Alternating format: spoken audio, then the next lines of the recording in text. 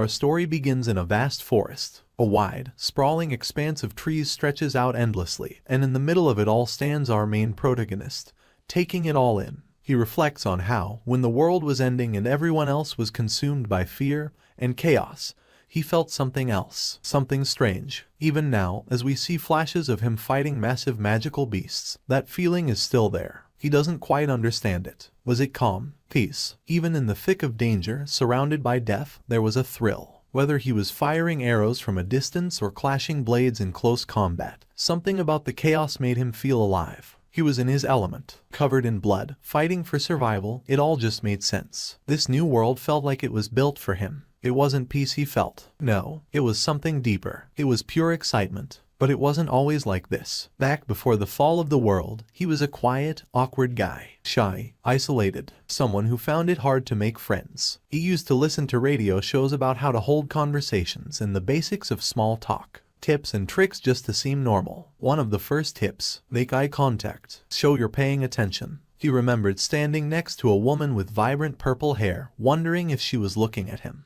He turned toward her just to check, and maybe because of that, she decided to speak to him. She asked about his weekend. He told her it was good and asked about hers. She said she and her husband had planned to go fishing at the lake but were stopped by bad weather. Eventually, she stepped out and left him alone in the elevator. The doors closed. He let out a sigh and facepalmed, frustrated by how bad he was at this. He couldn't understand what was wrong with him. In his thoughts, he explained how difficult it had always been to make real connections. He had moved out of state to take a new job, hoping for a fresh start. But even after years, nothing had changed. He still felt like a stranger wherever he went. In a world that placed such high value on social skills, he felt completely out of place. He started wondering if things would ever be different. Even in his childhood, he had only tried solo activities. Archery was his favorite, one of the few things that brought him peace. But that peace always came alone. It felt like the world just wasn't made for people like him. Day in, day out, he sat in his cubicle, a quiet, gray space that stretched endlessly between morning and noon. Time crawled. No family in the city, no friends at the office, no one even knew his name.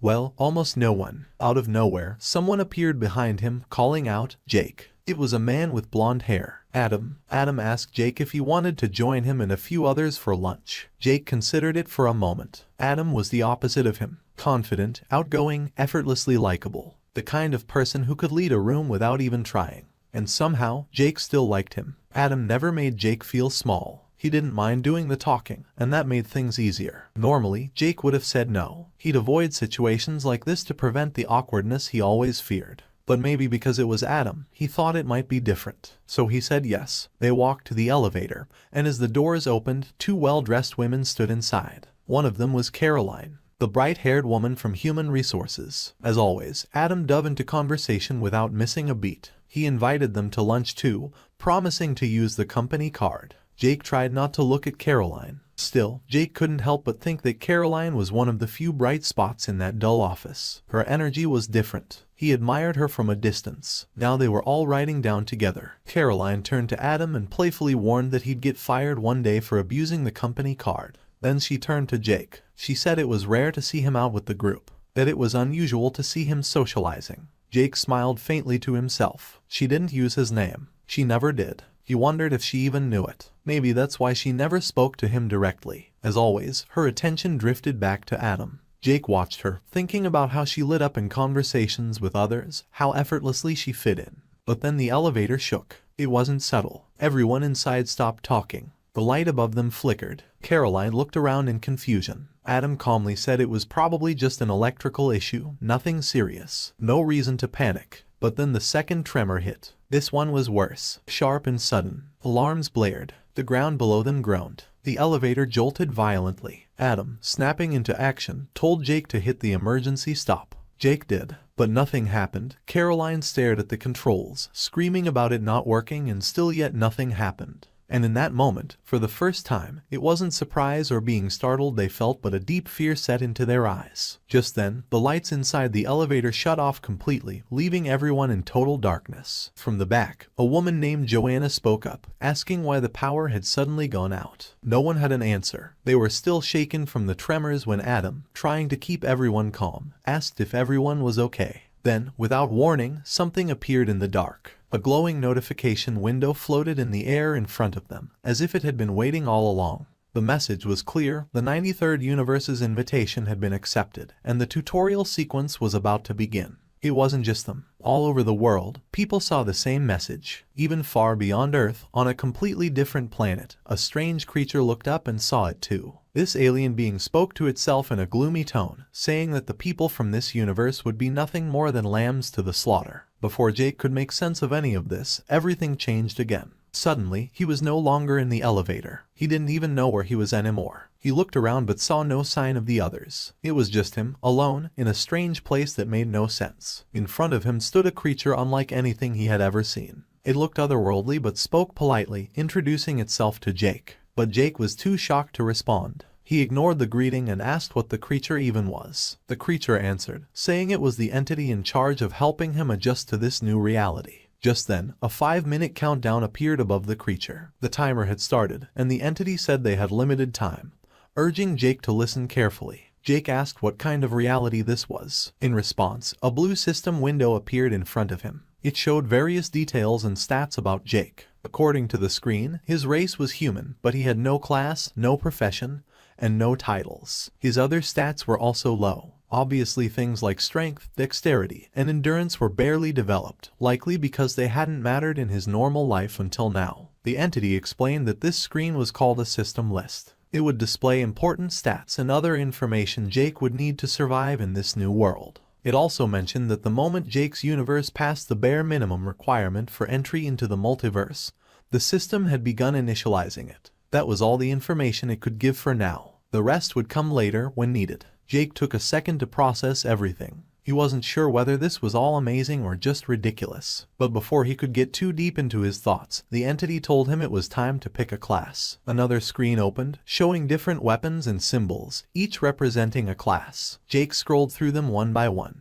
Each class offered different stat bonuses and abilities. There were a lot of options, but Jake didn't want to rush the choice. He wanted the one that felt right. For a moment, he considered the caster class. It had potential. But then he saw the archer class, and as soon as he looked at it, something about it just felt right to him. He chose the archer. The blue system window confirmed his selection. The entity, now aware that time was almost up, continued the introduction. Jake was told he would be sent to something called the Great Forest Tutorial Zone. There, he'd face monsters and challenges. Each victory would earn him tutorial points, or TP, which he could use to unlock stronger skills. If he gathered enough TP, he might even be able to fight the powerful beasts known as Beast Lords. Jake asked how long the tutorial would last. The entity answered that it would continue for 64 days. When it ended, those who survived would be ranked and rewarded based on the number of TP they earned. That was the last thing the entity revealed. A bright blue glow began to surround Jake's body. He was being teleported. He felt a rush through his chest, a sudden wave of energy. But instead of feeling scared, Jake felt something else. Excitement. Another blue screen appeared, letting him know that the introduction was complete. His new reality had officially begun.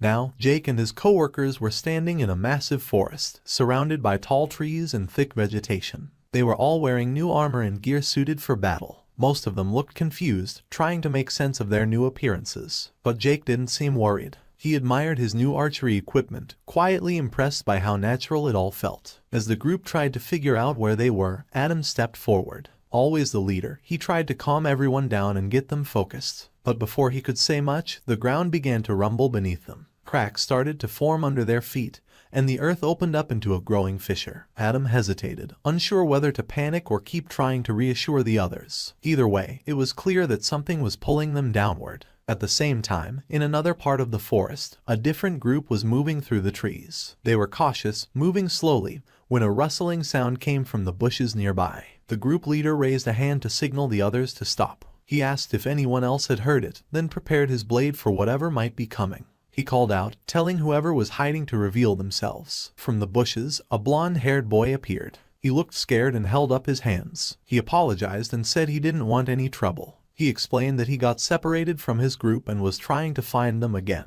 One of the women in the group, who had green hair, noticed how young the boy looked. She felt bad for him. The leader also relaxed a bit and told the boy they wouldn't hurt him. They asked when he last saw his group, and the boy said they had been attacked. He got separated during the chaos. The leader and the woman looked at each other. If the fight had happened a while ago, his group could be anywhere by now. Still, they told the boy he could stay with them for now. They promised to help him find his people. The boy smiled and thanked them. He looked grateful, but as he spoke about how scared he had been to be alone in the forest, something else was revealed. Behind him, hidden from view, was his sword, still stained with blood. And just like that, it became clear to us that things might not be what they seemed. Somehow, Jake and the rest of the group had survived the ground splitting apart. Now, they were walking under the thick canopy of trees in the forest, trying to make sense of their new surroundings. They stopped walking when Joanna asked what they were supposed to do next. Another member of the group then spoke up, wondering if he was the only one who had seen that strange alien-like creature earlier,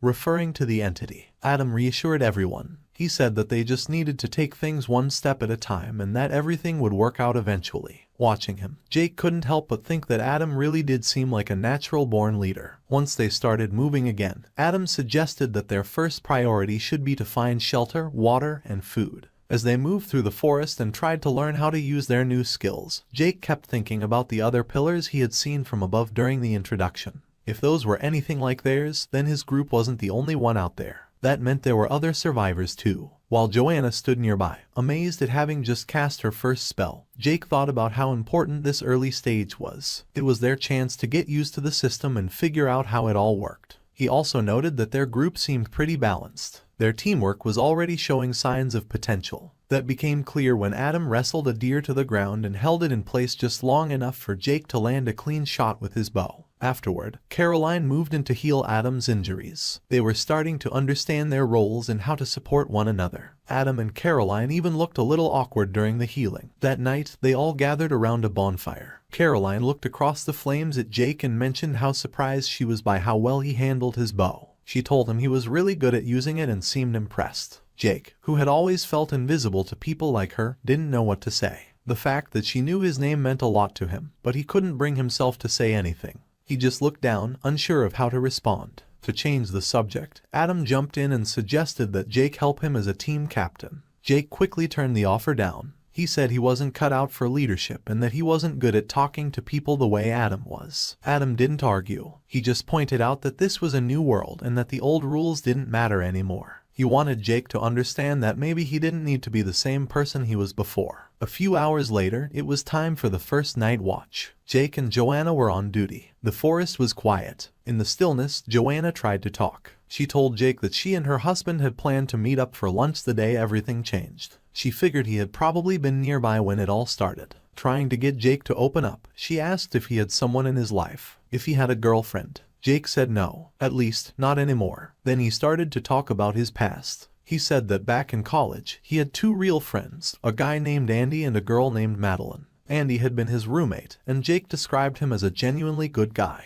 the kind of person you could trust completely. And Madeline, she was the girl Jake had fallen in love with. Like him, she wasn't very social. But when they were together, that didn't matter. They enjoyed each other's company and preferred quiet moments. At least, that's what Jake believed. He told Joanna that those had been the happiest years of his life. Or maybe he had just convinced himself of that. Because while he was busy falling in love, he didn't realize what was happening right in front of him. The two people he trusted most, the girl he loved and the friend he would have trusted with his life, were apparently more than just friends behind his back. Joanna listened quietly. When he was finished, she said that maybe he was better off without people like that in his life. But then her voice began to crack. Already in tears, she admitted that thinking about her own husband left her feeling sick. The worry never stopped. She kept imagining what he might be going through. Jake saw that she was hurting. He thought about saying something to comfort her. But before he could, Joanna stood up and asked to be excused. Without waiting for a reply, she walked off into the forest, disappearing into the trees. Jake sat there for a moment, thinking. Maybe Adam was right. Maybe he did need to step up. Joanna had chosen to talk to him. Caroline had remembered his name. That didn't usually happen to someone like him. Maybe things could be different now. Maybe in this new world, he didn't have to stay in the background anymore. Just as he was thinking about all this, a scream tore through the night. It came from deep in the forest. Jake didn't hesitate. He knew the situation could be dangerous, and someone might be in trouble. Without wasting a second, he grabbed his bow and ran straight toward the sound. When Jake arrived, he saw three men surrounding Joanna. One of them stepped forward and threatened her, demanding to know where her group was hiding. But Joanna, brave and loyal despite her situation, kept insisting that she didn't know. She refused to say anything, no matter how hard they pushed. The leader of the thugs eventually gave up trying to get answers the easy way. He looked her in the eyes and told her she could have it her way. Without another word, he struck her leg with a brutal attack, smashing it to pieces. Her blood sprayed across the forest floor as she let out a scream of pure agony. Then, out of nowhere, a flurry of arrows came flying in toward the three men. One arrow hit its mark cleanly, going straight through one thug's neck. He dropped instantly. The other two managed to block or dodge the remaining arrows. One of them spotted where the arrows had come from and shouted to the other to go after the archer. Without hesitation, the man took off in that direction. He ran deeper into the trees, but eventually stopped when he realized there was no one in sight. Just as he looked around, Jake leapt from the shadows and drove an arrow into the side of the man's neck. But the man didn't go down easily. He let out a roar, grabbed Jake, and threw him aside with surprising strength. He reached for his giant axe and charged at Jake, swinging wildly. Jake blocked the first hit with his bow, but the weapon cracked under the pressure. He knew it wouldn't hold much longer. As he backed away, his eyes darted to Joanna, who had passed out from the pain. Blood pooled beneath her, and her leg looked like it had been torn clean off. Then Jake froze. He suddenly remembered the third thug, the one who had stayed behind. That's when he felt it, a presence behind him. He turned just in time to see the remaining thug about to land a devastating blow. And worse, an arrow came flying in from another direction. There was an archer, a fourth man. Jake stood in the middle of it all, surrounded and outnumbered. He felt like it was over. He didn't see a way out, so he closed his eyes and focused, bracing for the end. But then, something strange happened. He could feel them, the two enemies around him. It was like time slowed down, not from a spell or any kind of magic. This was something else. A system notification appeared in front of him. It said that a new ability had awakened, Bloodline of the Primal Hunter. Jake didn't know what that meant, but he could feel the change. His instincts sharpened. His vision narrowed. His eyes began to glow red. Then he moved. In one smooth motion, he dodged the attack from behind. The arrow flying toward him was caught mid-air. Without thinking, he threw it back at one of the thugs and watched as it pierced the man's chest, killing him on the spot. Jake stared at his hands, stunned. But he didn't freeze. He sprinted to grab a blade off the ground and used it to finish off the other attacker. The enemy archer, hidden nearby, fired a volley of arrows toward Jake. But Jake blocked every single one. His movements now too fast, too precise. Then, Jake stepped forward and dropped his blade, taunting the last remaining thug to face him directly. The enemy, shaking but desperate, stepped out from the bushes and charged at Jake, grabbing his coat with one hand and raising a dagger with the other. He looked Jake in the eyes and asked what the hell he was. Jake didn't answer. He grabbed an arrow and drove it into the man's eye. The thug collapsed to the ground, screaming. Jake picked up another arrow and stabbed it into the man's chest. Then another, then another. He kept going until the man stopped moving. By the time the rest of the group arrived, it was already over. They looked around the clearing, shocked. Two corpses lay on the ground. Adam and the other members of the group stepped forward and asked what had happened. All he said was, "I won." Laying there in the dirt, Jake had a grin on his face. But it wasn't relief or pride. Our main protagonist Jake flashes back to when he was younger and in school, remembering a time he had tried to help a girl who was being bullied. His kind attempt, yet, was met with nothing but dread by the girl, who seemed completely mortified at the sight, even asking him what the hell he was doing. Both boys were sent to the office and then suspended for fighting. This was when Jake finally understood that in their world there was absolutely no difference between the good guys and the bad. Back in the present, Caroline hurries to our main protagonist, asking him if he is okay. She is worried because of the amount of blood on him, but Jake shrugs it off, unaffected, making sure to let her know that none of the blood on him is actually his. Just then, a system notification appears in front of him, showing him the experience he has earned after the fight. Much to his surprise, because he didn't think they got points for killing survivors as well. A smile plays on Jake's face as he has just realized he gained a new skill. Bloodline of the Primal Hunter, wondering to himself what exactly a bloodline even is. Adam comes up to Jake asking him who exactly their attackers were and why they would even attack them. Jake tells Adam why he feels they were attacked, most likely as a result of the need for experience or tutorial points, noting the high amount he just got from that fight alone, telling them all they need to reconsider their survival strategy. They suggest finding a safe place to hide and waiting out the tutorial, but as Jake and Adam stood discussing, Jake was called by Caroline. Slowly rising to her feet, she asks Jake why Joanna was alone. Jake tries to answer her, telling her that Joanna seemed anxious and he felt she needed space. Caroline, however, was not having it, yelling at him and telling him Joanna isn't doing well. She continues telling him that Joanna's leg is too crushed for her healing abilities and asks him what exactly they should do. Jake, surprised by this, asks Caroline if she is blaming him for the events. Adam quickly jumps in, recognizing that he helped save her, but even with that, why would he let her go off on her own without waking them up? He ends it by asking Jake what he was thinking. Jake begins to show bits of his shy former self stuttering while trying to explain that the choice he took was a split-second one, following his instincts. They ask Jake to give his actions some thought next time as they are humans and not beasts after all, asking him what if his actions had ultimately led to his death out there. Jake, a little frustrated, reiterates his apology, but Caroline cuts him off, yelling at him, asking what exactly he would have done if Joanna had died. The question halts the air as the tension grows. Jake clenches his fist and finally yells back, shouting at the people with him to get a grip, reminding them that Joanna only survived because of the action he took, telling them that if he had taken the time to wake them, no one knows exactly what could have happened. He moves to Adam, questioning him if, when it came to it, he would have the balls to take someone else's life. He reminds them that the world has now changed and they should stop expecting anyone to hold their hands. They need to learn to adapt if they want to survive. Bertram quickly responds, asking Jake just what exactly he suggests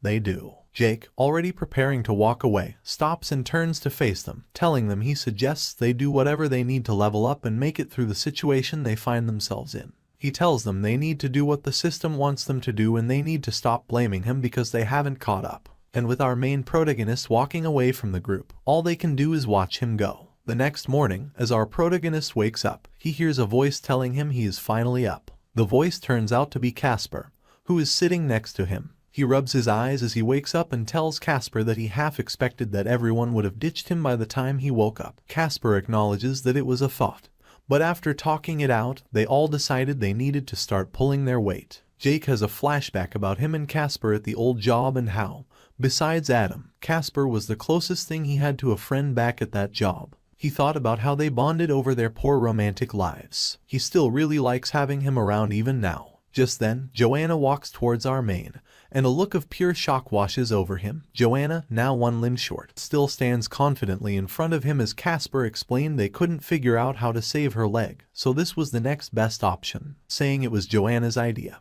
He goes on to say just how they hope that when they level up, Caroline will learn some sort of regrowth magic. All this shocks Jake, who just knows how Caroline might actually be the toughest out of them all. Out adventuring, Jake can't help but remark on how everyone is really giving it their all. He remarks on how Bertram is the best fighter there besides him, and commenting on how Joanna is also making use of her ranged magic. But even with all that, Caroline is the most impressive, though. He knows that what happened with Joanna has seemingly awakened something in Caroline.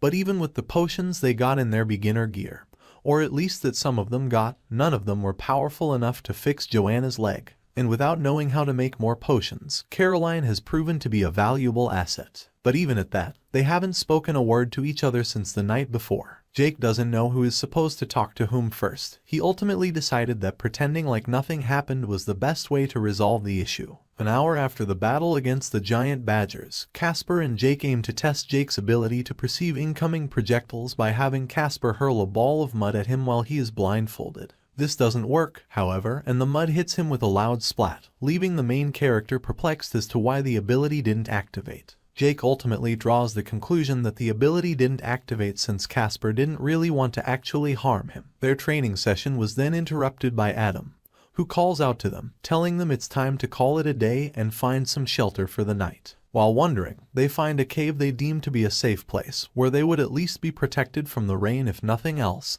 and they head in. And as they do, Jake can't help but see the cave as protection from possible ambushes from different people, telling himself that so long as he stays alert, they will be safe from more attacks. Still thinking about Joanna and last night, Adam walks up to our skilled archer and asks him if he is still thinking about what happened the night before, to which he simply says he just doesn't want to repeat the same mistakes twice. Adam finally apologizes to him for how he acted then, before he walks in with the torch leading the group in with him. Jake looks at him fondly, stating that the group most likely wouldn't have survived without Adam's leadership. Even he wouldn't have survived without him. We get another flashback of when Jake and Adam met for the first time, when Adam personally requested to have him on his team, causing our then shy protagonist to blush and stutter. As they head into the cave, they hear an ominous sound, leaving them wondering what exactly that could have been. Then again the sound came, and again, but this time causing the cave to crack as it sounded and causing debris to fall from above. Jake panicked and yelled that the team needed to go. As they ran, Jake noticed Caroline was about to be hit, calling out to her desperately, reaching out. The team was running for their lives as the cave behind them began to collapse, each second bringing them closer to being buried alive. Jake glanced back and saw Caroline, the healer, struggling to keep up. Massive chunks of rock were falling behind her, and at the pace she was going, she wouldn't make it out in time. Without a second thought, Jake tightened his grip on his bow and took off toward her. He sprinted forward with incredible speed, his eyes locked on her. Just as a massive boulder came crashing down, he lunged and grabbed her, pulling her away from death at the very last second.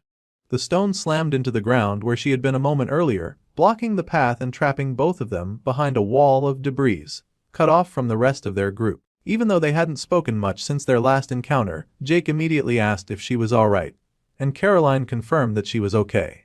On the other side of the wall, Adam's voice called out, filled with worry. He shouted their names, hoping they could hear him. Caroline moved to respond, but Jake quickly stopped her.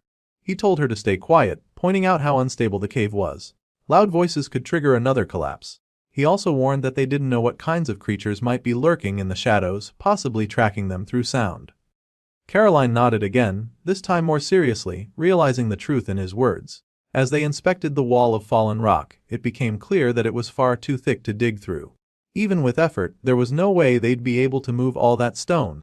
On the other side, Bertram stepped forward and suggested breaking through it with his hammer.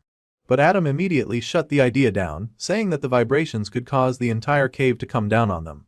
Joanna, now visibly shaken, begged them not to leave Jake and Caroline behind. Trying to stay calm, Adam explained that the cave had other paths. He told her the best thing they could do now was keep moving forward and hope the tunnels would eventually connect again.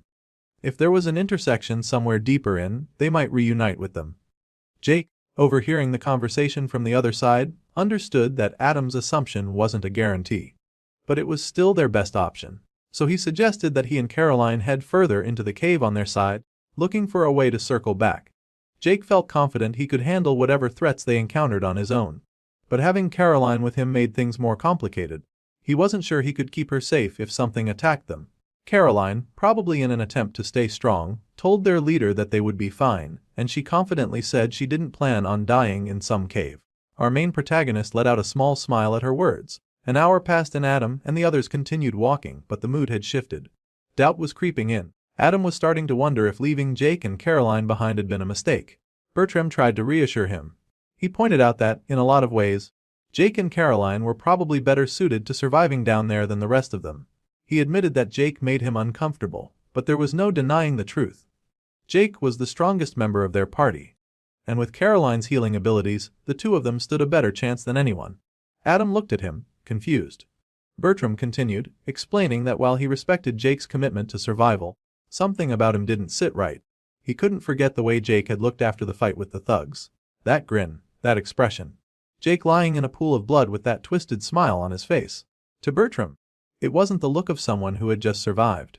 It was the look of someone who had enjoyed what he had done.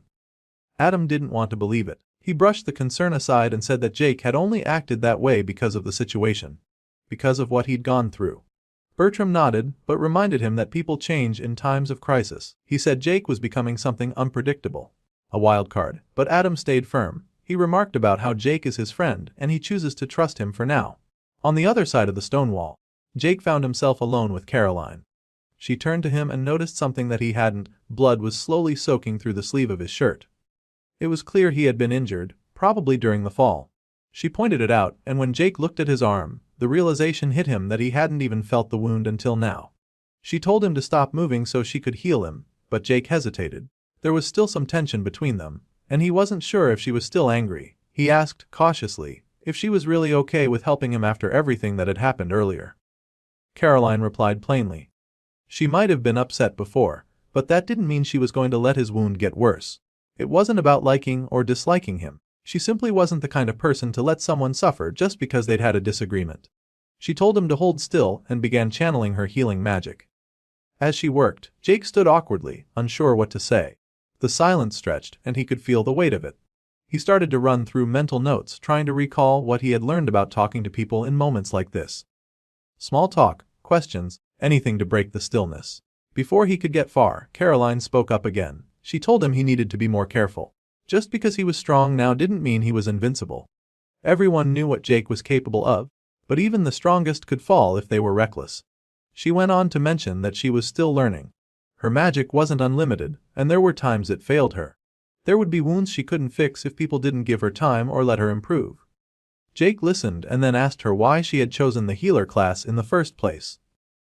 Out of everything she could have picked, why healing? Caroline deflected the question with one of her own, asking why he had gone with Archer. Jake explained that he chose what felt most practical, something that would help him survive.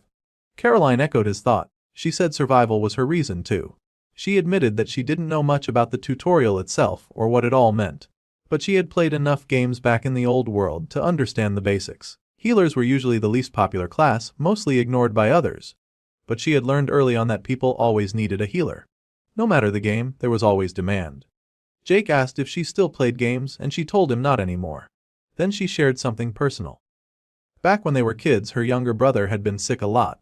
He spent more time in hospitals than at home, and there were long stretches where she wasn't allowed to visit him.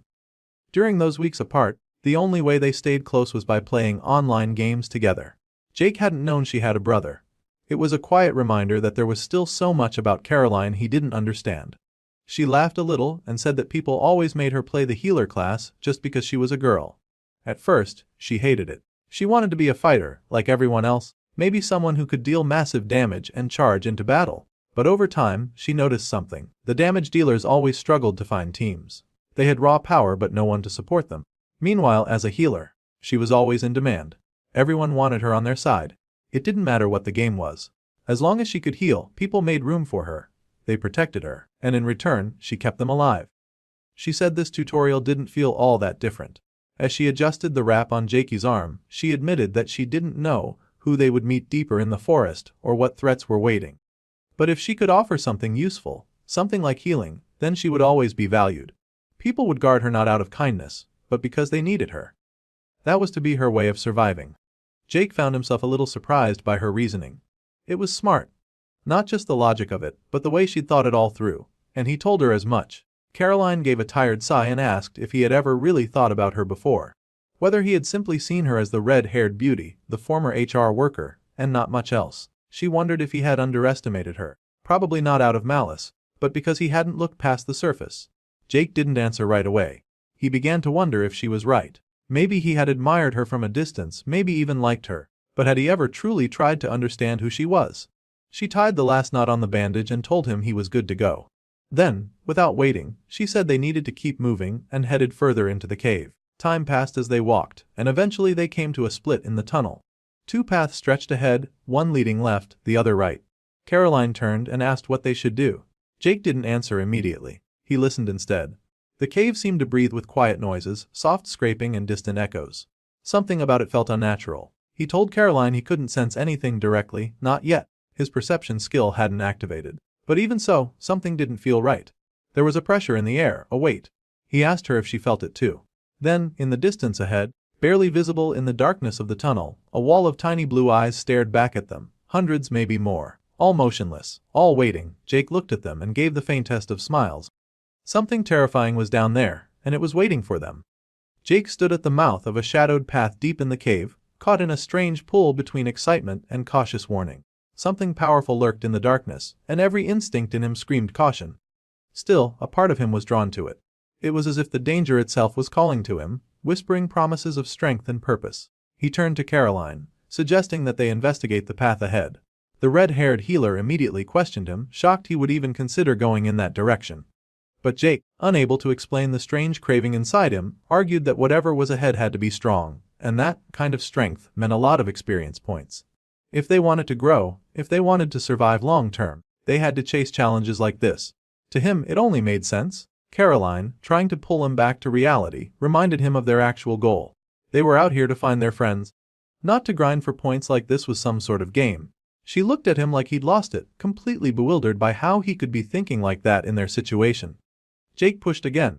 insisting that they didn't know where their friends were anyway, and that the dangerous path might even lead to them. He didn't believe that, not entirely, but it was the only justification he had. Still, she wasn't buying it.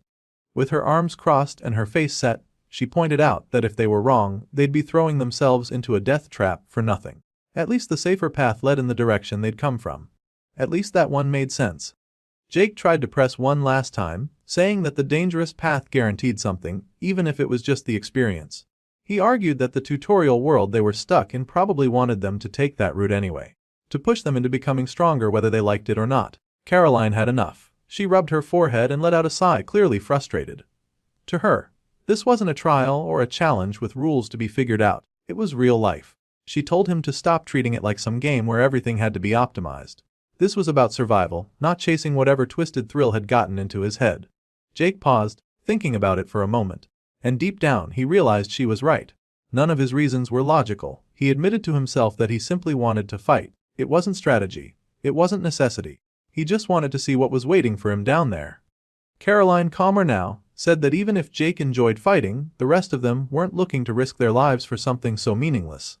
To her, survival came first. Everything else could wait. Jake looked away, hesitating, then asked what was so wrong with wanting more. He didn't understand why they should settle for just making it through the day when they had been given the chance to live lives unlike anything possible in the old world. They could be extraordinary now. Why cling to mediocrity? But Caroline snapped back without hesitation. Not everyone wanted this. Some of them preferred the old world. They didn't ask for this new reality, and they certainly didn't ask to become killers. She urged him to stop thinking only of himself, and to think about the others who were depending on him to make the right choice. Jake looked up again. The cave above still creaked and shifted, the air around them tense and unstable. He realized that his mindset wouldn't help anyone. With a breath of resignation, he gave in and agreed to take the safer route. Caroline let out a soft breath of relief and gave a small nod as the two of them continued forward. Elsewhere, deeper in the cave system, the rest of the group continued moving through the winding tunnels. Time was passing, and the longer they went without finding Jake and Caroline, the more anxious everyone became. Joanna finally spoke up, voicing her concern for the two missing teammates. Her voice was tight with worry, and she couldn't shake the feeling that something had gone wrong. Casper, trying to keep things calm, reminded her that Jake was with Caroline. Between the two of them, they'd be able to handle any beasts they encountered. He pointed out that the bigger challenge right now was the layout of the cave itself. The winding, branching paths were hard to navigate, and even with his high perception stat, he was having trouble seeing more than a few meters ahead. Bertram glanced at the others and said that if they didn't find Jake and Caroline soon, they might need to think about setting up camp. It was getting late, and they would only get more tired and vulnerable the longer they wandered in the dark. But Adam wasn't ready to give up. He insisted they keep moving, keep searching, until they had real reason to believe the others were safe. It seemed as though to him, stopping wasn't an option. Not while there was still a chance they were close. Bertram stopped Adam as he tried to push further into the dark, pointing out that they could continue the search first thing in the morning. He brought up Joanna, whose leg was gone as she was battling to stay upright, looking like she was in no shape to continue, and asked Adam to consider her condition. Joanna, clearly not wanting to be a burden, tried to insist that she was fine, but Adam didn't want to stop. Not yet. Not until he was sure the rest of the group was safe. He raised his torch higher, scanning the path ahead. That's when Casper paused, his posture stiffening as he said he heard something. He asked if anyone else had caught the sound. Adam immediately told everyone to stay silent.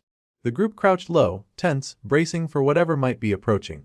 Adam took a step forward with the torch, his eyes locked on the growing darkness ahead.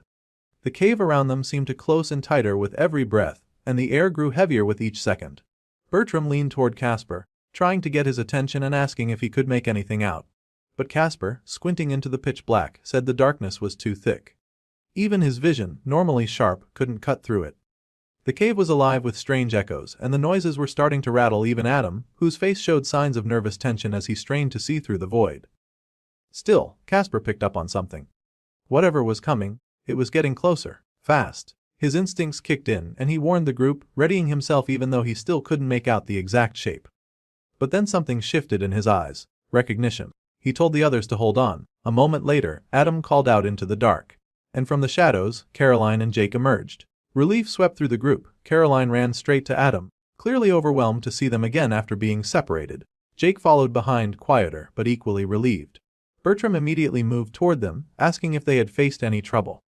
Jake looked like he was about to answer, but Caroline jumped in first, saying everything was fine. Just a long walk, nothing more. Jake nodded quickly, letting her version stand without any challenge. Caroline then asked if they could find a better cave to spend the night. One that felt safer, less likely to collapse, but before anyone could respond, Joanna shrieked in surprise. She had spotted a spider and struck it down with her staff. Embarrassed, she apologized for the sudden noise. Casper frowned and made a quiet comment about the unnecessary violence towards spiders. He picked up the one she had hit, examining it with something close to admiration. He said it was harmless and important, and made it clear he didn't think it deserved to die. He turned and walked toward the edge of the cave to let it go somewhere safer, a place out of their path. But the moment he released it, he noticed something strange. More spiders were crawling out from nearby, appearing in clusters, dropping from the ceiling in small but growing numbers. He speculated that there could be a nest nearby. Jake saw this and suggested they move quickly before the situation got worse. But Casper, still calm, told them not to panic. He explained that spiders were rarely a threat to humans. He didn't see the one behind him. As he turned to speak to the group, distracted and unaware, a spider crept up along the wall behind him. Adam noticed it too late. He called out and rushed forward, but before he could reach him, the spider latched onto Casper's neck and bit down hard. Casper froze. Jake's hands moved on instinct, raising his bow as more spiders began descending from the cave ceiling. In seconds they were surrounded, boxed in. There was no escape route. The air grew tight with the sound of skittering legs. Joanna, rattled, asked what they were supposed to do now. Her voice trembled. Casper, still standing, looked down at his hands and legs. He tried to move but nothing responded. Panic set in as he looked to the others, barely holding back tears. He told them he couldn't move. Paralysis was setting in fast. Then, in the darkness ahead, something moved. Eyes. Dozens of them. Red and unblinking. Jake stared ahead. His expression shifted from focused to alarmed. Something massive was emerging. A huge yellow spider nearly the size of a house crawled out from the shadows. Its body was grotesque, bloated, and covered in fine hair. Its legs scraped against the stone with a dry hiss, and its face was twisted with clear hostility. There was no question now, this wasn't just a cave. They had walked into a nest. The enormous spider towered over the group, its legs twitching and ready to strike. Everyone braced themselves for what would be a desperate fight, everyone except Casper, who was still frozen in place. The venom from one of the smaller spiders had left him paralyzed, and now he could do nothing but call out in fear, begging for help from the others. That's when it happened. An arrow flew through the air and struck the spider right in its open mouth. Its cry echoed through the cave as blood sprayed out. The shot gave Adam just enough of a window to act. Without hesitation, he sprinted toward Casper, grabbed him by the arm, and slung him over his back. He yelled for everyone to run. Jake stayed behind, readying another arrow. Adam handed Casper off to Bertram in passing, then took a quick glance back just as Jake let the arrow fly. But the giant creature, a level 13 mammoth spider, barely flinched. It deflected the shot like it was nothing. While the others took off running, Jake stood his ground. A smile crept across his face as he faced the towering beast alone. Behind him, the rest of the group scrambled to escape. Caroline helped Joanna along, still burdened by her missing leg. Adam and Bertram ran ahead, Bertram shouting that they needed to get out immediately. Adam called out to Jake, urging him to retreat, but Jake didn't move. He didn't want to waste what he saw as a rare chance. Instead of fleeing, he charged the massive spider head on with his blade drawn. The creature lunged, but Jake dodged and slashed with surprising ease. He even managed to drive the blade into its belly, tearing into it with wild energy. But the momentum didn't last. The spider retaliated, landing a hit that sent Jake flying across the cave. He crashed into a stone wall with a force that made the entire cavern tremble. The ceiling groaned, loose rocks already starting to fall. Caroline cried out that they couldn't wait for him, that Adam needed to get out and save himself. But Adam refused. He wasn't about to abandon anyone, not even someone as reckless as Jake. Jake slowly got back up, breathing heavily but acting like the blow hadn't fazed him. He stood tall, even as the cave continued to crumble around him. Something inside him stirred, a pressure he'd only felt once before. A system window materialized in front of his eyes. The message was clear, the bloodline of the primal hunter had been awakened. He didn't fully understand what it meant, but he felt the difference. His senses sharpened, his instincts locked in. A red aura began to form around him as he grabbed at an arrow and dagger, preparing for one final stand. Stones rained down from the ceiling, but Jake didn't flinch. He wasn't going to run, he was going to fight. The spider lunged again. Jake met it head-on, dodging and countering. Every movement seemed calculated. The primal instincts guided him. It was like he could feel each strike before it came, responding with a kind of clarity he had never experienced before. He thought of what Caroline had said about how they weren't playing a game, that this was survival. But for Jake, the goal had changed. Survival wasn't enough. He wanted strength and nothing else mattered more. Adam watched, panicked. The cave was collapsing and they were running out of time, but Jake wouldn't stop. He was locked in, consumed by the fight. There was no reaching him. Jake didn't care. In that moment, he was in his element. He ducked and rolled, clashed and countered, each move more precise than the last. Then, just as Jake closed his eyes to strike with his dagger, he felt a hand attempt to grip him from behind. Before he could think it through, that hand was nearly sliced off by Jake's blade. But after the first strike, Jake saw it wasn't the spider. It was Adam. Adam had charged in, injured but determined. He pulled Jake back, desperate to drag him out. He shouted that throwing his life away like this wasn't the answer. Something about that finally clicked. Jake paused. For the first time in minutes, he hesitated, and then he relented. Together, they stumbled toward the exit as the cavern gave way behind them. The spider tried to follow, but the collapsing tunnel trapped it inside. The dust filled the air, rocks sealed the path, and the roar of the beast faded beneath the rubble. Outside, the group huddled in shock. Joanna frantically looked around and began to panic, unsure if Jake and Adam had made it out alive. No one answered right away. Then, they finally emerged from the collapsed cave, pushing past the smoke of the debris.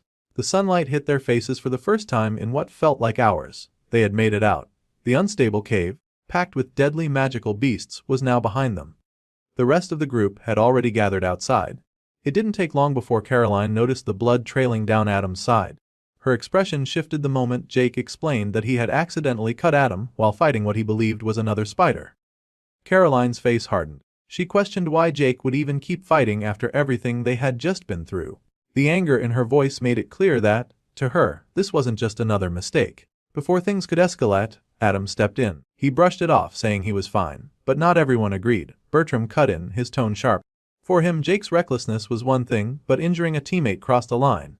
Even if Jake had a reason, Bertram made it clear he wasn't ready to let it go. Adam, trying to de-escalate, insisted it was just a scratch and asked Caroline to patch it up. She nodded, saying she could manage the healing, but Bertram wasn't finished. He turned his attention back to Jake and called out his behavior, claiming that Jake was the biggest liability to their team. He said it plainly that the group couldn't keep functioning if they were always worried about whether Jake would lose control or push things too far. Jake stood there, quiet. The words sank deeper than he expected. He began to wonder if that was really how they saw him all along. Not just unpredictable, but dangerous. Caroline's earlier words echoed in his mind. The way she said they hadn't asked to become killers. She thought he was just some mindless brute who'd lost sight of what they were trying to survive for. Bertram continued, saying that as Adam's friend, he had to point out the truth. Adam's life would only get harder if Jake kept acting with no regard for the group's safety. His actions weren't just mistakes anymore. They were selfish, careless, and eventually, they'd come at a price. Jake didn't speak, but inside he was unraveling. Maybe they were right. Maybe he was the real threat to their survival. A burden they were being forced to carry. Or maybe they were the problem. Maybe they were the ones slowing him down. His thoughts turned bitter. He started remembering. He remembered how Joanna had passed out from the pain, how his concern for her pulled his focus at the worst possible moment. That hesitation nearly got him killed. He remembered Caroline. He had gone back to rescue her and ended up cut off from the others, nearly trapped. He remembered Adam stepping in, holding him back. If Adam hadn't interfered, the spider would have died. Jake would have gained experience, leveled up, and become stronger. But that moment was taken from him. As all these memories played back in his mind, he continued to contemplate. But then, as if solely just to rip him from his thoughts, he heard something close by. A faint rustle from the bushes just ahead. He raised his bow and pulled an arrow into place. His voice cut through the forest, as he demanded to know who was hiding in the brush nearby. The air grew heavy with tension as a tall, muscular figure emerged from the trees, sword in hand. His presence was immediately intimidating, not just because of his size, but the way he moved like someone used to being obeyed. He introduced himself as Richard and explained that he had come to investigate the noise from the rockfall. According to him, he meant no harm, but his calm voice didn't match the way everyone felt. His group, much larger and more imposing, stood just behind him in the trees. Jake kept his arrow trained on the man, glancing over at Adam, waiting for a signal. Adam stepped forward and tried to defuse the situation, introducing their group and making it clear they weren't looking for trouble. But Jake remained on edge. Something about the way Richard smiled didn't sit right with him, and he couldn't ignore how large and well-equipped the other group seemed. Richard acknowledged their hesitation. He said he understood their caution but insisted that joining forces would be in everyone's best interest. He spoke of survival, of unity, and how his group had already merged with two others. His tone was friendly, cooperative even, but Jake couldn't shake the unease gnawing at him, especially when a blond guy standing in Richard's ranks locked eyes with him and grinned. There was no warmth in it, only something smug and calculated. That discomfort only grew when Richard's gaze shifted toward Caroline. She had instinctively moved closer to Adam, holding his arm tightly. Richard noticed. It didn't take him long to figure out that she was a healer, and once he realized that, the mood shifted. He said his group had recently lost their own healer. Without potions or recovery skills, they were vulnerable. He didn't hide that they were interested in Caroline specifically. His words were wrapped in politeness, but the implication was sharp. They didn't need the whole group, only her. Jake's thoughts spiraled as he tried to process what was happening. Caroline was vital to their survival. Without her, they wouldn't have made it this far. Richard made it sound like a request, but everyone heard what it really was. It was a warning. Adam asked what would happen if Caroline said no. The smile vanished from Richard's face. He laughed, not out of amusement, but in that way people do when they're no longer pretending. The threat was clear. One way or another, he planned to take her. Jake felt the pressure closing in. Their group was tired, their stamina drained. He might have been the only one who could still fight, but even then, the odds were impossible. Maybe he could take one or two by surprise, but with how many Richard had behind him, they wouldn't last long. He kept scanning around, trying to think of anything, that could shift the balance. Richard kept talking, trying to sound reasonable again. He said they wouldn't hurt her, just needed her help. Jake could hear the lie in every word. He didn't believe for a second that Caroline would be safe in their hands, but escape seemed impossible. They were surrounded, outnumbered, and tired. Adam stepped closer to Jake and placed a hand on his shoulder. He said maybe joining them wasn't such a bad idea. At least it would prevent a fight they couldn't win. Joanna immediately objected. She said she didn't trust Richard. She couldn't explain it, but she knew something was wrong. Casper, trying to keep the peace, pointed out that maybe Richard's group was just desperate. Maybe they could be reasoned with. Adam then turned to Caroline and asked what she wanted to do.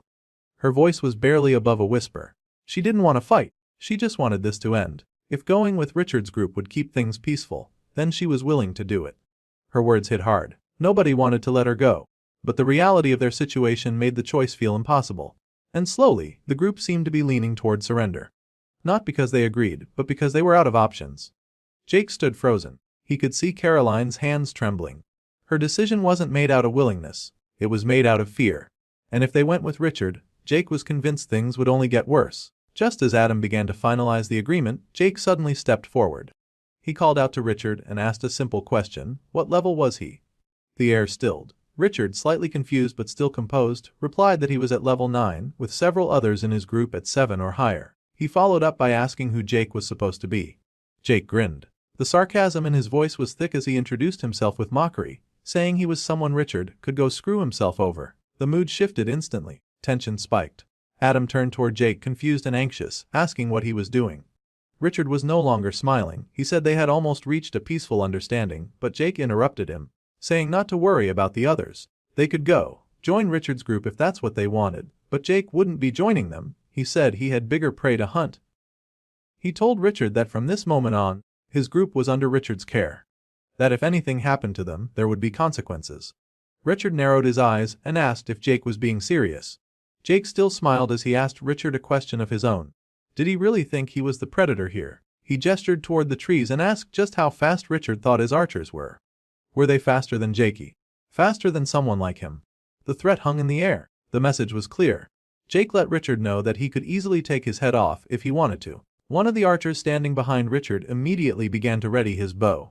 Tension filled the air. Richard, who had kept a smug composure until now, suddenly realized Jake wasn't bluffing.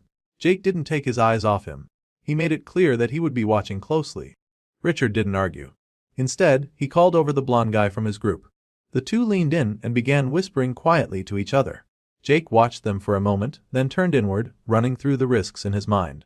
He figured Caroline would be safer staying with Richard's team.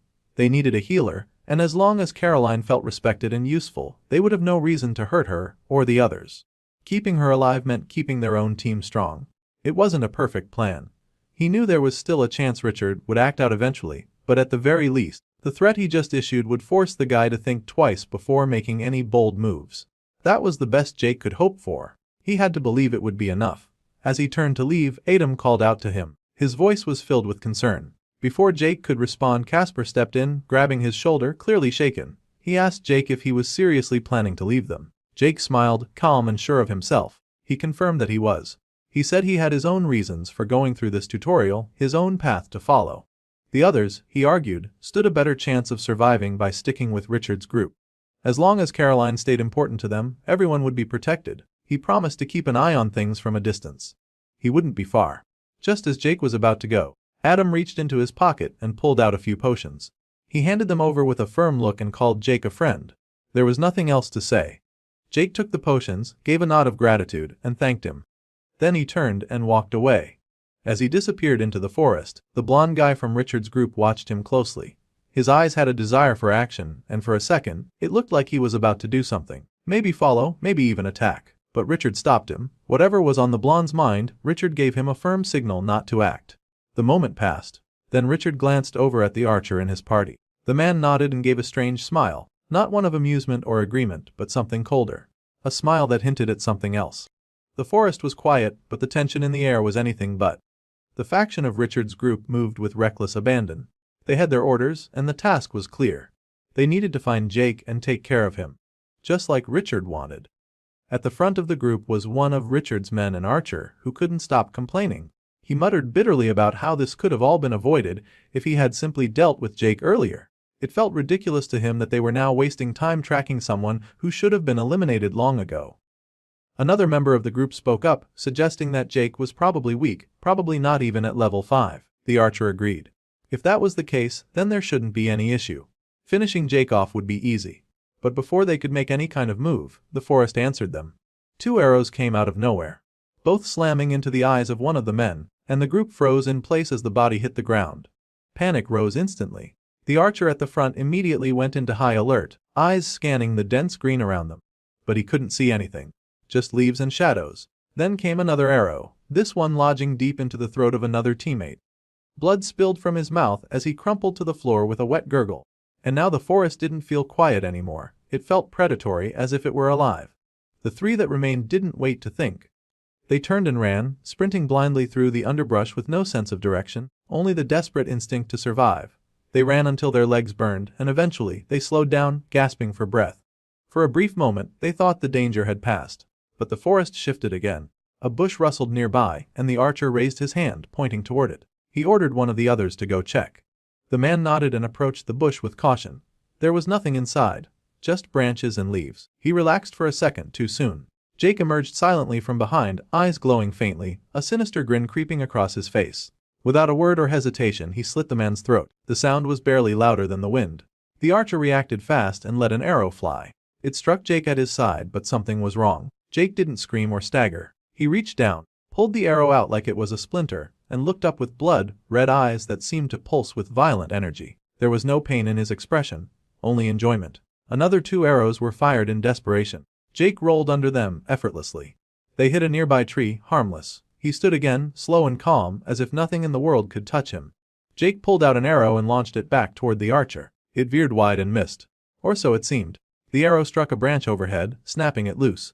It fell toward the archer, nearly striking him. He managed to bat it away with his bow. But by the time he looked back, Jake was no longer in sight. The forest around him felt still, but only for a second. Jake appeared behind him. There was no warning. A sharp pain tore through the archer's back, and he collapsed forward onto the dirt. His breathing grew shallow. Jake had already moved on. Still smiling, Jake tilted his head, listening. He said he could hear someone else nearby. A woman stepped out from behind a tree, barely holding herself upright. Her hands trembled as she raised her weapon, but her grip was weak. She was terrified. Her entire body screamed with fear, and her voice shook as she tried to beg for mercy. Jake looked at her. His red eyes gleamed darker, deeper. The primal hunter inside him was in full control now. He took a single step forward, and before the scene could unfold any further, the perspective shifted away. Elsewhere in the forest, the combined group of Richard's main party and Adam's team continued their journey together. The smaller strike team Richard had sent after Jake was no longer with them, and their absence went unnoticed for now. As they walked, Richard broke the silence. He brought up Jake, asking casually about the archer who had just parted ways with them. He made it sound like an offhand comment, but there was a curiosity behind it. Adam answered without much concern. Jake wasn't just some stranger, they had worked together back in the real world. Just co-workers before all of this had started. Richard didn't seem entirely convinced. He pointed out how Jake and Adam seemed unusually close. Adam shrugged off the implication and said it was just natural. As the office manager, it was part of his job to look out for his team. Old habits didn't die just because the world had changed. Richard smiled and placed a hand on Adam's shoulder. He praised him, calling it a respectable mindset. Then he reassured Adam that he wasn't a threat. He admitted that things had gotten a little tense earlier, but insisted he didn't want any of Adam's people to suffer. To make his point, Richard gave Adam a friendly bump on the chest, as if sealing an agreement between them. He promised that in his camp, nobody from Adam's group would be harmed. They were all in this together now, and cooperation was the only way to make it out alive. According to Richard, survival required unity. And that was a fact. As they continued their journey, Adam turned to Richard with some confusion, asking about the camp. It seemed he hadn't realized that their destination was more than just a simple checkpoint. Richard gave him a look of mild amusement and explained that this wasn't just a random location in the forest. He and his people had built something. A base. A proper one. And as of now, they had officially arrived. What stood before them was more than anyone in Adam's group had expected. It was a growing camp, clearly expanding by the day. The layout was organized with several tents, makeshift wooden structures, and defensive barricades already in place. For a place built in the chaos of the tutorial, it was impressive. Caroline looked around and made a quiet comment about how surprisingly nice and well put together it all was. Bertram nodded, clearly impressed himself. Even he had to admit it was a lot better than he anticipated. Casper, meanwhile, was distracted. A girl from the camp waved in their direction, and he turned red almost instantly. As the rest of the group looked around, he muttered that the place was perfect. It was hard to tell if he was referring to the camp or the girl. Adam glanced toward Caroline and asked for her thoughts on it all. She looked around and gave a light response, saying that it might not be a 5-star hotel, but compared to the dark, damp cave they had originally planned to camp in, this was paradise. Richard gestured for them to follow him deeper into the camp. He walked with confidence and assured them that someone from his group would guide them to their sleeping quarters. They were welcome to settle in, relax, and get comfortable. For now, this was their new home. Before anyone could reply, a strange sound echoed through the camp. A faint noise at first, but it grew louder and sharper with each passing second. Everyone froze for a moment, trying to make sense of it. The unease in the air was immediate. Casper asked nervously if anyone else had heard it, but before he got an answer, someone came running toward them. A girl, her face pale, her movements frantic. She looked like she had seen something terrible. Her steps were heavy, desperate, and it was clear from the panic in her eyes that something had gone very wrong. Richard's expression shifted instantly. The calm confidence he usually carried was gone. He called for the guards, already bracing for the worst. The blonde boy from earlier, the one who had nearly attacked Jake, responded instinctively. His hands moved to prepare magic. Eyes locked on the newcomer. Adam watched the scene, tense, his eyes darting between the guards and the approaching girl. One of the guards raised a hand and shouted for everyone to wait. He pointed out that the person running toward them wasn't a stranger. She was one of their own. Now close enough to see clearly, the girl ran up to Richard, breathless, shaking, and clearly disturbed. Her voice broke as she called out to him, and even though she was still trying to catch her breath, it was obvious she was in a state of shock. Richard demanded answers. He wanted to know where Nicholas was. He asked what had happened to the team she had gone out with. He didn't know it yet, but the very squad he had sent after Jake had been wiped out. The girl, still gasping for breath, gave him the truth. Everyone was dead. Her voice cracked when she said it, but the message was clear. The entire team had been killed. Richard's face shifted from confusion to anger.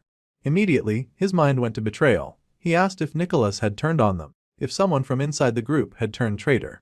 But the girl quickly clarified that Nicholas was dead too. His patience was wearing thin now. The idea of betrayal was bad enough, but hearing that Nicholas, one of his most capable men, had fallen, made things worse. He demanded an explanation. The girl's reply only deepened the tension. She said it was Jake, the archer, the one they had underestimated. Richard's expression twisted into something dark. He couldn't believe it. It didn't make sense.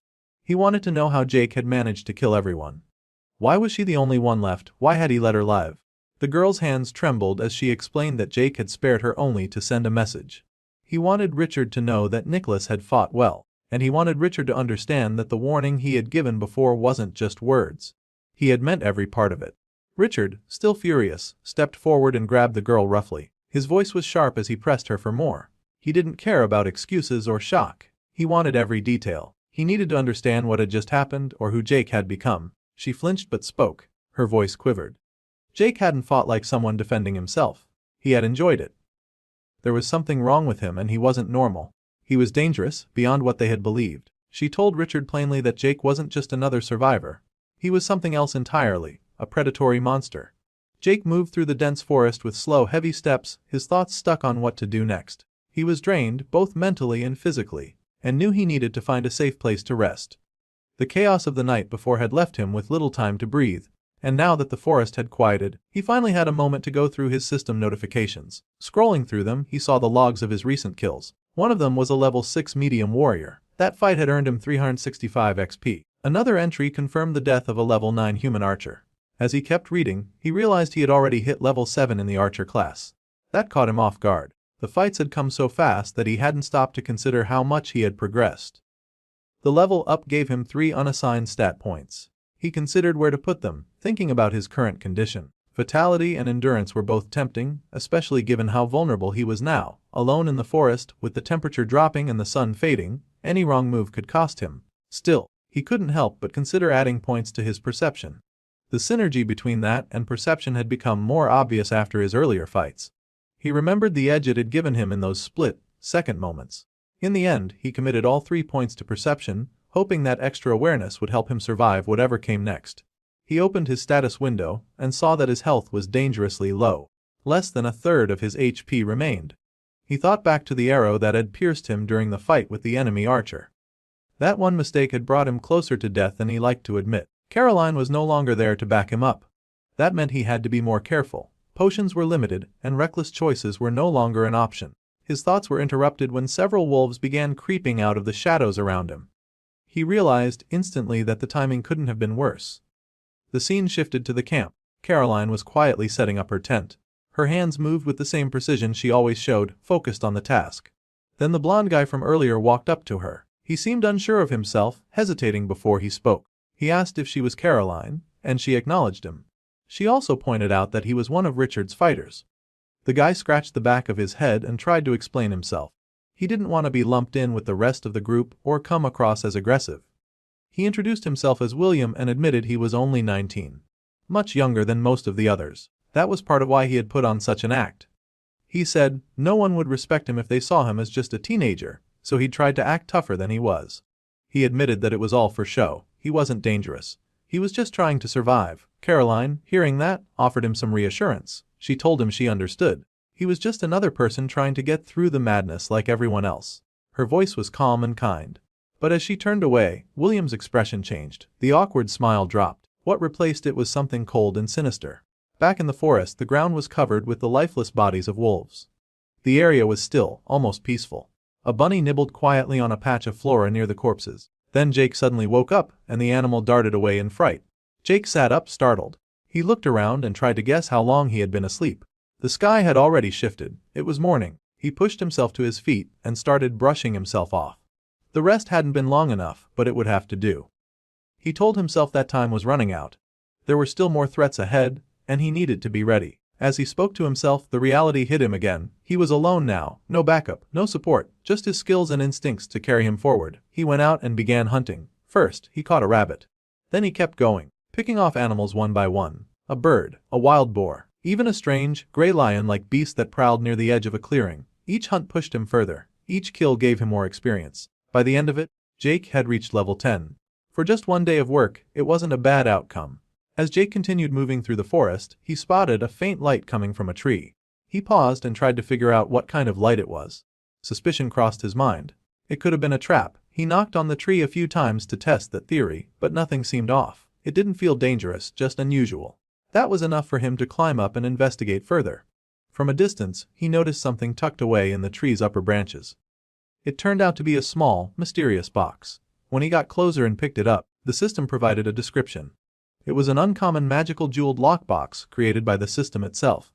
The message said it contained a rare and powerful item. He didn't waste any more time thinking about it. He opened the box, eager to see what was inside. What he found, though, surprised him. It was just a pair of leather bracers labeled as the bracers of the novice rogue. The description mentioned they were designed for new initiates of an organization called the Order of Umbra. According to the system, the bracers could self-repair and granted 5 points of agility and 3 points of strength. They also boosted the effectiveness of all stealth-related skills. Jake didn't understand what the Order of Umbra was, and it left him puzzled. Still, he couldn't deny how valuable the stats were. Those kinds of boosts were far from ordinary, especially for something labeled as a novice item. He decided to equip the bracers immediately. Inside the box there was something else tucked beside the bracers. It was a separate item called a tutorial equipment upgrade token. The description said it could be used to transform any basic starter item from the tutorial into one of common rarity. That opened up a few options. He thought about upgrading his bow first, but the more he thought about it, the more he hesitated. The bow already felt strong and reliable. There didn't seem to be any urgent need to change it. Then he glanced down at his cloak. It was torn and soaked with dried blood from the earlier fights. Compared to the bow, the cloak looked like it had been through a war. He figured that upgrading the cloak might be the smarter move. He used the token, and as soon as he did, the fabric began regenerating on its own. A blue system notification confirmed the update. The cloak was now a common archer cloak, equipped with a slashing resistance and the same kind of self-repairing enchantment the bracers had. Jake thought it was a great outcome. The cloak might not be as flashy as the bracers, but having gear that could fix itself was already a major upgrade. After climbing back down from the tree, his mind went straight to the possibilities. If that kind of box was just sitting there, what else might be hidden in the forest? He believed there were probably more boxes like that scattered around, tucked away in places most people wouldn't even think to look. Hard-to-reach areas might have even rarer items. And that thought stuck with him. He remembered the giant cave spider again. That thing had been the strongest monster he had fought so far, a level 13 threat. In his mind, that made it the kind of creature that might have been guarding something important. But the rockfall had closed off that path completely. There was no going back now. As he moved through the underbrush, he looked over a nearby cliff and began wondering if there might be another cave out there. He kept walking for a few hours and eventually stumbled upon one. It looked different from the first. This one didn't give off any immediate signs of danger. He didn't sense any nearby monsters or threats. What he did feel, though, was something else. There was a strong sense that something valuable was waiting inside. The feeling was enough to make him smile. With a torch in hand, he stepped inside and started to explore. The cave had a faint blue glow that caught his attention. He looked down and saw glowing mushrooms on the floor, giving the entire area a strange, dim light. He pressed forward until he reached an old, rotting door. The wooden sections looked like they had been untouched for a long time. That made him wonder how long it had been sitting there. Then the system interrupted his thoughts. A blue window popped up, stating that a new challenge dungeon had been discovered. Another message followed listing the entry requirements. The system said he had to be below level 10 in both class and race, not have a profession, and be ranked in the top 5% of survivors by tutorial points. He met all the conditions. That meant he was now confirmed to be among the top 5% of participants in the tutorial. A final system message appeared with a choice. He could accept or refuse the challenge. Standing there in front of the door, Jake looked at the screen and considered his options. But the decision didn't take long. With everything in front of him, he couldn't see any reason to turn down something like this. Jake entered the dungeon and immediately noticed how different it was from the outside. Blue glowing mushrooms were everywhere, scattered along the cave corridor in such large numbers that they lit up the entire space. The strange sight made him wonder what kind of place he had just stepped into. A blue system window popped up in front of him, displaying his objective. It stated clearly that the only way to complete this dungeon was to survive until the end by overcoming all the challenges that would be presented. Failure would result in death. Jake didn't look particularly excited about that mission. There was a hint of doubt in the way he processed the information. But then he noticed something new hanging from his neck. It was a red jewel, and a notification appeared identifying it as the necklace of holding. The system said it had been granted to whoever entered the challenge dungeon and allowed the user to store certain items found inside. He figured it was some kind of storage space. It made him wonder if the necklace was connected to the kind of challenges he would be facing. Before he could think more about it, the necklace started to glow and vibrate. That made him pause. Something strange was happening. He wondered if there was something inside the necklace. Then, without warning, a strange blue creature appeared in front of him. It let out a low growl. Jake had no idea what it was. He immediately reached for his sword, but when he tried to draw it, he realized it wasn't there. He had no idea where it had gone. The small blue creature with tiny wings began to attack him, but Jake didn't move. He stood completely still, watching it try to do damage. It kept attacking him over and over, but nothing worked. He didn't even flinch. He called the thing pathetic for its failed attempts, and that clearly struck a nerve with the creature. The monster snapped back, claiming it would show Jake who the real pathetic one was. What caught Jake off guard wasn't the threat itself, but the fact that the creature could talk. That was what finally made him nervous. In that distracted moment, Jake accidentally stepped on a hidden mechanism inside the cave. A trap was triggered, and a sharp projectile was launched out of a hole at high speed. Jake dodged it just in time. He realized now that it was a trap and not just a random attack. The projectile was powerful. When it hit the stone, it cracked the area and got embedded deep into it. Green liquid started leaking out of it and began corroding the surface. That told Jake everything he needed to know. Getting hit by that would have been a serious problem. The small creature started laughing, clearly amused by what had just happened. Jake looked at the projectile still stuck in the stone and asked if the monster had led him into some kind of death trap. The creature responded with sarcasm, acting like it had no idea, and claimed it was just a fool who got trapped in some necklace. Jake asked if someone had actually trapped the thing in there. Before the conversation could continue, another trap was triggered and another projectile shot out. The creature pointed out that Jake had more pressing matters to deal with, and he was right. Jake barely avoided the next trap and realized he couldn't afford to keep getting distracted. Trying to catch his breath, Jake refocused. The only thing that mattered now was getting through the corridor without getting hit. He needed to make it to the other side. He started running, pushing himself to move fast. Trap after trap was triggered as he moved, but he managed to weave and dodge every single one. With quick reactions and full focus, he avoided all the projectiles. After a few intense seconds, he finally reached the end of the corridor unharmed. He paused to catch his breath while the monster commented that it wasn't a bad escape. Jake then asked if the little creature planned to follow him around everywhere. The creature responded with irony, saying that it didn't exactly have any other place to go. And while Jake looked slightly annoyed, he didn't argue much. He simply continued forward. Jake reached another section of the cave where a massive rock wall stretched high above him. At the very top was a door, likely the exit, but the only way up seemed to be through a series of half-transparent, floating platforms embedded into the wall. It was clear that this part of the dungeon was about vertical movement. A new system notification appeared in front of him. It stated that the objective here was to collect 5 silver mushrooms. From the looks of it, they were located across some of those floating platforms. He started to wonder if this was what the necklace of holding was meant for, to safely store these mushrooms as he collected them. Inspecting the rock wall more closely, Jake noticed several large holes placed in predictable patterns along the walls near the platforms. He pointed out that they were obvious enough that even someone without a high perception stat would be able to notice them. He suspected these were where the acid spike traps would launch from once he got close to the mushrooms. The small blue creature beside him, who had been observing quietly, commented that maybe Jake could use the placement of those holes to calculate the angles of incoming projectiles. If he did that, he might be able to plan a route that kept his exposure to a minimum. Jake acknowledged that this could work, but dismissed it right away, saying it wouldn't be any fun to do it that way. Instead, he launched straight into the climb, leaping from platform to platform while triggering one trap after another. Acid spikes flew at him, but he dodged every single one with ease, relying on his high speed and the boost from his bloodline ability. As he moved, he made sure to collect each mushroom he came across, tossing them quickly into the necklace storage as he advanced. Cecil, the blue creature, started to look more and more impressed. Jake was moving so quickly and efficiently that there was only one mushroom left. But then, during a moment of distraction, Cecil didn't notice one of the traps being triggered. A projectile launched toward him, and he froze in place, cursing as he realized he was in danger and unable to dodge in time. Jake saw what was happening and reacted instantly.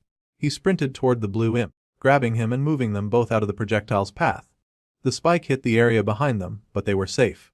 Together, they reached the final platform and made it to the top of the rock wall. Cecil, still catching his breath, admitted that he owed Jake for saving his life. But Jake wasn't interested in gratitude. He immediately snapped at the little creature, demanding to know what was wrong with him and why he had gotten distracted enough to almost die. The imp explained that he had been trapped inside the necklace for a long time and wasn't as agile or sharp as he used to be. That seemed to calm Jake down a bit. He asked the creature what he was, and the blue imp introduced himself as Cecil. Jake gave his name in return, calling himself Jake. He then asked Cecil who had sealed him inside the necklace, but the imp refused to say, brushing it off as a long story he didn't want to talk about. Cecil also apologized, assuming Jake hadn't managed to collect the final mushroom because he had stopped to save him. But Jake revealed that he had, in fact, gotten all 5. He held them up as proof. Cecil was shocked. Not only had Jake saved him, but he still managed to grab the mushroom mid-rescue. He admitted that Jake was surprisingly good at this. Then, in typical Cecil fashion, he added that Jake was still an idiot for charging through a room filled with deadly traps without planning anything. A talented idiot, but an idiot nonetheless. Jake didn't argue. He just thanked him for the half-hearted compliment and moved forward. Eventually, they reached another room. This one was completely filled with a strange neon green liquid. Dozens of square stone platforms stuck out of the surface, each with differently colored boxes placed on top. A system message popped up explaining that the challenge now involved moving across 3 rooms using the platforms and that each room had a time limit of 15 minutes. Jake looked over the setup and assumed this would just be another platforming sequence. Jump from one to the next like he had already done before. He didn't think it sounded difficult at all, but then another system message appeared almost as if reacting to his overconfidence. The difficulty spiked immediately. The message said that all of his stats had been reduced to 10 points and all his skills had been deactivated. That hit him hard. He was stunned by the sudden change. The system clarified that his stats and skills would return after the challenge was over, but that didn't comfort him at all. For a moment, he just stood there. Then, visibly shaken, he dropped to his knees on the rocky floor. The sudden weakness left him feeling powerless. He started to sweat, overwhelmed by the pressure, as he cursed and struggled to figure out what to do next. Jake remained on the ground for a moment, overwhelmed by how heavy his own equipment had become. With all his stats reduced, especially his strength, the gear that once felt manageable now weighed him down like dead weight. Even lifting himself back onto his feet felt like a struggle. It was almost as if the gravity around him had increased, pressing him harder into the stone floor. He opened his status window and saw exactly what he feared. Every stat had been dropped to 10.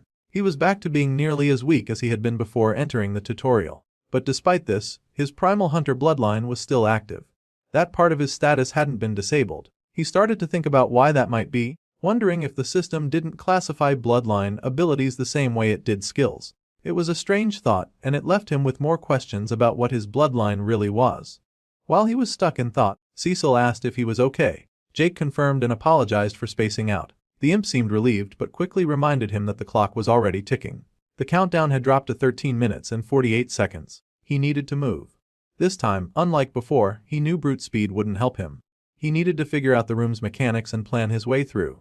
The objective was simple: make it across the room without falling into the neon green acid below. But the solution wasn't going to be straightforward. He looked more carefully at the platforms and noticed 3 distinct types, each marked with different symbols. The first showed a snake eating a mushroom.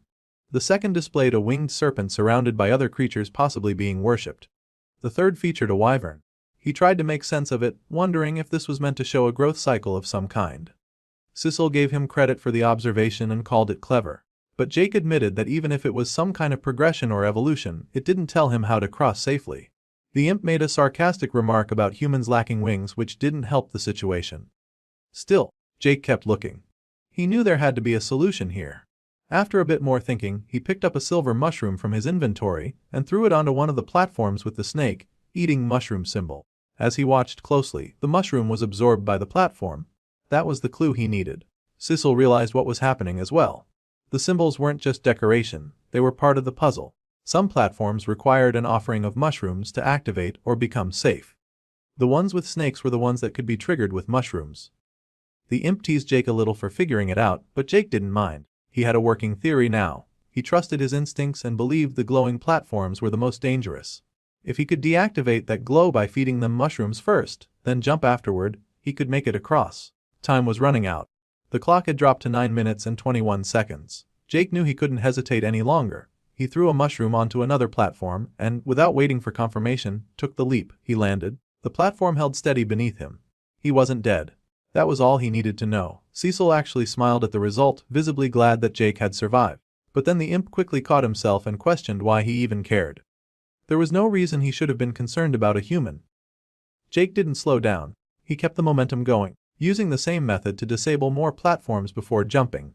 One by one, he made his way across the room, using mushrooms to secure each landing. Eventually, he reached the far end of the chamber and stood before the next door, breathing heavily but alive. He barely had time to process what just happened before another blue notification appeared. It told him to proceed through the next door. A fresh 15-minute countdown had already started. He realized there would be no time to rest. It didn't matter. He pushed the door open and saw that the next room had even more platforms. Just ahead, resting on a lone platform, was a strange-looking dagger. Jake stared at it, uncertain if it was actually a weapon. It looked more like it had been carved out of bone than forged from metal. He took it anyway, remarking to himself that it gave off an unsettling, cult-like vibe. With the dagger in hand, he turned to study the room again. There wasn't a clear route ahead like before. The platforms with snake symbols no longer formed a straight path. And with all his stats lowered, he knew there was no way he could make large jumps across long distances like he could before. The room was different now, and so was the strategy. He tightened his grip on the dagger and tried to think things through. If mushrooms deactivated the snake platforms, then maybe this new item was meant to interact with another type. He focused on the winged serpent symbols, wondering what those platforms might need. The symbol showed the creature surrounded by what looked like small figures that seemed like worshippers. That was the only clue he had.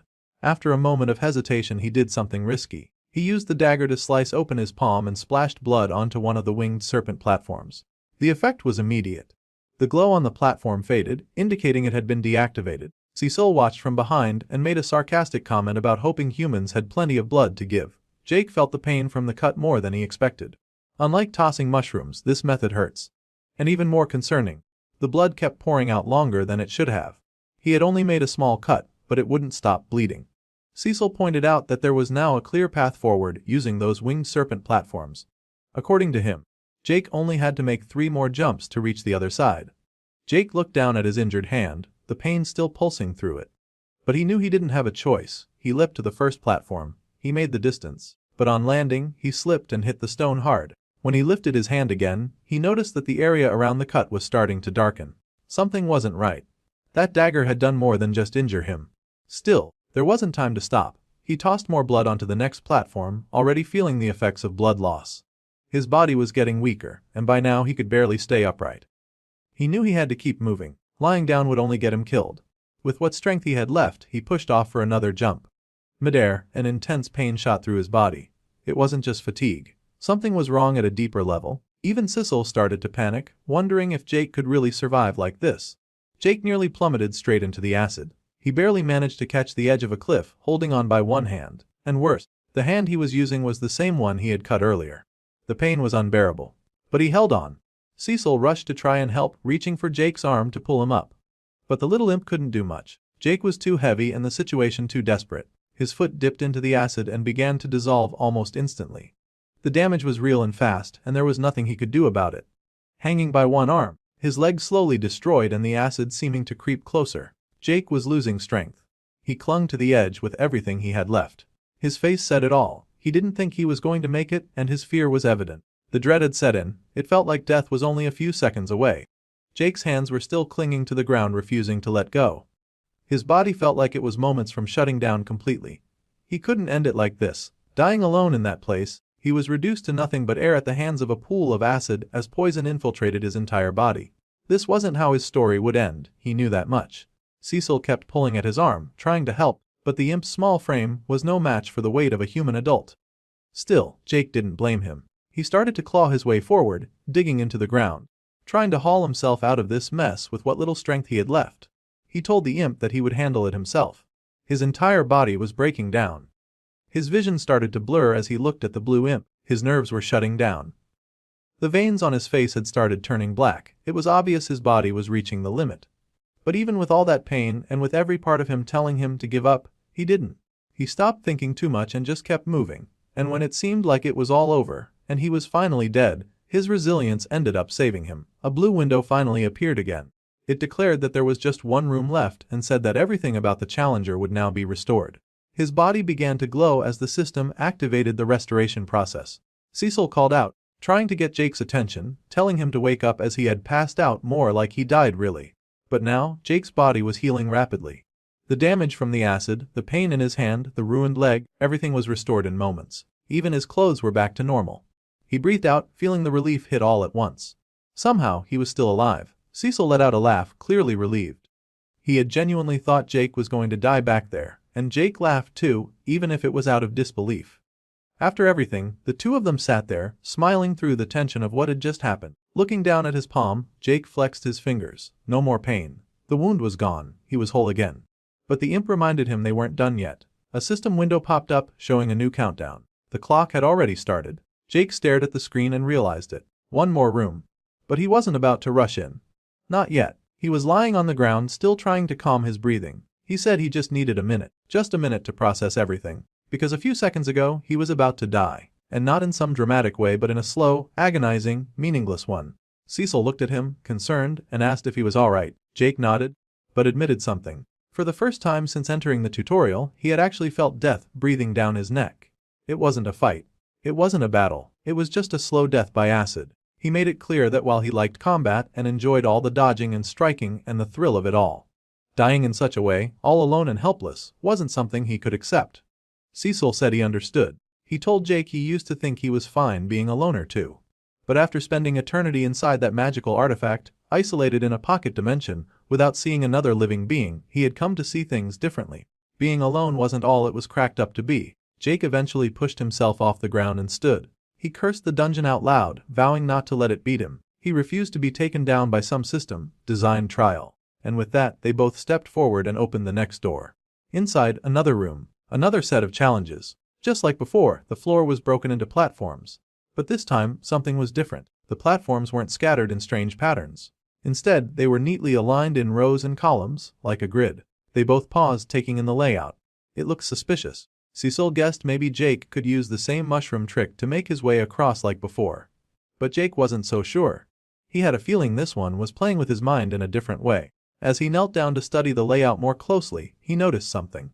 One of the lines of platforms, the ones running the entire length of the room, each carried the third symbol. It was subtle, but he caught it. The symbol showed a wyvern growling alone atop a desolate mountain. That was all Jake saw at first. No clear instructions, no clues. Just the beast and its roar. He stood in front of it, studying the creature carved into stone, wondering if it was angry. That's what it looked like at first glance. But something didn't sit right. He kept looking and his expression changed. No, it didn't seem angry. Not exactly. He thought back to the beginning of the tutorial, to his own fear, his own panic, and then it clicked. He said out loud that the wyvern wasn't roaring in rage. It was roaring in fear. The realization made him pause, then straighten. A thought formed. Maybe he did know what to do here. He started walking backwards, eyes still locked on the platform path ahead. He was going to test a theory. He had an idea now and he was going to trust it. Cecil's eyes widened. The demon began to panic as Jake neared the blue, glowing symbols. He warned Jake that the glyphs were still active and that stepping on them would almost certainly be fatal. But Jake didn't stop. He picked up speed instead. Cecil shouted after him, frantic, demanding to know what he thought he was doing. But Jake kept running and without hesitation, he jumped onto one of the glowing platforms. Cecil immediately covered his face. He didn't want to watch what he was sure would be Jake's final moment. But nothing exploded. Jake landed, kept his balance, and jumped again. As he soared through the air to the next platform, he started speaking. He said that in the face of fear, the answer was courage. That first platform shattered behind him the second he jumped from it. He kept going, platform to platform. Each one broke apart as soon as he leapt away, crumbling and falling into the abyss. Still he pressed forward. He said that what mattered most was willpower. He remembered everything he'd endured up to this point. All the battles, all the pain, all the survival. And then he said it. The courage to keep moving forward was the key. He reached the final platform and jumped one last time just as the path behind him blew apart in a chain reaction of collapsing stone. His feet landed on solid ground. The challenge was over. A system window popped up confirming it. He had completed the trial. Cecil screamed in celebration. He hadn't expected Jake to survive, let alone succeed. The system chimed in next, announcing that Jake's stats had been fully restored and all abilities reactivated. Jake could feel the difference immediately. His body felt alive again. His power was returning. His senses were sharper. His energy surged. Cecil, overcome with excitement, started playfully smacking Jake's head and called him crazy for pulling it off. Then another message appeared. The hidden challenge was complete. Its condition had been to demonstrate courage. As a reward, a hidden bonus room was now accessible. Jake looked up. Bonus room? He wondered what kind of place that might be. The two of them stepped forward and the bonus room opened up. It wasn't what they expected. There was no danger, no enemies, no puzzles, just a massive mural covering the wall. A story told through carved stone and ancient symbols.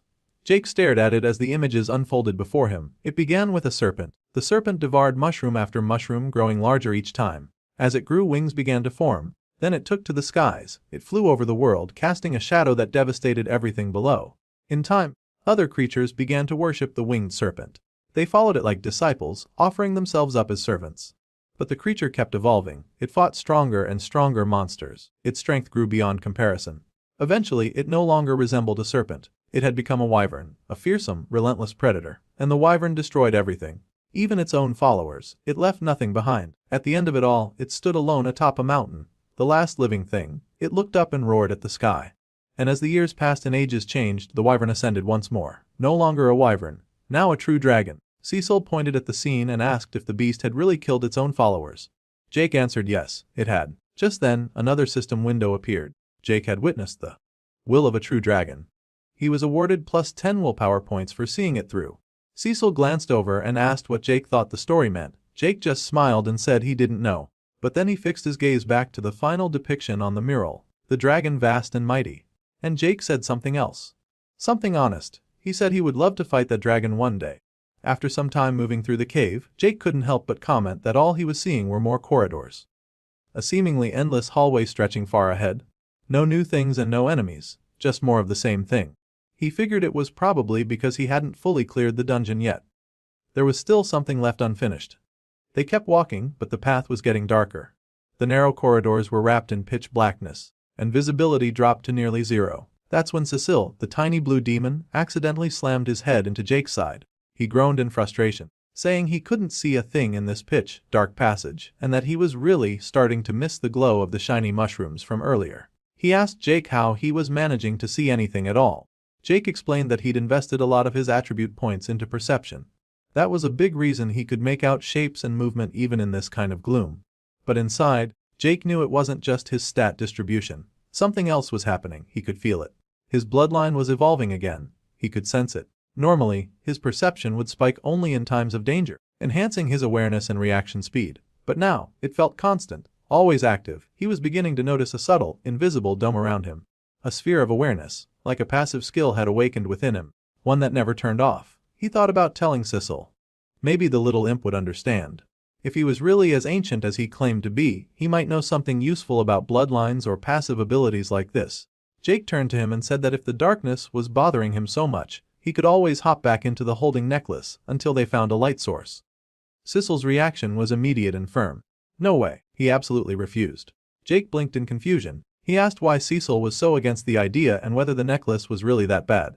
Cecile clarified, it wasn't that the place itself was terrible. Inside the magical charm, he could still see what was happening in the outside world. But the problem was that once someone sealed him in, he was stuck. Powerless to escape. He had to wait and hope someone would eventually let him out. He didn't want to be trapped like that again. Not for another millennium. Not after what he'd already endured. Jake looked at him with newfound understanding. He finally connected the dots. Cecile had mentioned being sealed away before, but this was the first time the fear behind that memory came through. Trying to offer some comfort, Jake reached out and patted Cecile gently on the head. He told him that he'd never do that to him. But Cecile just shook his head and replied without emotion, "That's what everyone says." Before Jake could respond, Cecile suddenly shouted. He pointed forward, eyes wide. There was light up ahead. They immediately made their way toward it.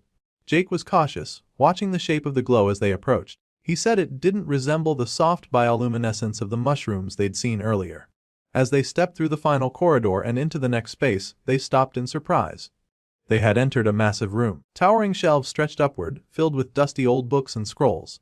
A faint magical light glowed from the walls and ceiling, bathing the chamber in a warm hue. Jake stared at the scene, baffled. What kind of place was this? Cecile was quick to answer. He said it looked like some kind of library. Jake started inspecting the books on the shelves and quickly realized how old they were. The covers probably looked worn, the spines probably looked brittle, and the entire shelves seemed to be covered in their dust. Curious, he reached out to touch one of them, but as his fingers got close, a blue energy field shimmered into view, blocking him from making contact. He pulled his hand back and remarked that it seemed he couldn't touch the books directly. Cecile, already wandering around the room, called out to Jake from another corner. The imp had found a table and pointed out that there were utensils for writing laid out on top. Jake moved over and tried to interact with those two, but once again, his hand met the same kind of invisible barrier. He stepped back, frowning. Whatever this place was, it clearly wasn't meant for direct interaction. Well, at least not yet. No challenge had been announced, and there were no enemies or puzzles in sight. That only made him more suspicious. He wondered what the purpose of this room was if he couldn't touch or use anything. While he was still thinking about it, Cecile pointed toward an open door in the far corner. Jake turned to look and realized they'd have to keep moving forward. They walked through the doorway and found themselves in another hallway, fully lined with doors this time. Door after door, stretching ahead. Cecile muttered a comment about how the dungeon was starting to feel repetitive, and Jake couldn't really disagree. He opened one of the doors at random and saw a bedroom inside. Nothing strange about it. Just a regular bedroom. He opened another. This time it was a bathroom. Cecile took a turn and opened a door himself. Inside was a garden filled with colorful flowers. Jake opened yet another. And this one was either a science lab or some sort of torture chamber. He wasn't entirely sure which. As they kept going, Cecile said it was starting to feel like they were walking through someone's house or something like that. Eventually, they reached the last door at the end of the hallway. This one felt different. Jake approached, and sure enough, it looked like another challenge room. They stepped inside, and Cecil pointed out the pedestal at the center. It reminded them of a previous one they'd seen before, but something was clearly different this time. There was no dagger resting on top of the pedestal like before. Instead, there was an imprint of a hand. Just an ordinary-looking human hand. Jake looked at it and said it probably meant the challenge wanted him to touch it. Cecil quickly cut in, warning him that after what happened with the dagger last time, maybe that wasn't the smartest idea. But Jake just laughed it off and teased the imp, asking where his sense of adventure had gone. Then, without waiting any further, he placed his hand onto the imprint. Almost immediately, something snapped into action. A spike shot up from within the pedestal and pricked Jake's palm before he could react. He yanked his hand back, but the damage had already been done. Cecil panicked at the sight. Jake fell to the ground, clutching his hand. A bleeding hole had opened in his palm, and the skin around it was starting to turn black. The spike had been laced with poison. While Jake tried to steady himself, Cecil called out again, telling him to look at the other side of the room. Another pedestal was rising from the floor. Sitting on top of this new pedestal was a book. The same symbol of the snake eating mushrooms was etched onto the cover.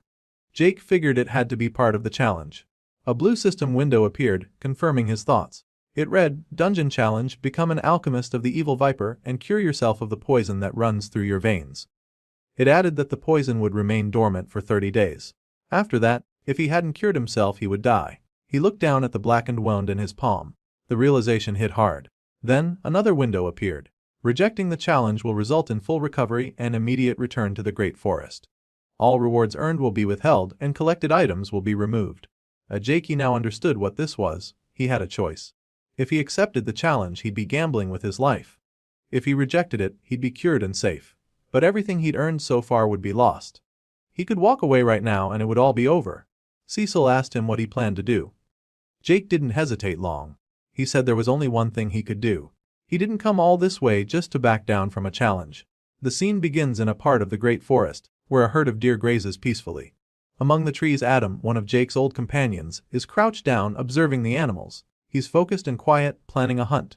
In his thoughts, he recalls that he and William had approached the herd from the eastern side. They prepare to make their move. Adam explains mentally that the plan is simple but effective. He and William would attack first, drawing the herd's attention and driving them west. Meanwhile, Bertram would come from the south to cut off their escape. The deer, startled and panicked, would rush straight into the trap they had set up the previous night. The plan unfolds just as intended. At the right moment, Adam shouts for Casper to pull the rope. Casper reacts quickly, and the trap springs into action.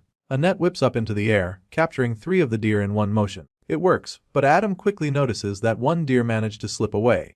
William, a young man with blonde hair, says he'll take care of the last one. Without hesitation, he throws 3 daggers at the fleeing deer. The blades fly through the air, and one of them hits its mark. The deer stumbles and collapses injured. William grins, satisfied with the result. But then they notice a problem. One of the daggers had accidentally grazed Casper during the throw. William quickly apologizes, admitting that his aim is terrible. Casper brushes it off, saying it's only a superficial wound and not to worry about it. William, still pointing at the now captured deer, says at least they've got enough meat to last for the week. Adam steps up and gathers everyone together. He tells them they did a great job and turns to Lyra, asking if she can help him finish off the injured deer. She agrees without hesitation. An hour later, the group finished up. They've cleaned and prepared the deer, and now they're carrying the meat. Casper looks a bit disappointed and apologizes to Adam, saying he's sorry his trap didn't catch all of them. Adam reassures him that there's no need to be upset. They caught more than enough for one hunt, and that's what mattered. As they walk, Lyra turns to Casper and asks if he's okay, calling him sweetie. The affection in her voice makes it clear they're together. Casper says he's fine and tells her to go on ahead since he and Adam will be taking the meat to the butcher's. After Lyra leaves, Adam smirks and starts teasing Casper. He brings up how she called him sweetie, and jokes that things seem to be moving pretty quickly between the two of them. Casper seems caught off guard by the comment and asks if he's really moving too fast. He says he hopes Lyra doesn't think he's some kind of sleaze. Adam puts a hand on his shoulder and tells him to relax. He says it's the end of the world, and because of that, things should move quickly. People should enjoy what time they have left. Casper, not missing the chance to return the jab, asks if that's why Adam has been sneaking into Caroline's cabin at night. That shuts Adam up. He looks away, a little embarrassed, and doesn't say anything. Casper laughs and tells him not to worry. He hasn't told anyone about it, though he adds he thinks everyone already knows anyway. Later, Adam walks into a tent and calls out for the smith. He asks how he's doing. The smith replies by asking if Adam's sword needs repairs again. Adam says no. Caroline is there too, and he admits that he's not there for weapons. He's there to find her. He tells Caroline that Casper was injured during the hunt and might need some healing. Caroline apologizes, saying she has to get some armor ready for Richard.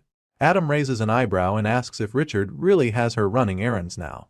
She replies casually, saying that's just how it is. Richard does whatever he can to keep her in his main group, so she doesn't leave his sight. Adam changes the topic, now smiling. He tells her that apparently Casper saw him visiting her at night. He even jokes that Casper might be sneakier than Jake. Caroline laughs and says Adam always finds a way to bring things back to Jake. She tells him to move on, even calling him Oni at the end. Adam looks a little sheepish and says he only does that because he's still worried about Jake. It's been weeks since Jake left and went off on his own in the forest. No one has heard anything from him since. Caroline, keeping her tone light, says Jake is a grown man and knows how to take care of himself. Then Adam asks her what she thinks Jake might be doing right now. Caroline, still holding his arm, chuckles and says Jake is probably doing something stupid and dangerous. Maybe something like fighting a shark. And somewhere else, deep within the dungeon, far from the surface world and its sunlight, Jake was off doing his own thing again. At the moment, he was gathering mushrooms and muttering to himself. He complained aloud that he was sick of these damn mushrooms. Cecile, always nearby with a snarky comment ready, said maybe if Jake stopped eating them, he wouldn't have to keep coming back to collect more. Jake shot back with sarcasm, saying he'd unlocked an ability that let him learn about poisons by consuming them. Then he added dryly that it's not like there were chickens running around in these caves to keep him fed. It was the same monotonous survival routine, mushrooms or nothing. Cecil responded by saying he was doing just fine living off moss and cave water. The imp even demonstrated by opening his mouth and chomping down on a mouthful of moss, telling Jake he should give it a try sometime. Jake didn't seem convinced. After a while they made their way back to the library, the strange, ancient chambers full of untouchable books and peculiar furniture. As they arrived, Jake, who was very much in the middle of becoming an alchemist, whether he liked it or not, asked Cecil to fetch him one of the mana potions. He needed to restore some of his mana before beginning the brewing process again. Cecil looked at him, unimpressed, and asked if maybe Jake could just rest for one night. They'd been grinding away for hours already and the imp was clearly growing concerned. But before Jake could answer, a sharp pain surged through his body. It was sudden and fierce, like a warning. He grimaced and clutched at his side. The poison in his hand was spreading. That made his decision clear. He told Cecil firmly that no, he couldn't rest. Not now. He needed to figure out this alchemy business and cure himself before it was too late. So he got back to work. He began grinding up ingredients, trying to follow the basic principles of potion crafting. The first step was to mash the materials into a paste. He did that. Then came the part where he injected mana into the mixture. That too seemed to go as planned. The last and trickiest part was transmuting the mana into the necessary attributes, a delicate step that required both precision and control. If he did everything correctly, the paste would turn red, signaling success. But as he stared down into the bowl, he saw it turn brown instead.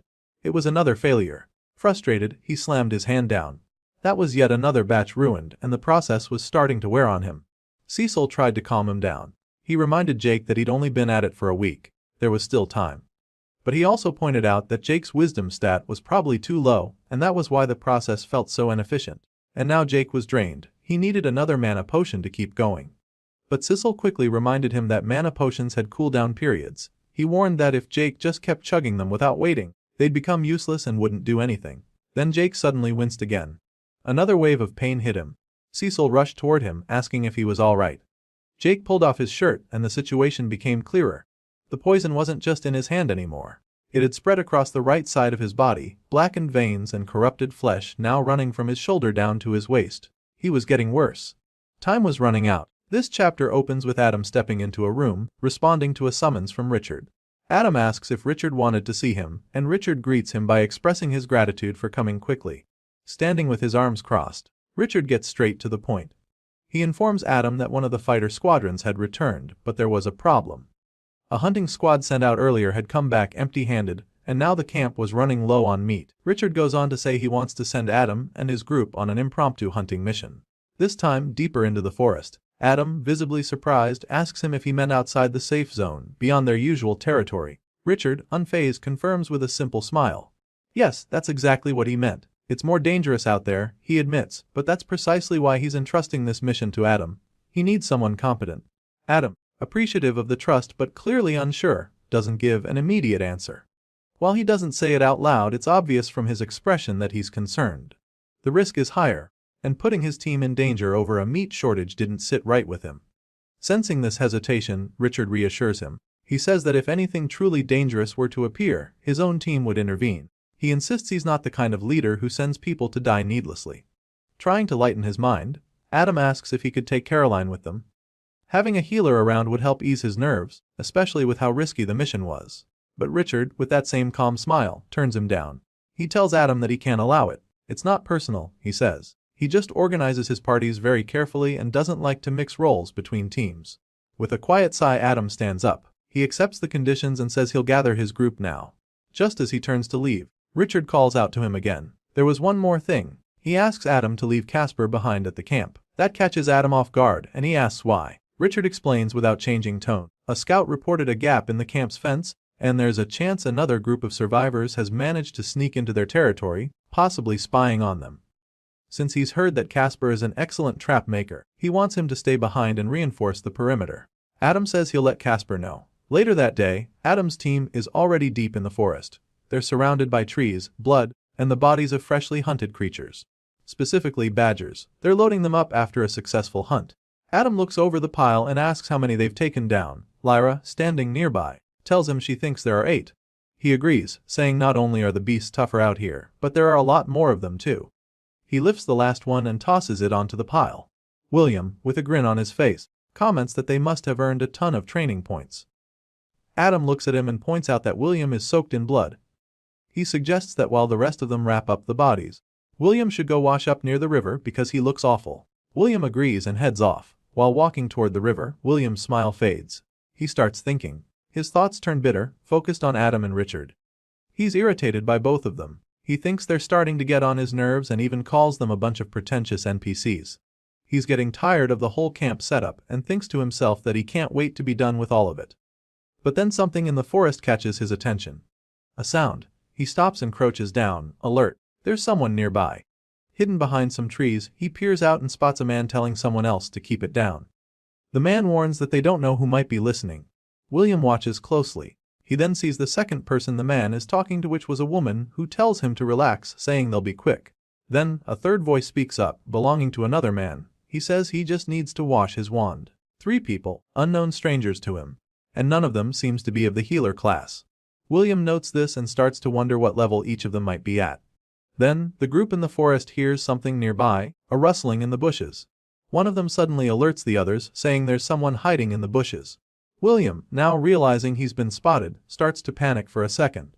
But he quickly tries to calm himself down. In his mind, he tells himself to relax. He's pulled off this trick before. No need to lose his cool now. The woman in the group, an archer, calls out in a sharp voice. She tells whoever's hiding to come out slowly or she'll shoot. With no other option, William emerges from the bushes, hands raised, trying to look harmless. He quickly blurts out an excuse. He begs them not to shoot, says he's sorry, and explains that he got separated from his team after an attack. He tells them he thought he heard someone nearby and followed the sound. But the girl doesn't buy it. She stares at him with suspicion. William, however, can't quite tell that yet. In his head, he's already half smiling, thinking to himself that women usually fall for that kind of story. It's worked before, except this one doesn't. Without hesitation, she fires an arrow past his head, close enough to make him flinch. He stares in disbelief, wondering if she really just did that. She doesn't let up. She calls him an idiot and says there's no way they'd believe that kind of nonsense. They weren't born yesterday. Then one of the warriors steps in, shouting for William to drop his weapons and back away slowly. William, still keeping up the act, nods and says he's going to comply. But as he moves, the woman shouts at him to hurry up. She doesn't trust him and wants him to act faster. But William isn't planning to give up. As her voice rises, he reaches toward his wand strapped to his left side. She catches the movement and shoots again. But this time William is quicker. He jumps to the side, dodging the arrow just in time. While midair, he draws 3 daggers and throws them at the group. The daggers fly toward the male warrior, who manages to block them using his shield.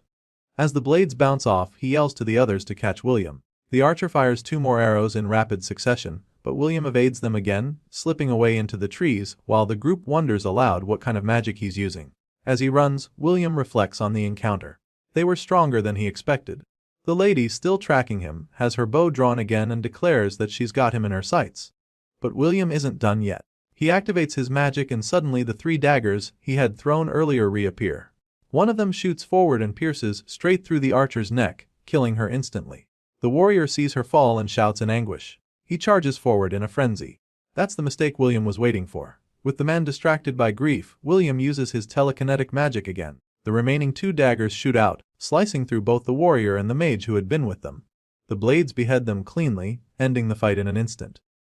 Now alone in the clearing, William sits casually on top of the dead bodies. He checks their stats one by one to see what kind of rewards he might get from killing them.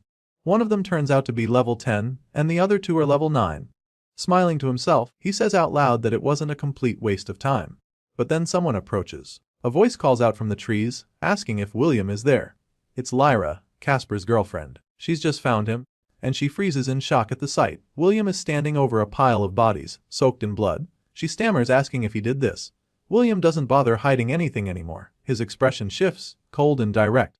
He asks her why she couldn't have just stayed away and minded her own business as he moves towards her. And with that, she's no longer part of the conversation. Roughly 5 minutes later, William returns to his group. Adam sees him and lights up, glad to have him back. He tells William that they had just sent Lyra to go looking for him. William plays dumb. He asks if that's so, acting surprised. Says he didn't see anyone and casually adds that he hopes she didn't get lost on the way. The chapter closes with a quiet image of the stream where William had come from. The water runs red with blood, strongly suggesting that Lyra never made it back. William had taken care of her, just like the others. The girl was sleeping with the fishes now. After returning from his foraging mission, Cecil arrived back with the mushrooms he had set out to collect for Jake. He looked around, unsure of where Jake had gone, and called out, trying to get a response. But the silence in the air gave no answer, and Jake was nowhere in sight. Concerned, Cecil wandered the area, scanning every corner of the library for any sign of him. His eyes finally landed on a figure lying motionless on the floor. Jake was there, passed out beside his potion-making bowl, surrounded by scattered healing potions that littered the floor like what remained after his frantic efforts. Cecil rushed over without hesitation. The blue imp knelt down next to him, shaking him and calling out, trying to rouse him, but Jake didn't respond. It was then that Cecil noticed something strange. The veins on Jake's neck were blackened and pulsing, a clear sign that the poison he had previously been affected by had taken its toll, weakening his body far more than expected. With urgency, Cecil reached for one of the many health potions lying nearby. Thankfully, Jake had managed to brew them before collapsing, and Cecil was grateful for that foresight. He held Jake's head up gently and helped him drink from the vial. After a moment, Jake began to wake up as his eyelids opened slowly. And with his vision still blurred and unfocused, he could finally make out what was in front of him. He saw Cecil leaning over him, still trying to get him to fully wake up. Slowly, Jake sat up, his movements sluggish and heavy. In a tired voice, he asked Cecil what had happened. The imp responded that he wasn't sure himself, only that he had found Jake unconscious on the floor with all the potions scattered around. Jake nodded, still disoriented, and admitted that he was feeling completely drained. Cecil observed the situation and noted that it probably wasn't just the poison. There were dozens of potion bottles around them, and it looked like Jake had pushed himself too hard. When asked how many he had made, Jake estimated that it was probably around 50. He explained that he had gotten a good rhythm going and that he was even considering moving on to attempting poison next. Cecil, trying to show concern, suggested that Jake should slow down and take a break.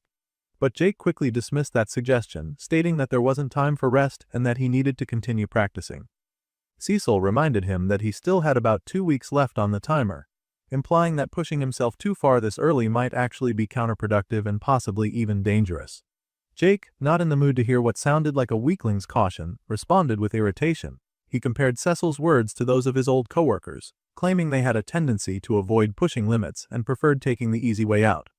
To him, it was a mindset of fear and hesitation, one that only a coward had. This comparison didn't sit well with Cecil, who responded sharply, telling Jake to stop implying that he was cowardly. Jake, caught up in his emotions and exhaustion, went further and outright said that Cecil's mindset was cowardly. That was the breaking point. Cecil, clearly offended, lashed out by knocking the potion, making bowl out of Jake's hand. The bowl clattered to the floor, its contents splashing and breaking the silence that had followed Jake's remark. Cecil stood firm and told Jake not to insult him like that. And realizing he had gone too far, Jake quickly tried to take back what he had said, attempting to apologize. But the damage was done. Cecil wasn't ready to accept the apology. The imp pointed at Jake with frustration, trying to assert his own strength and courage. Then, without another word, he turned and flew off, heading out of the library. As he left, he shouted back that Jake could get his own mushrooms next time. The next day came, and Jake was still thinking about the fallout. Cecil hadn't returned since flying off, and the silence left behind was starting to feel heavy. Jake briefly considered going after him to apologize again, but eventually decided against it. He told himself he needed to keep working, and that Cecil would understand in time. With that thought, he returned to his studies, now diving into offensive alchemy. He had finished reading through introductory materials that covered how to brew damaging concoctions.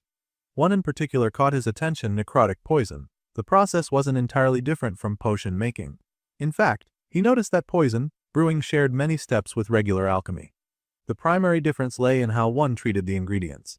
Instead of preserving their vitality, the goal with poisons was to crush it, removing life essence and enhancing harmful properties. After giving it a try using what he had just learned, a system notification appeared, confirming that Jake had successfully crafted necrotic poison. It was a moment of triumph. Without thinking, he called out to Cecil to share the news. There was no response at first, but Jake tried again, his tone a bit softer this time. To his surprise, Cecil eventually appeared at the doorway, asking what Jake wanted. Jake eagerly told him that he had managed to make poison, and on his first attempt too. Cecil, still clearly upset from the day before, gave a sarcastic response, asking if Jake wanted a reward for it. Jake immediately recognized the bitterness in his tone and realized that the imp was still angry. As if to shift the focus, another notification window appeared in front of Jake. It stated that he had reached level 24 in his alchemist profession, specifically tied to the malefic viper path. Along with this milestone, he was awarded 2 free stat points. Jake chose to allocate both into wisdom, noting that alchemy seemed to be proving its value after all. No sooner had he processed that update than a second notification appeared. This one informed him that he had reached the requirements to evolve his profession. The concept of profession evolution was new to him, and he asked aloud what it meant. Cecil, his curiosity piqued despite his earlier attitude, admitted that he had never seen such a thing before and thought it sounded interesting. The system then posed a question to Jake, asking if he wanted to begin the evolution process. Jake wondered whether this would enhance his alchemy abilities. Unfortunately, Cecil had no answer. Still unfamiliar with this development, as Jake debated whether to proceed, another notification appeared, this one carrying a warning.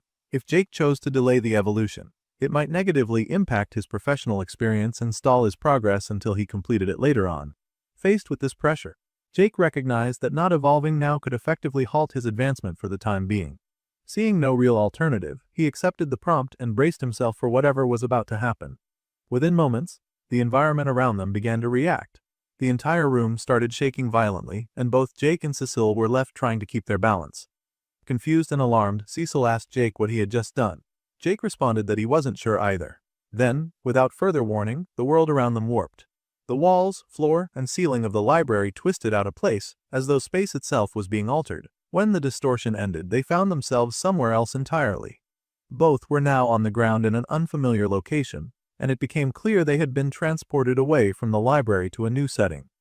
Jake looked around, trying to make sense of his surroundings. The terrain suggested they were on the surface of some distant world, though he couldn't identify it. Despite the mystery of the place, he didn't sense any immediate danger. Everything felt still. That calm didn't last long. Jake picked up on something, or rather someone approaching from nearby. Instinctively, he turned in the direction of the presence. A figure emerged from the shadows. It was a man, though not entirely human. His skin was covered in white scales and his eyes had the unmistakable appearance of a reptile. The scaled figure looked directly at both of them, clearly trying to assess who, or what in Cecil's case, he was looking at. Jake stood frozen. Though the area felt absent of immediate hostility, Jake's instincts screamed that something was deeply off. His bloodline skill, which had always triggered in the face of genuine danger, remained dormant. That, in itself, should have been comforting, but it wasn't. Every fiber of his being whispered that the being in front of him was dangerous beyond comprehension. The white, scaled man spoke again, breaking the silence. He asked, calmly but firmly, if the two of them, Jake and Cecil, hadn't heard him the first time when he'd asked who they were. His words were casual, but there was something about his tone that carried weight. Before Jake could respond, the scaled man suddenly appeared right in front of them. The speed with which he moved was unnerving. It was as if he had simply bypassed the space between them. Once there, standing only feet away, he repeated his question. What were the two of them doing here? Jake steadied his breathing. He mentally told himself to relax, reminding himself that the lack of bloodline activation meant he wasn't actually in danger. It had never failed to warn him before. Holding on to that rationale, he finally spoke. He told the figure that its own guess was as good as his. One moment, he was advancing his alchemy under the title of Malefic Viper Alchemist. And the next, he found himself transported to this place without explanation. The figure raised an eyebrow in faint surprise, then turned away from Jake with the air of someone going through a social formality they'd rather avoid. In a voice that sounded disinterested and tired, he gave a half-hearted greeting, saying it was nice to meet Jake. The effort was so minimal it ended up being kind of funny. He then struck a dramatic pose, facing away from the two, and raised a middle finger in parting. He introduced himself as the Malefic Viper and told them, in no uncertain terms, to F off. Jake blinked, thrown off by the absurdity of the encounter. He asked aloud if the man was really the Malefic Viper. In Jake's mind, the title conjured images of something more mythical, maybe a giant snake-dragon hybrid or some serpent deity. In response, the being began to shift its form. With a cocky grin, he asked if this was what Jake had been expecting. As he spoke, his white scales changed slowly, and his body began to transform. Large wings sprouted from his back. His entire body elongated and reshaped, taking on a massive, epic form. In a matter of moments, the humanoid figure was gone and was replaced by a towering dark and green dragon with gleaming eyes and a presence that dwarfed everything around. From this new form, he asked Jake if this appearance was more fitting for someone like him. Cecil, who had been largely silent up until now, took a cautious step forward. The imp was visibly shaken, clearly rattled by what he was witnessing. Now trembling, Cecil confessed that he could hardly believe he was truly standing before the Malefic Viper in the flesh. To him, this was like witnessing a legend brought to life.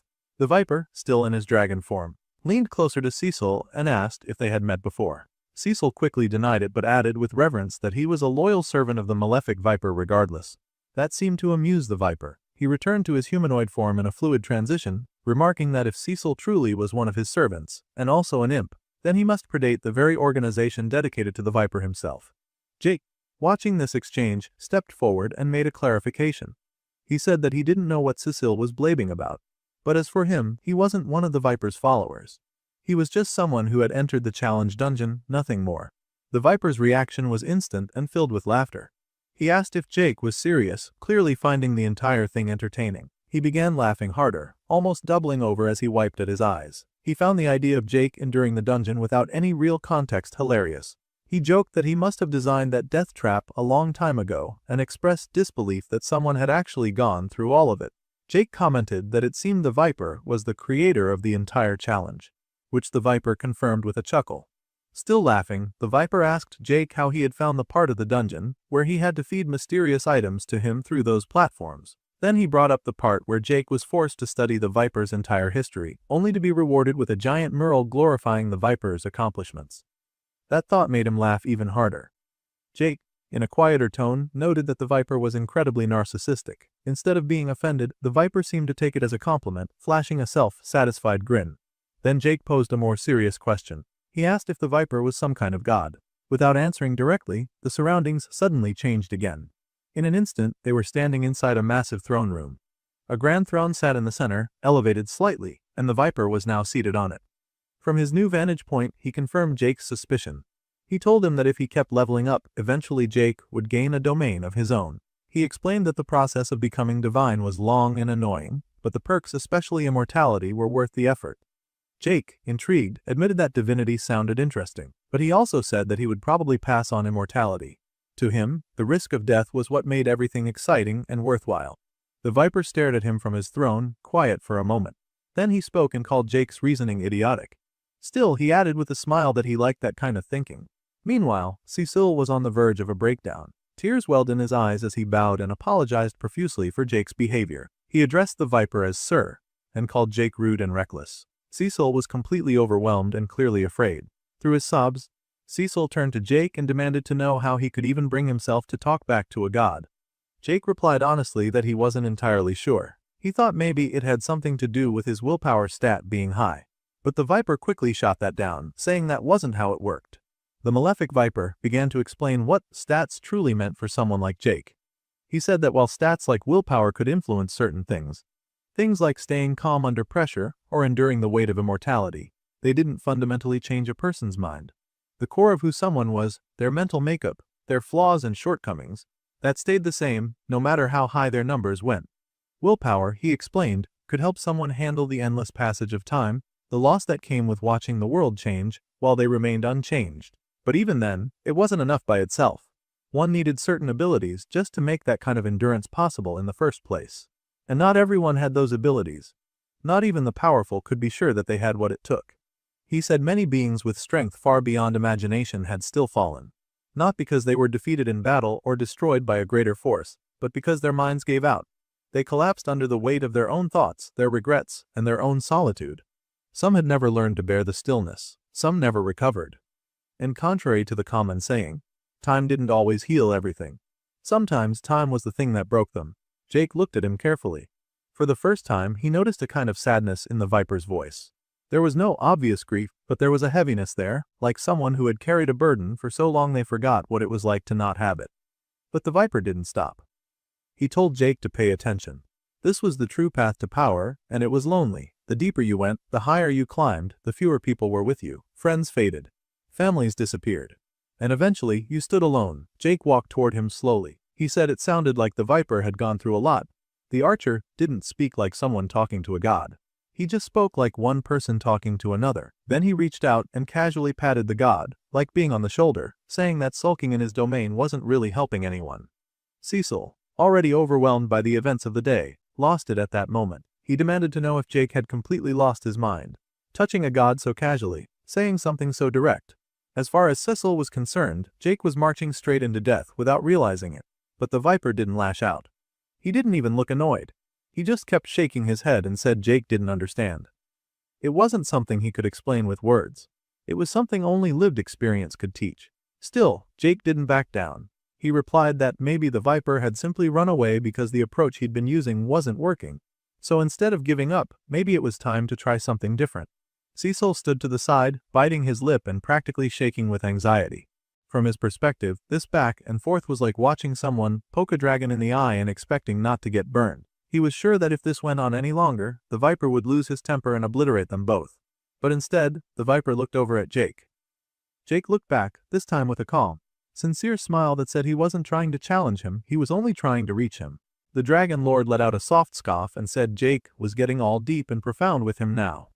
Then, with a shake of his head, he got up. He said that despite everything, he really liked Jake. Almost immediately, Cecil popped back into the conversation and asked if the Viper liked him too.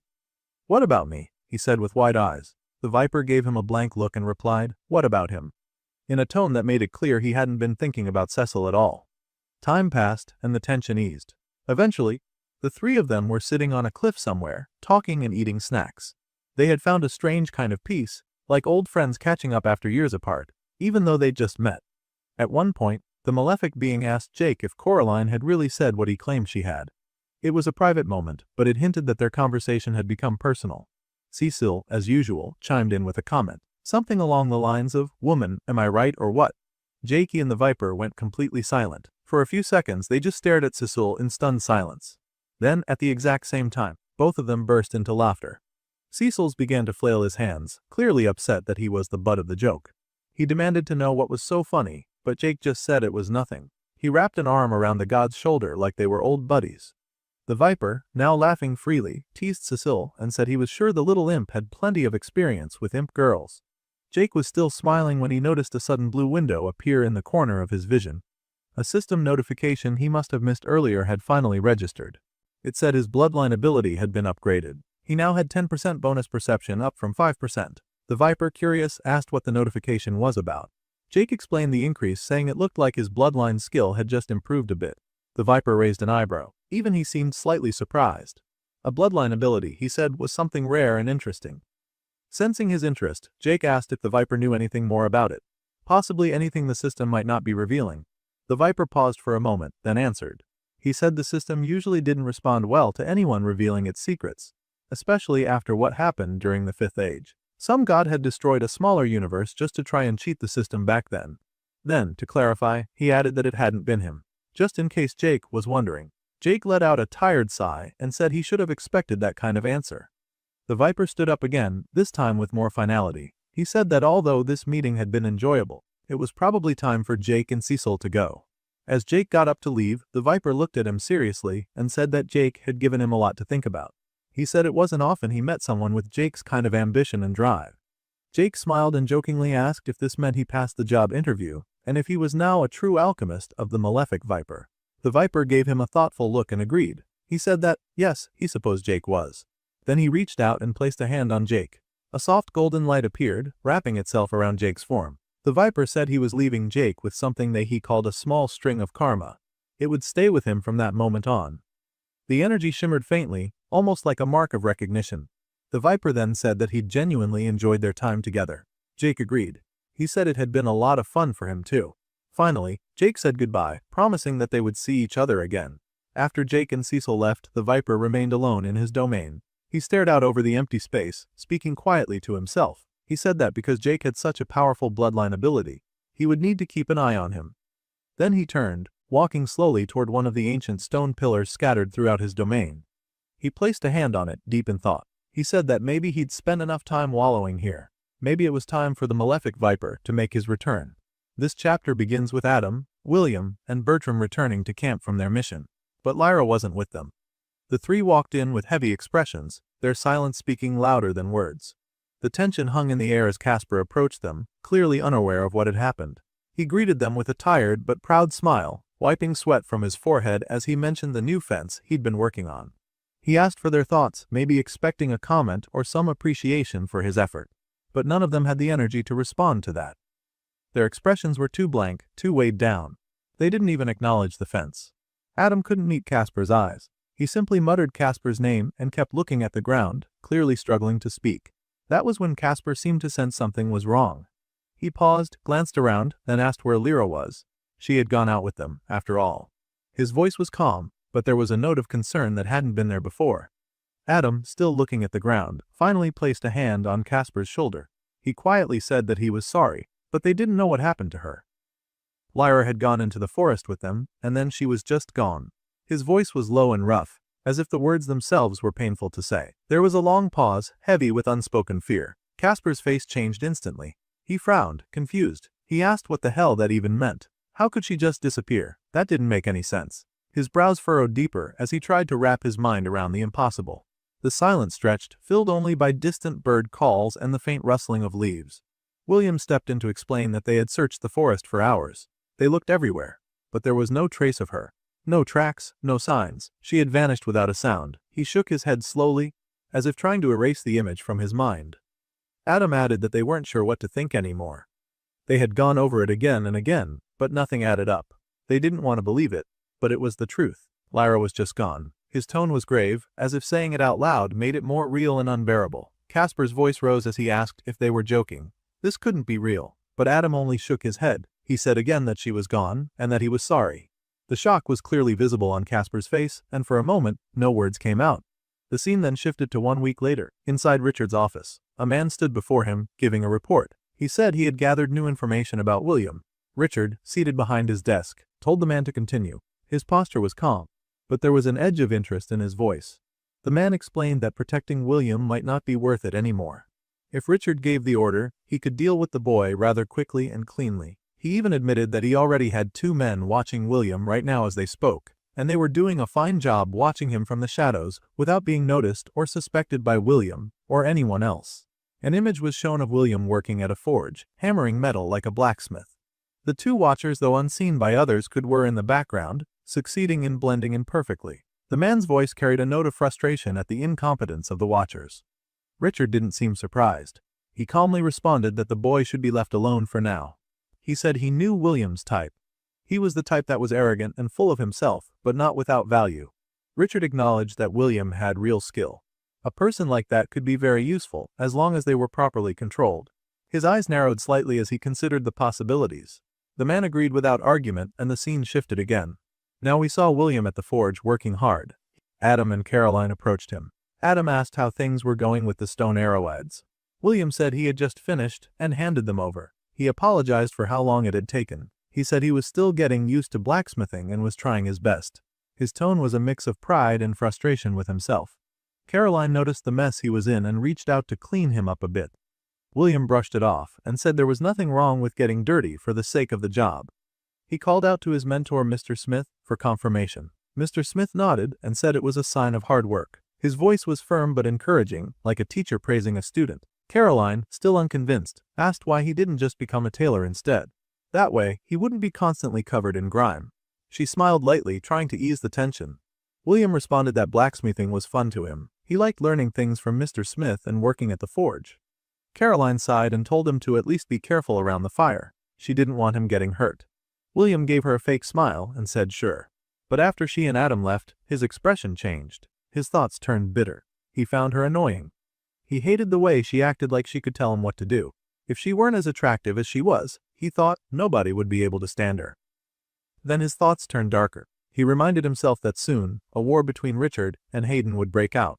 When that happened, there would be bloodshed and opportunities. He looked forward to killing people, taking their TP points, and leaving all this nonsense behind. His jaw clenched as he imagined the chaos to come. Mr. Smith interrupted those thoughts, calling for William's help to lift some boxes. William snapped out of it and agreed. Meanwhile, Adam entered another tent. He brought the arrowheads to Casper, who was working with intense focus. Casper barely looked up as Adam approached. Adam handed the items over and asked why Casper hadn't gone to get them himself. He suggested maybe Casper needed a break. Casper replied that he didn't go because he didn't want to see someone. At first, Adam assumed he meant Mr. Smith, but Casper corrected him. He meant William. The name hung heavy in the air between them. That got Adam's attention. He brought up the subject directly, asking if Casper really suspected William had something to do with Lyra's disappearance. Casper's answer was sharp. He said that anyone who acted innocent had something to hide. There might not be proof, but his gut told him William couldn't be trusted. He even added that Jake wouldn't have trusted someone like that. Casper's eyes were hard, filled with suspicion. Adam could see how strained Casper was. He reached out and put a hand on his shoulder, asking gently how long it had been since Casper last got any sleep. Casper angrily knocked the hand away. He yelled at Adam not to patronize him. If Adam didn't want to help, that was fine. But he should just leave him alone. The tension between them was thick. Adam backed off a little but said he didn't think Casper was entirely wrong. Still, he pointed out that the way Casper had been acting, like pacing around the camp and watching William like he was prey, was starting to scare the others. People were whispering about him. Some were saying he might snap at any moment.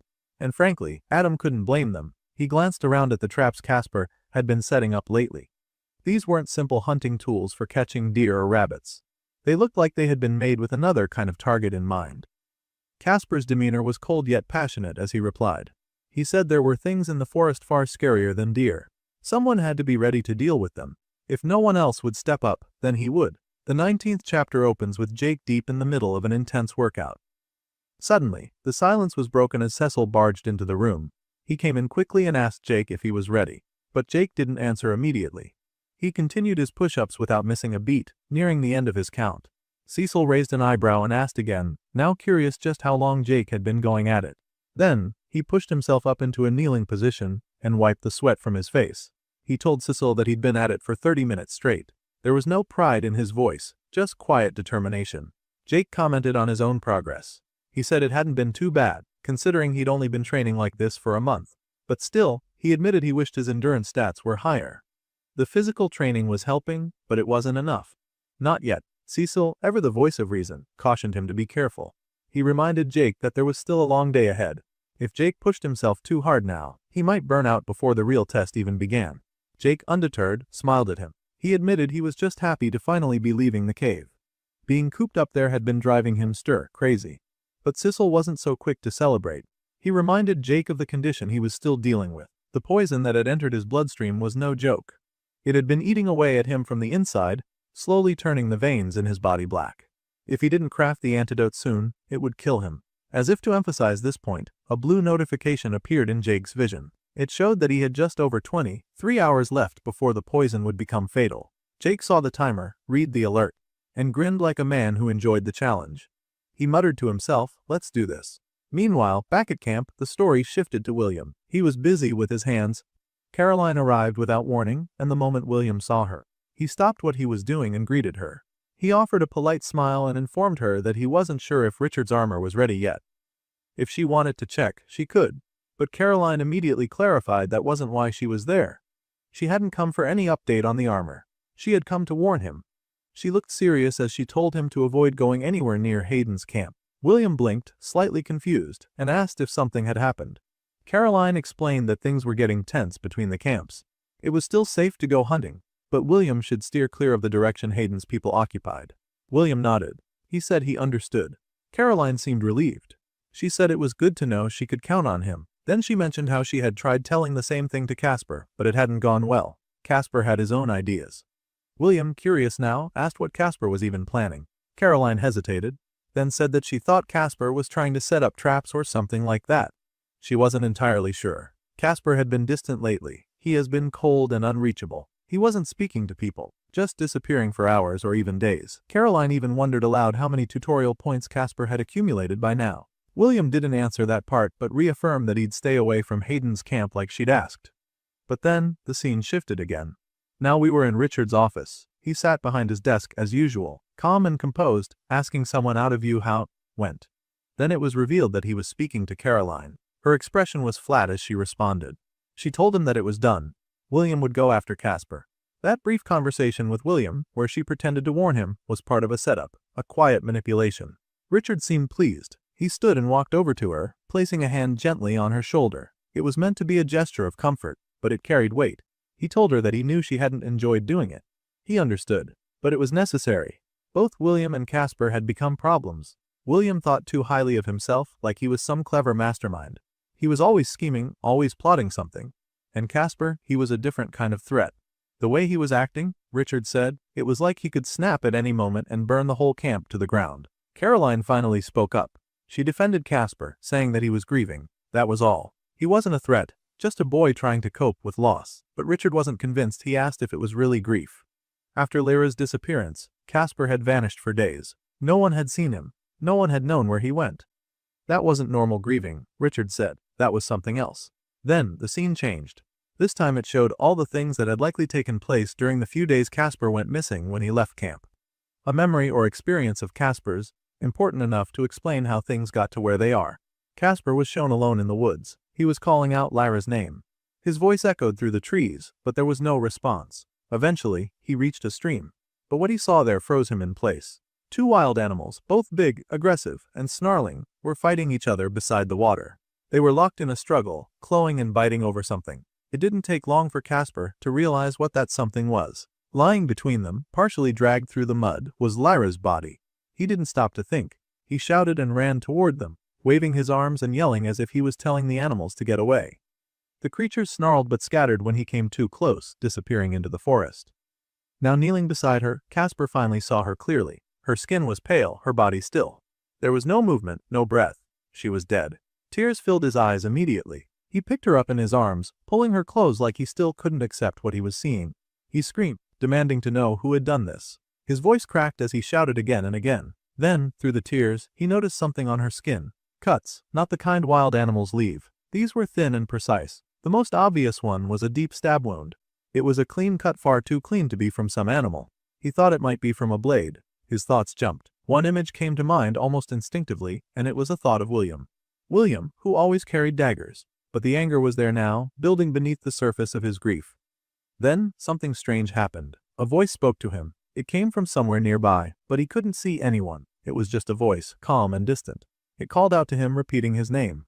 Casper looked around, confused, asking who was there. The voice ignored the question. It asked him something else. It asked Casper if he wanted to bring Lyra back. He answered without thinking, immediately shouting yes. That one word was all the voice needed.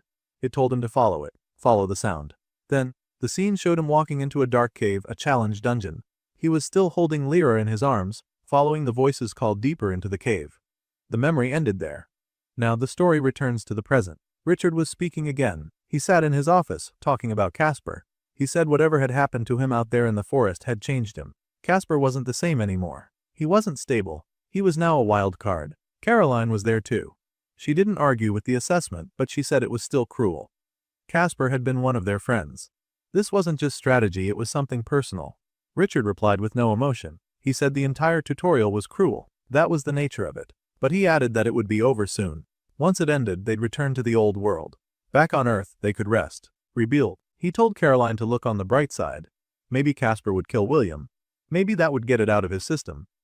Maybe after that, he'd go back to the way he used to be. Caroline mentioned that Adam would be happy to have his old friend back. Richard agreed. He said that was what both of them wanted. Both him and Caroline. Then, shifting to a different tone, he hinted at something else. He spoke about how all their support and loyalty could lead to something good. He talked about Caroline and Adam having their happy ending. Happily ever after, he called it. Caroline didn't say much to that, other than mentioning her desire to get out of this awful world. She referred to it bluntly as a hellhole. Richard just smiled at her words. Then he remarked how the young and foolish were willing to do anything for love. The conversation ended there. The story then moved to a new location. Somewhere deep in the forest again. Casper was waiting. He stood in a quiet clearing alone, looking around like he was expecting something or someone. After a short silence, he heard movement in the bushes. He tensed, then turned his head slowly toward the sound. William appeared, just as Casper had hoped. He stepped through the trees casually, like he wasn't concerned at all. He greeted Casper with a smirk, asking if Casper had been waiting for him. Casper, calm but intense, said it was about time he showed up.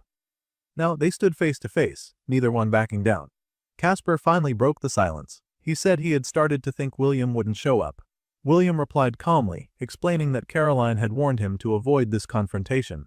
But William couldn't resist. He admitted he had seen how Casper had been staring him down back at camp. It was obvious Casper wanted a fight. Yet, William added that he didn't understand why Casper would want to fight him at all. Casper had grown tired of William's arrogance and pretending. He told William to stop acting innocent. Casper was certain William had killed Lyra, his girlfriend. William shrugged and said that even if it was true, he didn't see the point of all this. He reminded Casper that he was far stronger and more experienced, having hunted more than Casper ever had. William believed Casper didn't care about strength or hunting anyway, so why bother? Casper's anger flared. He thought it was ridiculous for William to question why someone would seek justice for someone they loved. The very idea that Casper wouldn't care was absurd. As Casper's anger rose, memories of Lyra flooded his mind. The story of their relationship began to unfold. It was not just a passing thought, but a deeply personal recollection that fueled his pain and determination. They had met for the first time in a simple moment. Casper had introduced himself awkwardly. Lyra had laughed softly when she heard his name, saying it reminded her of a movie character. Casper had been nervous and shy, calling his own name stupid. But Lyra told him she thought it was cute. That small compliment made him feel both happy and nervous at the same time. A week later, they were sitting by a campfire. Casper offered Lyra some food. Then, unexpectedly, she asked him to go out with her. Casper repeated the question back in surprise, as if unsure it had really happened. Lyra blushed and apologized quickly. She explained why she had asked. She said she thought Casper was nice, and that she enjoyed spending time with him. She worried she might have been stupid for asking.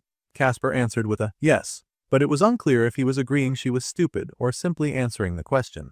Realizing the confusion, he babbled nervously, trying to clarify that he meant yes to going out with her, not that she was stupid. Just as he feared he might have ruined his chance, Lyra kissed him on the cheek. That quiet gesture stopped his frantic rambling and made his heart race. Back in the present, Casper's voice was harsher. He looked William in the eye and asked if he had ever lost someone he loved. William's expression grew colder. He challenged Casper, asking if he had truly lost all sense of logic because of this love Casper spoke of. Casper's eyes filled with tears. The pain he felt was raw and deep. He told William that when you love someone, they become your entire world. If you lose that world because of someone else's actions, you want revenge. The longing for justice, or perhaps vengeance, was all-consuming. William responded coldly. He said fighting Casper wouldn't bring Lyra back, so what was the point? His words were like a knife, cutting through Casper's anger with blunt realism. Casper admitted it didn't make sense logically, but he couldn't let go of it.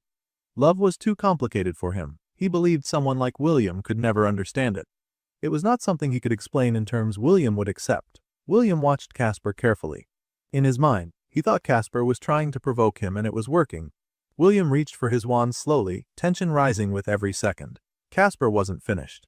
He accused William of looking down on how others felt. He said that was William's greatest weakness. That flaw made William more broken than Casper felt himself. Now holding his wand firmly, William said he had had enough. He warned Casper to obey him if he wanted to spare his life. It was the final warning. Casper looked at William without fear. He told him threats didn't work on him. He wasn't afraid to die. Not after everything he had already lost. The determination in his eyes was clear. He wasn't bluffing, not even in the slightest. The confrontation escalated as William, standing with confidence, declared to Casper that he would now die. Without hesitation, he activated his telekinetic magic, launching several daggers through the air in a swift motion aimed directly at his opponent. The projectiles flew fast, but Casper reacted with perfect timing, sweeping them all aside effortlessly with a single, practiced swing of his spear. Watching this, William paused for a moment, acknowledging internally that Casper was faster than he had anticipated. There had been no delay in the way Casper had moved. It was just a fluid reaction that left no room for hesitation. Casper wasted no time. He pulled out a dagger and flung it in William's direction. The blade whistled through the air but missed its mark completely. It didn't even graze William. Standing unfazed, William began to laugh. The attack had failed, or so it seemed to him. There wasn't even a scratch to show for it. But then Casper smiled and calmly explained that the throw hadn't been intended to hit him in the first place. The dagger flew past William and struck a specific location, an exact point that triggered one of the traps Casper had set earlier in preparation for this battle. As the trap activated, a barrage of arrows was released, all aimed toward William. The sudden danger forced William to reassess the situation. In his mind, he acknowledged that the tactic had been clever. He hadn't seen it coming. However, he responded quickly, using his magic to erect a barrier or shield of some sort, managing to block the arrows before they could reach him. Seeing an opening in the chaos, Casper surged forward. He closed the distance between them, spear in hand, pressing the attack. William began to dodge, weaving and moving away from each spear thrust as Casper continued to strike. But then, without warning, William's leg snapped shut inside another trap. This time, it was a bear trap specifically designed by Casper ahead of time for this very fight. Reacting instantly, William used his magic to force the trap open, freeing himself before it could cause more serious injury. He prepared to make a break for it, but Casper was already on top of him again. He went in with another strike, this time aiming directly for William's head. Although William managed to dodge at the last moment, the spear's edge still grazed him. A thin line of blood appeared where the tip had cut him, marking the first time Casper had actually landed a hit in the fight. William jumped backward, creating space between them once more. Surprised by the cut, William looked at Casper with renewed interest and told him he wasn't half bad. A moment later, he announced that he would now be stepping things up a notch. With that, he began activating more of his telekinetic magic. Dozens of daggers once previously hidden or stored rose into the air all around him, forming a deadly display of weapons that floated above, each pointed in Casper's direction. William sent the blades flying toward him all at once, daring Casper to try deflecting them like he had before. Casper, standing calmly, began to speak. As he did, a black aura began to form around him. He explained that during a challenge dungeon, he had met someone who had picked him up when he was at his lowest. That person had made him a deal. The dark energy around him thickened. With his arms extended outward and his eyes closed, Casper did not move as the daggers flew toward him. The black aura swirled and expanded, and then something unusual began to happen. William's magic seemed to lose its grip on the weapons. The daggers had previously obeyed his control without resistance, now trembled in the air, losing momentum and slowing as if something stronger was interfering. Casper continued speaking, his voice steady. He said that the deal he made had granted him power. The black smoke around him intensified, beginning to twist and spiral into a vortex. He described this power as something born from emotion, a force that thrived not on logic or control but on feeling. The dark vortex condensed, and from within it formed a ball of concentrated energy. Casper held it forward and told William to witness the strength that someone like him, someone without deep emotion, could never grasp. He gave the energy a name. He called it the resentment of the fallen. William, upon seeing the display, froze. The sheer intensity of the aura overwhelmed him. His confident demeanor cracked, and his mind struggled to process what he was seeing. He stumbled backward, and in doing so, tripped over a small rock behind him. Losing his balance, he fell to the ground. Now sitting in the dirt, William raised his hands in surrender. His tone changed completely as he pleaded with Casper not to kill him. He promised to leave the camp if he was spared. Casper, the black energy still swirling around him, replied that he had never intended to kill William. The point had never been to end his life. Instead, it was to show him the power he possessed. He said the fight, while unnecessary, had served its purpose. And before leaving, he added that he still had to hit William just a little. He had to give him something to remember him by. Confused by this sudden shift, William asked if he truly intended to leave now. Casper replied with a simple farewell, saying he hoped their paths would never cross again. Then, with the black smoke engulfing him, Casper vanished. The smoke swirled and collapsed inward, and he was gone. Moments later, in another location entirely, 3 cloaked figures stood in a circle around a glowing magical insignia drawn on the ground. In the center of this symbol, Casper reappeared. He stood before them and declared that he was done. One of the figures, cloaked and speaking with authority, praised him for his efforts. They acknowledged that the ritual had likely confused him, but confirmed that their patron was pleased with what he had done. Then, from beneath one of the robes, a skeletal hand emerged. It reached out toward Casper and welcomed him. The figure told him to rise and to accept his place in the afterlife. William remained alone, standing silently in the field where the confrontation had just ended. Casper had vanished moments ago in a swirl of black smoke, leaving nothing behind. From where William stood, it looked as if Casper had simply exploded and disappeared into nothingness. The scene was so abrupt and disorienting that for several seconds William didn't even move. He just stood there, trying to make sense of what had happened. His mind spun as he recalled the immense pressure and raw power that had poured off Casper during those final moments. He remembered that Casper had said it was a power fueled purely by emotion. That part stuck with him. But whatever it was effective, and more importantly, William wanted it. That kind of strength. Meanwhile, far from the battlefield, Jake, the story's main protagonist, sat in a meditative pose. His eyes were closed, his posture steady, but the signs of his condition were growing worse by the minute. Beside him, the small blue imp Cecil hovered nearby, watching him closely. Cecil couldn't help but worry. Even just looking at Jake was difficult now. The dark poison visibly pulsed through the veins that spread up Jake's neck, and the signs of its toll on his body were clear. He looked like he was in pain, yet he sat completely still, breathing in and out, focused entirely on whatever inner calm he was trying to maintain. In Cecil's mind, the thought rang, if it were him in Jake's position, he'd be terrified. No doubt about it. The idea of sitting calmly with death approaching so quickly felt impossible. He didn't understand how Jake was able to keep it together. And then Jake spoke, breaking the silence without even opening his eyes. He told Cecil to stop staring. Startled, Cecil asked how he even knew he was being watched. Jake responded calmly, saying that he could sense everything. Even with his eyes shut, he was aware. That was a result of his bloodline ability, one that heightened his awareness to an unusual degree. Cecil admitted that he was worried. He felt like he was the only one who truly grasped how little time was left. The timer was running out, and Jake wasn't doing anything. He pointed this out, frustrated, asking Jake how long he intended to just sit there meditating instead of doing something about the poison. Jake answered without panic. He said he would continue meditating until he was ready. That was all. Still concerned, Cecil pushed further, questioning why Jake wasn't trying to brew an antidote right now. He reminded Jake that he had just 1 hour left before the poison would become fatal. Time was slipping away, and this seemed like the moment to act. Jake's reply was calm and rooted in something personal. He thought back to his time in college and remembered how people used to panic before big exams. He had seen how that kind of panic helped no one. The students who freaked out often performed worse. He had learned that the best thing to do in those moments wasn't to stress, but to relax. He compared the situation to archery.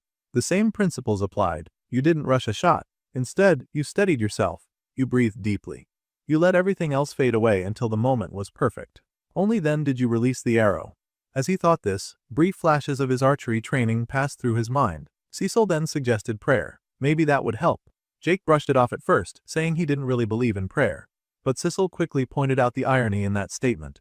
After all, Jake had met a god just last week. The malefic viper, a real divine being, had spoken to him directly. Hearing this, Jake conceded. He admitted he hadn't thought about it that way. Meeting the viper had changed things. And it was true that the god had blessed him. He opened a blue notification window and showed it to Cecil, revealing that he had received the blessing of the malefic viper. The notification identified Jake as a true alchemist recognized by the god itself. Jake explained that the blessing came with significant stat boosts. They had helped a lot. It wasn't just a symbolic gesture. The god's power had made him stronger in real, tangible ways. He then mused aloud that maybe prayer wouldn't be such a bad idea after all. Still, knowing the viper's personality, he joked that any prayer sent its way might just go straight to voicemail. Despite his earlier doubts, Jake eventually decided to try praying to the malefic viper anyway. But in typical Jake fashion, he didn't do it the conventional way. He looked upward and cursed at the god, calling the malefic viper stupid and reckless. He shouted that if he were to die today, he'd make it his mission to hunt the viper down in the afterlife and make him pay.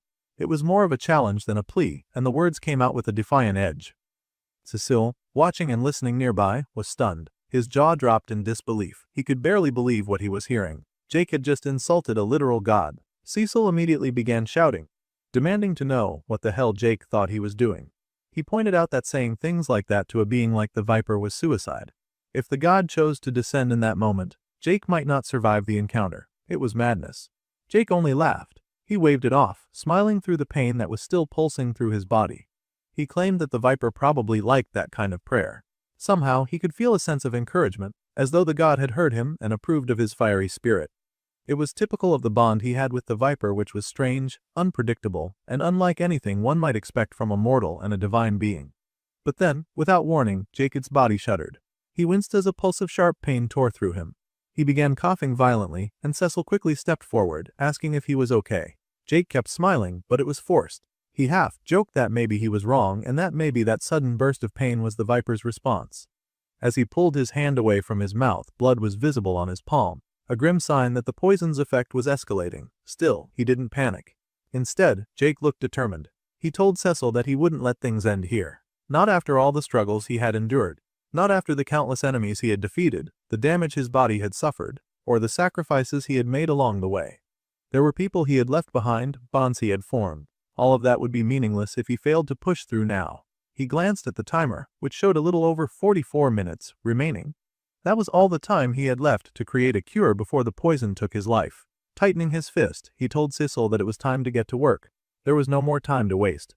Jake moved quickly. He began setting up all the necessary tools and ingredients on the table in front of him, which was his working surface. Every movement was deliberate and practiced, the mark of someone who had spent years mastering the art of alchemy. The first step was extracting the juices from a rare kind of mushroom. This required care and precision. He then combined that with a special mixture of blood and aged moss. The process was time-consuming, and it demanded intense concentration. He had to avoid slipping into a haze from the pain. Cecil supported him by fetching more supplies and making sure everything stayed in order.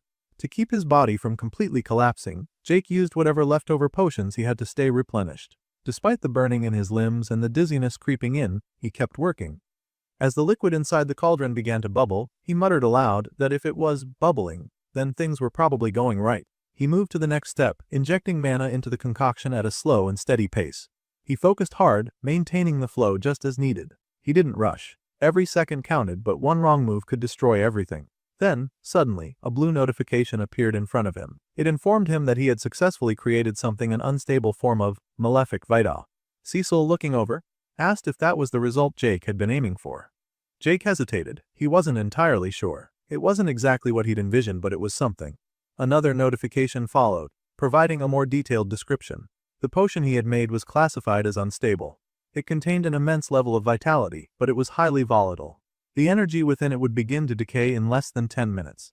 That meant they had a very small window of opportunity to use it. Jake, still unsure if it would work, voiced his confusion. The description didn't clarify whether it would actually counteract the poison, but with time running out, Cecil reminded him they didn't have the luxury of hesitation. They had to act. Now, looking back at the timer, Jake saw that less than a minute remained. That was all he had left. Making a decision, he picked up the potion and drank it. As the liquid passed down his throat, Cecil wished him good luck, his voice quiet but sincere. After a few moments, Cecil asked if Jake felt any different. Jake admitted that he didn't, at least not yet. But he could feel the countdown approaching its end. He pointed out that the poison was about to kick in. And then, as if on cue, it did.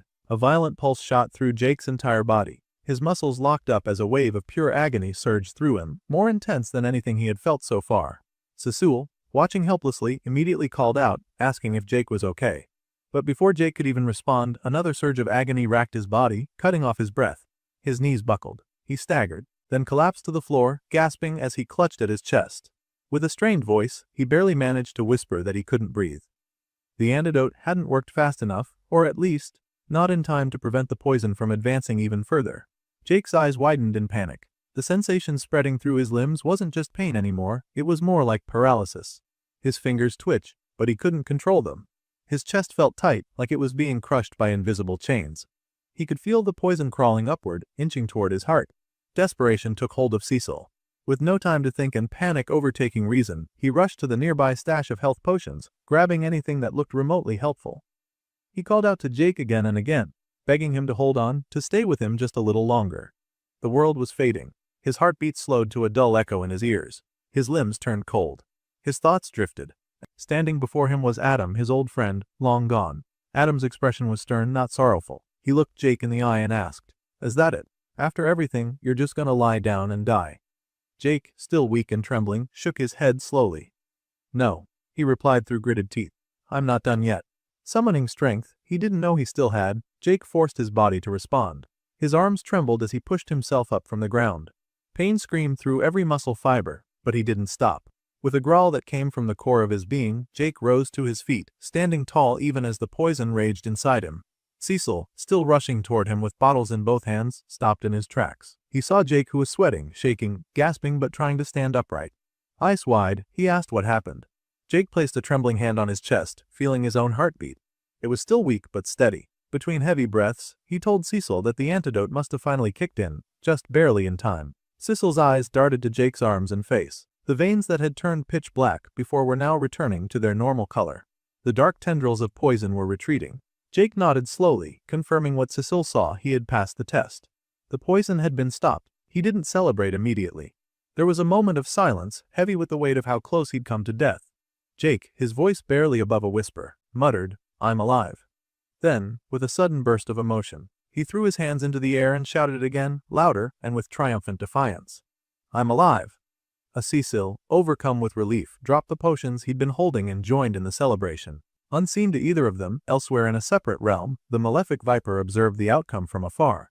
His massive, serpentine body coiled in the shadows, his eyes glimmering with interest. He murmured to himself that Jake had done fairly well. Though the antidote he concocted could have been more stable, the sheer force of Jake's willpower and vitality had pushed him through the ordeal. The god acknowledged that his belief in Jake hadn't been misplaced. In fact, he was beginning to see that this mortal might be something truly special. Back in the dungeon chamber, Jake was still catching his breath when a blue notification window shimmered into view before him. It informed him that he had successfully cleared the dungeon. His rewards would be delivered shortly, and the dungeon itself would close in the next 4 hours. Jake stared at the message. They had done it. Against all odds, Jake had survived. Jake, now out of immediate danger, took a moment to assess their situation. He looked around and calmly stated that he didn't have much to carry with him. Then he turned to Cecil and asked what about him. Cecil blinked, caught off guard. It was clear from his expression that he hadn't expected to be asked. He hesitated, unsure of how to answer. But Jake wasn't just making conversation as he followed it up with a more direct question: was Cecil coming with him? That made Cecil freeze for a second. He looked genuinely surprised, even confused. He hadn't thought about it. After everything that had happened, he hadn't considered what would come next for him. So, he asked Jake if he really wanted him to come along. Jake answered without hesitation. Of course he did. He told Cecil that he wouldn't leave him behind. After everything they had faced together, they were in this for the long haul. Jake raised his fist and said that they were partners. That sealed it. Cecil, moved by the gesture, raised his own fist and bumped it against Jake's. The moment was simple but meaningful. Something about it struck a chord in Cecil. The imp suddenly found himself getting emotional. Tears welled up in his eyes, and he tried to hide them. Jake noticed and asked him if he was actually crying. Cecil, clearly embarrassed and trying to save face, shot back with a flustered "If you man," turning his head slightly to hide his face. Just then, before they could say much else, Jake was hit with a barrage of blue notification windows.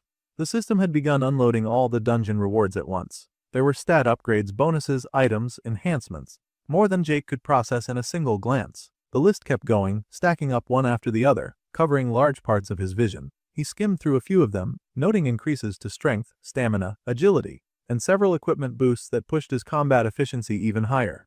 Cecil watched Jake quietly for a moment and then asked how he felt now, after getting all those rewards. Jake gave a small grin and said he felt strong, at least stronger than he had in a long time.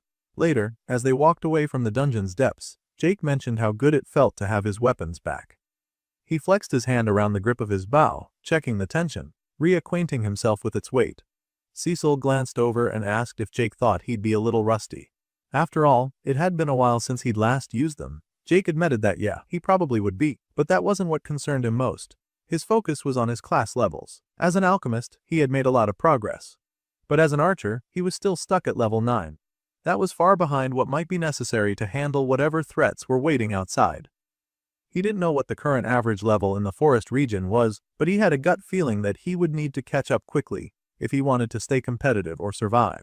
Cecil, always one for brutal honesty, pointed out that he wasn't likely to be much help in that department. He didn't have any levels, not a single one. He was purely support. Jake, realizing the truth of that, suggested that if things got rough, he could always stash Cecil back in the pocket dimension inside the magical holding necklace. It was a secure place and had kept him safe before. But Cecil immediately rejected the idea. Jake, curious, asked if he was still worried about getting trapped inside again. Cecil responded firmly. Of course he was. Anyone who had been imprisoned inside a timeless void for a millennia would feel the same. The trauma of that experience hadn't faded, and it made him uneasy just thinking about being sealed away again. They didn't dwell on the subject for long. Soon, they reached the exit of the cave, like dungeon. The moment they stepped out into the open, Cecil visibly perked up. He was excited to finally get a breath of fresh air after such a long time underground. He stretched his limbs and took a deep breath, enjoying the sensation. He looked around and commented that the outside view was much better than that cramped, musty dungeon. The moment was peaceful but short-lived. Without warning, a deep growl echoed from nearby. Jakey and Cecil turned sharply to see the source. A massive, lizard-like beast stood before them, its eyes locked on the two of them. Cecil narrowed his eyes and said it looked like they had company. The tension escalated quickly as more of the creatures appeared, slithering and stalking into view. They began to form a circle around Jake and Cecil, cutting off any easy route of escape. Cecil sighed in frustration and muttered about how they couldn't just get a moment to enjoy themselves. But Jake didn't seem troubled. In fact, his expression shifted. He calmly reached for his bow and readied an arrow. He said it was actually perfect. This was exactly what he needed. It was a real fight. He saw this encounter as an opportunity to shake off the rust and get back into proper form. Yet despite their intimidating presence, Jake assessed the threat as moderate. He had fought tougher opponents, and he was confident that he could handle this encounter. His mind raced, formulating strategies even as adrenaline sharpened his senses. Two of the velociraptors suddenly broke into a sprint, charging toward him from the left. Jake's instincts kicked in immediately. He resolved to thin the herd while the beasts were still at range, knowing that once they closed the gap, his chances would decrease sharply. Taking careful aim, he let loose 2 arrows in quick succession. The first found its mark right on the head of one raptor, piercing its skull and killing it instantly. The second arrow shot clean into the mouth of the other, forcing it to drop dead as it landed heavily on the ground. 2 down. Turning away from the fallen creatures, Jake barely had time to catch his breath when the other 2 velociraptors lunged at him. Cecil, ever watchful, warned Jake just in time of the impending danger. With teeth bared and jaws wide open, one raptor roared as it lunged forward, attempting to seize Jake in its powerful bite. Reacting with lightning speed, Jake jumped out of the way, narrowly evading the deadly attack. He made a mental note of the raptor's impressive speed. Was it truly the beast that was so fast, or had Jake's reflexes slowed? He shook the thought off and stayed focused. Suddenly, Cecil called out again, his voice filled with alarm. The imp's life was at stake as one of the raptors was chasing him relentlessly. But Jake, now fully engaged in the fight and having been spotted by the raptor he had dodged moments earlier, replied coolly to Cecil that he was a little busy at the moment. Without hesitation, the raptor lunged again with a violent roar, jaws snapping toward Jake's head. Instinctively, Jake drew his blade as the beast came close, meeting its attack head-on. With a precise slash, he cut deeply into the raptor's neck, severing vital arteries. The beast staggered, bled heavily, and collapsed to the ground, dead. Jake wiped his brow, catching his breath, and noted aloud that only one more raptor remained. But just as he thought the battle was winding down, a dangerous sensation prickled his senses. He turned sharply and froze. The forest around him was no longer quiet as the bushes rustled and shifted, and more velociraptors appeared. Far more than before, dozens of glowing eyes locked onto him as the pack growled menacingly. A slow smile spread across Jake's face. He spoke softly to himself, convinced this was no accident. This had to be some kind of test from the universe, maybe a challenge designed to measure how much he had grown so far. It was a chance to prove himself. Confident and unafraid, he declared boldly that he would not fail. Raising his blade with determination, he prepared for their attack. The pack charged simultaneously, a blur of snapping jaws and claws. Jake met them head-on, his blade slicing through the air. With quick, heavy blows, he struck each raptor once, staggering several and dealing damage with every swing. The rhythm of the fight was intense as it was fast and brutal. As he fought, his mind kept turning to his own resolve. He vowed silently to himself that he would keep fighting until he became the strongest, no matter what it took. Suddenly, a raptor growled close behind him, attempting a sneak attack from the rear. Jake pivoted quickly, slashing at the beast's body and forcing it back. Then, with precision, he stabbed his blade deep into the raptor's open mouth, ending its threat. As he did so, he thought about how he had already overcome the grueling challenge dungeon. Surely he could survive this as well. Before he could relax, 3 more velociraptors burst out from the bushes, growling aggressively.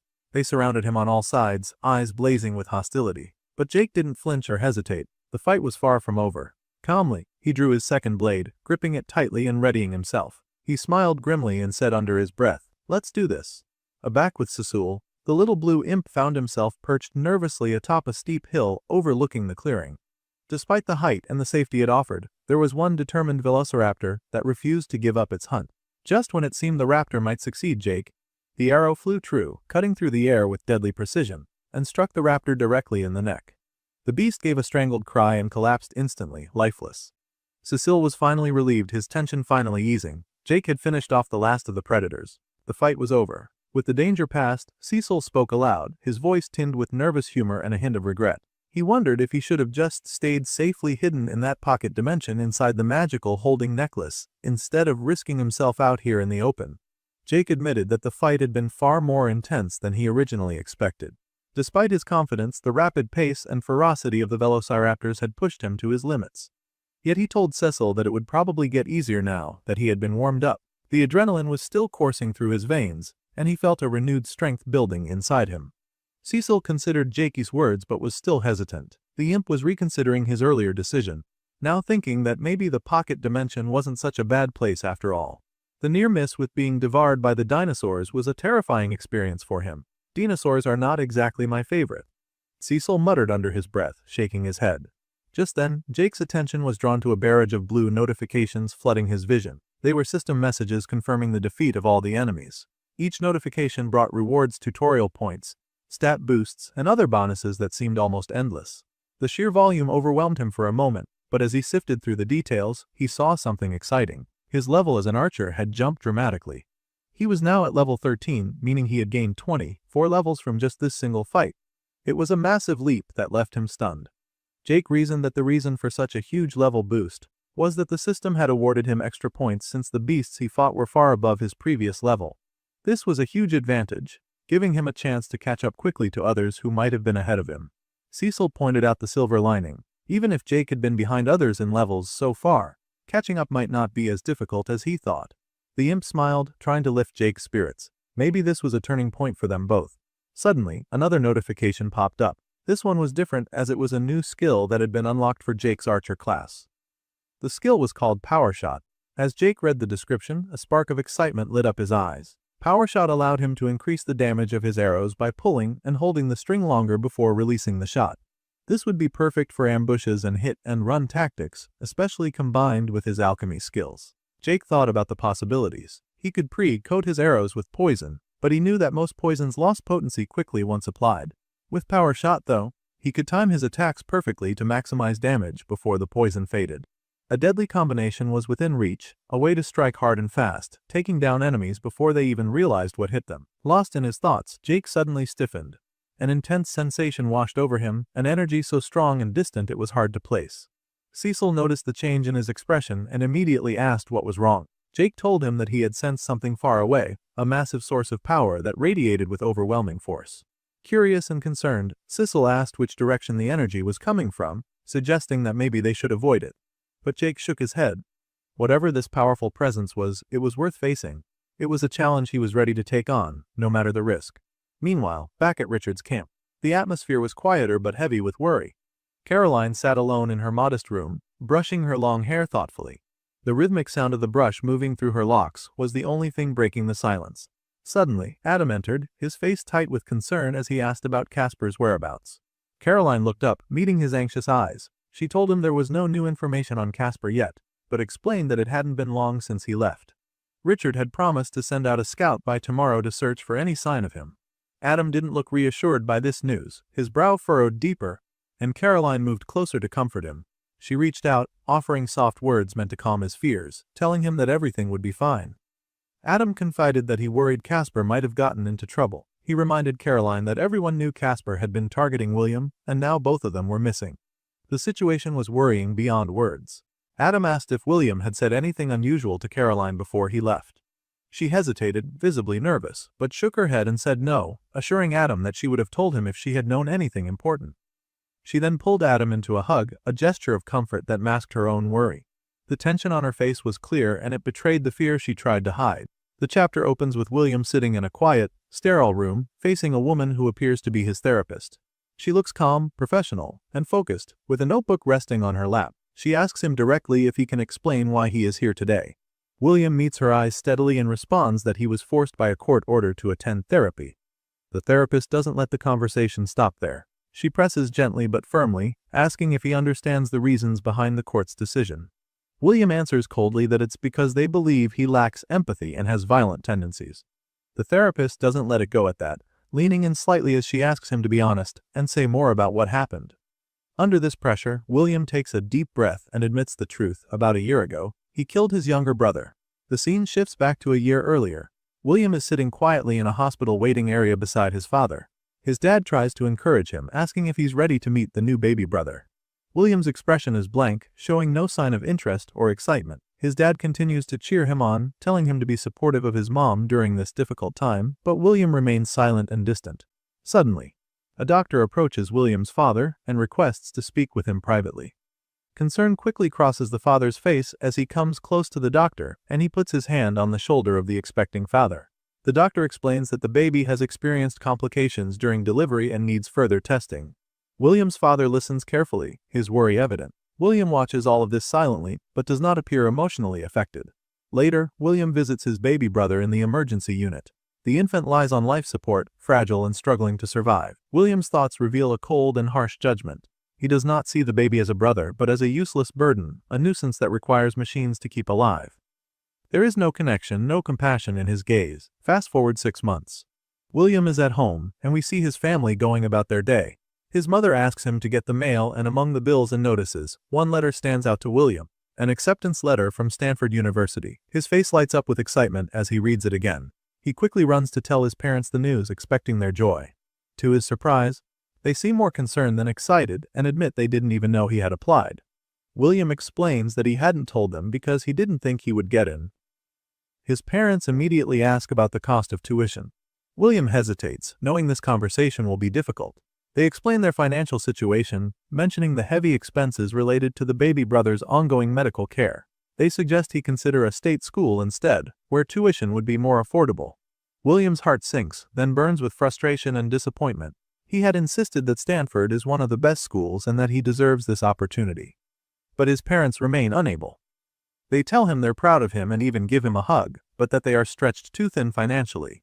They want him to be realistic and understand their situation. This rejection fuels a growing anger inside William. His feelings spiral out of control as he visits the baby brother once again. This time the bitterness takes over completely. Inwardly, William lashes out at the newborn, calling him barely human and blaming him for tearing the family apart.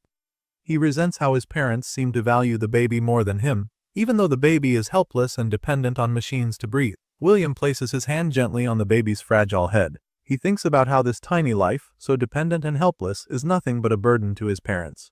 He slowly reaches out and disconnects the baby's life support. The monitors immediately begin to beep wildly, signaling the baby is suffocating. Moments later, William's parents rush into the room, panic written all over their faces. They find William standing beside the baby as the life support machines go crazy. His mother pushes past him, desperate to reach the child. With tears in her eyes, she asks him what he has done. William looks at her coldly and says simply that he has solved their financial problems. The weight of those words hangs in the air. His mother breaks down in pain, realizing their baby brother is no longer breathing. But William doesn't seem to understand why they are so upset or frantic. He asks them why they are making such a fuss. In his mind, removing the baby who was ruining their lives was an act of liberation, a solution to their suffering. William's father, anger now flooding his face, grabs William roughly by his shirt. He demands how his son could do something so cruel. William replies without remorse, telling them he was just trying to help. 1 year after that terrible night, William finds himself locked away in a cold, clinical facility. He is given drugs every day to keep his mind quiet, to control his anger and impulses. The medications dull his thoughts so much that he can barely think straight anymore. Time seems to lose meaning inside the white walls. William cannot even tell how long he has been there. More than anything, he cannot understand why he is there, or why his parents have abandoned him. Their silence and absence feel like punishment, but for what? The boy still didn't get what he did wrong, but that day something happened. This was the day everything changed, the day the old world seemed to turn upside down. That day, a blue notification appeared in front of him, marking the start of a tutorial sequence.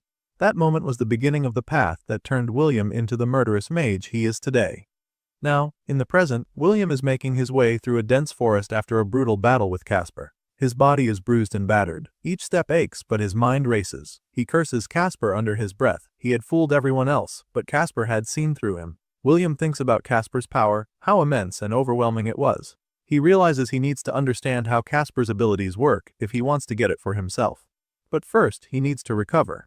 He remembers how Casper didn't try to kill him outright, yet the energy spell Casper used was so powerful it nearly ended his life. The memory of that energy still burns in his mind. And although that seemed to take up all his mental resources, the boy had another problem entirely. His throat was dry and raw. He feels dizzy and weak. If he doesn't find water soon, he knows he will collapse. Just then, almost as if on cue, he hears the sound of flowing water nearby. He spots a small stream cutting through the forest. Relief hits him hard, but then he hears footsteps approaching the water. He quickly hides behind a large rock, careful not to make a sound. Through the bushes, he sees a figure moving toward the stream. William squints, trying to get a better look. As the person bends down to fetch water, William's breath catches. He recognizes the figure. It's someone familiar, someone from his past. For a moment, William hesitates. After William realizes who the man at the stream is, Jake, our protagonist, the story takes us back to just a short while earlier. Jake had arrived at the scene of the aftermath of a powerful clash, unaware it was the result of a fight between Casper and William. As he stands over the large crater in the ground, Jake tries to make sense of what happened. He comments that it feels like there was a massive release of energy, an explosion that suddenly vanished without a trace. Cecil, floating nearby, looks around in awe and wonders aloud what kind of magic soul could cause such destruction. Jake doesn't have a solid answer. He speculates that it might have been some sort of magical bomb or weapon, considering how unnatural the blast pattern appears. Still observing the crater, Jake wonders if the person responsible could still be nearby. He considers acting quickly, thinking maybe he could catch them before they disappear. But Cecil doesn't seem too eager to stick around for that. He tells Jake that he's heading back into the holding necklace and jokes that it's not worth risking his life, especially on his first day out of a cave he's been trapped in for millennia. Jake shrugs and tells Cecil to do what he wants, but warns him not to complain later about being bored. With that, he uses the necklace to send the imp back into the pocket dimension. Finally, he's gone. Jake mutters to himself, sounding more relieved than he lets on. But Cecil's voice echoes back from within the necklace, saying he can still hear everything Jake says. Jake smirks and lies, claiming he knew that all along. Now, back in the present, Jake is kneeling at a stream filling a bottle with water. Quietly, he speaks into the necklace, telling Cecil that someone is hiding behind a nearby rock. Cecil, still inside the pocket dimension, asks if Jake thinks it's the same person who caused the massive crater earlier. Jake doesn't think so. He can sense that the hidden figure is powerful, but not on the level needed to cause such devastation. Cecil asks what Jake plans to do. Jake answers that he'll play it safe for now. He instructs Cecil to be quiet so whoever is watching doesn't realize he's carrying magical items. Jake then calls out asking if someone is there. Hearing this, William assumes he's been discovered and steps out from behind the rock. He greets Jake with a fake smile and acts friendly, asking what brings him to that area. Jake replies that he recently left a cave and is just exploring. William nods, thinking to himself that Jake probably doesn't recognize him. Back then, all the tension between Jake and Richard must have distracted him. The two shake hands. Jake casually asks if William knows of any nearby survivor camps. William confirms that there are a few, mentioning that he's part of one. Jake presses further, asking who the leaders are. William explains that the main ones are Hayden and Richard, but the two are currently at odds and in the middle of a war. This surprises Jake. He thought their main problem would be fighting monsters, not each other. William agrees, telling him not to worry and offering to lead him safely back to Richard's camp. He says he knows the safest routes. Jake agrees to go with him and asks William to tell him more about the campmates. He's curious to know if he recognizes anyone. William introduces himself by name, saying he's William, but Jake doesn't give his own name in return. He simply nods and urges them to start moving. William, meanwhile, begins to grow suspicious. He notices that Jake never gave his name and starts trying to remember what it was. All he can come up with is Jacob.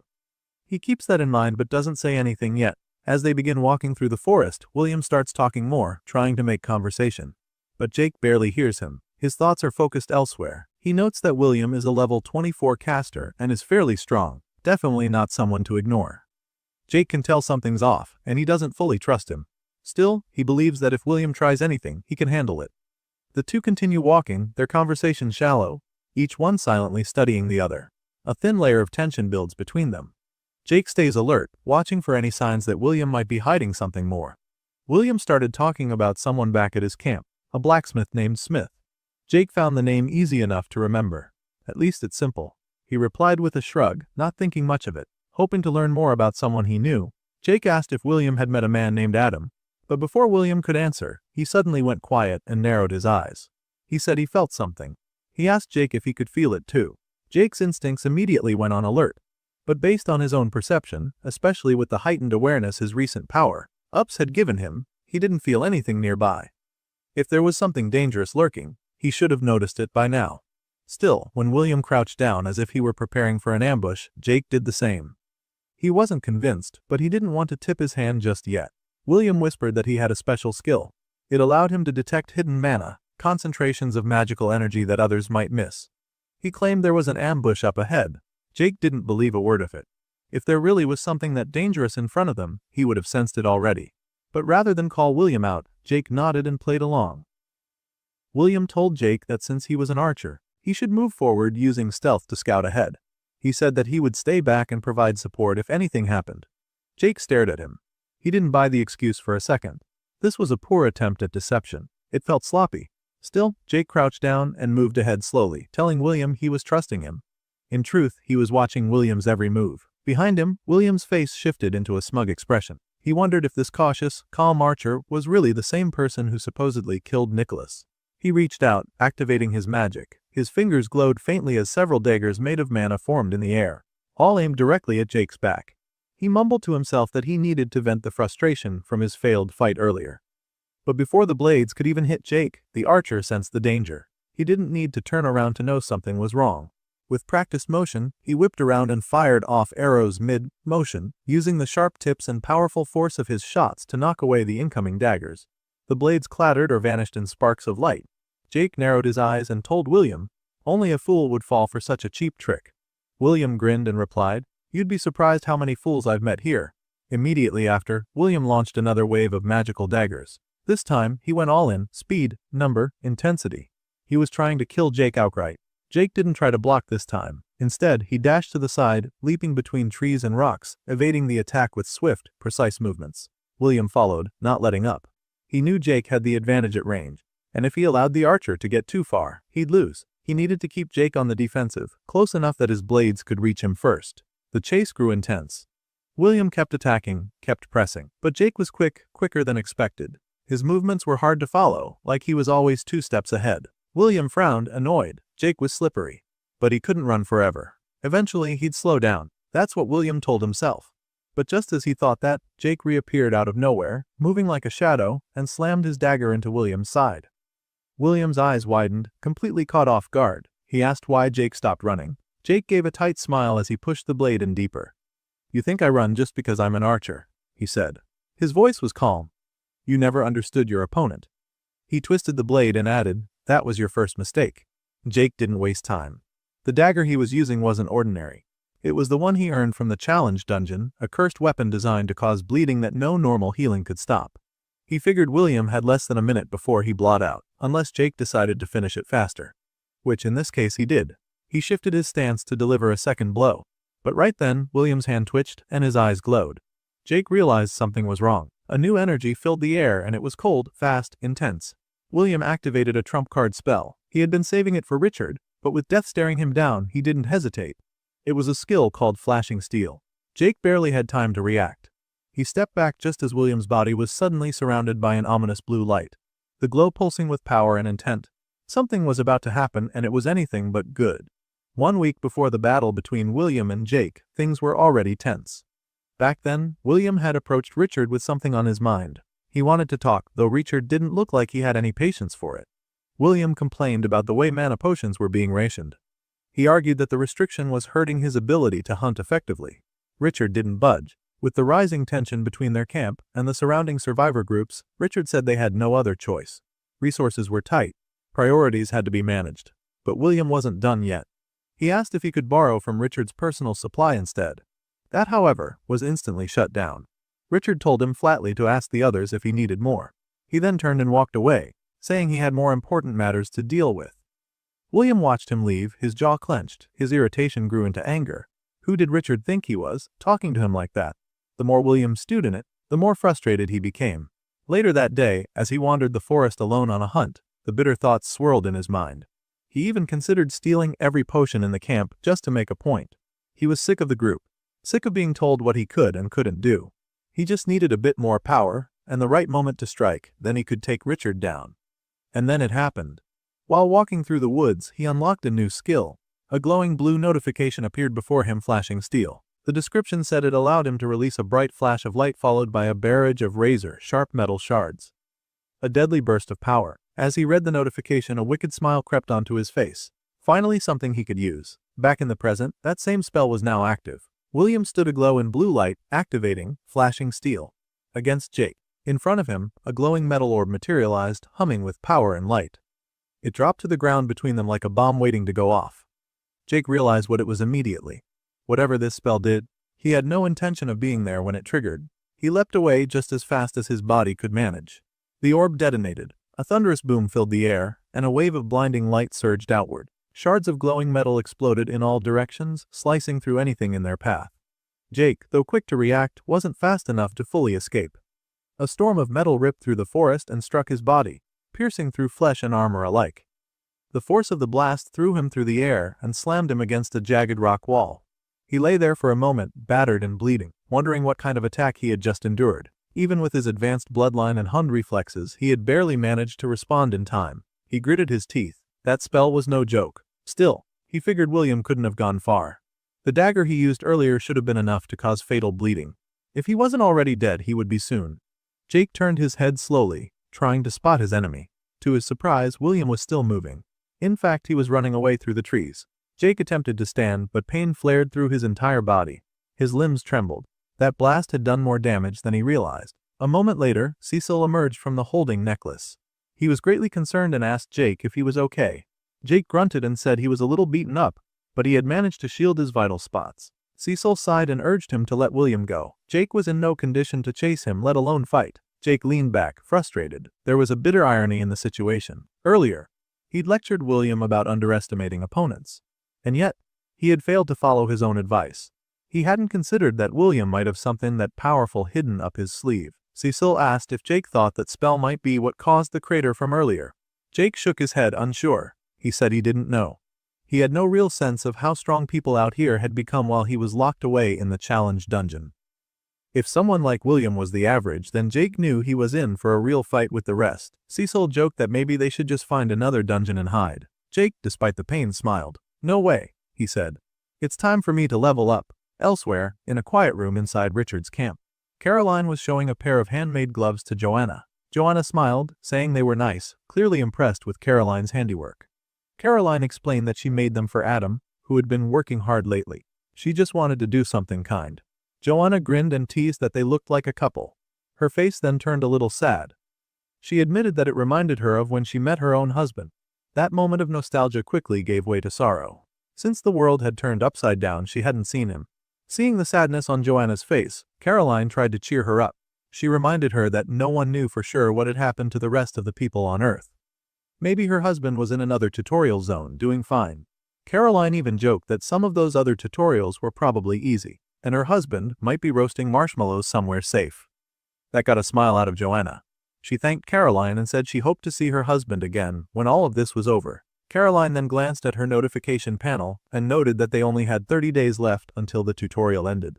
Soon they'd be able to return to their real lives. Suddenly, a man burst into the room, calling for Caroline. She stood up and asked what was wrong.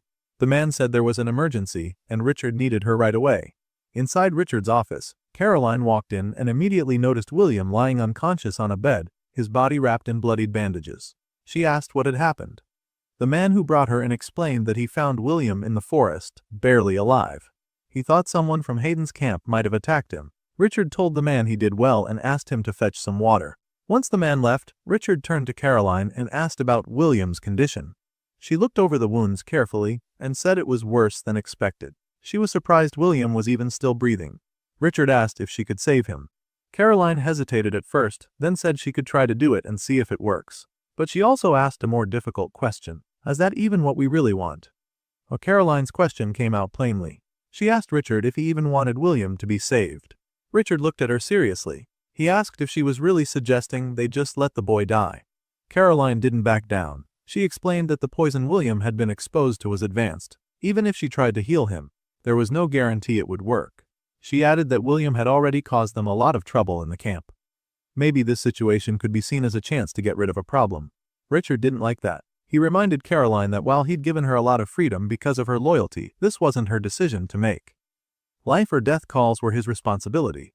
He told her clearly try to save the boy. Caroline agreed. She placed her hand on William's body and began the healing process. It took a lot out of her. She strained as she worked, focusing all her energy on the effort. While she worked, Richard kept thinking. He asked her if she thought this was Casper's doing. Caroline shook her head. It didn't fit Casper's methods. This was poison, and Casper didn't usually attack that way. Richard wondered if it came from a wild beast. Caroline said that didn't seem likely either. The wound on William's stomach looked more like something made by a weapon, not a creature. Richard asked if maybe someone working with Hayden had done it. Caroline said that whoever was responsible, it probably wasn't Hayden. He had never used poison this strong before. That led Richard to another thought. Maybe this wasn't any of their known enemies. Maybe it was someone completely new. That possibility made things more complicated. They now had another threat to deal with, and they knew nothing about who it was or what they wanted. Meanwhile, the story shifted to Adam and Joanna. Adam walked over to her and handed her some fabrics she had asked him to find. Joanna thanked him, but he had something else on his mind. He asked her what was going on near the medical ward. Joanna said someone had come looking for Caroline earlier. They said it was an emergency and took her away quickly. Adam asked more questions, clearly worried. Joanna hesitated, but then told him that there were rumors going around. People said they saw William being brought into the medical ward. Adam was shocked. He didn't expect that. He stood there, trying to process it. Then Richard came out of the medical ward, raising his voice and telling the crowd to move. Caroline was beside him, and William was being carried out on a stretcher. Adam rushed over to Caroline to ask what had happened. She told him William would recover eventually, and they were taking him to Richard's cabin, so he could have some privacy when he woke up. Adam asked if they needed help, but she told him it was under control. She said she would see him later and went back to work. Adam stayed behind thinking about everything that had just happened. William getting poisoned, being taken to Richard's cabin. It didn't sit right with him. He started to wonder where Casper was in all of this. Things were getting out of control, and Adam could feel it. But he didn't want to give up just yet. Then the scene shifted again. This time, it was inside William's head. William found himself sitting in a therapy session. It took him a moment to realize where he was. The doctor asked him a question, but William didn't understand it. The doctor repeated what William's mother had just said. She had talked about feeling like she lost 2 sons that day. The doctor asked how that made William feel. In his mind, William felt angry. He thought it was insulting that his mother would compare him to his younger brother. He didn't understand how she could say they both were lost. To him, his brother was defective and not the same as him at all. But William hadn't said anything out loud yet. The doctor called to him again, pulling him out of his thoughts. William then gave a short answer. He said he was sorry this had happened. It was a lie, but he didn't care. He just wanted to say what they needed to hear so they'd leave him alone. Suddenly, Richard was in the room. He asked if the medicine was working. But William quickly realized this wasn't really his dad. Something felt wrong. Before William could figure it out, the doctor answered instead. He said the medicine was helping. Then he added something strange. William had more tutorial points than Richard. William was confused. None of it made sense. The doctor asked if he remembered what else they'd talked about. At the same time, black smoke started coming from the doctor's body. William said no. He didn't get what was happening. A black ball of energy showed up behind the female doctor. She smiled and said of course he remembered. She reminded him that they had talked about the thing he was missing. William started to feel nervous. The dark energy around her made it worse. The doctor smiled in a creepy way and told him they had talked about how weak he was. Then her smile grew even more twisted. She said he was pathetic. She kept insulting him, saying he was broken and would never be strong. Her body started to change. She grew into a giant, strange monster. Her voice turned deeper and more threatening as she kept saying William was worthless and would never be able to reach real power. William shouted, asking what she was and what was going on. Then someone else came in. It was Jake, holding a dagger. William got up, trying to get away, but Jake ran at him and stabbed him in the stomach. William couldn't move. Blood poured from the wound. Then the people around him, his family, the doctors, even Jake, started laughing at him. They all laughed together while he was frozen and bleeding.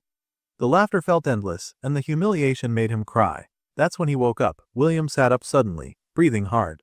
His whole body was tense. Sweat covered his face. He looked around, confused and panicked. But then he realized it had all been a dream. The therapy session, the attack, the insults, none of it had been real. It was just a nightmare, brought on by whatever he'd gone through. As he calmed down, he noticed where he was. He was in Richard's cabin. Caroline was sitting nearby. Richard was beside her. Richard looked at him and spoke. He said he hoped William got some rest, because now they had to talk. After William woke up, still visibly worn out from the ordeal, Caroline leaned in and asked how he was feeling. He said he was fine but looked around and asked how he had ended up there. Richard answered, telling him that one of the scouts found him passed out in the forest. He was lucky. Because, without that discovery, he'd be dead by now. They asked him to explain what had happened. And William started lying, claiming he'd gone to look for Casper for help. But before he could get far, Richard interrupted him. He told him to stop lying as they already knew he'd gone out there with the intent to kill Casper. He urged the boy to drop the act and just be honest about what really happened. That made William pause. In his head, he wondered how they could possibly know. Richard, almost as if reading his thoughts, said he wasn't nearly as subtle as he thought. Probably because of inexperience. The camp leader admitted that they'd let him run wild for far too long. But despite everything, he didn't think William was useless. In fact, he thought the boy was brilliant. He said he was someone with massive untapped potential. Dangerous, yes, but very interesting. William asked when Richard had figured it all out. The older man replied that he'd known from the moment they met. When he looked into his eyes, he didn't see a kid. Instead, he saw a living weapon. William scoffed and asked if Richard wanted him to stay and be his little soldier. But the man corrected him, not just a soldier, a super soldier. Then came the offer. Richard proposed a partnership. He and Caroline would support William, protect him, and help him grow stronger. In return, William would help Richard rise to power and become the leader of the entire forest. The teen stared at him and asked why he should go along with it. Why not just kill Richard instead? After all, doing that would probably earn him a ton of tutorial points. Richard, calm as ever, acknowledged that killing him would bring a reward. But working with him would bring something far more valuable. If William wanted power, influence, and real progress, this was the better path. At that, William smiled. Finally, someone who saw his worth. Richard asked if they had a deal. William agreed. With that settled, Richard told Caroline it was time to go. As they prepared to leave, William called out, asking if they were seriously going to leave him there unattended. Richard told him he could do whatever he wanted. When he felt better, he should come find them as they still needed to discuss whoever had attacked him. Then the two left, closing the door behind them and leaving William alone. He sat there quietly, still unsure if everything that had just happened was real. Outside the cabin, Caroline commented that it had gone exactly as Richard predicted. The camp leader gave a small nod. According to him, people like William liked to think of themselves as complex. But in truth, they were simple. Say the right things, feed their ego, and they were easy to steer. Then the story moved back to an hour earlier, before William had even woken up. Richard and Caroline had been inside the room, planning their next move. She had told him she still believed letting William die would have been the smarter choice. But Richard thought differently. He explained that the boy was arrogant. The kind of person walking around like he owned the camp. He believed a near-death experience might break him a little. Caroline asked if he thought that would help the teen grow. Richard laughed and said no. He believed William was already broken and this would just break him more. But that wasn't a bad thing. His plan was to take advantage of the boy's shattered state. The more vulnerable he was, the easier it would be to manipulate him. That's when they'd step in to make him feel valued, seen, important. They'd stroke his ego, make him feel respected. That would lower his guard and make him loyal. Caroline, clearly concerned, asked how he could be sure that William wouldn't turn on them. Richard said he wasn't worried. He had a skill for that. A skill he acquired through a personal given quest. The system had apparently tasked him with unifying the survivors and removing the competition. As a reward, it gave him the ability to sense disloyalty in others. Caroline asked what the skill said about her. Richard looked her in the eye and told her she'd been loyal from the start. He'd never doubted her once. That made her smile. But in his mind, Richard was hiding something. He hadn't told her that he'd already been manipulating William behind the scenes. He'd used the boy to eliminate untrustworthy members of the group. It was his way of keeping peace without ever getting his hands dirty. Back in the present, after the deal was sealed, Caroline asked him again, what did the skill say now? Richard said William was loyal. For now, they were safe. Then she asked what would happen when all this was over. She knew what he had done, and she was convinced that Casper wasn't coming back. As far as she was concerned, William had completed his mission. Richard turned to her, his voice calm but firm. He told her not to mistake this alliance for kindness. As far as he was concerned, William was just a dog. A dangerous one, yes, but a dog nonetheless. He would feed it, train it, and keep it useful. But once he had power, once Hayden was gone and the forest was his, he'd put the dog down. Caroline understood. She nodded quietly and left. Left alone, Richard stood by the door, thinking. In his mind, he went over the remaining loose ends. There were still a few people in the camp he didn't trust, including Mr. Smith, Bertram, and Adam. But there was time. He'd deal with them later. And with that, the camp leader smiled, a devious smile that said everything about the man he truly was. Within the dense woods, Jake stood in place, eyes narrowed, bow drawn and aimed precisely at a hulking ostrich-like creature.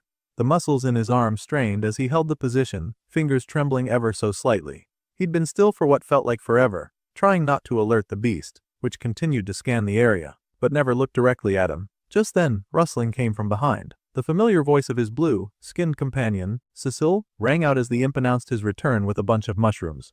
Unfortunately, the sound reached the creature, which spun around, spotting Jake immediately. It shrieked in panic and began to flee. Seeing the moment slipping, the archer released his arrow. It shot forward with impossible speed and force, crashing through the ostrich's body and continuing on, boring a wide hole into a tree behind it. Flames erupted from the impact, engulfing the wood in fire. Cecil stared, eyes wide. What the hell was that? The young fighter lowered his bow, replying calmly that it was a fully charged power shot. The imp muttered in disbelief, calling the attack insane, and asked why something like that hadn't been used in his fight against the caster. Jake gave a short laugh, then explained. The ability, while strong, had significant limitations. To charge it, he needed to remain perfectly still, something difficult to manage in live combat. It also took time, around 12 seconds for that last shot. In fact, by the end of it, he felt like his arm would fall off. Cecil noted dryly that the skill was only practical as an opener, and Jake added it also worked well for ambushes. Just as the conversation settled, a blue notification appeared in front of him, informing him that he'd reached level 19 as an archer. But there was no satisfaction in his expression. His progress was slowing. He suspected the others had cleared out most of the beasts while he was trapped inside that cursed challenge dungeon. Now, he was left picking through scraps. Hearing this, the imp hesitated before offering a suggestion. If the goal was to level up fast, then deeper regions of the forest might offer more monsters. Jake had realized the same earlier, but hadn't acted on it. There was hesitation. Going deeper came with its own risk. He might cross paths with those from his past. And then what? What would he even say to them? Worse still, what if there was no one left to speak to? He pushed the thought away and told his companion they would explore deeper, but with caution. He wanted to avoid any camps. The last thing he needed was to get dragged into someone else's war. The imp raised an eyebrow, clearly not buying the excuse, but said nothing more, only adding a sarcastic, "Sure, that's the real reason." They resumed their journey through the forest. At one point, the archer hunted down a wild pig, bringing it down cleanly with a shot. Later, he scaled a tall tree, carefully retrieving eggs from a bird's nest. Still later, he plunged into a river to catch fish, emerging with his haul dripping but successful. Eventually, the pair stumbled upon something unusual, a tall gate, crafted from wood and partially covered in moss. It marked the entrance to a dungeon. They both stood in front of it, uncertain. Jake eyed the structure, saying it looked familiar. The imp agreed, noting there were far fewer mushrooms than before. A notification displayed itself before the archer, stating that entry and exit were unrestricted. That alone suggested it wasn't nearly as brutal as the last one he'd entered. The imp echoed the same question the system posed. Would he enter into the dungeon? After a moment, Jake nodded. If he wanted to level up, this was the best option. The moment he confirmed, another blue panel appeared. He had entered the dungeon known as the Badger's Den, and his objective was simple: defeat the Den Mother. Straightforward. That's what he thought. Just some running around, thinning out the monsters, then finishing off the boss. Cecil, ever the pessimist, scoffed at the idea and muttered that they'd been conveniently tossed into a death pit. As if summoned by the remark, a huge badger emerged from the shadows. Its eyes glowed an ominous red, and a deep growl rumbled from its throat. The imp backed away, muttering that Jake had gotten his wish for dangerous beasts. Surveying the creature, the archer noted that these badgers were far stronger than the ones found outside. That fact brought a smirk to his face. He welcomed the challenge. His companion wanted no part of it. The little creature retreated into the necklace hanging around Jake's neck, telling him to call if needed, or preferably, not at all. With a shrug, the archer turned his attention back to the beasts. He loosed 2 arrows. One hit its target dead on, but the other missed. The second badger lunged before he could react. With no time to dodge, he had to block instead. Pain surged through him as the creature's fangs bit deep into his arm, but it was so fixated on mauling him that it didn't expect retaliation. With his free hand, he drove an arrow into the monster's chest, ending it. Both beasts fell and another notification rang. He'd reached level 20. Jake chuckled to himself, half joking about skipping the boss entirely and just grinding through the smaller enemies. As he pushed deeper, wave after wave of aggressive badgers charged toward him. They bit, clawed, and swarmed. But the venom in their fangs, their deadliest feature, had little effect. Thanks to his class as an alchemist of the malefic viper, he had gained partial resistance to such toxins. Though battered and panting, he pressed forward, enduring each attack and retaliating with deadly precision. Once the horde was cleared, the forest warrior exhaled heavily, admitting that the dungeon was giving him quite the workout. But he liked it. From deep within the necklace, Cecil's voice called out. The imp had spotted something glinting beneath the soil. Jake's eyes followed his direction and soon found it a golden box half buried in the earth. He walked over, muttering that he hadn't seen one of these in a while. He unearthed the lockbox and opened it. Inside was a beautifully crafted short sword, lined with jewels and pulsing with cold energy. The short sword of icy winds. He admired the chill that came off the blade, noting aloud that it probably had a freezing effect when it struck enemies. But that wasn't all. Another notification appeared. He had been granted a new archery skill, basic twin fang style. An old dual-wielding technique. He grinned. He'd tried dual-wielding before, often using arrows as makeshift blades, but now the system seemed to recognize his potential. With actual training, he could probably pull it off. Still smiling, Jake remarked on just how much the dungeon had already given him. He hadn't even found the Den Mother yet, and he'd received a new weapon, a new skill, and a level up. But before he could finish the thought, a thunderous growl echoed through the cave. A massive force stirred in the depths ahead. The boss had arrived. Without hesitation, Jake moved toward the source of the growl, venturing deeper into the cave. Eventually, in the shadowy inner chamber, he found her, the Den Mother. Her red eyes glowed in the darkness, and her dark, bristled fur gave her an imposing presence. She stood silent, as if daring him to come closer. Jake quickly noticed that the system couldn't even display most of her stats or information. From within the pocket dimension of the necklace, Cecil suggested it might be because her level was just too high for the system to register. The imp, still staying hidden within the safety of the necklace, offered a half-hearted suggestion that maybe Jake had gotten enough out of this place and should just exit the dungeon now. But Jake wasn't having it. He firmly disagreed, and his voice carried a weight of certainty. He recalled the strange alien creature who had first briefed him about this tutorial. That being had warned him about immensely powerful monsters known as Beast Lords. As he stared at the Den Mother, something in his gut told him she was one of them. Cecil, unconvinced, asked from inside the necklace why Jake believed that. Jake explained the Den Mother was clearly a dungeon boss, but she was so strong the system couldn't even scan her properly. If you followed game logic, that was beyond unusual. It meant she surpassed regular boss parameters. That made her a beast lord in Jake's eyes. From where he stood, Jake realized he had a clear vantage point. It was the perfect setup. He could hit her with a combination of a poison arrow and a fully charged power shot. It was an opening he simply couldn't ignore. Cecil, unimpressed, sighed from inside the necklace, muttering that this was one of those times he wished he had stayed behind at the library in the challenge dungeon. Undeterred, Jake took his stance and raised his bow. He knocked a poisoned arrow and began charging up the power shot, holding the bowstring tightly, fingers trembling under the strain. The Den Mother still hadn't moved, almost as if she didn't care that she was being targeted. Seconds ticked by. Jake held the arrow steady, gritting his teeth as the strain built. After 12 agonizing seconds, the power shot was ready. He released. The arrow tore through the air with explosive speed, trailing yellow flames that signified the raw power of the skill. But just as it was about to hit its mark, the Den Mother reacted. She turned toward the projectile, crouched, and used her body to deflect it. She didn't dodge. She just simply redirected it with calculated precision.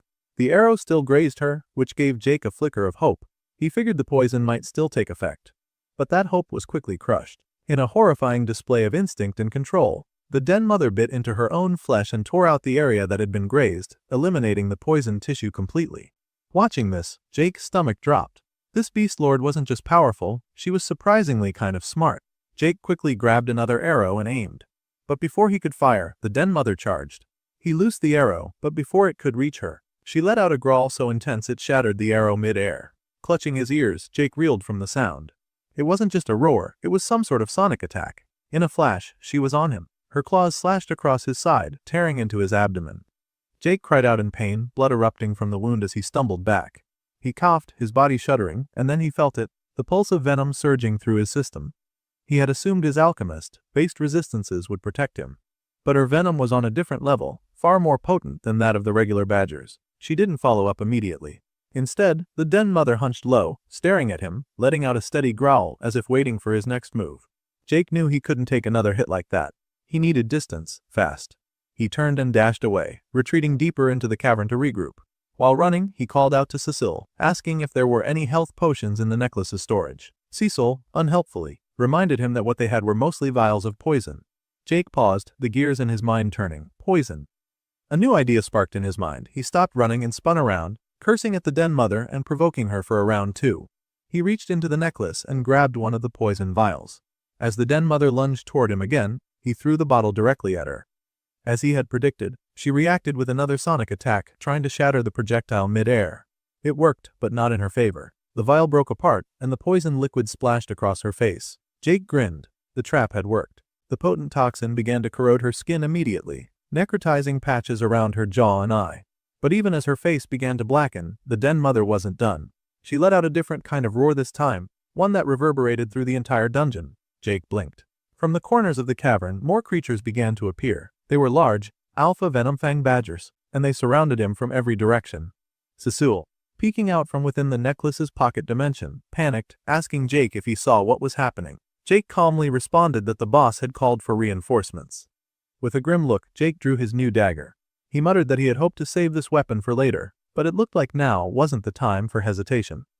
Activating Twin Fang style, Jake launched into the swarm, He was a blur of motion. His blades cut clean through his enemies, severing limbs and decapitating heads. He ducked, twisted, and turned with precision, the new fighting style allowing for faster, more fluid strikes. Still, the fight wasn't easy. For every badger he killed, another got close. One sank its teeth into his leg, and as he stabbed it off, another bit his arm. He shook it loose, only for two more to jump at him from behind. But his senses were sharp. Anticipating their attacks, he turned with a spinning slash and tore them apart. By the end of it, Jake stood panting, his body covered in blood, surrounded by the corpses of his enemies. But the battle wasn't over yet. The Den Mother was still standing. Jake looked up, meeting her gaze. With blade still in hand he charged. She ran at him, her fury unrelenting. They clashed head-on. In one swift, powerful motion Jake swung both blades, slashing straight through her. His attack split her down the middle, cleaving the Den Mother into two perfect halves. Silence returned to the cave. Jake, exhausted and soaked in blood, dropped his blades to the floor. As the adrenaline left his body, a blue notification screen appeared in front of him, announcing the spoils of victory. From inside the necklace, Cecil gasped in disbelief. He couldn't believe Jake had actually done it, but Jake didn't respond. Instead, with his eyes closed and his chest heaving, he let out a deep, primal roar, loud, victorious, and animalistic. The blue notification lingered before his eyes, proclaiming that not only had he completed the dungeon, but he'd also been awarded bonuses for doing it solo. Cecil emerged from the necklace's pocket dimension now that the immediate danger had passed. His eyes swept across the blood-soaked cave and the ruin Jake had left behind. With a tone mixed between admiration and disapproval, he commented on how Jake had really turned the entire den into a complete mess. Jake didn't respond with humor or his usual cockiness. He was too tired for that. Instead, he simply admitted that he needed to rest. His breath came in ragged bursts, and his muscles ached from strain. But before he could truly process his fatigue, another notification slid into view. He had reached level 29 as an archer. A 6th-level leap from a single dungeon was staggering. Jake couldn't hide the satisfaction in his voice when he pointed it out. He then told Cecil they needed to get moving, aware that more badgers could appear at any moment. But before they could leave, another notification arrived. This time it wasn't about experience or the dungeon, it was about a new skill. Jake paused, intrigued by how quickly it had come. He hadn't been expecting anything more after the fight. His curiosity grew as he read the notification revealing the name of the skill. The basic Shadow Vault of Umbra. It was a strange name, and it triggered something in his memory. Jake furrowed his brow, trying to recall where he'd heard it before. After a few seconds of silence, he told Cecil that the name sounded familiar. He thought he'd seen it while reading in the library during his time in the challenge dungeon. If his memory was accurate, it wasn't just any random name. It belonged to some kind of god. Cecil's immediate concern was about allegiances. He pointed out that if this skill was indeed tied to another deity, then Jake using it might offend the malefic viper. But Jake dismissed the worry quickly. He didn't think the viper would be the jealous type. He even said the viper didn't strike him as that kind of guy. Whether or not that was wise, Jake didn't care. The skill was simply too useful to ignore. An hour later, the scene had shifted back to the forest. Jake was high up on a mountain ledge, testing his new skill.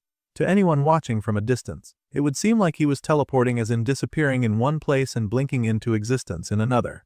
Jake clearly enjoyed the experimentation, calling out to Cecil to watch as he attempted a move from the peak to a tree further below. But the maneuver didn't go as planned. Instead of landing cleanly, Jake slammed into the tree with a thud and collapsed to the forest floor. Cecil, unimpressed, delivered a sarcastic remark, telling him it was a nice attempt. Jake, groaning from the impact, admitted he was a bit hurt. Cecil noted with a smirk that it was refreshing to see something Jake wasn't immediately good at. Jake brushed it off, saying all he needed was a few days and he'd have it down. According to him, the skill was actually pretty straightforward. He compared the sensation to riding a fast motorcycle, powerful and jarring, but something he could eventually control. Curious, Cecil asked if the technique was truly like teleportation. Jake clarified that it wasn't. He explained that he essentially turned into a shadow and traveled in a straight line at incredible speed. It only looked like teleportation because of how fast it was. But the limitation was significant. He couldn't pass through solid objects, which meant it was far from true teleportation. Cecil chuckled, joking that their dreams of robbing banks were on hold.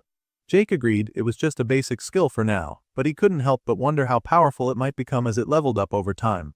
Far away, the narrative shifted to an entirely different setting, the sacred hall of the malefic viper. A woman sat meditating in the center of a candlelit circle. Her thoughts were solemn and filled with centuries of devotion. She reflected on the long ages her people had waited, generation after generation, never wavering in faith. But now, only a single hall remained. She thought of the malefic viper himself. Many had begun to doubt his return, questioning when, or if, he would ever offer them a sign. Still, her belief remained strong. The silence of her meditation was broken when the doors opened. A cloaked man stepped in, bowing and addressing her as the honored hallmaster.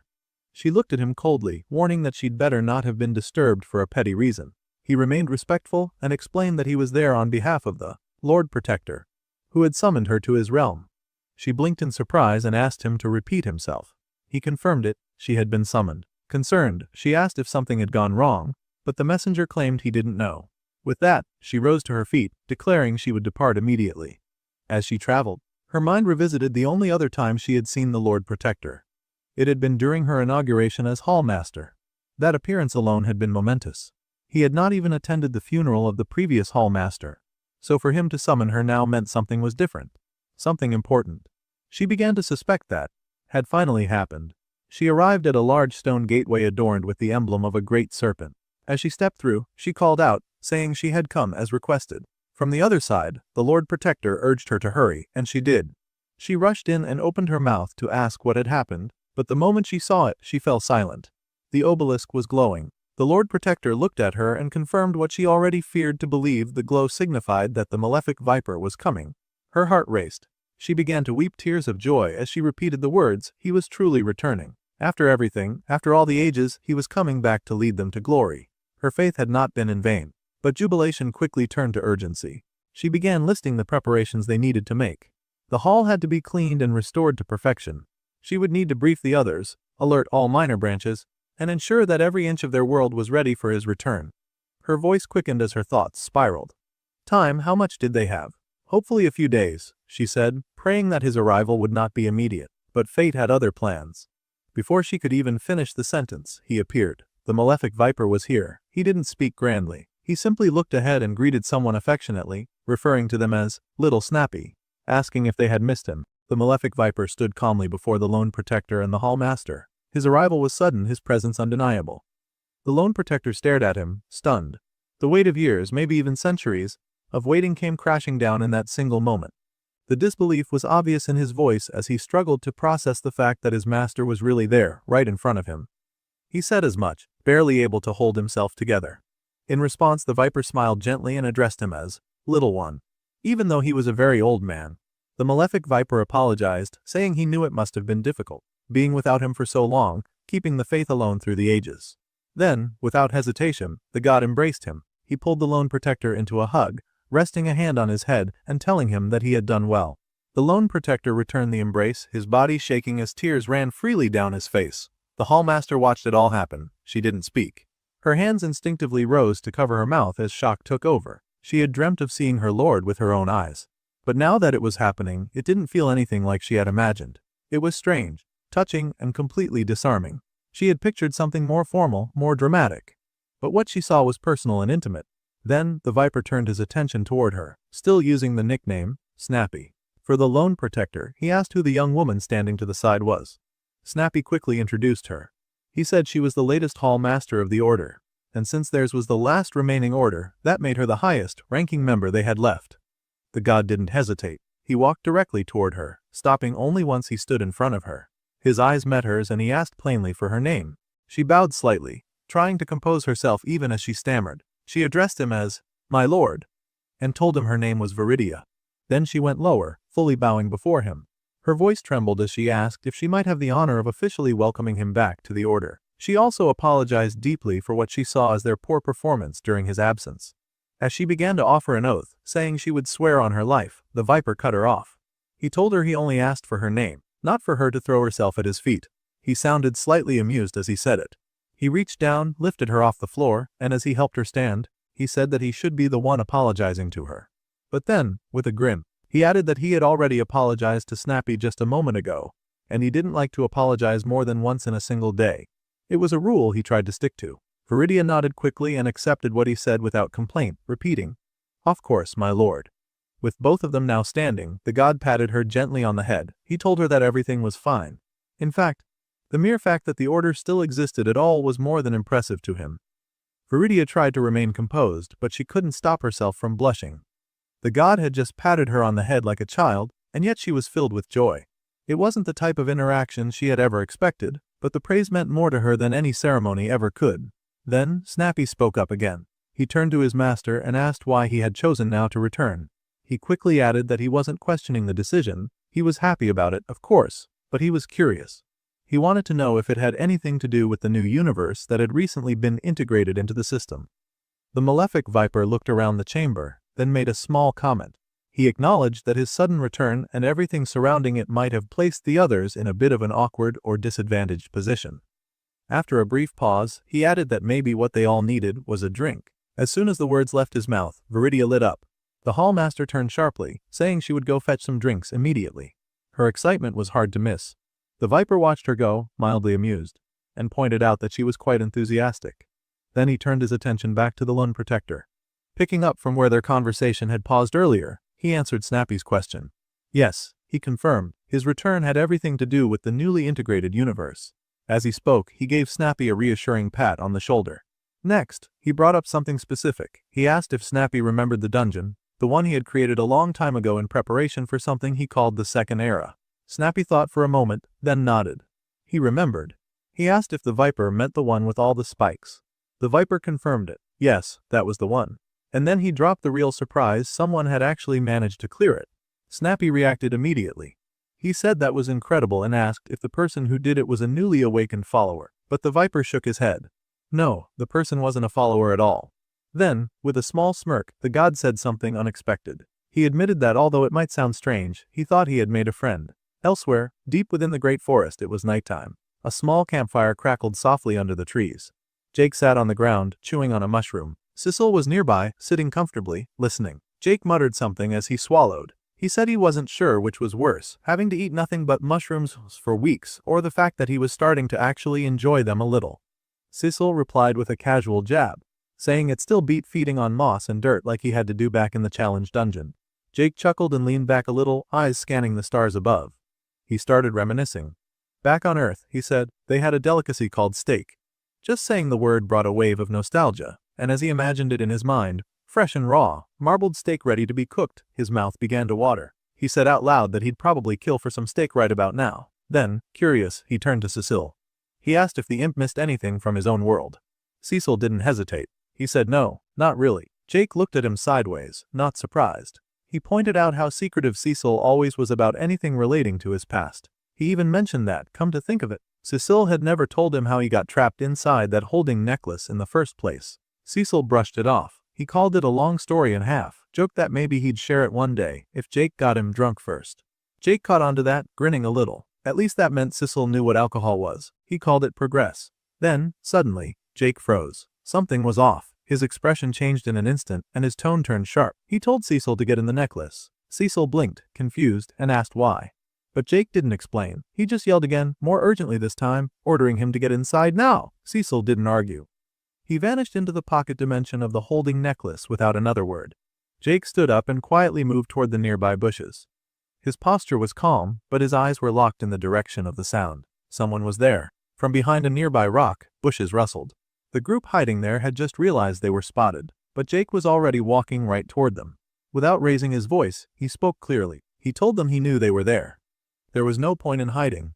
The moment they realized they'd been spotted, one of them stood up. He was a red-haired man and immediately raised his sword, pointing it at Jake. The others gathered close behind him, tense and alert. The man demanded to know who Jake was and what he was doing in their territory. Jake, guessing that they were acting more out of fear than confidence, made a choice. He raised both hands slowly, showing he meant no harm. Calmly, he said he was just a lone archer, not looking for trouble. He'd recently finished a hunt, and that was the only reason he was here. Then, one of the group, a woman with striking blue hair, spoke up. She asked if his name was Jake. That made Jake pause. He looked at her cautiously and asked how she even knew his name, but her expression shifted. She looked angry. Without warning, she started casting a spell. A large crystal of ice began forming above her, glowing cold and sharp. She yelled at him, saying this was for someone named Mickey. Then she called him a psycho. Jake reacted fast. He leapt into the air, dodging the attack just before it could hit him. While still mid-air, he shouted down at her, asking who the hell Mickey even was. When he landed, Jake tried again to de-escalate. He told them clearly that there must be some mistake. He said he never killed anyone named Mickey, and that there was no reason for any of them to fight. But the red-haired man raised his sword high, his stance solid. He shouted to the others not to believe a word Jake said. According to him, Richard had already warned them that Jake would say things like this. He had tried something similar when he fought the Metal Mage. Hearing that, something clicked for Jake. The Metal Mage had to be William, so this group must be his allies. And Richard, the man in charge, must have put a bounty on him after the fight with William. That explained the hostility. Jake realized they weren't going to listen. They weren't here to talk. They wanted a fight. He sighed and slowly reached for one of his arrows. While drawing it from his quiver, he said he had hoped to settle things peacefully, but clearly, that wasn't going to happen. Looking at the 5 of them, he warned them directly. They were now marked for death. Without hesitation, 2 of the men rushed forward to attack him. One was the red-haired swordsman from earlier. The other was a rugged man with a noticeable scar and a large mallet in his grip. As they charged, they shouted that they'd find out soon enough who would be dying. The man with the mallet was the first to swing. Jake dodged just in time, moving quickly out of range. The man grunted in frustration, readying another strike. At the same time, the red-haired swordsman stepped in and swung, claiming he had a clean hit. But just as both attackers tried to make contact, Jake vanished. He used his Shadow Vault ability, disappearing into the darkness mid-attack, leaving both of them striking only air. Confused and momentarily off balance, the 2 men looked around, trying to figure out where he'd gone. Jake then reappeared at a distance, standing calmly and drawing back his arrow. He called out to them, getting their attention again. But before he could release his shot, something unexpected happened. Out of nowhere, a flaming arrow tore through the air toward him. It wasn't his. The arrow was surrounded in bright yellow flames, a clear sign of a power shot. Jake's eyes narrowed. Someone else in the group was an archer too. The arrow didn't hit him. Instead, it struck a nearby tree and exploded in a burst of violent flames. The impact scorched the bark and sent embers flying. Jake stared at the flames, surprised. Whoever this mystery archer was, they weren't a novice. They knew how to use power shot just like he did. Jake understood how power shot worked. The technique took a brief moment to charge before firing. And if that charge was interrupted, the shot could be thrown off or completely stopped. With that in mind, he came up with a quick plan. He decided to fire his own arrows to disrupt the other archers' channel time, hoping to break their rhythm before the shot could be released. But the moment Jake shot his arrow, a massive wall of ice rose up between the opposing archer and his shot. It blocked his arrow completely. The sudden wall wasn't random, it was a spell cast by the blue-haired woman. She had anticipated Jake's plan and stopped it perfectly. That was when Jake realized something important. They weren't just a random group of fighters. They were coordinated. They covered each other's weaknesses, moved with purpose, and backed each other up. This was a team used to fighting together. While he processed that, another flaming arrow, a second power shot, was already on its way toward him. Jake didn't have time to think. He instantly vanished into the shadows with Shadow Vault, disappearing before the flaming arrow could hit him. He reappeared some distance away, landing smoothly. His expression had changed. This fight was turning out to be more difficult than he'd expected. Suddenly, the red-haired swordsman and the scarred man with the mallet charged him again. They looked frustrated by his constant escapes, and one of them shouted that Jake should try dodging this next attack too. Seeing them rush in, Jake knew he couldn't rely on his bow for close combat. Without wasting time, he holstered it and drew both of his blades. He activated his Twin Fang style and prepared to fight them head-on.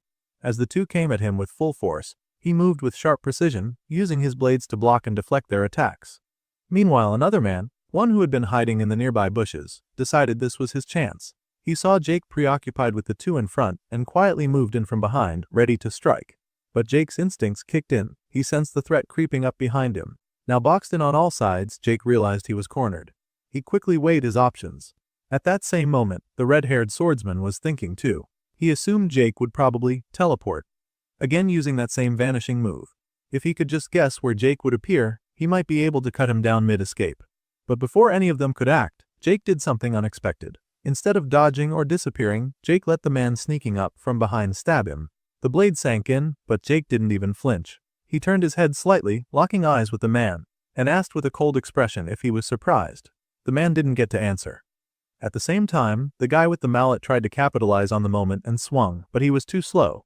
Jake twisted, pulled his dagger free, and stabbed him with it in one quick motion. Blood sprayed. The red-haired swordsman stood nearby and watched the scene unfold in shock. Drops of blood landed on his face as his teammate collapsed. He muttered that it should have been impossible. Behind him, the blue-haired mage looked stunned. Her expression froze. Jake had just killed one of her comrades, and it had happened so fast she couldn't even react in time. Now standing over the body, Jake looked up at the remaining 4. His eyes swept across each of them. Then, in a calm but clear voice, he asked, "So who dies next?" A weeks before the current battle, Jake had a private conversation with the Malefic Viper. They were alone, the atmosphere quiet. Jake broke the silence by asking a question that had been weighing on him. "How do you get used to it?" he asked. The Viper raised an eyebrow and asked what he meant. Jake explained. He wanted to know how the Viper got used to killing. He quickly clarified he wasn't saying he killed innocents, never that. But the truth was, in the span of just a few weeks, he had gone from being a regular office worker to someone who killed people as part of his daily life. It was a huge shift. A hard one. Jake admitted he didn't regret the choices he made or the battles he fought. But it still sat heavy with him sometimes. The weight of it. The violence. The Viper listened, then offered a story of his own. He told Jake that back before he ascended to godhood, back when he had only just taken on a humanoid form, he thought it might be interesting to live among people. To blend in with society. Up until then, he'd only interacted with beasts who were dangerous, yes, but straightforward. They attacked, they killed, but they didn't deceive. But the enlightened races, humans and others, were different. They smiled as they lied. They shook hands while planning betrayal. Within a year of joining civilization, someone the Viper considered a friend betrayed him. Tried to steal from him. Even after that, he gave them the benefit of the doubt. That was his mistake. They responded by stabbing him in the back. The Viper's rage exploded. The fight that followed was brutal and long, so intense that by the time it ended, 9 planets had been destroyed. It was a level of destruction that most would call extreme. But the Viper said that after that, no one ever dared to cross him again. Jake sat with that for a moment. He asked how the Viper had even managed to destroy 9 entire planets. The Viper brushed it off like it was no big deal. He called it a lesson for another time. Then he looked at Jake and gave him the core message. Hesitation is a luxury you can't afford. Mercy is not something your enemies will give you, so don't give it to them. That was the lesson. Back to the present. The blue-haired mage was still frozen in shock. Her comrade was dead. Jake stood above the body with his twin blades drawn and asked the question. Who's next? The red-haired swordsman looked shaken. He stepped back slightly, clearly rattled. But the mage shouted at him not to back down. She told him to hold Jake off, saying that she was going to end this. Her voice was filled with resolve. Raising her wand, she started to cast. A magical glow gathered above her, pulsing with power. She was preparing her strongest spell, and the swordsman realized it. He had to keep Jake busy, no matter what. So he charged forward again, gripping his weapon tightly. His sword came down with force. Jake raised his blades and blocked it. The clash rang out. Steel met steel as the two began to fight in close quarters. It was a furious exchange. The swordsman was skilled, but so was Jake. Their weapons collided again and again in a tight, brutal rhythm. As the fight dragged on, the red-haired man noticed something alarming. Jake's movements weren't slowing down, they were getting sharper, more focused. And at the same time, he couldn't find any gaps in Jake's defense. There were no openings, nothing he could exploit. Then Jake's eyes shifted. Just for a second, he saw something in the distance, another flaming arrow streaking toward him. Another power shot. Jake didn't hesitate. In an instant, he activated his shadow vault and disappeared from the spot. The flaming arrow blasted through the space he had just occupied, slamming into something behind him with a loud, echoing boom. Debris flew into the air. The red-haired swordsman, now realizing that Jake had vanished once again, called out to the others, urging them to locate him quickly. At that same moment, the masked archer was still struggling to understand how Jake could slip through his senses. His perception was supposed to be among the highest, and yet Jake remained elusive, nearly impossible to pin down. Before he could finish processing the thought, Jake suddenly appeared behind him. In one swift, silent move, Jake stabbed him through the back, adding another name to his growing list of victims. Elsewhere, the blue-haired mage continued charging her spell, still focused and determined. She warned her remaining allies not to panic, assuring them that her magic was almost ready. But just then, the masked archer's attention shifted. He heard something, faint but familiar, a sound he recognized. He quickly tried to warn the red-haired swordsman to stay alert. The warning came too late. Jake's power shot, launched from a hidden position, struck the red-haired man with violent force. The explosion engulfed him in flame, reducing him to a charred corpse. Now furious and shocked, the masked archer clenched his jaw and raised his bow. He demanded Jake show himself, but he didn't even have the chance to finish speaking. Jake appeared right in front of him, and in a blur of motion, decapitated him with a single clean strike. Blood sprayed outward, staining the nearby mage girl as the archer's head rolled lifelessly across the ground. Jake, wasting no time, turned his attention to her. He appeared behind her and drove a blade into her back. Blood immediately began to pour from the wound. Jake leaned close and calmly told her she had less than a minute before the injury would end her life. But he offered her a deal. If she answered his question, he'd give her a health potion to survive. As the blood continued to drip from her, Jake asked why Richard and William had sent them after him. With difficulty, the girl spoke. Through her bleeding lips, she gave a single word: revenge. Jake repeated it to himself, trying to make sense of what that meant. In his eyes, he had only ever acted in defense. He hadn't attacked anyone unprovoked. He hadn't started anything. But the girl, clearly holding deep resentment, lashed out. She blamed him for everything, accusing him of killing people and being the one who had sparked the war. She claimed this was all his doing. Jake paused, recalling a conversation with William. There had been mention of a conflict between two camps of survivors. Richard's camp and another. It was a tense situation, and now it seemed he had been thrown into the middle of it. The girl coughed up more blood. Her strength was fading. Despite everything, Jake decided to honor his word. He took out the health potion and offered it to her.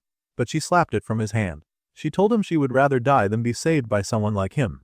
He asked her why, but she gave no answer. Her eyes simply went dull and her body collapsed to the ground. The battle was over. With the enemies defeated, Jake opened the necklace and let Sissel out. The imp emerged, looking around at the blood-soaked scene.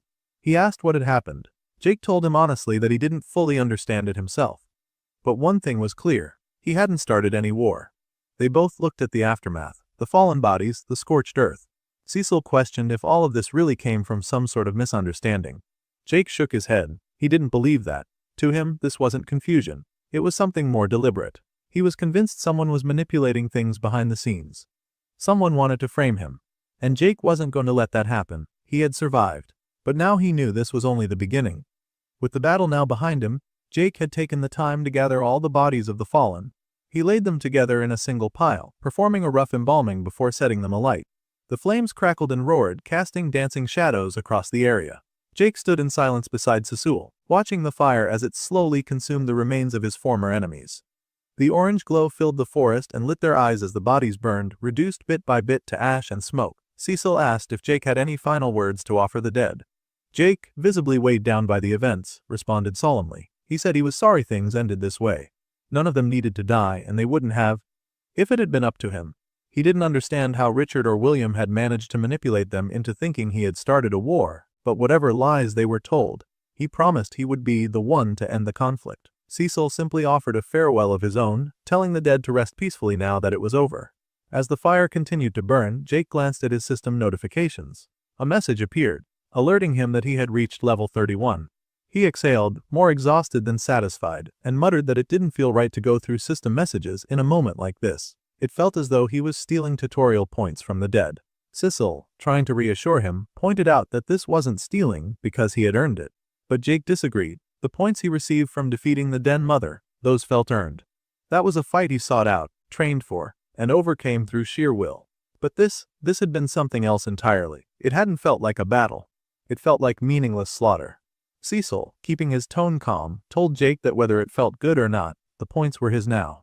The real question was what he planned to do with them. Jake repeated the question aloud, mulling it over. He couldn't exactly march into Richard's camp and demand answers. He was growing stronger, yes, but he wasn't strong enough yet. Not to take on an entire army. Even if he wanted to confront them, he wouldn't survive a direct assault. Cecil offered another possibility. Maybe it wasn't an entire army. The talk of a war might be more figurative than literal. A few dozen fighters on either side, not hundreds. Jake conceded that it was possible, but the uncertainty lingered. It could just as easily be hundreds.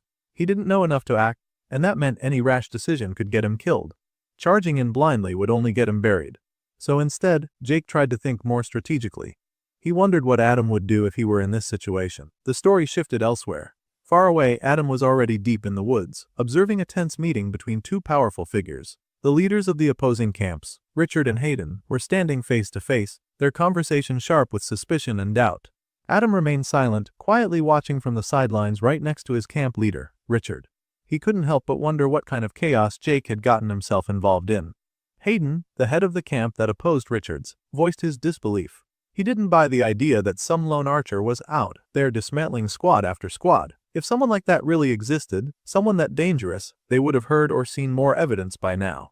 Richard, however, didn't share that skepticism. He corrected Hayden firmly, explaining that it wasn't just a random archer causing all the trouble. It was Jake Thane.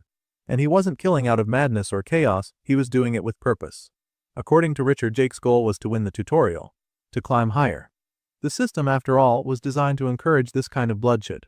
Killing others meant greater rewards. That was the real motivator. And Jake, in Richard's view, was simply playing the game to win. Hearing this, Hayden questioned something more personal. He asked Richard if he truly believed that Jake had killed his son. The tension between them thickened as the conversation hovered there, on the edge of accusation and uncertainty. And from the position he was standing right next to Richard, Adam continued to listen, piecing together the weight of what was unfolding. Richard didn't hesitate in defending his position. He insisted that the members of his camp had never been the ones attacking Hayden's people in the first place. According to him, the brutality inflicted on the corpses and the level of violence and precision was beyond anything his fighters were capable of. He claimed to have seen the aftermath himself and was certain it didn't come from his side. Hayden, however, looked unimpressed and clearly skeptical. He pressed further, wanting to know how they even knew anything about this Jake individual in the first place. At that point, Adam stepped forward, choosing to speak up. He explained that Jake was someone he used to work with before all this, back in the normal world. He admitted that Jake had always been a bit of a loner, but not someone violent or dangerous. When the tutorial began, Jake had proven himself a capable fighter, but so had many others. Nothing Jake had done so far, in Adam's view, definitively pointed to him being responsible for the carnage. Adam acknowledged the possibility of a third party, just like Richard had suggested earlier, but emphasized that there was no concrete proof that Jake was behind it all. Richard let out a short scoff at that. Then, with a condescending tone, he stepped toward Adam and gave him a small shove to move him aside. He addressed Hayden directly, apologizing for what he described as Adam's misplaced loyalty clouding his judgment. Richard maintained that when all factors were considered, Jake remained the most likely suspect. They could waste time entertaining other theories, or they could be pragmatic and act quickly before more lives were lost. Hayden, now mulling over Richard's argument more seriously, asked what Richard proposed if he were to accept this version of events. Richard responded without hesitation. He suggested a formal alliance between the two camps. By combining their forces into a single united squad, they could scour the forest, locate Jake, and eliminate him before he could cause any more damage. After a moment of contemplation, Hayden agreed. He reached out and shook Richard's hand, agreeing to a temporary alliance with the singular goal of hunting down and killing Jake. With the decision sealed, Adam stood silently, disappointment etched across his face. He had come with hopes of initiating peace talks, hoping reason might prevail. Instead, all he had accomplished was witnessing both camps redirect their hostility onto someone who had once been his friend. Meanwhile, William, the real threat, remained untouched and unnoticed, his manipulations still working perfectly in the background. The focus shifted elsewhere. Deep within the forest, William stood over a battlefield of his own making. The ground was littered with the bodies of slain raptors. Blood soaked the soil, the carnage fresh and raw. William stood at the center, victorious, his breathing steady as he wiped his brow. In his mind, he thought about how Richard should be finishing up his meeting right around now, if everything had gone according to plan. And if things continued to play out smoothly, Jake, the one who dared to defy him, would finally be dealt with. As he scanned through his system notifications, William noticed something new. A skill had been granted to him, the Spear of Feroris. The discovery lit a spark of excitement in him. Just then, a surviving raptor burst from the nearby bushes, hissing and charging at him. William didn't flinch. Instead, he saw it as the perfect opportunity to test out his new skill. He hurled his spear with lethal precision, aiming straight for the raptor's neck. The weapon struck true, but something unusual happened. Instead of collapsing, the raptor suddenly froze mid-motion, its entire body transforming into solid metal. William observed the phenomenon with fascination. Internally, he reflected on his last fight with Jake. That battle had shown him that he wasn't strong enough back then.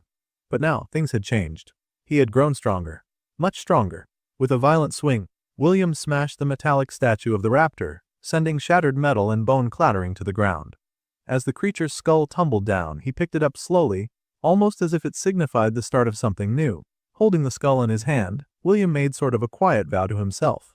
No matter what came next, no matter how many obstacles stood in his way, he would be the final victor of the tutorial. The next scene opened inside the Hall of the Malefic Viper. The Hallmaster Viridia walked slowly toward a circle of lit candles, deep in thought. Her mind was focused on one strange idea. The Viper, an ancient being of unimaginable power, had somehow made a friend. She couldn't understand how it was possible. A being like the Viper was ancient, above mortals, and far removed from the concerns of those still struggling through the tutorial. Yet somehow, one mortal had caught the Viper's interest. Viridia felt uneasy. She held the highest title in the order among mortals. Yet this unknown man made her feel small by comparison. Even though he hadn't finished the tutorial, his presence was already enough to make her feel threatened. She tried to push those thoughts away, but they lingered. As she stood thinking, a man entered the hall. He asked her if she had called for him. Snapping out of her thoughts, Viridia told him that she had, and that it had been a difficult day. She said she needed his help finding something important. The man agreed and asked what she wanted him to look for. She told him she needed records. Lots of them. She explained that she wanted information about someone named Jake Thane. Everything available, she wanted it all. She needed to know more about this man who could befriend a god. Elsewhere in the forest, Jake was walking alone. He moved through the trees, calling out for familiar names, Caroline, Adam, hoping someone might answer. The woods were quiet at first, but then he heard movement in the bushes. His body tensed as he demanded whoever was there to show themselves. He braced for a fight, unsure of what to expect. Then someone stumbled out, bloody and barely able to stand. It was Casper. He collapsed to the ground, saying he couldn't walk anymore. Jake rushed to him and asked who had done this. Casper struggled to speak but managed to explain that William and Richard had attacked their camp. Everyone was dead. Friends and allies alike, no one survived. With blood still dripping down his face, Casper grabbed onto Jake's shirt. He cried, asking why Jake had left them, why he had let them all die. Jake stood frozen, his expression filled with shock, but it wasn't real. Jake woke up suddenly, sitting up by the campfire in a cold sweat. His breathing was heavy, and he was still shaken by what he had seen. It had all been a nightmare. Cecil, sitting nearby, noticed how disturbed he looked and asked if the dream had been that bad. He also joked that the mushrooms Jake had been eating might be to blame. Jake, still wiping sweat from his face, admitted that the nightmares had been getting worse each night. The imp offered a thought. He said that dreams were the mind's way of dealing with unresolved things. Maybe, he said, Jake needed to let some of it out. Jake didn't buy that idea and said it didn't sound very scientific.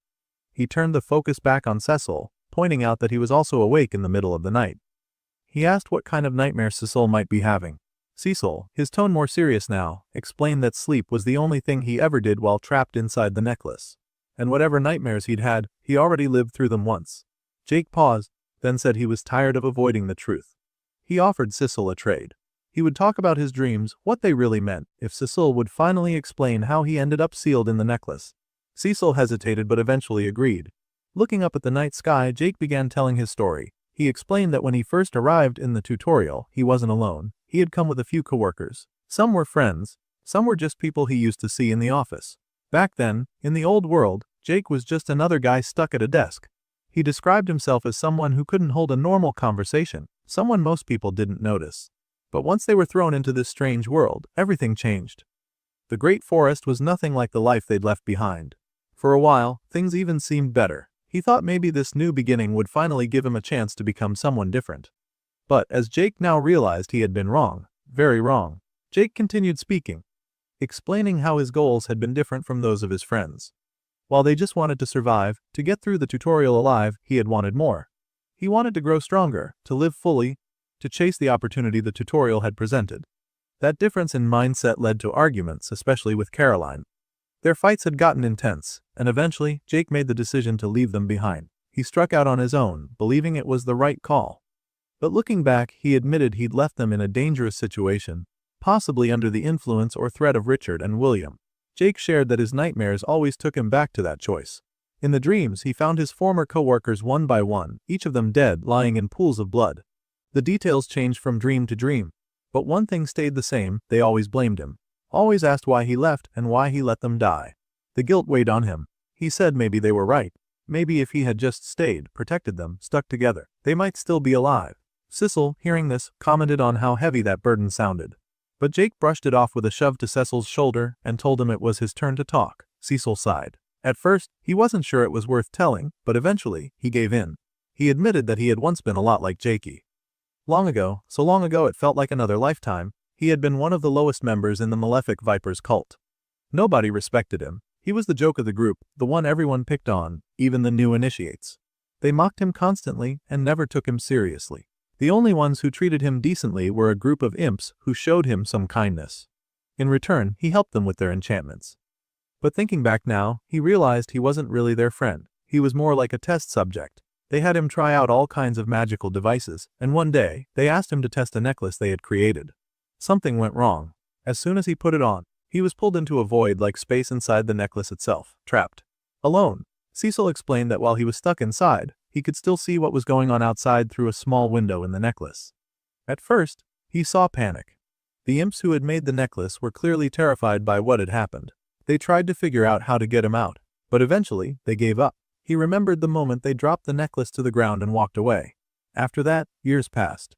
Dust and dirt slowly covered the window, making it harder to see. Sometimes, someone would pick up the necklace. They'd wonder aloud what happened to him, but they always assumed he'd died in some ridiculous or stupid way. Then they'd laugh and move on. No one ever came back to find him. No one ever tried again. He was just left there to rot. Cecil, clearly saddened by the memory, said that being forgotten was the worst part. Not the accident itself, not even the abandonment in the moment. It was the fact that no one ever returned, that they pushed the incident to the back of their minds and let him fade away like a bad memory. Jake, listening closely, pointed out that what happened to Cecil sounded a lot like what he had done, as he had left his friends behind just like they did. Cecil disagreed gently. He told Jake he wasn't a monster. He had made a difficult choice in a chaotic situation. That didn't make him evil. People mess up when things are uncertain and dangerous. The real tragedy, Cecil explained, isn't in making mistakes, it's in choosing to forget and never making it right.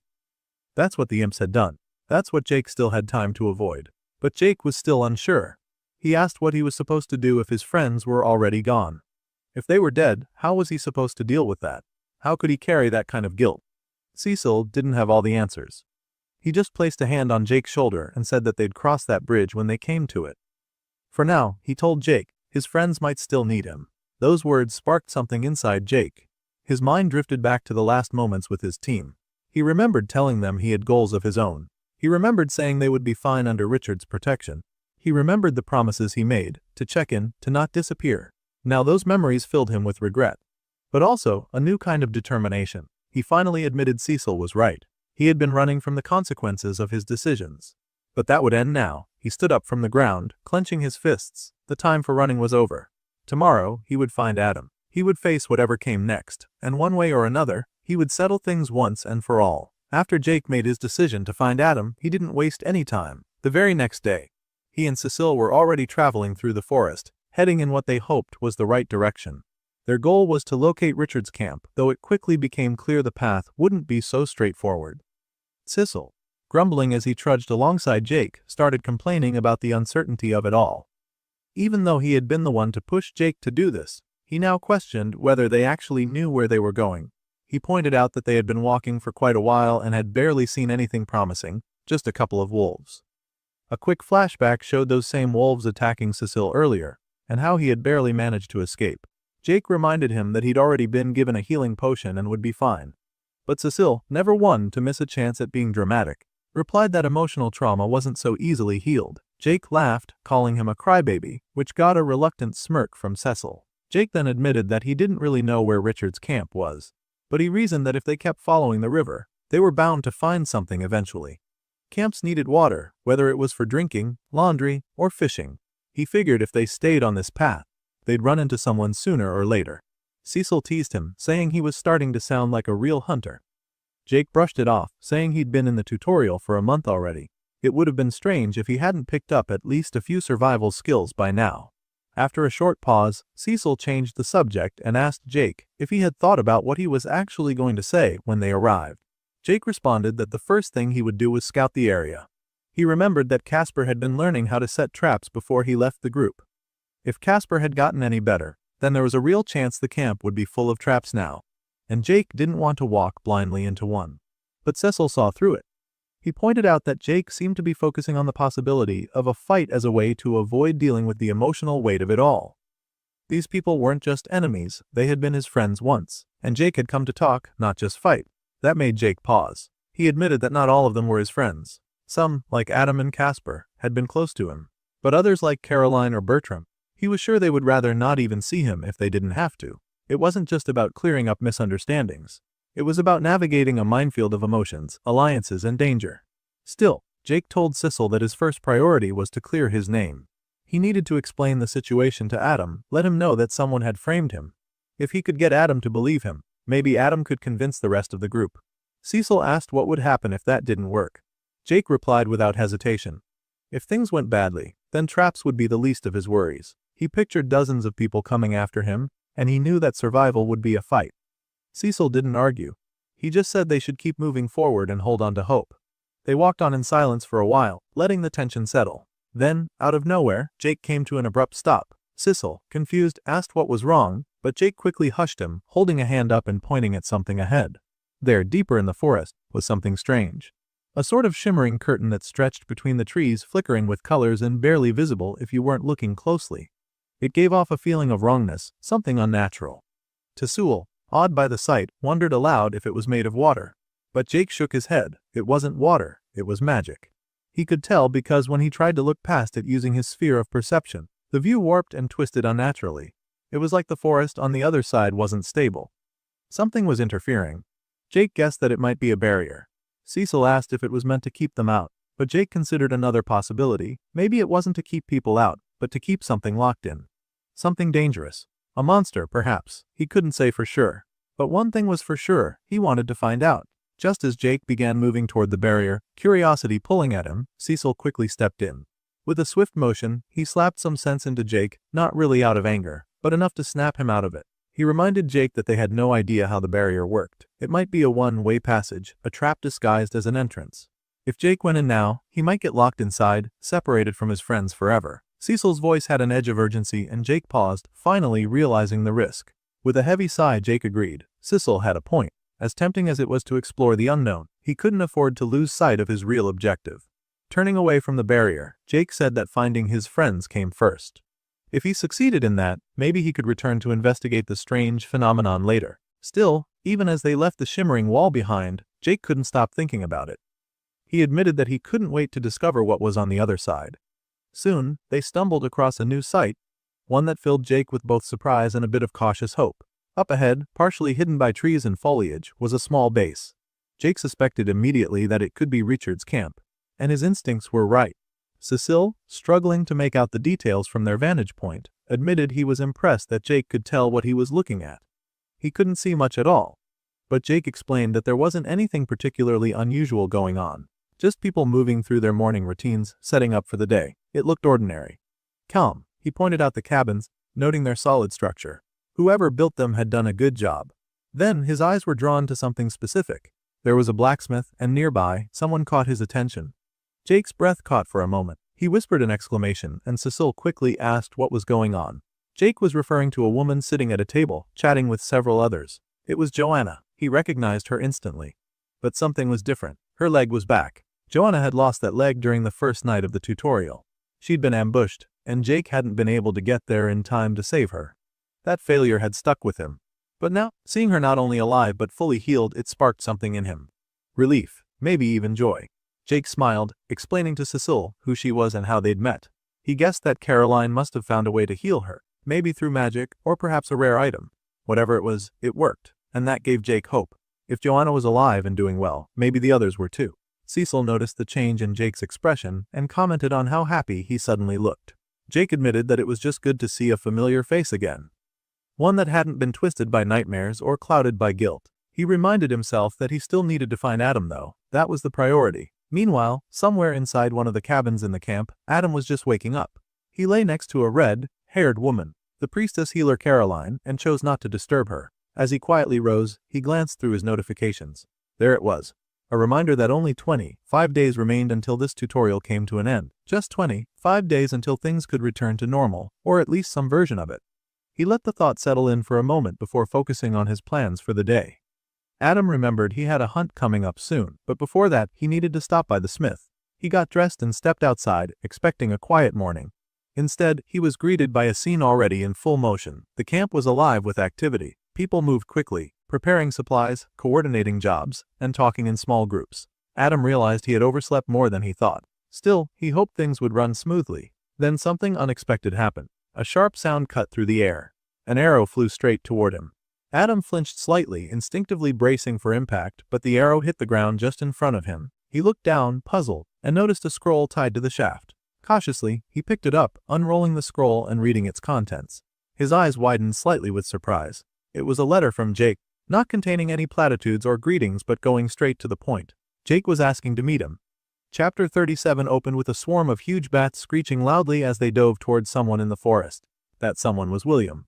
Without hesitation, he charged back at them, gripping his new weapon tightly and roaring fiercely. He moved fast and precise, slicing through one bat cleanly, then stabbing another right in its body. The last bat didn't stand a chance. William tore it apart with swift, brutal strikes. When it was over, he stood among the shattered stone forms of the bats, their broken bodies stained with dark blood. He thought about how he'd spent the entire morning hunting these beasts, using the time to test and sharpen his skills. A smile crossed his face. This was what life was supposed to feel like. Full of action and power. As he walked back toward the camp, still covered in blood and still smiling, he reflected on how different he felt now. In the past, he'd have washed up before returning to the camp, trying to hide the mess. But now, partnered with Richard, he didn't see the need. He didn't care if he looked frightening. The knave kid act was gone, and no one bought it anymore. And honestly, with the power he had now, no one could challenge him. Then William noticed something odd. Where was everyone? The camp was usually more crowded at this time of day. He spotted a group of people crowded outside one of the cabins and peering through the windows. It was Caroline's cabin. He guessed something important must be happening, but shrugged it off. He wasn't about to pretend he cared anymore. If it was truly serious, Richard would have told him. The scene shifted inside the cabin. Jake's friends were gathered there in a tense meeting with Richard, who demanded to know what was going on. Bertram, angry and blunt, said someone had attacked Adam that morning. But Adam corrected him, explaining it wasn't an attack, it was a message. Richard asked who it was from. Adam told them it was Jake who wanted to meet him. Richard asked to see the notes. Reading the message, he joked a little, saying Jake was a man of few words and that it felt like a trap was being set. Adam disagreed. If Jake really wanted him dead, he said, the arrow would have been aimed at his neck. This might be a chance for peace, a negotiation instead of violence. Richard scoffed at the idea, clearly skeptical. Adam pressed on, suggesting maybe Jake had found out about their alliance with Hayden and thought they planned to hunt him down. If that was true, it made sense Jake wanted to talk. Richard corrected him, saying they were the ones hunting Jake, and he believed Jake wanted to strike first. Joanna, looking overwhelmed by the tension, asked if it really had to come to a fight. She said the violence was breaking her heart. Richard spat back that the violence had started with Jake, and they were only reacting. Joanna shook her head, disagreeing. She said she didn't know Jake well, but she didn't think he was a bad person. She remembered the first night of the tutorial, when she was attacked. Jake had tried to save her. Caroline wasn't convinced. She suggested maybe Jake wasn't trying to save Joanna, but was instead chasing the thrill of a fight. At that moment, Richard decided they needed privacy. He told Joanna and Bertram to leave the cabin. He wanted to keep the conversation just between himself, Caroline, and Adam. Bertram called out to Adam, but Adam nodded in agreement, saying he'd update the others as soon as possible. Once Joanna and Bertram had left, Richard turned sharply to Caroline and Adam. In order to get straight to the point and avoid a back and forth conversation, like the one they just had while Bertram and Joanna were here, he told them to stop the nonsense before they even started. Jake might be their friend, sure, but Richard wasn't about to risk losing his best healer, Caroline, because of this reckless plan. Adam suggested that Richard should just let him go alone, but Caroline was quick to say no. As Adam tried to protest, Caroline stood firm, insisting that if Adam went, she was going with him. Richard's frustration boiled over. He asked if they seriously expected him to let both of them walk off into what was likely a deadly trap. He reminded Adam that while he might be a fine role model for their people, he was no killer. How was he supposed to handle someone like Jake, who could take out entire teams single-handedly? Adam was calm but resolute. He told Richard that he didn't plan on fighting Jake. The meeting would be set near their base, and if things went wrong, they'd run. No need for confrontation. Richard pressed further, demanding to know why Adam was so determined to put his life on the line for a coworker. Adam replied that Richard didn't truly know Jake like he did. Adam had stayed here, followed Richard's orders for a long time, and now all he was asking was for Richard's trust. Just this once. But Richard refused. He grabbed Adam's arm roughly, saying he had no way of knowing if Adam had been secretly working with Jake all along. Who was to say Jake wasn't an enemy in disguise? This accusation stung, and Adam's anger flared in response. To cool the rising tension, Caroline stepped between them, breaking up the confrontation and urging them both to calm down. Turning to an angry Adam, she told him to go talk to Bertram and Joanna, and that she would handle things from here. Adam, still angry, dismissed the whole thing and left. Outside the cabin, Bertram asked how it went. And Adam didn't sugarcoat the situation, he said it went very badly. But no matter what Richard said, he was going anyway. Bertram put a reassuring hand on Adam's shoulder and admitted, though reluctantly, that he agreed with Richard. Adam shouldn't be wandering out into the forest to meet Jake. Adam, however, refused to back down. He reminded Bertram that they'd known Jake for years and asked if Bertram really thought Jake would hurt them. Bertram urged caution. Maybe they didn't know Jake as well as they thought. After all, they had seen what Jake did on the first night, and since then, he'd killed a dozen of Richard's men. Still, Adam couldn't accept it. He asked Bertram directly if he trusted him. Bertram said, always. Adam then asked Bertram to trust him in this situation as well, trust that Jake was innocent, and that the war had nothing to do with him. Just then, Caroline emerged from the cabin, smiling. She told them that although it took some yelling, Richard had finally agreed to let them go see Jake. Adam was surprised and asked how she managed it. Caroline laughed and said it wasn't easy. When you're the only good healer in camp, you hold a trump card. She told Adam that if Richard didn't let them go, she was ready to leave the camp herself. Adam's surprise deepened at her words. Caroline simply held him and said that, although she disagreed with Jake a lot, she didn't think he'd kill them without reason. And since it seemed important to him, it was important to her too. Now smiling, Adam thanked her. She hugged him tightly and told him she was with him till the very end.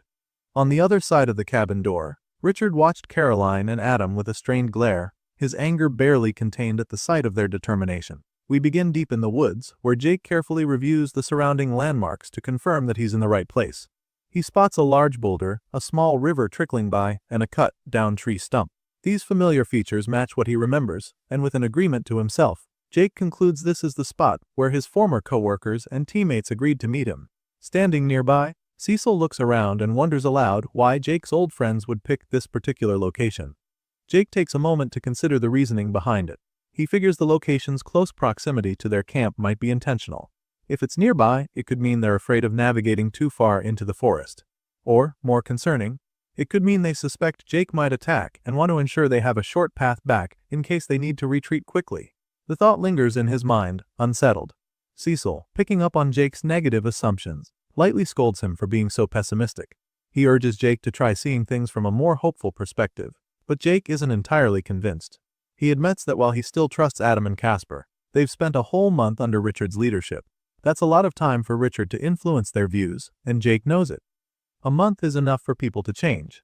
Enough time for them to be persuaded, manipulated, or simply swayed by the wrong crowd. He doesn't know for sure what kind of person they've become during his absence. Jake then brings up the possibility that others in the group might have also taken William's side. He doesn't mention names, but it's clear he's no longer certain about where anyone stands. Cecil hopes that's not the case and brings up William directly, calling him deranged. Jake agrees and adds that William's not just unstable, he's also dangerous. As Jake continues preparing for the meeting, he sits down to sharpen his arrows, fully aware that things could go wrong. He's not planning on starting anything, but he's not walking in unprepared either. Glancing over at Cecil, Jake tells him maybe it's better if he stays inside the necklace during the meeting. He doesn't know how things will unfold, and if a fight does break out, he won't be able to keep Cecil safe out here. Cecil, although disappointed, understands. He sighs, tells Jake not to die out there, and reminds him how annoying it is being stuck in the necklace for too long. They share a brief, familiar fist bump, an unspoken promise to make it out of this, and then Jake activates the necklace, putting Cecil away. The scene then shifts to Adam and his group, consisting of Caroline and Bertram, as they carefully navigate through the forest. Bertram, still uneasy, rests his hand on the hilt of his sword. He asks Adam what exactly the plan is. Adam immediately notices Bertram's posture, and tells him to ease up. If he walks in like he's ready for a fight, that's exactly what might happen. Bertram nods and apologizes, admitting he's just a little tense. Adam reassures him, saying it's fine, but insists again that he'll handle the talking. Adam explains that the goal here is simple: keep things peaceful. No drawing swords. No spells, just words. He plans to lead the conversation, speak calmly, and try to maintain a friendly atmosphere. He doesn't want to escalate anything. Eventually, they arrive at the designated spot. Adam catches sight of someone waiting ahead and quickly identifies him. It's Jake.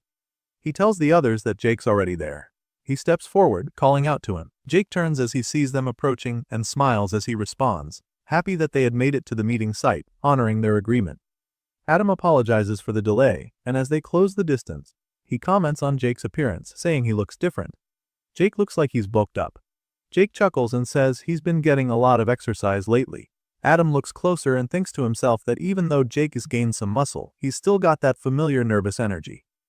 Despite everything, this is still the same Jake he remembers. Trying to keep things light, Adam asks how Jake's been holding up. Jake responds with a short, "I'm fine." But the rest of the group stays quiet. Sensing the awkward silence, Jake then asks how they've been. Adam answers that they're doing great, but it's clear there's some tension in the air. Caroline, standing silently in the background, notices it too. She wonders why everyone's acting so strange. From the outside, this should be a reunion between old friends, but something about the mood feels off. Eventually, Adam asks Jake to explain why he called them out here.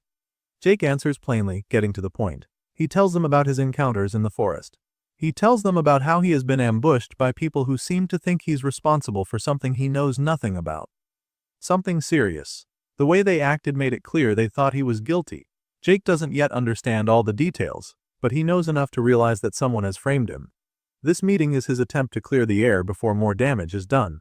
Adam begins to speak, but before he can get far, Caroline suddenly steps forward, her tone sharp and direct. She cuts through the tension and demands to know how many people Jake has killed since they last saw him. The question catches everyone off guard. Adam quickly tries to rein her in, attempting to keep the mood under control, but Caroline doesn't back down. She insists Jake answer, unwilling to let the issue slide. In response, Jake doesn't dodge the question. He admits he's taken several lives since they separated. He admits that he has had 3 different encounters that resulted in combat. But even with those incidents, he says it couldn't possibly be enough to start a war. He sounds certain. A skeptical Bertram isn't entirely convinced, though, and presses Jake further, saying he would know if Jake was lying. Jake's tone shifts, becoming more defensive. He explains that he was never the one to start those fights. Every time he only responded in self-defense. While the exchange unfolds, Caroline begins to think. Internally, she reflects on how different Jake seems from the image they'd been given. William had described someone dangerous and volatile, someone who was an unhinged threat. But standing here now, Jake feels nothing like the monster she was expecting. There's a clear contrast between what they were told and what she's seeing. Adam, hoping to cut through the confusion, tells the others that this is what he's been trying to say all along. He insists Jake didn't start anything. In his view, William must have lied to them. That's the only explanation that fits. Jake, hearing William's name come up, immediately focuses on that. He wants to know if they heard about him from William. Adam confirms that they did. Jake then warns them about what really happened, how William tried to ambush him when he came out to meet them. He tells them not to trust him. There's something wrong with William, and Jake is sure he's working toward something malicious. Adam nods, saying that he's suspected as much for a while. With everything adding up, he's starting to believe that Casper's death may not have been what it seemed. In fact, he now thinks William was the one who killed Casper. This news comes as a shock to Jake. Up to this point, he didn't even know that Casper was supposedly dead. Bertram confirms it with a grim nod, surprised that Jake wasn't aware. Jake explains that he had been checking the system notifications, trying to track the number of survivors. He had been monitoring the numbers, always wondering who might have died, but never knowing for sure. When he spotted Joanna during one of his scouting missions near their camp, he was overwhelmed with joy. Seeing her alive made him believe that maybe all of them had made it. He never even considered that the one to fall would be Casper. As this realization hits him, Jake's voice falters and he begins to cry. It's a raw, quiet moment. Adam notices and asks if he's okay. Jake says he is, but it's clear the news has taken a heavy toll. He wasn't prepared for this. Caroline, standing nearby with a hand to her face, mutters that this was a mistake. She says they never should have come. Her mood has shifted completely. Adam, noticing her reaction, asks what's wrong. Caroline tells him they should have just stayed in camp. But now, it was too late. Now they've stepped into something they can't undo. Right then, something shifts in the atmosphere. Jake freezes for a moment, eyes narrowing. He senses something, or someone nearby. There's movement in the bushes, soft rustling that stands out in the silence. Jake quickly grabs one of his arrows and points it toward the source. Whoever it is, he knows they're there, and he's not taking any chances. Adam, caught off guard by Jake's sudden change in focus, asks what he's doing. But Jake doesn't answer. His eyes stay fixed on the brush, steady and alert. The tension spikes. A moment later, the rustling stops. Realizing there's no use hiding anymore, someone steps out from behind the trees. It's Richard. He walks into the open with a confident, casual demeanor, as if the whole scene amuses him. He compliments Jake on his perceptiveness, then pauses to strike a relaxed pose, almost mockingly. With a smug expression, he makes a comment about how nice it is to see Jake again, like they're old friends catching up. With his bow still drawn, Jake watches as Richard steps out from the bushes.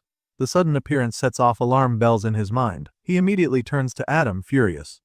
The timing is too convenient, too suspicious. Jake jumps to the conclusion that Adam was in on it, that he brought him out here just to set him up. Adam quickly tries to defend himself. He insists he had nothing to do with it. And surprisingly, Richard confirms Adam's innocence.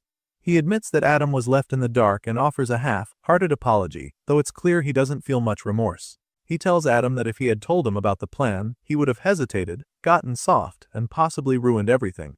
Adam, now betrayed by someone else he trusted, turns sharply to Caroline. His voice rises as he demands to know if she knew what was going on. Caroline looks guilt-ridden and admits that she did. Her eyes drop as she quietly apologizes. Adam's frustration only grows. He asks her how she could lie to him, how she could go along with something like this. Caroline tries to explain. She says that if Adam had heard what she'd been told, stories about Jake being a threat and a monster, he would have doubted him too. But Adam doesn't accept that. He cuts her off, telling her that he did hear those same stories. And yet, despite everything, he chose to trust Jake. He had faith in his own judgment and asks why she couldn't do the same. With nothing left to say, Caroline lowers her head, ashamed. Then Richard takes center stage again. With a sly smile, he tells Jake to come with him so they can clear everything up. If Jake really hadn't attacked anyone, Richard says, they could let it all go. Act like none of it ever happened. But Jake doesn't move. He doesn't lower his bow. He doesn't believe a word of it. Richard keeps talking, even bringing up the time Jake killed his archer. He says he's willing to forgive even that, just to smooth things over. But Jake isn't convinced. Beneath Richard's casual words, Jake can feel the weight of something much darker. That hidden killing intent, he senses it clearly. Jake knows Richard is lying. This isn't a peace offering. It's a trap. Still aiming, Jake tells Richard that if he really wants to talk, he needs to tell his men to back off first. That's the only way. Adam turns at that moment, confused. He hadn't seen anyone else. But then the rustling starts again. Figures emerge slowly from the woods, dozens of them. From every direction, Hayden and his men appear, surrounding the clearing. Adam is stunned. Hayden walks forward confidently, complimenting Jake's senses. Despite Jake noticing something was off, Hayden still managed to sneak in with a full team. Now standing beside Richard, Hayden is formally introduced to Jake. Richard says they're working together on this plan, this coordinated effort to capture Jake. Adam can't believe what he's hearing. He speaks up, saying he never agreed to anything like this. He thought they were here to talk, not ambush. But the truth is now unavoidable. This was a setup from the beginning. Jake activates his perception skill. His senses stretch outward, and he quickly realizes just how surrounded he really is. They've covered every angle. This frustrates him deeply. He thinks he should have noticed earlier. He's angry with himself for letting this many enemies sneak up on him despite all his training and heightened awareness. Then Richard raises his sword and points it directly at Jake. He tells him there are only two options: come with him peacefully or die where he stands. The ultimatum hangs heavy in the air. Jake clenches his jaw. He's still holding his bow, but he's outnumbered and unsure of how to proceed. Then Hayden, growing impatient, acts. He raises his hands and casts a powerful fire spell. A massive fireball hurtles toward Jake. There's no time to think. Jake reacts on instinct, leaping into the air just before the fireball explodes at his feet. The blast sends shockwaves through the clearing. As he lands, Jake retaliates, loosing an arrow toward Hayden. But the mage is ready. He conjures a shimmering energy shield just in time, blocking the shot. Realizing this is no longer a standoff, Richard gives orders to his warriors, telling them to stay back and not interfere. Hayden issues his own command to the mages: keep Jake pinned, limit his movement. The mages respond in unison, channeling their spells together. In a matter of moments, the ground beneath Jake begins to crack and buckle. Hayden, determined not to let Jake slip away, prepares another spell and hurls a fireball straight at him. Jake vanishes just in time, using his skill, Shadow Vault. To those watching, it appears as if he teleported, disappearing into thin air. In reality, he's leapt through the shadows and reappears on a nearby tree stump. But his moment of relief is short-lived.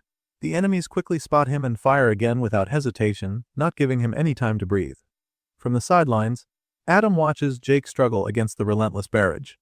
Unable to take it anymore, he approaches Richard and demands that he call off the attack. Adam insists that Jake isn't the killer, that this isn't justice.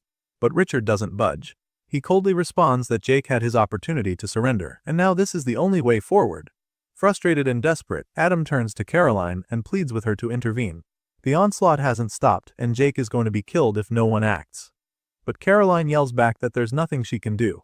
The situation has spun out of control, and it's beyond her power to stop the advancing wave of violence. The leaders double down. They order their soldiers and mages to maintain the pressure. They instruct them to keep firing, to give Jake no time to think, no moment to recover. Arrows, magical weapons, and explosive spells rain down on him from every direction. Hayden adds to the chaos by powering up another fireball, yelling for everyone to unleash everything they've got. Richard raises his voice as well, shouting the order to kill Jake on the spot. Inside the necklace, Cecil watches helplessly. Alarmed by what he's seeing, he begins to panic. He pleads silently for Jake to escape somehow. His concern grows with every blast and every arrow that comes dangerously close to hitting its mark. Jake, crouched and breathing heavily, begins to feel the impact of the attacks. Small bruises cover his arms and shoulders, signs of glancing blows and near misses. But he knows he won't be able to avoid all of them for long. He's overwhelmed. Internally, he concludes that one of the enemy mages must be interfering with his Shadow Vault skill. Something is preventing him from using it again, and without it, his mobility is crippled. He looks around and realizes the circle is closing in. The archers have repositioned, cutting off his retreat. Thick, magical vines erupt from the ground and wrap around his limbs. They tighten quickly, binding him in place and leaving him vulnerable. Jake curses internally as his muscles strain against the magical restraints. He sees Richard give another command. The archers take aim and fire. There's no time to dodge. One arrow pierces his shoulder with brutal force, and another slams into his leg. Blood gushes from the wounds, staining the ground beneath him. Pain explodes across his body as he falls to one knee, still restrained by the vines. His attackers declare they've got him. The trap has worked. He's pinned, wounded, and surrounded. Jake growls through clenched teeth, demanding to be released, but his voice is weak compared to the overwhelming force bearing down on him. Richard steps forward slowly, gripping the hilt of his sword with both hands. The look on his face is one of grim satisfaction. He's ready to end it. Adam, horrified at what's about to happen, yells in protest. This wasn't supposed to be an execution. Inside the necklace, Cecil covers his eyes. He can't bear to witness what's coming. The fear in his voice is clear as he mutters that they're going to kill Jake. Jake, now kneeling in the dirt, his head bowed and his teeth gnashing from the pain, knows he's seconds away from death. His body trembles, blood soaking through his clothes. He doesn't look up. He doesn't speak. Standing tall in front of him, Richard raises his sword high into the air, preparing for the final blow. He declares that it's over and that Jake would die. As Richard stood over Jake, his blade raised and positioned to deliver the fatal strike, Jake's breathing turned frantic. Each huff was filled with despair and the quiet acceptance that this might truly be the end. His body trembled beneath the weight of pain and betrayal. He thought of everything he'd been through, all the battles he'd survived, the beasts he'd slain, the trials he'd overcome. Yet now, with all his strength and skill, he found himself powerless in the face of betrayal. Despite enduring all manner of hardships, it was the betrayal of those closest to him that seemed to be his undoing. Across the battlefield, Adam tried to rush forward, visibly torn and desperate to intervene. But Caroline held him back tightly, likely trying to protect him even if it meant letting Jake suffer. Adam struggled, but she wouldn't let go. In the center of it all, Jake's thoughts turned to Cecil. Quietly, almost as if resigned to fate, he apologized to his companion, hoping that someday, someone would find the necklace and release Cecil from it. Jake was certain that his time was up. Then, just as Jake's eyes closed in grim surrender, something unexpected happened. A notification materialized before him. It declared that his bloodline ability had been upgraded to something called Moment of the Primal Hunter. Jake's eyes flew open in shock. Confusion was quickly replaced by instinct. His heart pounded faster. Something deep within him stirred, primal and overwhelming. His body, beaten and bruised, began to react. Even as Richard's blade descended toward him, Jake felt time itself stretch. That final moment, the heartbeat before the sword would have ended his life, seemed to last forever. In that elongated second, Jake became hyper-aware. He could sense every thread of mana in the air around him, like an invisible current flowing into his very core. It felt as though something inside his stomach was filling, a growing surge of pressure and power that demanded to be released. His body tensed. He couldn't contain it any longer. With a roar that echoed through the forest like a shockwave, Jake unleashed all of it at once. The magical vines that had restrained him snapped like twigs under the force of his eruption. A burst of raw energy exploded outward from his body, blasting everything and everyone around him. Enemies were thrown backward like ragdolls. Even Richard, who had been right above him, was hurled through the air and landed hard against the ground with a heavy thud. Jake's roar didn't stop there. The power that had welled up inside him continued to pour from his mouth as a concussive force. Shockwaves rippled through the battlefield, shaking the trees and the earth alike. Everyone nearby was forced to shield themselves from the overwhelming force. Richard, sprawled on the ground and bruised from the impact, struggled to make sense of what had just happened. He stared in disbelief, trying to comprehend the sheer scale of Jake's transformation. At the same time, Hayden stood in astonishment, unable to identify what kind of magic Jake had just used. Nothing they'd seen before resembled this surge of raw, primal energy. In the aftermath, Jake stood tall, completely changed. He ripped off the last remnants of his binds, his posture now menacing and wild. His breathing was heavy, but his stance was unshaken. There was no hesitation in his eyes, just raw instinct and fury. He looked nothing like the Jake they had known. To Adam, the transformation was shocking. He stood frozen, watching his friend become something entirely different, something untamed. Caroline, watching from the sidelines, could only stare in horror. The rumors she had once heard suddenly felt real. Everything the people had said, the stories of Jake's monstrous bloodlust, now seemed true. The man standing before them wasn't just Jake, he was something else, something terrifying. In her eyes he had indeed become the monster they feared. Richard, now getting back to his feet, winced slightly from the injuries the blast had left. But he wasn't ready to back down. Trying to rally his men, he barked out an order. He told them not to be afraid and that Jake couldn't possibly defeat all of them. At Richard's command, the army surged forward, their war cries echoing through the clearing as they charged at Jake like a flood of steel and fury. shields raised, weapons drawn, and magic ready. They moved as a coordinated unit determined to overwhelm their target. But Jake stood firm. Without hesitation, he pulled out his twin blades and inhaled deeply, centering himself in the chaos.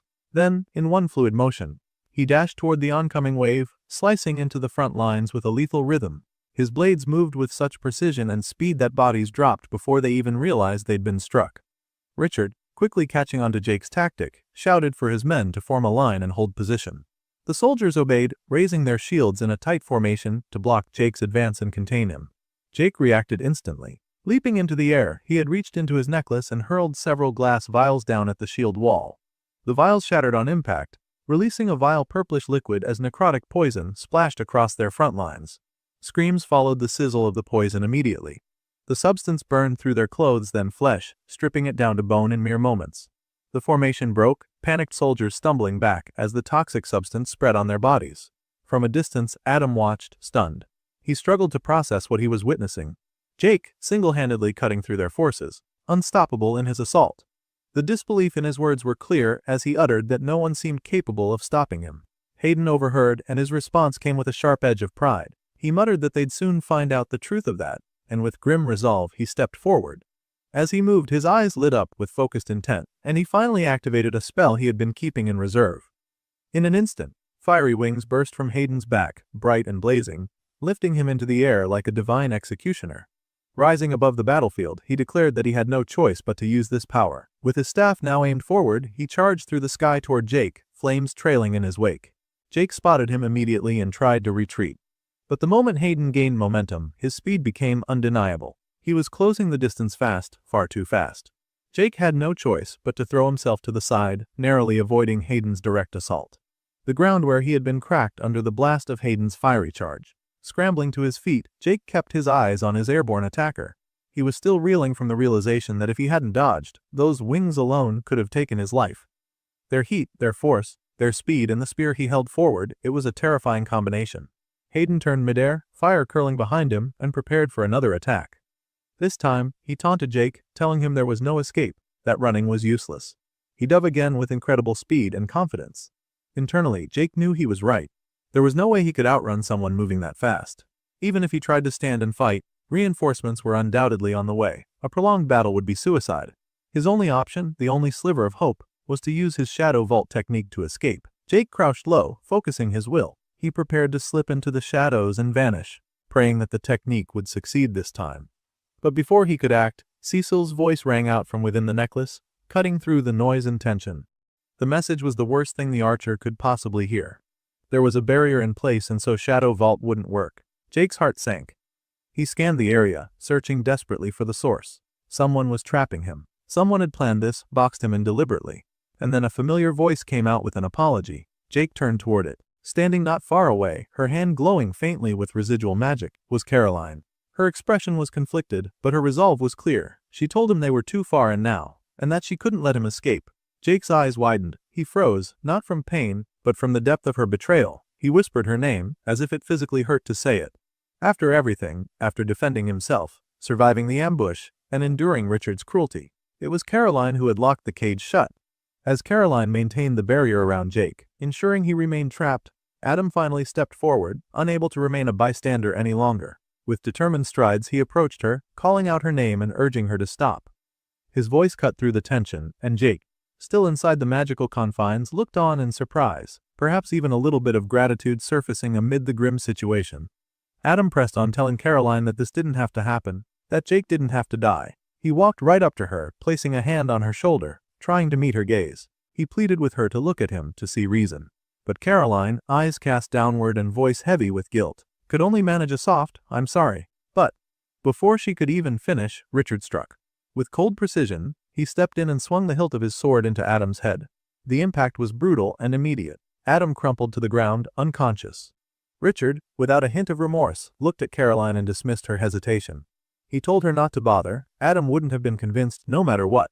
Turning his attention back to Jake, Richard walked slowly toward the barrier, confident and composed.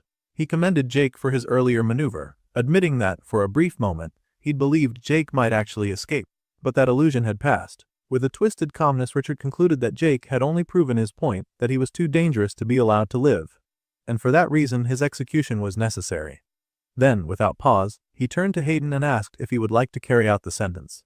Hayden, seething with rage, readily agreed. Jake, cornered and wounded, assessed his surroundings. The barrier around him left no room to dodge, no gaps to exploit. He thought to himself that if he could charge a power shot, there might be a slim chance he could shatter the barrier. But with the limited space and the speed of the attack coming, he knew it was impossible to channel for that long. Still, he wasn't finished. Reaching over his shoulder, Jake began pulling something from his back. Internally, he knew he had only one shot, one opportunity for a counterattack. He had to make it count. Hayden, fueled by grief and fury, took his position just outside the barrier. He declared that this was for his son, venom in his voice as he called Jake a murderer. He raised his weapon and prepared to execute a spell-infused strike known as Trial of Embers. A deadly charge augmented by fiery magic. With a powerful burst, Hayden launched himself forward.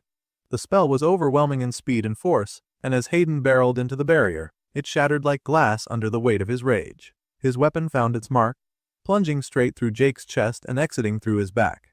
Jake's scream rang out, raw and agonized, blood erupting from his mouth as his body was skewered. Hayden, panting with exertion and hatred, drove Jake's limp form into a tree with a violent slam. The bark cracked and Jake's blood painted the trunk, running down in crimson streaks. Standing close, Hayden stared into Jake's pained expression and sneered. He whispered coldly that he hoped Jake would die slowly. He wanted him to feel every second of it. Jake's body trembled, blood streaming down his face and torso. But then, through clenched teeth and a mouth stained red, Jake spoke. His voice was weak but sharp, laced with malicious intent. He told Hayden that if he was going to die, he'd be taking Hayden with him. Suddenly, Jake's hands locked around Hayden's body. Purple light pulsed from his palms, and within moments, Hayden began to feel it, a sizzling, burning sensation that crawled across his skin. Confused and alarmed, Hayden shouted, demanding to know what was happening. What was this burning sensation? Jake, bleeding but grinning with dark satisfaction, gave his answer. He asked Hayden, almost playfully, if he liked it. And then he revealed the truth. The searing pain was necrotic poison, something Jake had brewed long before. He told the mage that during Hayden's charge, only moments ago, he had managed to coat his hands in necrotic poison. The same potent mixture he'd prepared well before this fight had even begun. Jake admitted that thanks to his natural resistance, the poison barely affected him. But for Hayden, it would be a different story. Jake's voice dripped with menace as he told him that in a matter of seconds, the poison would be burning through his very bones. And the moment Hayden pulled away, Jake seized his opportunity. Despite the gaping wound in his chest and the agony racking his body, he reached up with both hands, grasped the magical spear still embedded in him, and roared. With a forceful, agonizing pull, he yanked the weapon free. The sound of his gruesome yet resilient roar was followed by the loud wooden clang of the staff hitting the forest floor. Hayden, now still worried about the threat, turned to Jake with contempt. He declared that Jake's escape didn't matter. Jake was too weak to continue.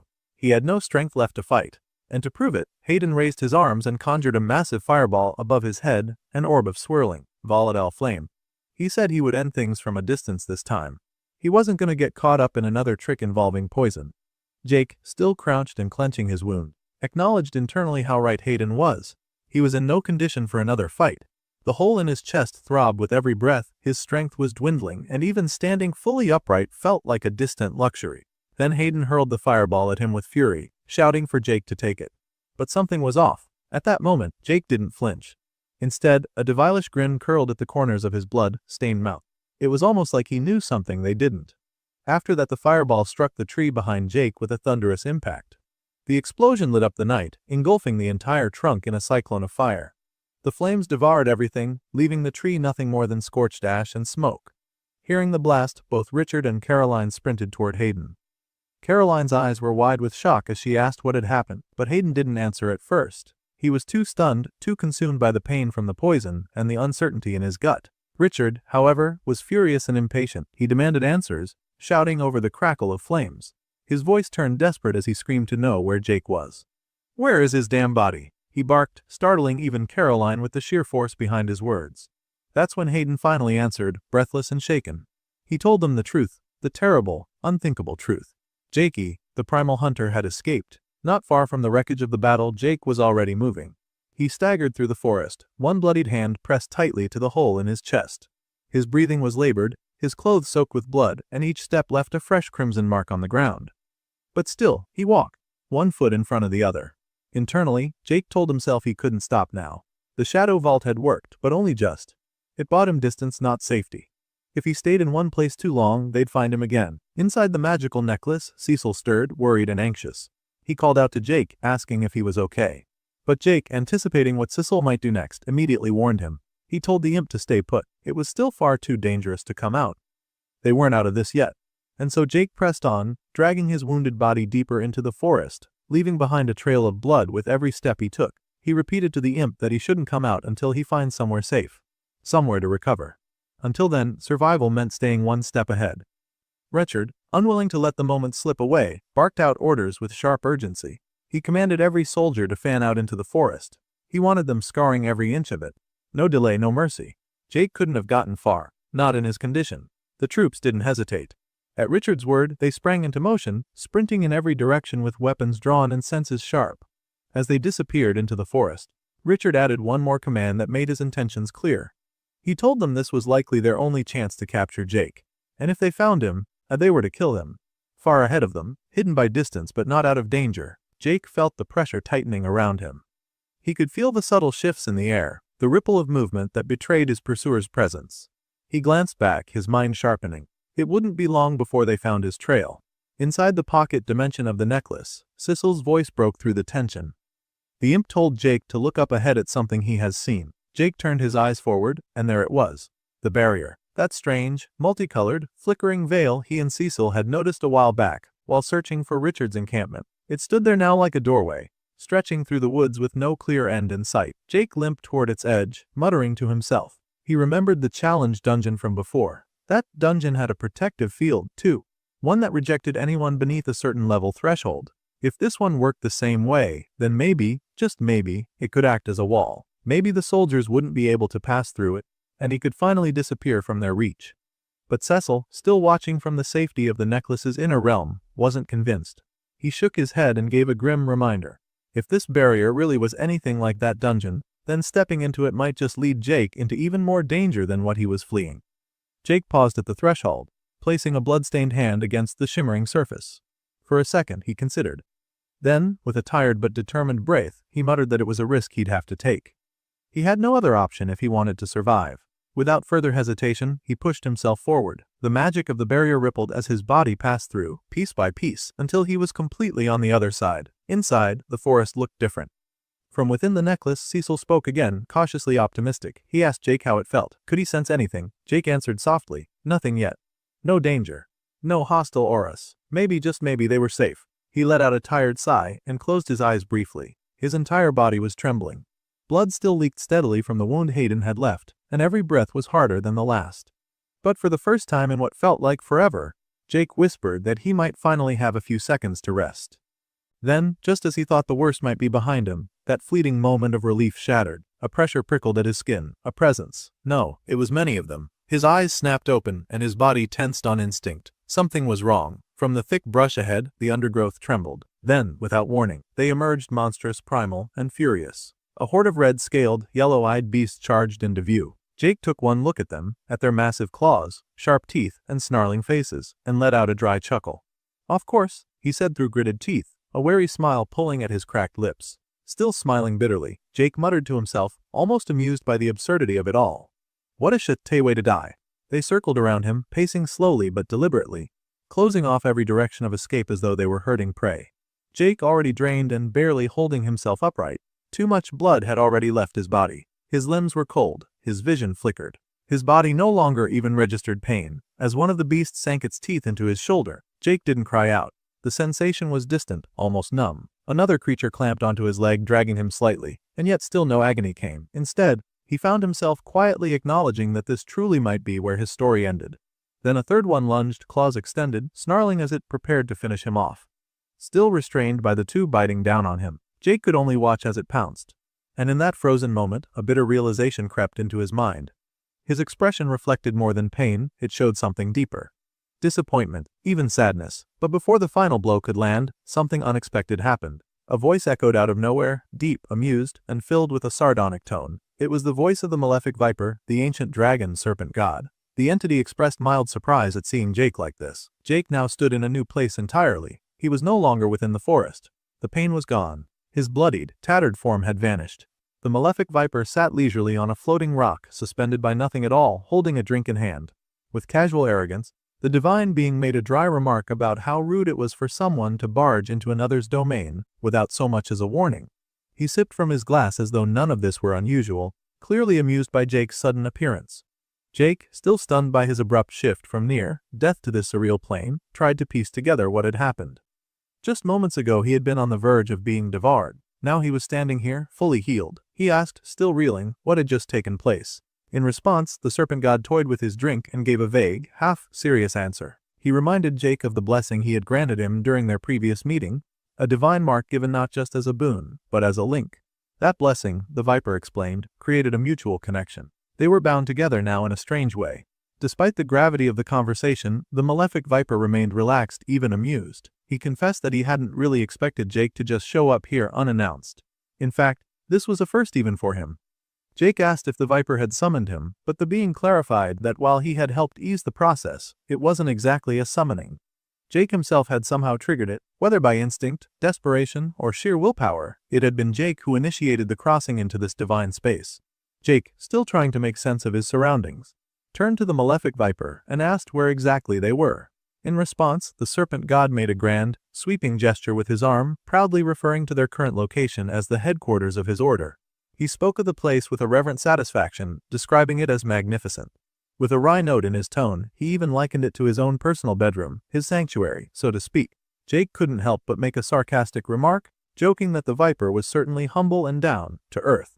The comment didn't go over the divine entity's head. He understood the sarcasm and responded with a bit of self-awareness, noting that if one were ever to seek ascension to godhood, a touch of ego was practically a requirement. Then, still amused, he invited Jake to take a seat beside him.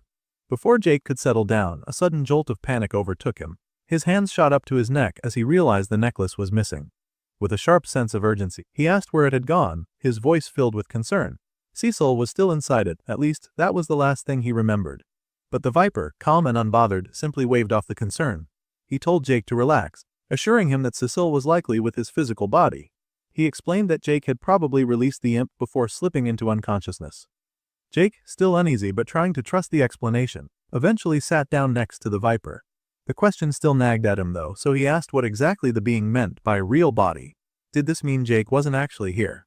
The malefic Viper, casually sipping from his glass, explained the situation. Jake's condition was critical, his body teetered on the edge of death. He wasn't entirely alive in the conventional sense, but he wasn't fully dead either. He existed in a kind of liminal space, somewhere between both states. Yet Jake's primary concern wasn't for himself, it was for Cecil. He expressed his need to return, to make sure the imp wasn't in danger. But instead of acting immediately, the Viper placed a hand on Jake's shoulder, attempting to steady him with a reassuring presence. He told Jake to calm down, stressing that while his body was in the process of healing, stress would only complicate things. The more Jake panicked, the more difficult his recovery would be, especially for his soul.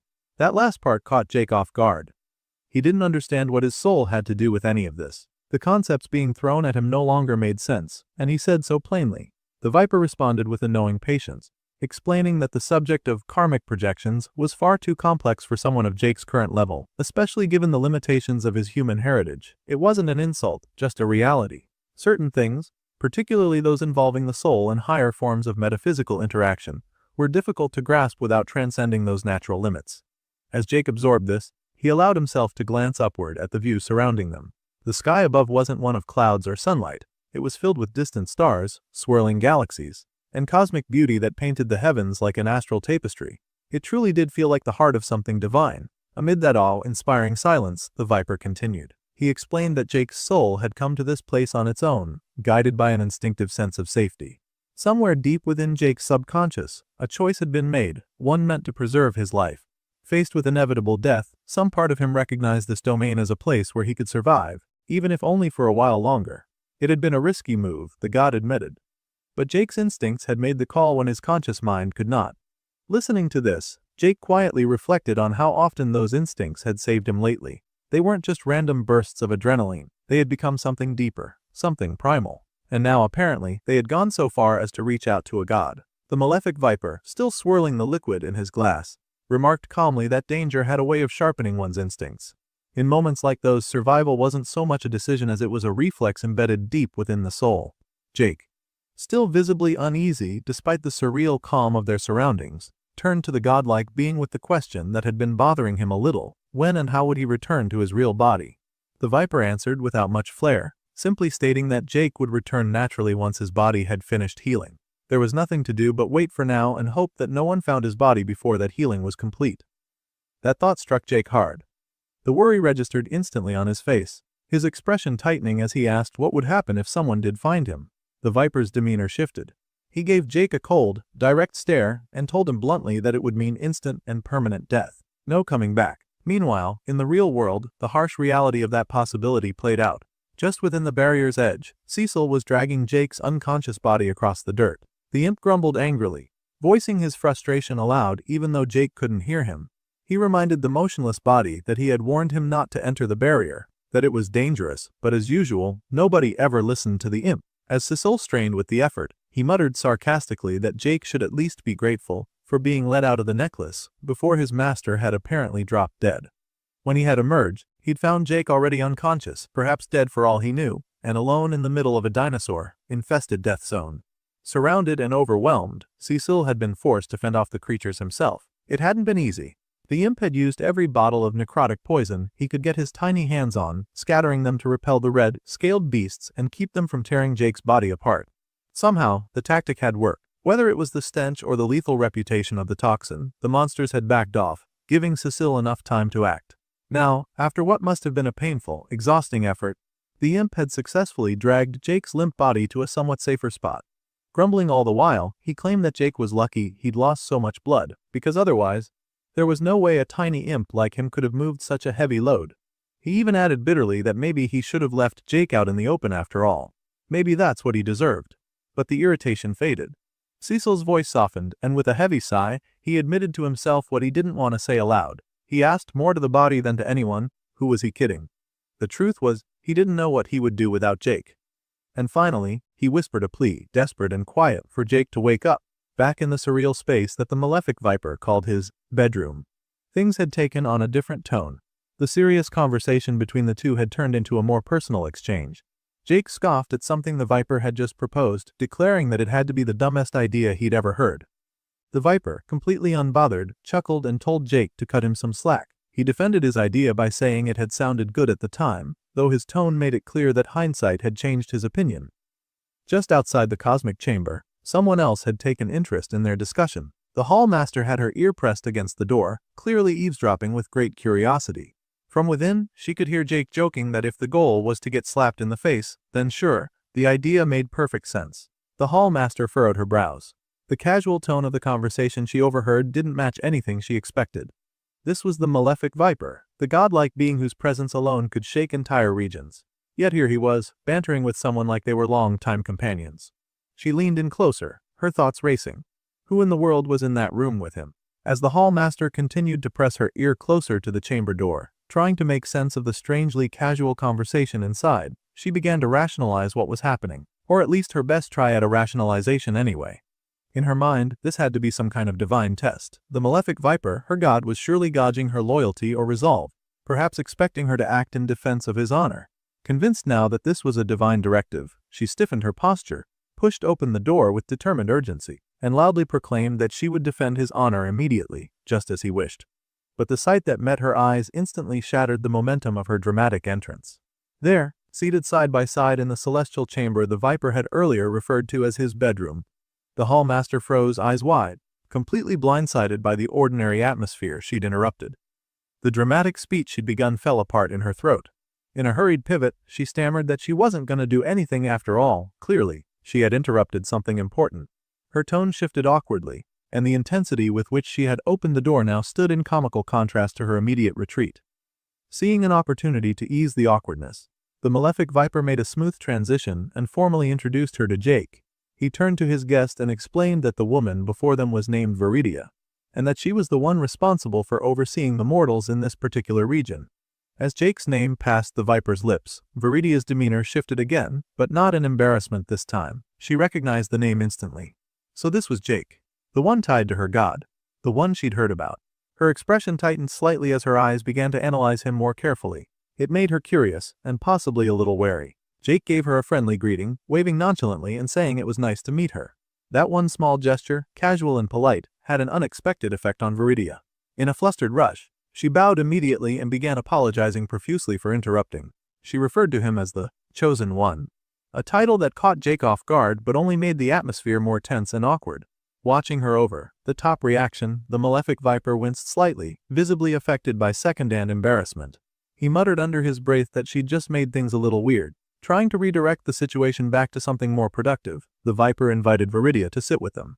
He explained that they had been discussing an important topic and her presence would be useful. The subject, as he described it, revolved around a particularly thorny matter: how to deal with someone from Jake's past, specifically, a former crush who had recently tried to kill him. He was clearly referring to Caroline. The weight of that topic pulled the conversation back into more serious territory. Jake picked it up again, expressing how he still couldn't shake the feeling that everything that had happened, the betrayal, the attack, was just one massive, stupid misunderstanding.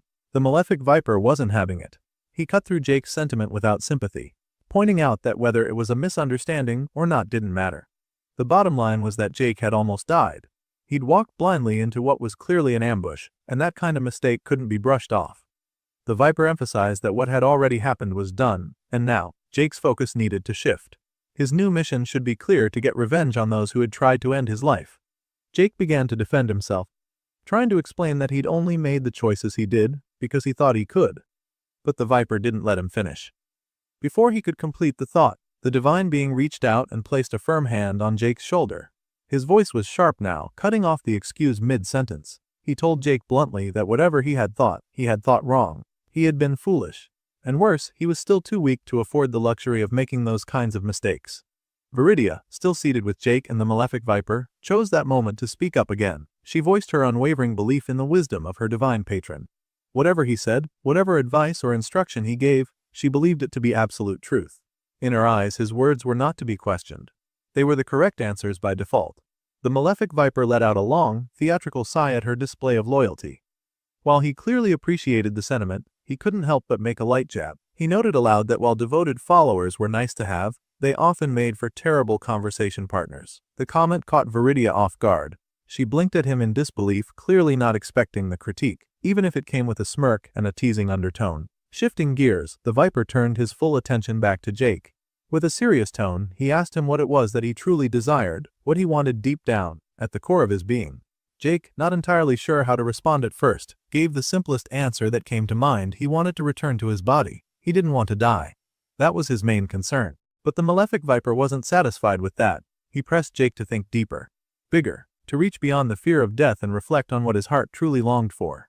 Jake fell silent for a moment, reflecting. Then, with a clearer mind, he started to speak. This time, there was more weight behind his words. He said he wanted to fix the mess surrounding Adam and the others. He wanted to make sense of the betrayal and chaos. He spoke of revenge, of what Hayden did to him, driving a blade straight through his chest. He declared that he wanted to kill Richard and William, those who had played their parts in this web of deceit. But that wasn't all. His tone shifted as he clenched his fists and a different kind of desire surfaced. He admitted that he craved battle, the thrill of victory, the rush of facing strong opponents and the high that came from defeating them. He wanted more of that, again and again. He wanted to test himself against the strongest foes he could find. As he stood and looked up at the glittering expanse of stars above them, he voiced his final desire to grow stronger, endlessly stronger, until he reached a point where he could do whatever he wanted. No limits, no chains. The malefic viper smiled at that answer. He found it fitting, worthy even. He told Jake that true freedom, the kind Jake had just described, was indeed a noble goal. But he warned him that real freedom could never be achieved by someone who remained tethered to the past. Freedom came at a cost, and that cost was power. Power didn't come easy, and it didn't come cheap. The viper told Jake that he had to hunger for it, chase it relentlessly. If he truly wanted to live freely, then he had to become someone no one could betray. Not because of trust, but because betrayal would mean destruction. He had to become someone who could crush those who turned against him without hesitation, treating them like insects. He went on to say that one day, Jake would find himself standing atop a mountain of corpses, metaphorically or perhaps literally. And when that moment came, he had to make sure he was the only one left standing at the peak. That, the viper said, was what it meant to be truly free. As he delivered those words, something strange and powerful began to happen. Jake's entire form started to glow, faint at first, then more intensely, until his entire body radiated with a blue light. The energy shimmered and pulsed like his soul was preparing to return to where it belonged. Viridia's jaw dropped in awe, her eyes widened, and she exclaimed aloud what she was seeing. She called him the Chosen One, once again unable to contain her astonishment. Jake, still glowing with that ethereal light, turned to the Viper and calmly said that he thought his body was calling his soul back. The malefic Viper nodded, understanding that their time together was at its end. He told Jake it was time for their goodbye, and added that he hoped they would meet again someday. In a rare and strangely fitting gesture, the two gave each other a fist bump. Jake thanked the godlike being sincerely, telling him that their conversation had meant a lot to him. It had given him clarity, purpose, even comfort.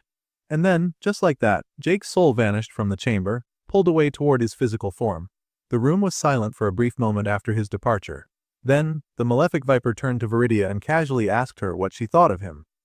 Viridia didn't hide her reaction. Her cheeks flushed a bright, unmistakable red, and she answered honestly, perhaps even impulsively. She said she thought Jake was absolutely remarkable. The next chapter begins with Jake in the cave where Cecil had dragged his unconscious body some time before. Now, Jake was awake and active, focusing on his workout. He was doing sit-ups, counting each repetition carefully in his mind as he pushed through the physical effort. Nearby, Cecil was sleeping peacefully but began to slowly wake up. As Cecil's eyes blinked open and adjusted to the dim light in the cave, he noticed Jake and for a moment wasn't sure if it was really him or just a trick of the light. Then as Cecil took a closer look, he saw Jake fully healed, looking much better than before. Jake was in the middle of his workout, clearly exerting himself with heavy breaths and visible signs of effort as he continued doing sit-ups. The sight was a surprise and relief to Cecil, who immediately realized Jake had somehow pulled through the terrible injuries he had suffered. Jake responded with a friendly greeting, smiling warmly at Cecil as he wiped the sweat from his brow. The smile showed that despite everything, Jake was in good spirits. Cecil, overwhelmed with happiness, quickly moved closer and wrapped his small frame around Jake's head in a tight embrace. Jake acknowledged this, explaining that he knew how close he had come to death and that he'd been lucky to survive the ordeal. Jake then apologized to Cecil for making him go through all that trouble, acknowledging that dragging his body all the way to this cave must have been hard work. He said he really owed Cecil one for all the effort and care Cecil had shown. Cecil reassured him that despite being frustrated and angry at first, once he realized what Jake had done, especially how Jake had freed him from the necklace before passing out, he felt deeply grateful. Cecil explained that being freed like that probably saved his life, because if Jake had died with Cecil still trapped inside the necklace, Cecil would have been stuck there forever, trapped and powerless. Cecil reflected on the significance of Jake's action, pointing out that even when Jake thought he was done for, when he thought all hope was lost, he still cared enough to release Cecil and give him a chance to live freely again. For Cecil, that was a profound gesture and a debt he felt he could never truly repay. When they bumped fists in a sign of friendship and mutual respect, Jake told Cecil not to worry about repaying anything, because that was simply what friends did for each other. The conversation then shifted slightly when Cecil brought up a different but related topic. Since they were talking about friends and loyalty, Cecil asked Jake if he wanted to discuss what had happened during the ambush. Jake was in the process of getting dressed, and he said there really wasn't much to say. He admitted he had made a mistake at the ambush but said his goal was to learn from that mistake and move forward rather than dwell on it. Cecil took some responsibility as well, admitting that he shouldn't have pushed Jake into meeting with his former friends since the idea had actually come from him. But Jake reassured Cecil that meeting with his old friends wasn't the real problem. It was something that had to happen. The true mistake was his lack of strength and power at the time. If he had been stronger and more capable, it wouldn't have mattered whether the situation was an ambush or not. He would have been able to handle it no matter what. Jake clenched his fist tightly, and with a determined look in his eyes, he told Cecil that he was done treating his training and progress like some kind of childish game. Just as he was thinking this, a blue notification window suddenly appeared in front of him, signaling that his system inbox was full. Jake hadn't checked any of his system alerts since before the meeting had turned into the dangerous ambush. So now, curious and somewhat anxious, he decided it was time to catch up on all the messages he'd missed. As he opened the inbox, he was immediately hit with a barrage of notifications, flooding the screen faster than he could read them. He exclaimed in surprise and frustration, overwhelmed by the sheer number of alerts. Then, one particular notification caught his eye, stating that he had slain a spearman of embers. This stood out because Jake didn't remember killing anyone by that name. He thought to himself that it was probably referring to Hayden, the one who had stabbed him through the chest not long ago. But that was strange because Jake knew for certain he hadn't killed Hayden. He recalled that just yesterday he had hit Hayden pretty hard by smearing that acid, like necrotic poison on him, which had caused significant damage, but surely that alone wasn't enough to kill him. Jake swiped through more of his notifications, noting with growing confusion that many of them claimed he had killed people he never actually did. The list seemed to be full of false kills, at least from his point of view. Cecile, watching this, suggested that maybe someone else must have finished off those enemies for him. Jake's expression darkened, and a flicker of anger crossed his face as he guessed that it was probably Richard. His mind raced, putting pieces together. Gritting his teeth, he thought about how Richard had likely used him as a pawn in his own games, using Jake to weaken their mutual enemies so Richard could gain an advantage. Jake cursed Richard quietly, calling him a bastard for manipulating the situation and taking credit for kills that were not his own. The thought of being used this way stung deeply. Trying to ease the tension, Cecil shrugged and pointed out that at least Jake had gotten some experience points for participating, even if only a little, in killing those enemies. It wasn't nothing, and every bit of experience would help him grow stronger. Then, something unusual happened. Instead of the usual blue notification window, a bright yellow notification suddenly appeared, shining with a brilliance that caught both Jake and Cecil off guard. The light was much more vivid and intense, and they both stared at it in stunned silence. Jake wondered out loud what a class evolution might be, while Cecil speculated that if it looked that shiny and impressive, it was probably something special. Shortly after, another blue notification appeared. This one praised Jake's skills, commending everything he had done so far, facing dangerous foes, fighting with determination, and showing strong ambition. The message then asked Jake if he would like to begin the evolution process now. Without hesitation, Jake accepted. He knew this was exactly what he needed. If he was going to survive what lay ahead, he had to become stronger, and this evolution seemed like the perfect opportunity to do just that. After he accepted, a new window appeared, congratulating him for evolving his class. It told him that he had reached level 25 and his new class name was Ambitious Hunter. Jake liked the sound of that immediately. The name fit well with his mindset and goals. Then, a detailed description notification popped up, explaining everything he needed to know about the new class. William silently watching the blacksmith at work. He stands nearby, lost in thought, wondering just how long he's been standing there. The blacksmith is hard at work, hammering iron, reshaping it with precision. William doesn't know how much time has passed. For all he knows, it could have been hours. But to him, it has only felt like seconds. Each movement of the hammer, each motion of the blacksmith's hand, draws him in deeper. He's completely mesmerized. As the rhythmic clanging continues, William's attention sharpens. Internally, he begins to recognize what he's witnessing, not just metalwork, but craftsmanship on a level he hasn't seen before. The armor being forged before him is, in his eyes, more carefully crafted than anything he's encountered. And even though the rest of the camp is making preparations for their upcoming assault on Hayden's position, William remains still, fixated on the task at hand in front of him. Elsewhere, we're briefly shown what the others are up to. Richard is gathering the men, lining them up as if for inspection. It's a soldier's formation, orderly and tense. Caroline, not far from the gathering troops, is seated before an array of medical tools and supplies, a mix of traditional remedies and magical potions, all neatly arranged and ready for use. But while they prepare for war, William remains inside the forge, captivated by the work of a master. His eyes are wide with wonder, his expression lit up as he continues to watch the blacksmith, who pours every ounce of effort into the piece he's finishing. At last, the blacksmith pauses. Wiping the sweat from his forehead, he looks at William and tells him it's done.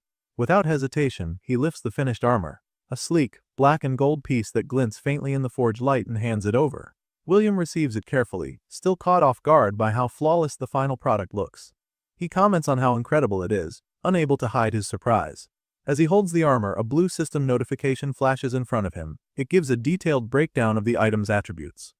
Among the features listed, 2 enchantments stand out: expanding armor and kinetic force diffusion. The second one catches William's attention. He immediately turns to the blacksmith, asking what exactly that means. In response, the blacksmith chuckles lightly and simplifies it, saying if someone swings a heavy weapon at William while he's wearing this, he won't be turned into paste. He then offers a more technical explanation. The armor is designed to absorb and spread out incoming force across its surface. This makes it easier for someone with William's build to endure strong hits that might otherwise cripple a regular fighter. It doesn't make him indestructible, the blacksmith adds, but it does mean he can last longer in a fight than most would expect. William reacts with subtle surprise, his expression shifting slightly as he takes it all in. The blacksmith then pats him on the shoulder and asks what he thinks.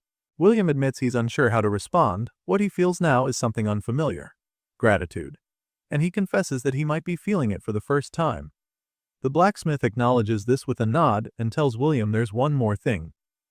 He explains that he's going to give William something important, A piece of paper containing information about the armor and what he hopes William will do with it. But he's clear it should only be opened after everything here is finished. William accepts the paper, still a bit puzzled, and asks what he means by that. The mood shifts as the blacksmith becomes more serious. Placing both hands firmly on William's shoulders, he looks him in the eye and asks for a promise. He asks that William will honor his wish to avenge his family. William doesn't hesitate. He affirms that he will. He's already said as much and he means it. The blacksmith then turns away slightly, as if what he's about to say weighs too heavily to be delivered face to face. He starts to speak about something he's kept hidden, his true identity. All this time, he's gone simply by the Smith, keeping his distance from others.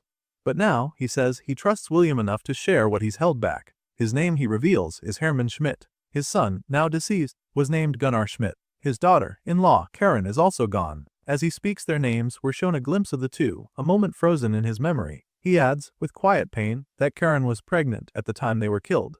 The weight of that revelation hits William. For a moment, even someone like him, so often detached, is visibly shaken. There's something in his expression, a flicker of genuine emotion. Then, as if making peace with his past, Hermann lifts his head. A faint magical glow begins to radiate from his body. He speaks again, asking William to carry out one final request, not exactly for vengeance, but to keep his family's memory alive.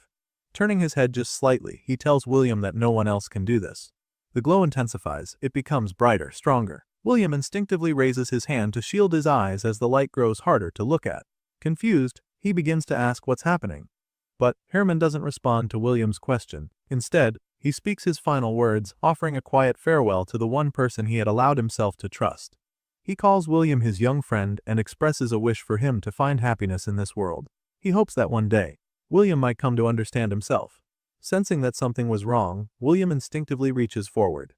There's a growing tension in the air. For the first time, he calls out Hermann's real name, not the title of Smith that he had gone by all this time. But the moment is already slipping away.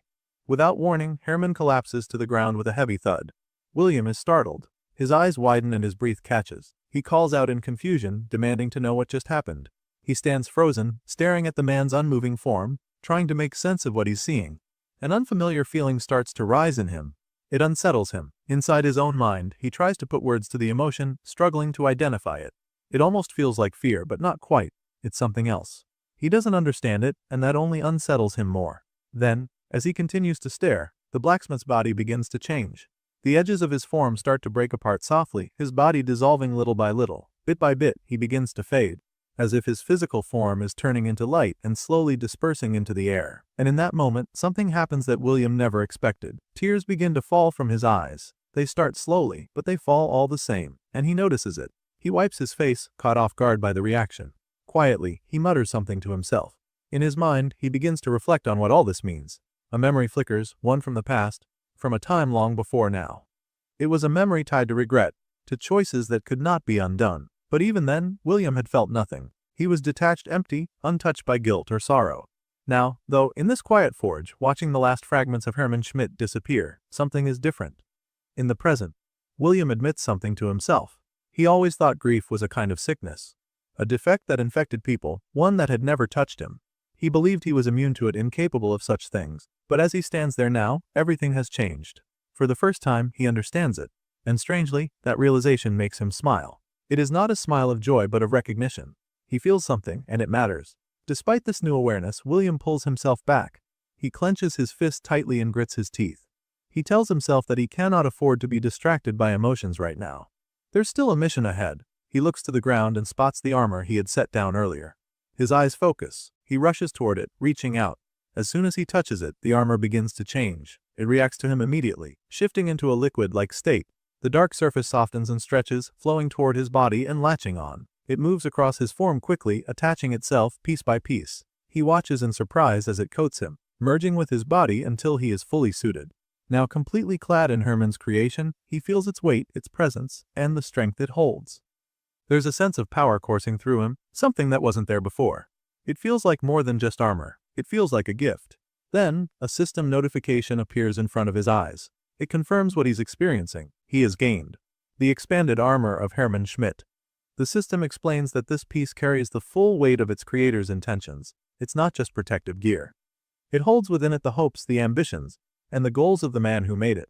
And with it comes a new ability, the legacy of Hermann Schmidt. Understanding the significance, William places his armored hand against his armored chest. He acknowledges what this means. This is not just armor. This is what remains of Herman. His legacy is now bound to William. A familiar grin returns to William's face. It's one filled with confidence, a little bit of pride, and a sense of purpose. He silently promises the fallen blacksmith that the two of them will leave their mark. He will show the world what they can accomplish now that they are one. Then, his eyes catch something else. On the ground nearby is the piece of paper Herman gave him earlier. For a moment, he had forgotten about it entirely. He reaches down and picks it up, examining it. As he looks closer, he realizes it's enchanted. It seems to contain a voice recording. Curious, he raises it to his ear and taps it gently. The moment he does, his expression shifts. His eyes widen as he listens. Whatever he hears catches him completely off guard. The message from Herman is unexpected, and William can hardly believe it. He blinks in disbelief, the corners of his mouth pulling into a faint, amused smile. Then he lets out a short laugh and, with a light chuckle, speaks under his breath. His reaction is part surprise, part admiration. There's a sense of respect in it, even if laced with playful annoyance. The blacksmith, it seems, had one final twist planned. Meanwhile, far away from the forge, another scene is unfolding. Jake is deep in the forest, standing amidst the aftermath of a battle. The ground is littered with the corpses of raptors. Their bodies are sprawled across the dirt, arrows sticking out from every angle, with blood staining the grass and leaves all around. Jake stands tall, having just finished off the last of the group. Duke, nearby, wipes sweat from his brow. He remarks that the hunt wasn't half bad, clearly satisfied with their results. Cecil, observing the scene, comments on Jake's growing presence. He says Jake is starting to look genuinely intimidating and admits he wouldn't want to be on the receiving end of his skills. Jade joins in the conversation, turning to Cecil. He mentions how Jake's abilities seem to be expanding rapidly. As he scrolls through his notifications, he explains that every time he levels up, he seems to unlock more techniques with his arrows. He's learning more with every fight. Curious, he opens up his status screen to check how much experience he gained from the battle. After reading the numbers, he nods to himself. He's pleased. He even entertains the idea that he might be able to raise his alchemy skill to level 50 before this entire tutorial ends. The thought brings a smile to his face. Then, the imp asks an important question. He wants to know how much time Jake has left. Jake agrees that it's something worth checking. He opens up his system again, intending to check the remaining time. But as he does, something catches his attention. The number of survivors has dropped drastically. He says that the numbers shouldn't have dropped that fast. Cecil, hearing the concern in his voice, walks over to take a look at the screen. He sees it for himself and asks what exactly is going on. Jake responds, still watching the numbers fall. The rate of decline is rapid, far too fast to be natural. Even as they stand there watching, more names vanish. The number keeps decreasing at an alarming pace. Confused and increasingly worried, Jake asks the only question that makes sense to him at that moment. He wants to know what on earth is going on. The story then shifts back several hours earlier to a different scene. Richard is standing in front of his gathered army. His troops are assembled in tight formation, waiting for his orders. Richard stands on a slightly raised area so that he can be seen and heard clearly. He begins to speak to his men with firm determination. Richard tells them to polish their armor and ready their swords. He reminds them that the bastard Hayden is already dead. His words carry a sharp edge as he refers to Hayden's forces in the past tense. He continues by saying that only one of Hayden's men remains, a lieutenant named Desmond, who Richard believes is consumed by thirst for revenge. Richard explains that they have given Hayden's forces chances to surrender, but those chances have been ignored. He asks his men if they will allow the enemy to start another war. The soldiers respond with a loud roar, shouting a unified refusal. Raising his sword high, Richard declares that tonight the battle will end for good. He urges the men to crush the enemy completely. The troops respond with fierce agreement, stomping the ground and shouting loudly to show their readiness. At that moment, a notification appears in front of Richard. It pulls his attention away briefly. The window shows his progress on a personal quest called A Leader is Born. Richard reflects to himself. After weeks of what he calls a damn tutorial, he is finally close to completing the quest. But he does not plan to settle for just the minimum. He smiles with a hint of malice, thinking ahead. Once he is done with Hayden's people, only one trouble remains, an archer named Jake. As an afterthought, his eyes glance toward William standing nearby. Richard notes silently that William no longer seems loyal. He can sense this by William's skills and attitude. Still, Richard does not see this as a real problem. His plan is to use William to destroy his enemies first. After that, he intends to put the dog down, ending William's usefulness once and for all. Richard then walks over to William and waves at him. He asks if William has seen the blacksmith around anywhere. William replies that the blacksmith is not the type to get involved in things like this. He adds that the old man cares more about his smithing work than anything else in the world. Richard shakes his head, saying it is a shame because the blacksmith's hammer would have been more useful on the battlefield than anywhere else. Richard then places a hand on William's shoulder and gives it a light squeeze. He says it is a comfort to have William here and tells him to make sure to show them what he can do. Richard ends this interaction by calling William friend, but his tone is insincere. William answers aloud with, "Of course," but inside he is angry. He thinks that Richard should keep his hands off him. Internally, William wonders who Richard thinks he is, calling him his friend. Later, all of Richard's men gather outside Hayden's camp. They stand ready to face the enemy's remaining forces. Among Richard's troops are mages, warriors, archers, and others that are all prepared for the battle ahead. On Hayden's side, now led by Desmond, the only defense is a long wooden wall with spikes. This wall has been built to keep Richard's forces from entering the camp. Some of Richard's men shout insults at Desmond, calling him a coward and demanding that he come out to fight. But Desmond remains silent, standing behind the wall without responding. Richard seems annoyed by Desmond's silence. He says that if Desmond refuses to come out, then Richard and his men will come inside. Without hesitation, Richard raises his shield and appears to charge it with magic. He then releases a strong blast from the shield aimed at the wooden barrier. The attack breaks through the wall, leaving a large hole. William, watching the scene, squints and shields his face from the blast. He thinks the attack was effective and seems somewhat impressed. Now with the wall breach, Richard calls out, demanding to know where Desmond and his troops are. Seeing he had no other choice, Desmond took his stance, ready for battle. He pointed his staff forward and prepared to unleash his power. Then, with a forceful shout, he sent a large blast of magical fire toward Richard and his troops. The fire moved like a cannonball, but carried the intense heat and destructive power of magic. Richard quickly noticed the incoming attack. Without hesitation, he looked at his men and ordered them to raise their shields. Almost instantly, a giant magical barrier formed around Richard and his troop, protecting them from the multiple beams of fire and magic flying toward them. The shield absorbed the impact and held firm, keeping the soldiers safe. Desmond was not alone. Behind him stood a group of mages, all taking the same battle, ready posed with their staffs pointed forward. At Desmond's signal, they unleashed a powerful combined magic attack aimed at Richard's forces once again. On the battlefield behind Richard, Caroline watched the situation closely. Concerned, she asked what their plan was going to be. She realized the enemy would keep attacking with spells and their magical shield could not hold forever. Richard answered simply that they would charge at the enemy. Richard then commanded his troops to advance. Despite the ongoing magical bombardment, his men ran forward toward Desmond's forces. Seeing this, Desmond ordered his troops to retreat, pulling back quickly to avoid close combat. Richard let out a light chuckle, amused by how the enemy fled. He began to say that the fight should be even easier than he expected, but he was interrupted before finishing his sentence. A large explosion suddenly erupted behind him and his men, forcing them to stagger backward. Richard turned to see what caused the blast and realized that Desmond's troops had ambushed them from behind. One of Richard's men, clearly panicked, asked what they should do now. Richard's response was loud and fierce. He pointed his sword toward the enemy and shouted that they should slaughter the attackers, letting out a powerful roar. As the battle raged on, Richard reflected on war. Steel clashed against steel, shields met swords, and weapons collided with brutal force. He thought war was a messy business. It was not about trained fighters showing off skills in neat duels. Instead, it was senseless and bloody. The scene showed one man slashing another, decapitating him with a single strike. Another warrior was riddled with arrows, falling to the ground. Richard noted that in battles like this, enemies often target the magic users first because they are more vulnerable. Next, Richard saw an archer impaled by a swordsman. He added that archers are then targeted to stop them from creating distance with their attacks. He also observed that healers like Caroline do their best to keep everyone alive. Skilled healers are always protected by their allies, and Caroline was no exception. She stood surrounded by men guarding her as she worked. Richard then moved into the fight himself, slashing at his enemies. He believed that in the end, no one shined brighter than a true warrior. After defeating an opponent, he stood over the fallen man with quiet confidence. With the battle won, Richard approached Desmond, who was kneeling on the ground, exhausted. Around them lay many bodies, riddled with wounds and covered in blood. Caroline stood nearby, watching. Richard offered Desmond a chance to give up and live, but Desmond simply smiled and told Richard to end it quickly.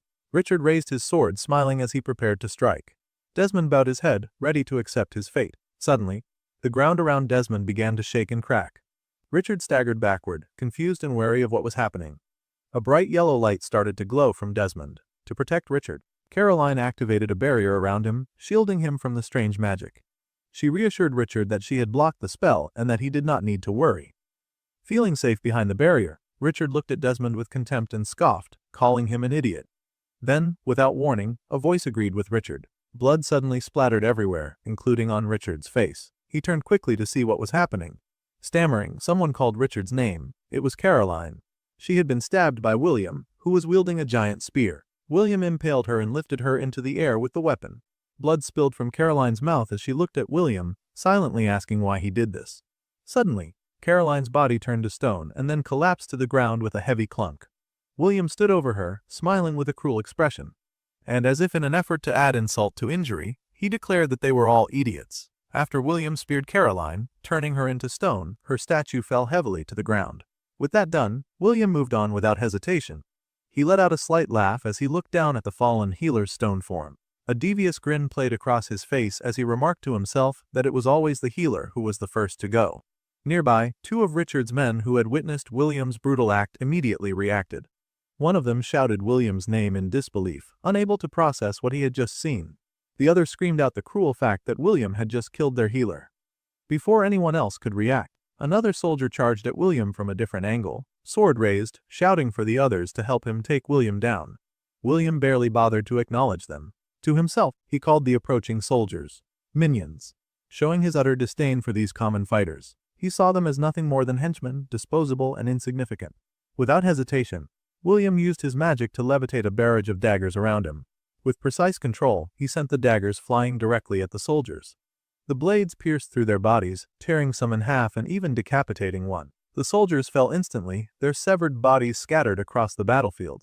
William turned his gaze toward Richard, mocking him by calling him the big boss, just as he had referred to Caroline as the healer, and the fallen soldiers as henchmen. Richard stood a short distance away, his sword resting on his shoulder. He was breathing heavily, likely exhausted from his earlier battle with Desmond and his troops. Despite his wariness, his eyes locked onto William with a mix of frustration and determination. Without warning, William charged forward, spear in hand, ready to face Richard head-on. Their weapons clashed with force, the spear meeting the sword in a battle of strength and skill. As they struggled, Richard demanded to know what William was doing. William replied coldly that he was doing something Richard should have done a long time ago. Their weapons shifted and clanged repeatedly as the fight continued. William's thoughts raced. He knew he couldn't afford to be reckless. Even with the powerful armor gifted to him by the blacksmith, Richard remained a formidable, high-level warrior. During the fight, Richard managed to graze William's cheek with his sword, a sharp reminder of the danger he faced. William realized that if he was not careful, Richard could easily overpower him in a straight fight. The two clashed again, their weapons and armor ringing loudly as they fought fiercely. Richard's anger grew, and he lashed out with words as well as blows. He called William an insolent and knave little dog, demanding to know who he thought he was. Richard reminded William that without him, he would be nothing. Hearing this, William gritted his teeth, anger rising within him. Richard continued, claiming that on the very first day of the tutorial, if he had not stepped in to stop them, others would have killed William then and there. In other words, William owed him his life. Richard accused William of fooling everyone with a false innocent, knave act he had maintained for so long. But Richard said he was the only one who ever saw William's true potential.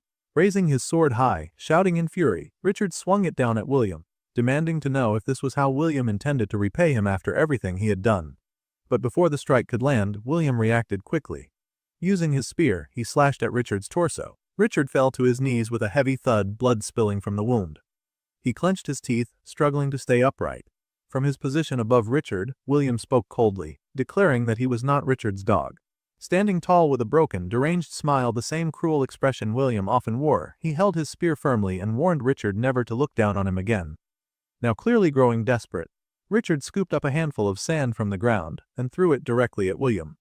The boy instinctively raised his hands to block it, his eyes narrowing in confusion as he wondered what exactly Richard was trying to do with such an odd and seemingly useless move. Without wasting a moment, Richard pushed himself up from the ground. Gripping his sword tightly as he charged forward, he declared firmly that he wasn't done yet.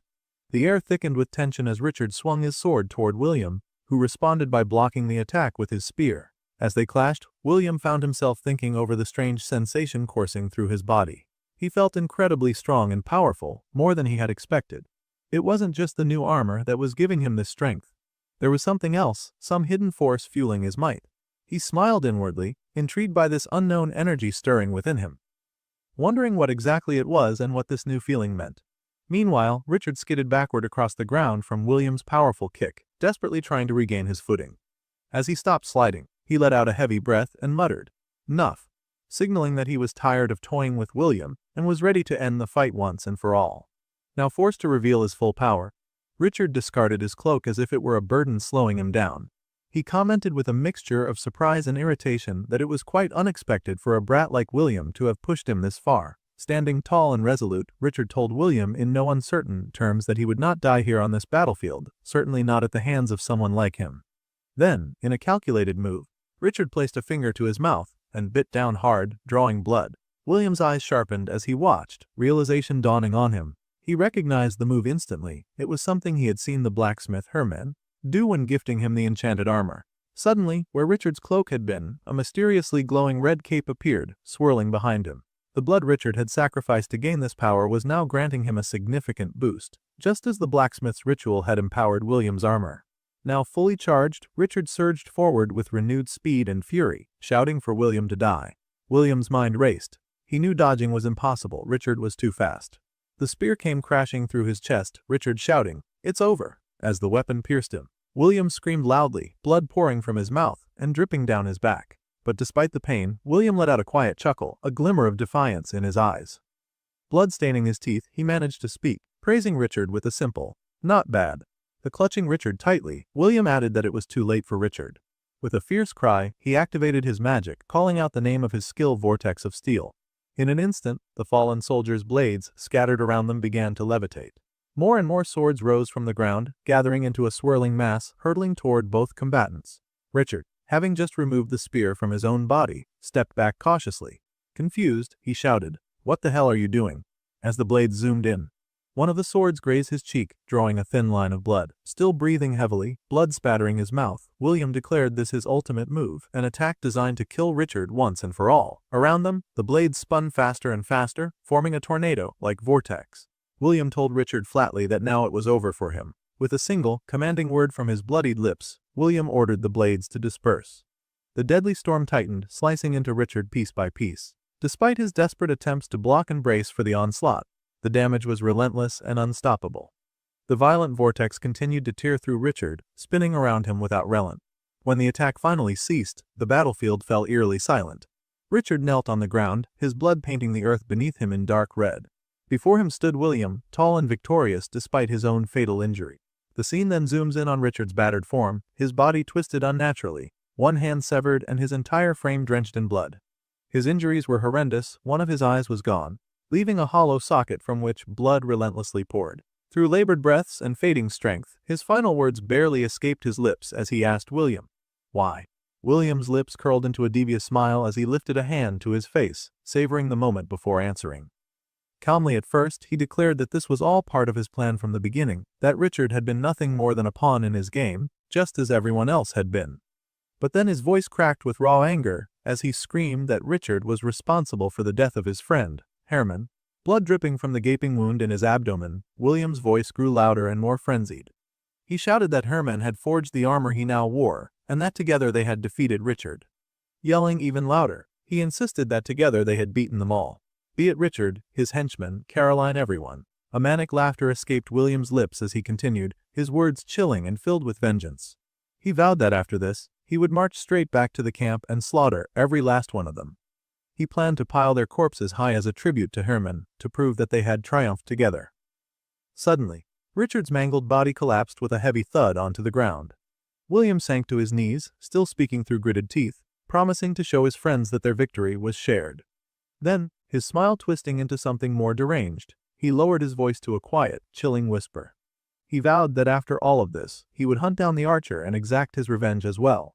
His voice faltered as he tried to finish his sentence, saying he would show the system that he was superior to every last one of them. But life was slipping from his eyes, and moments later, he too fell heavily to the ground, succumbing to his grievous wound. Just as it seemed that William's story had reached its end, a mysterious voice broke the silence. It spoke of how curious it was that this young man had suddenly been overwhelmed by emotions he had never before experienced. The voice called it a gift, a rare gift from the system granted to someone who secretly yearned to understand others. Slowly, a figure stepped forward, revealing himself as the owner of the voice. He explained that the floodgates had been opened within William. Although William had believed his lack of emotions made him superior, It was now those very emotions that might push him to achieve extraordinary things. The figure stood directly over William's still form, and as the camera pulled back, his full appearance came into view. An older man with scattered white hair, dressed entirely in black robes and a matching cloak. He held a black cane in one hand. Stretching out his hand toward William's chest, the man seemed to channel a mysterious power, declaring that William did not yet have permission to die. Suddenly, William's heart, which had long since stopped, began to beat again. The figure's voice commanded him to rise once more, signaling yet another chapter for the psychotic warrior. The next scene starts with Adam, who begins to narrate his backstory, taking us back to when he was 16 years old. At that time, Adam had landed his first job as a tutor, helping elementary school kids with their homework every afternoon. He describes feeling more like a glorified babysitter than a teacher, sitting in classrooms, standing among the children, reading books out loud, and guiding them through their assignments. But there was one particular school Adam never liked going to. It was located in a rougher part of town, where trouble seemed to follow the kids like a shadow. On one of those days, while tutoring a boy struggling with his homework, Adam was suddenly interrupted. A girl burst into the classroom, calling his name urgently to warn him that a fight was breaking out in the hallway. Rushing over, Adam found two boys in the middle of a heated struggle. One was pinning the other to the ground, accusing him of stealing his notebook and lying about it. The boy underneath shouted for him to get off, their voices rising in anger. Trying to break them apart, Adam stepped in, shouting at them to stop. As he grabbed the boy on top, who was about to throw a punch, the boy's fist accidentally struck Adam in the eye instead. The pain was sharp, and Adam would come to expect a new bruise like this every time he went to that school. Now, we see Adam in his bathroom, staring at his reflection, the swollen black eye staring back at him. His father's voice calls from outside, asking if he's around. Adam calls back that he's in the bathroom, still tending to his injury. His father steps in, eyes immediately drawn to the dark bruise. He calls it a shiner, asking where Adam got it. Adam answers bluntly, saying it was from tutoring, the same old nonsense that never seemed to end. His father laughs it off lightly, telling Adam it could be worse and that he'd be fine. Frustrated and angry, Adam snaps at his father, yelling that he doesn't want to do this anymore. He doesn't want to work with kids and begs for a different job, asking to be given something simple like sorting mail at his father's company. Anything to get away from the bratty children who only caused him trouble. But his father doesn't let it go. He warns Adam not to speak like that. Taking a step closer, his father explains that the kids at that school have had a tough life, something Adam couldn't understand. Hesitant, Adam asks what that means. His father shakes his head and reminds him that Adam has been cared for since the day he was born. He has never wanted for anything, never had to worry about clothes or meals. The job was meant to teach Adam a lesson about life, about using the gifts he'd been given for a greater good. He tells Adam he's supposed to lead those kids, to keep them on the right path, and that this responsibility should not be taken lightly. Pointing firmly, he says Adam should become someone people can look up to, someone worthy of following. Adam's narration picks up again as we see a glimpse of that change. The next day, he pulled the two boys who had fought aside and had a serious talk with them. It wasn't easy at first, but with time, he was able to turn their rivalry into friendship. We see the boys laughing together as Adam playfully ruffles their hair. By the end of the year, every one of his students had passed. When Adam graduated, his father offered him a position at the company, but he refused. Adam wanted to find his own place in the world. He started as an intern, worked hard, and eventually became a full-time employee, then a manager. With each stage, more people began to follow him, little by little growing into the team we now recognize, including Jake, Casper, Bertram, Caroline, and Joanna. Adam concludes by reflecting that he was good with people, strong in his leadership, and that those qualities made him someone others could truly look up to. The scene shifts back to the great forest, now heavy with rain. Adam walks through the puddles, his footsteps soft but weighted. He says quietly to himself that here, in this place, he is not strong. As his gaze drifts downward, the ripples in the puddles reflect haunting images, first Casper's face, then Lyra's, then Jake's. Each reflection seems to fade into the next, like memories slipping through his fingers.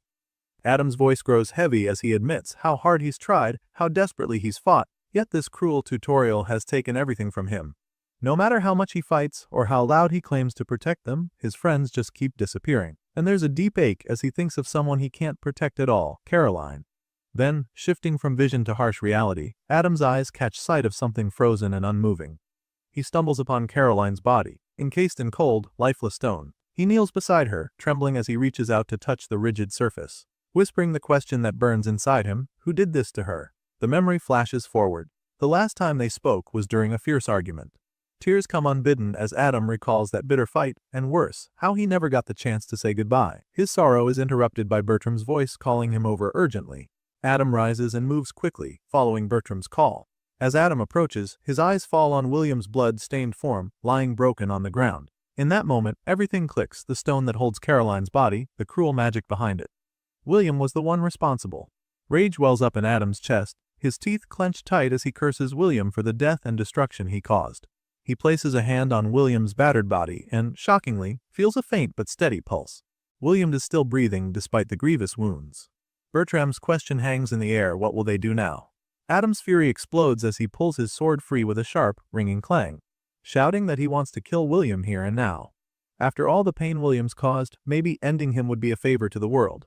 Trying to steel himself, Adam mutters that William is a monster. Yes, a monster, right? But his voice wavers and his hands tremble as the weight of what he's about to do sinks in. Then, suddenly, his sword slips from his grasp, crashing to the ground. He clenches his fists, questioning why he can't go through with it. His mind screams that he should end William before he hurts anyone else, but his heart refuses to follow. Defeated, Adam sinks down to the wet earth with a heavy thud. He admits bitterly that this place has broken every person they've encountered, turning them all into killers. Yet even as tears spill down his face and his shoulders shake with sobs, he makes a vow to himself: this place will not break him. He will not lose hope. As if in answer to his resolve, a bright yellow notification suddenly appears before him, glowing softly in the rain.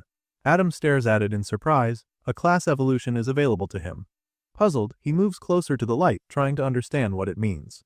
Bertram approaches, curious, asking what's happening, but Adam only keeps his eyes fixed on the notification. Suddenly, a flood of invitations begins to pour in, dozens, then hundreds, even thousands, each one a summons from a different realm.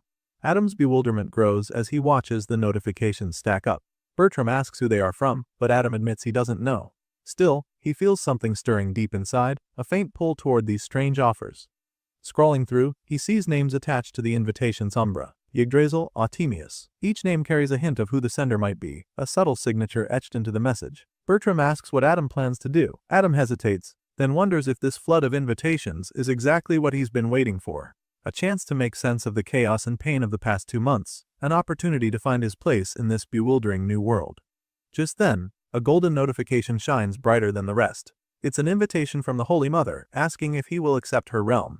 Adam hesitates only briefly, curiosity and hope tugging at him as he confirms the acceptance. In an instant, the world around him shifts and changes. He is transported to another realm, a breathtaking city of gold floating high in the sky, shimmering like the very image of heaven itself. Looking around in awe, Adam asks aloud if this is truly heaven. Before him, a radiant figure appears, a beautiful golden goddess, her hair like spun sunlight and her robes glowing with divine light. She smiles warmly and welcomes him, the brilliance of her presence filling the space with a serene, powerful glow. A true goddess indeed.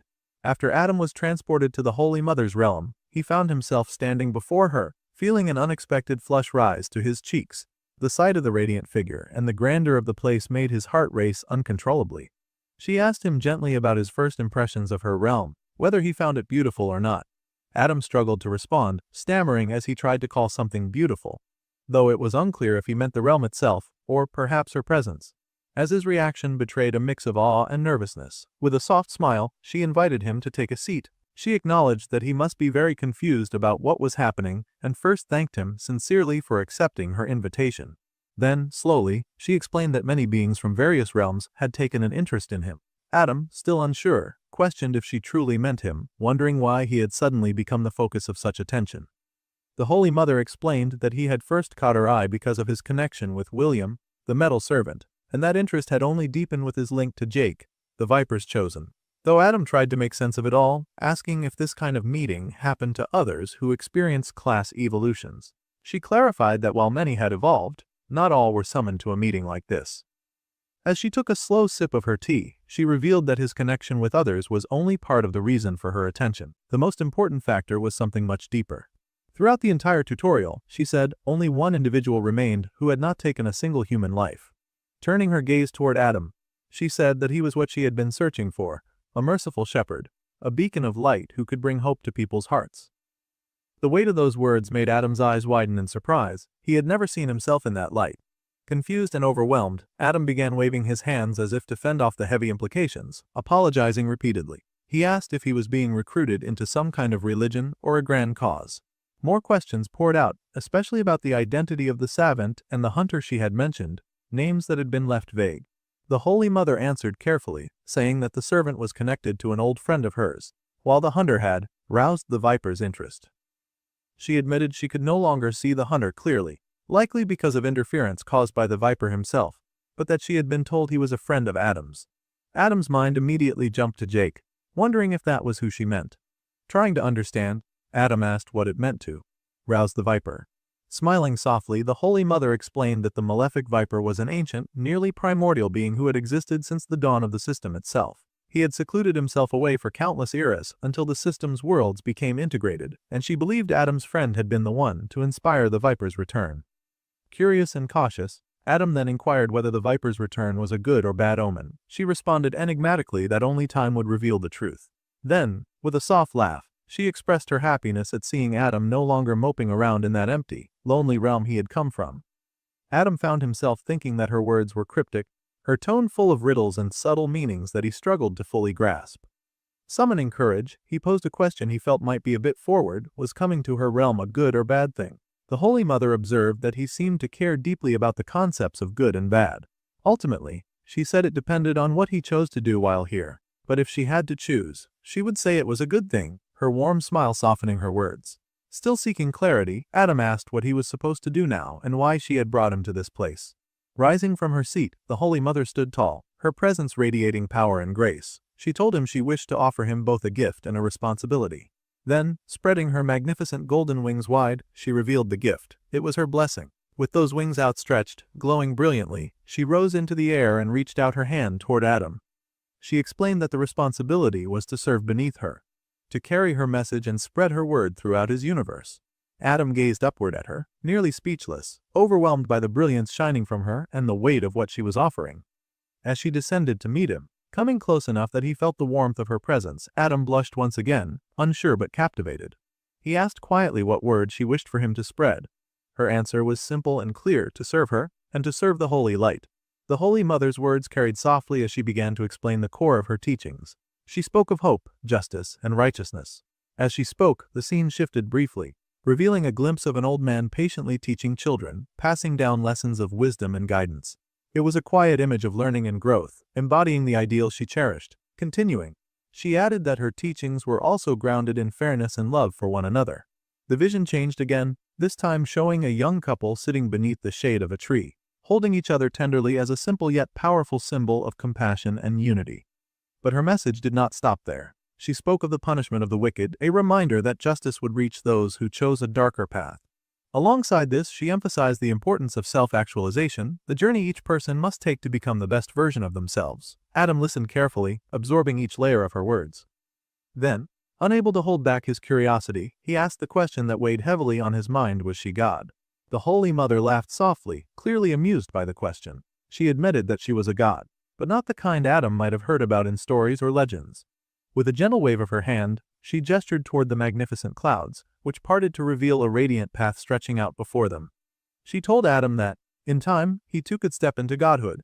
It wouldn't be quick or easy, it might even take many years, but if he followed her guidance, she would help set him on that path. Adam found himself reflecting deeply on what she said. It was a lot to take in, and he admitted as much quietly to himself.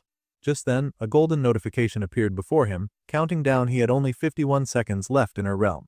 The Holy Mother's tone became more urgent but still kind. Their time together was limited. She said that if he wished to join her, she would grant him a blessing and send him back to the tutorial. She stretched out her hand, the light from her wings pulsing softly as she told him she could hold him there only for so long. What would he choose? Adam, still turning her words over in his mind, nodded slowly.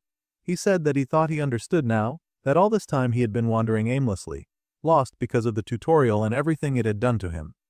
But if she could guide him back to where he belonged, then he accepted.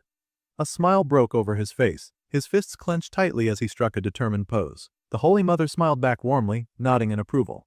"Very well, my child," she said. Suddenly, Adam was lifted into the air. She flew to meet him, her wings beating with golden light. When she touched her hand gently to his head, she spoke softly, expressing her wish that he would fulfill the purpose destiny had set for him.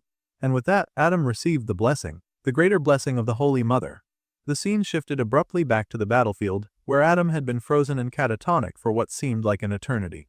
Bertram had been by his side the entire time, shaking him and shouting for him to wake up. He demanded to know what the hell had happened, growing frustrated as Adam remained unresponsive. Finally, Adam blinked and gasped, trying to shake off the lingering haze. He questioned aloud if what he had experienced, the meeting with the Holy Mother, had been nothing but hallucination.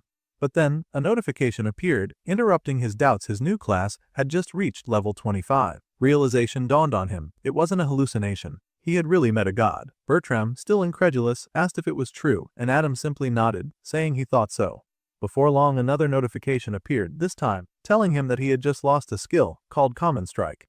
Soon after, a flood of notifications came in rapid succession, informing him that he was losing more and more of his old combat skills. Confused and alarmed, Adam asked why he was losing all his familiar abilities. Then, as if to balance the loss, another notification popped up, announcing that he had gained a new skill. He started to suspect that maybe the old skills were being replaced by newer, stronger ones. His suspicions proved correct when he saw yet another notification, this time declaring he had acquired a legendary skill. He paused, wondering what exactly a legendary skill entailed and how much stronger it might make him. Meanwhile, elsewhere in the system, Jake was staring at his own notification window, eyes fixed on the rapidly dropping survival count.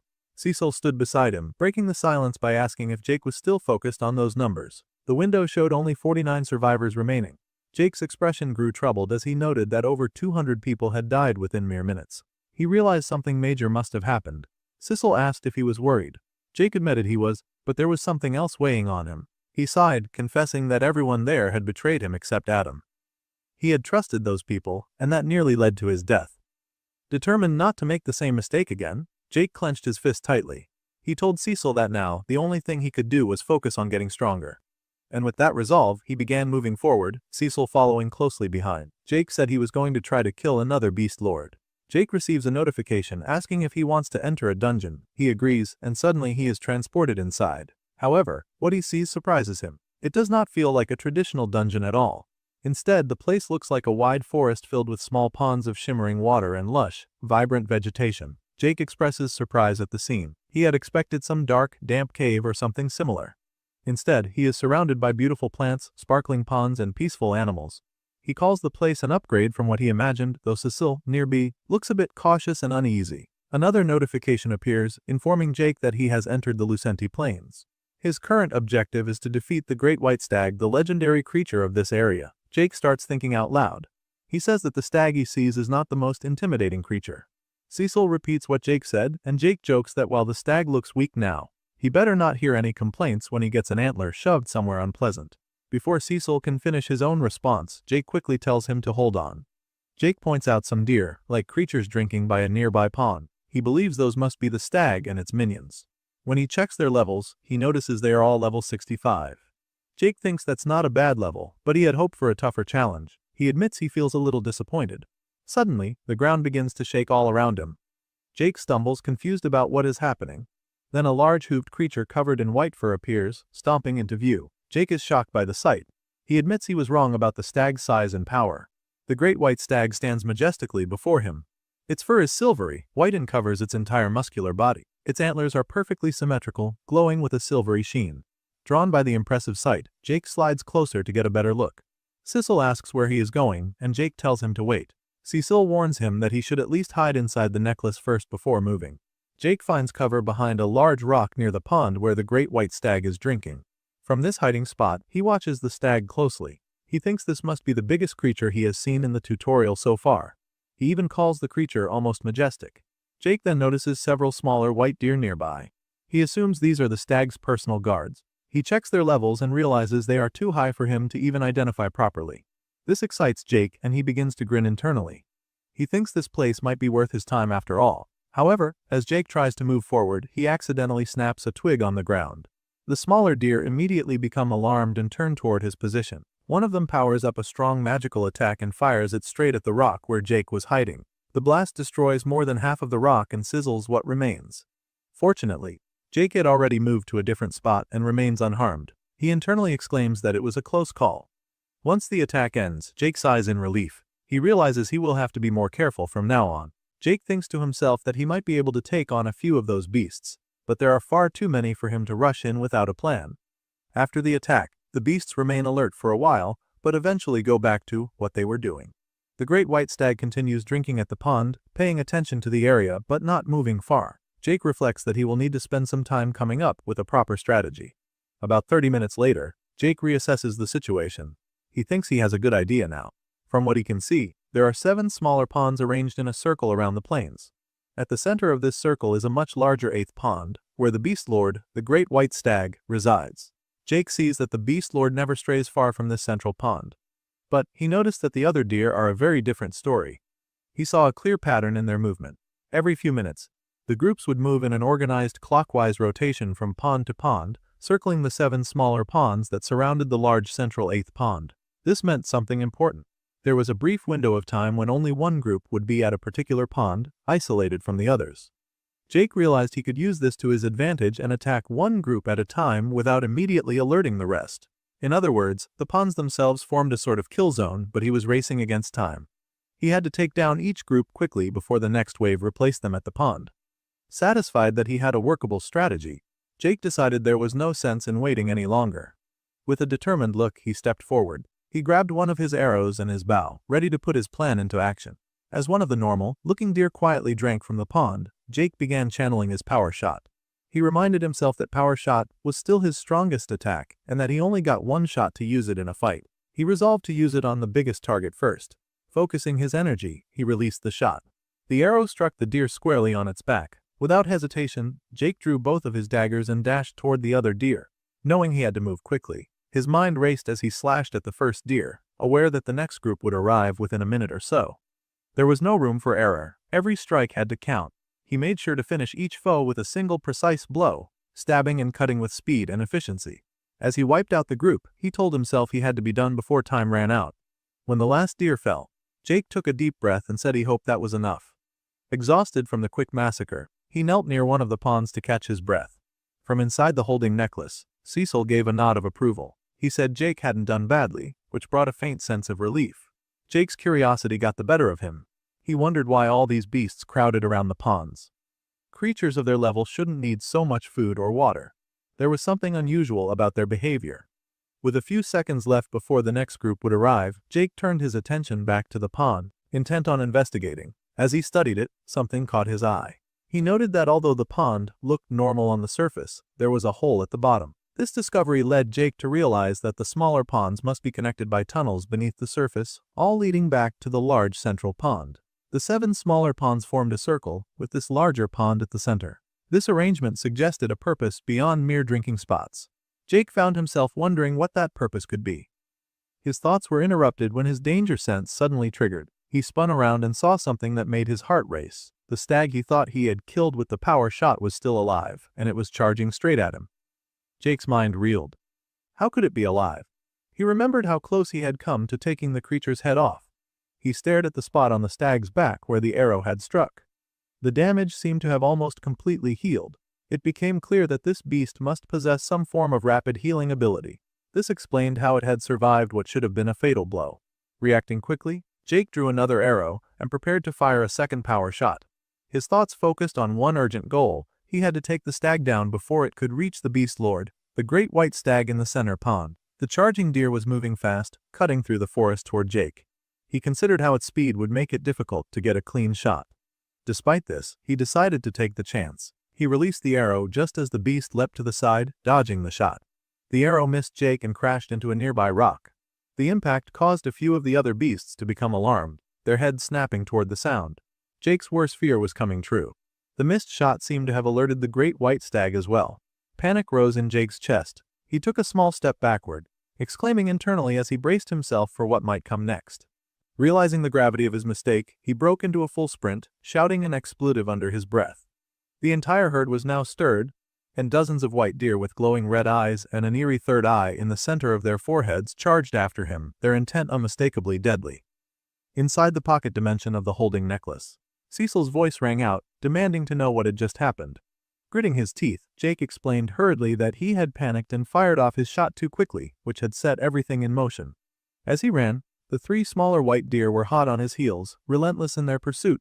One of them fired a powerful magical beam, forcing Jake to duck and roll just in time to avoid the attack. Barely escaping, Jake found himself dodging 2 more beams fired by the other deer. He kept low, weaving through the terrain to avoid the deadly blasts. From inside the necklace, Cecil warned Jake that he better pick up the pace, because it sounded like a laser show out there. Jake, drenched in sweat from the frantic running, assured him he was trying his best. Cecil then asked about the white stag's role in all this, and whether the beast was coming after Jake as well. Glancing back, Jake observed that the stag remained calm, waiting by the center pond. The great white stag took a slow drink from the water, leaving Jake to conclude that the stag was sending its minions to deal with him, instead of pursuing him personally. Just as he was coming to this realization, one of the smaller deer began preparing another powerful magical beam. Jake barely managed to dodge it by sliding down a hill, his heart pounding. Desperate, he scanned his surroundings for a hiding place. When he reached the bottom of the hill and looked back, the 3 deer had stopped their chase, standing silently on the slope above him. They did not advance further. Jake was taken aback by their sudden halt and wondered aloud why they had given up the pursuit. Cecil, from inside the necklace, speculated that perhaps they had simply decided it wasn't worth continuing the chase. At that moment, Jake called Cecil out of the necklace, wanting his help to confirm a theory. Cecil emerged, hovering in the air as Jake sent him aloft to get a better view of the area. From his vantage point, Cecil surveyed the landscape but could only describe it as a vast field. Jake then asked about the whereabouts of the 3 deer that had been chasing him. Cecil spotted them walking calmly back toward the ponds. This sparked a thought in Jake's mind. He mentioned it was interesting and paused, considering the implications. Cecil, curious, pressed Jake to share his idea. Jake speculated that the ponds themselves formed some kind of boundary, either magically enforced or instinctively respected by the beasts. He suggested that none of them could, or perhaps would not, venture beyond that border. If this were true, then Jake realized that as long as he kept his distance and stayed outside the boundary, the deer wouldn't continue their pursuit. With this newfound understanding, he decided to climb a nearby hill to test his theory. As he began ascending, Cecil questioned his intentions, asking where he was headed. Jake explained that he wanted to gain higher ground for a better vantage point. Reaching the top of the hill, Jake scanned the area below. He reflected on the limited maximum range of his bow but concluded that from this distance, he should be able to take a clean shot at the deer. Observing the creatures, he further considered that if the ponds truly acted as a boundary, he could pick them off one by one from afar without provoking a chase. Still cautious, Jake decided to prepare for the worst-case scenario. He coated his arrow with necrotic poison, intending to combine this with a fully charged power shot and an entirely new skill he had been eager to test out. This first arrow would be his strongest and most decisive attack yet, made to count from the moment it left the bow. Jake pulled back one of his arrows and settled his gaze firmly on the white great stag. He reminded himself that if he only had one shot, the target had to be clear and decisive. The stag, calm and seemingly unconcerned, was feeding on grass as Jake slowly began charging his power shot, willing himself to hold the aim steady. Again, he urged himself to remain calm and precise, watching the stag's slow movements closely. With everything aligned, Jake released the shot, sending the power shot arrow flying through the air toward the beast. A small smile crept across Jake's face as he activated a new skill he had been eager to try called Twin Arrow. Suddenly, a second arrow materialized alongside the first, each infused with the power shot's destructive force. He knew this would let him take down the Beast Lord and one of its minions before either of them could react. But just as the arrows neared their targets, the white stag suddenly became alert. It raised a magical shield around itself, blocking the power shot aimed at its back effortlessly. The second arrow, however, found its mark on a nearby doe, instantly killing it. The lifeless body dropped to the ground, but the Beast Lord appeared indifferent, turning away as if nothing had happened. Observing this, Jake realized the stag cared only about protecting itself and showed no concern for its fallen minion. Cecil asked what Jake planned to do next. Without hesitation, Jake pulled another arrow from his quiver and declared he would continue sniping the remaining deer from a distance. A devious smile spread across Jake's face. Although the twin arrow technique hadn't worked perfectly, the death of that one minion was progress. He decided to focus on the lackeys for now, treating the fight more like archery practice, saving the main stag for later. Throughout the day, Jake took careful aim and unleashed a series of power shots, striking down one lackey after another. He was precise, stabbing one in the neck, then firing multiple shots in quick succession. One to the left, to the right, and straight ahead, thinning the herd with each strike. At one point, a well-placed arrow decapitated one of the deer, leaving its headless body to slump lifelessly. Eventually, Jake paused to catch his breath and checked with Cecil how many potions he had left. Cecil sifted through Jake's small supply bag inside the holding necklace, but most of the bottles were empty now. He grimly informed Jake that his potions were basically gone, already exhausted from earlier use. Wiping sweat from his brow, Jake admitted that maintaining this level of skill use was far more taxing than he had expected. It had taken him the entire day to clear out the minions, and now only the white stag remained. Cecil expressed disbelief that the Beast Lord had simply sat there watching his entire horde get slaughtered without intervening. It seemed almost like the stag didn't care about losing its entire herd, which was strange. Jake gritted his teeth, acknowledging Cecil's observation. The behavior was indeed suspicious. From his elevated vantage point, Jake scrutinized the Beast Lord closely, wondering silently what it was up to. Since the stag showed no signs of moving or attacking, Jake concluded there was no reason for him to engage just yet. He told Cecil that he might as well rest, for now, and face the Beast Lord fully recharged tomorrow. With that decision made, Jake turned his back to the stag's direction, beginning to prepare a fire. But before he could get fully settled, Cecil suddenly opened his eyes wide and urged Jake to wait, pointing back toward the stag. Trying to draw Jake's attention, Cecil asked what the stag was doing now. Jake turned just in time to see the stag slowly making its way toward the center of the largest pond, the one where it had been resting earlier. As the stag reached the water's edge, a strange glow began emanating from the pond. Cecil immediately questioned why it was glowing, and Jake quickly noticed it wasn't just that one pond. The other smaller ponds around the area began to glow as well. Soon, every pond in the circle pulsed with an eerie light, and even the body of the doe Jake had killed started to shimmer with the same glow. A deep frown crossed Cecil's face as he commented that this didn't look good. Their eyes then fell to the ground, where glowing lines began to spread, connecting the ponds in intricate patterns. These lines grew until a complex magical circle was fully formed on the earth, linking all the ponds together. Seeing this alarming development, but the danger was far from over, Jake immediately knew he had to act quickly. Without hesitation, he began climbing down the hill, urgency sharpening his movements as he urged Cecil to stay put. Cecil, surprised by Jake's boldness, asked if he was seriously planning to run straight toward the glowing ritual. Jake, keeping his eyes fixed on the glowing ponds below, pointed out that the water was splashing everywhere, displaced by some unseen force. He explained that whatever this ritual was, it was fueling the Beast Lord's power, causing the creature to grow bigger with every passing second. From Jake's vantage point, the stag was visibly increasing in size, threatening to become a monstrous, gigantic threat if the process continued unchecked. While moving swiftly, Jake's mind raced, thinking how this was turning into a real-life kaiju movie scenario. Internally, he congratulated himself on deciphering the ritual, but immediately turned to the harder question: how to stop it. He reasoned that the stag's staff must be drawing power directly from the ponds, as if they were charging some magical battery that fueled the beast's growth. Jake considered that destroying the ponds might sever the stag's power supply. But looking at the distances between the ponds, he realized there was no way to reach them all in time. Frustration crept in, and he gritted his teeth, forcing himself to concentrate harder. "Think, man, think," he muttered internally, studying the pattern of the ponds and their connections. Then, suddenly, his eyes snapped open with a flash of insight. He recalled the holes at the bottom of each pond and realized that the water was all connected beneath the surface. That meant he didn't need to destroy every pond individually. Poisoning just one could potentially contaminate them all. His mind immediately shifted to the limitation he faced. He had already used up most of his poison while taking down the deer earlier. But then, reaching into the glowing holding necklace, Jake pulled out the den mother's poison gland, the very same poison he had harvested from the first beast lord he defeated. Memories of that difficult battle came rushing back, reminding him that this poison was powerful enough to break through the beast lord's resistance back then, and far stronger than anything he could currently produce. Holding the poison gland tightly, a confident smile crossed Jake's face as he thought about how useful it was to have saved it for a moment exactly like this. He raised the gland high over the pond, then crushed it, releasing the potent toxin into the water. In his mind, he declared that today was the day this would all pay off. The poison splashed into the pond, turning the water a murky green as the toxic substance spread.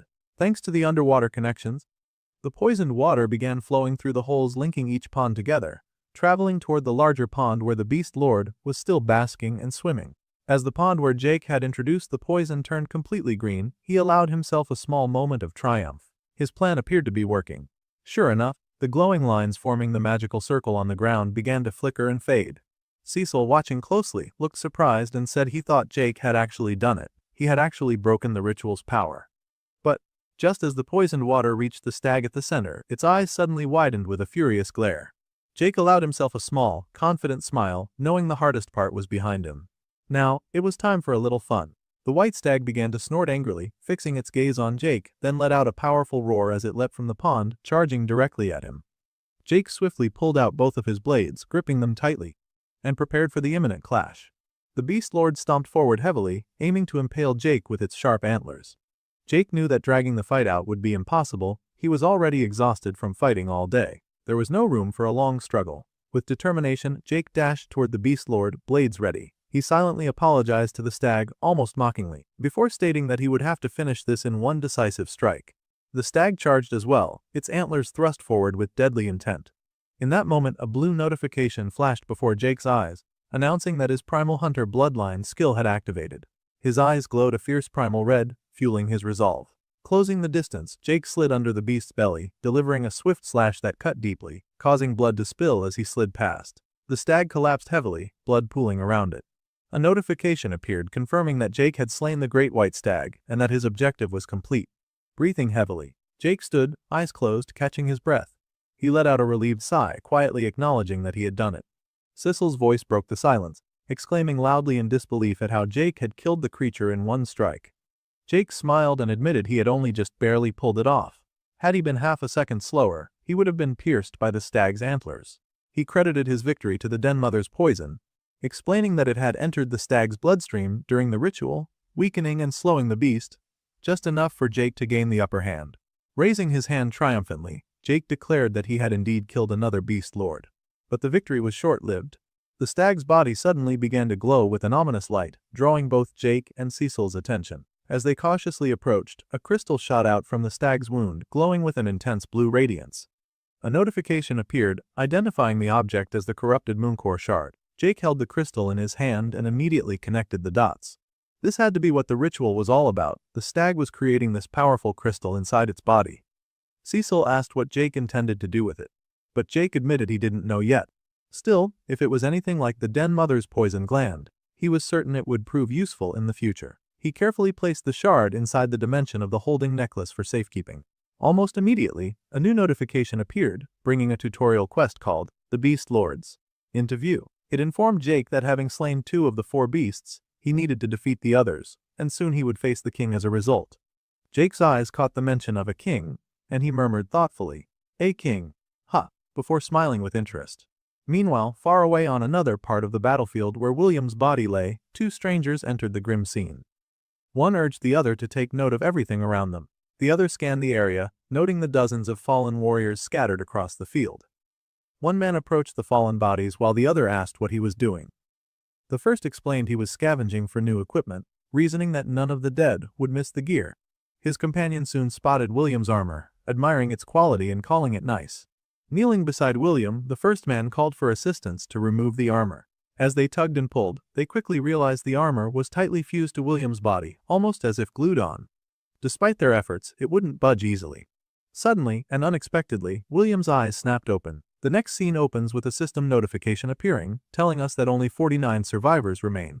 This stark message sets the tone for the grim situation they are all facing. In the dense forest, William moves forward, battered and bruised from his recent fight with Richard.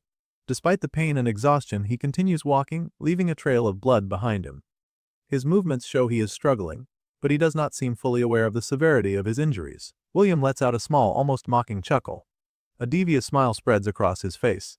He reflects on the moment he killed the men who found his broken body on the battlefield and tried to steal his armor, believing him to be dead. At the time, he was only half conscious, and that fact makes him question if what happened was real. But now, seeing that he is still alive and moving through the forest, he knows it really happened. He notices that his legs feel numb, almost as if they no longer belong to him. Despite this, he says he doesn't care. The pain is distant and unimportant because the fact that he is still alive matters more. He acknowledges that Richard's sword had dealt him a fatal wound, impaling him deeply. That wound should have ended him. Yet, somehow, he survived. That thought alone fills him with a strange happiness. Still smiling with a hint of madness, William brings his hand to his face in a dramatic gesture. He speaks to himself about how everything has become clear to him now. He believes he has been chosen for something, though he does not say by whom. The sense of purpose fills him with a new energy. At that moment, William senses something unfamiliar stirring inside him. It is a feeling he cannot place, something he might never have experienced before. Placing a hand on his chest, he wonders if this is what happiness feels like. The smile on his face grows wider, more deranged. He questions whether he has finally begun to experience the curse of emotions. His thoughts drift back to his fight with Casper. He remembers how Casper wielded the power of emotion to command a dark and powerful magic. Casper created a massive orb of black energy that amazed William, but he also recalls how emotions can corrupt people's minds. He calls it a curse so harsh that it can drive someone to long for death. William's mind lingers on his friend Herman, the blacksmith. After Herman gave him the armor, he was broken by this curse. William sees what emotions did to him and thinks that will not happen to him. Leaning heavily against a nearby tree for support, William holds his large abdominal wound closed with one hand. Despite the pain, he continues speaking to himself. He declares that this kind of suffering will not touch him. He believes he will be the one to reach true perfection. With those final words, he lets out a loud roar. He strikes a triumphant pose as if the injuries that still plague his body no longer matter. The pain seems to fade in his mind, replaced by fierce determination. The scene shifts to Richard's camp. The remaining members who stayed behind instead of joining the fight gather for a meeting. Adam is the one who called the meeting. Adam tells the others about an encounter he had after the battle. He met a goddess and made an alliance with her. As the others press for more information, he smiles awkwardly and admits that he barely understood everything that happened during the encounter himself. Because of that, he can't explain any further. He continues by saying that the exact details do not matter. What matters is that the goddess offered them a path of hope. He reminds the group that Richard is dead, along with the warriors who fought with him. In their current situation, hope is more necessary than ever. Despite Adam's words, the crowd looks doubtful and uncertain. Some begin whispering among themselves, unconvinced by his message. Adam adds that now they have only each other left. They must trust one another and watch each other's backs if they want to survive. Adam placed his hand on his chest as if making a vow. He told the group that if they all put their trust in him, he could lead them out of this brutal tutorial world. His voice carried determination and hope. Despite this, some of the women in the crowd still looked hesitant. One of them admitted she wasn't sure about trusting him. Another said she felt a little nervous about it all. Their doubts were clear. Adam noticed their reactions and quietly clicked his lips shut. Inside, he realized that his story about meeting a goddess probably sounded too unbelievable. They had no real reason to believe what he was saying. Just then, someone spoke from the crowd. It was Adam's friend and former coworker from back on Earth, before the world had turned upside down and thrown them into this cruel tutorial. Her voice broke the tension. She said that she trusted Adam, speaking loudly in front of everyone. This caught Adam off guard. He called her name quietly, unsure if she really meant to support him like that. She stepped forward to where Adam stood and addressed the crowd. She explained that Adam had been leading her since they arrived in the tutorial. While she didn't fully understand the goddess story or the so-called gods, she trusted Adam himself. She believed his heart was in the right place. If he said there was a way forward, she would follow him. As she finished, she gave Adam a friendly push, encouraging him. Her words seemed to sway some of the doubters. They murmured among themselves for a moment. Then one of them spoke up on behalf of the group. They told Adam that they would trust him. Another added that if trusting him helped them survive this world, they would follow him. Adam smiled at their words. He thanked them and promised he would not let them down. Later, as Adam and Bertram walked away from the crowd, Bertram patted Adam on the shoulder. He told Adam he had done a good job back there. Adam replied that it didn't feel like a job or work. Instead, it felt fulfilling. It gave him a sense of purpose in this crazy, upside-down world they were trapped in. As a notification popped up before Adam, telling him his class had reached level 36, he smiled and said it felt like the system was rewarding him for his efforts. Looking through the notifications, Adam reflected that if he was leveling up so quickly, he must be doing something right. Then he mentioned something else.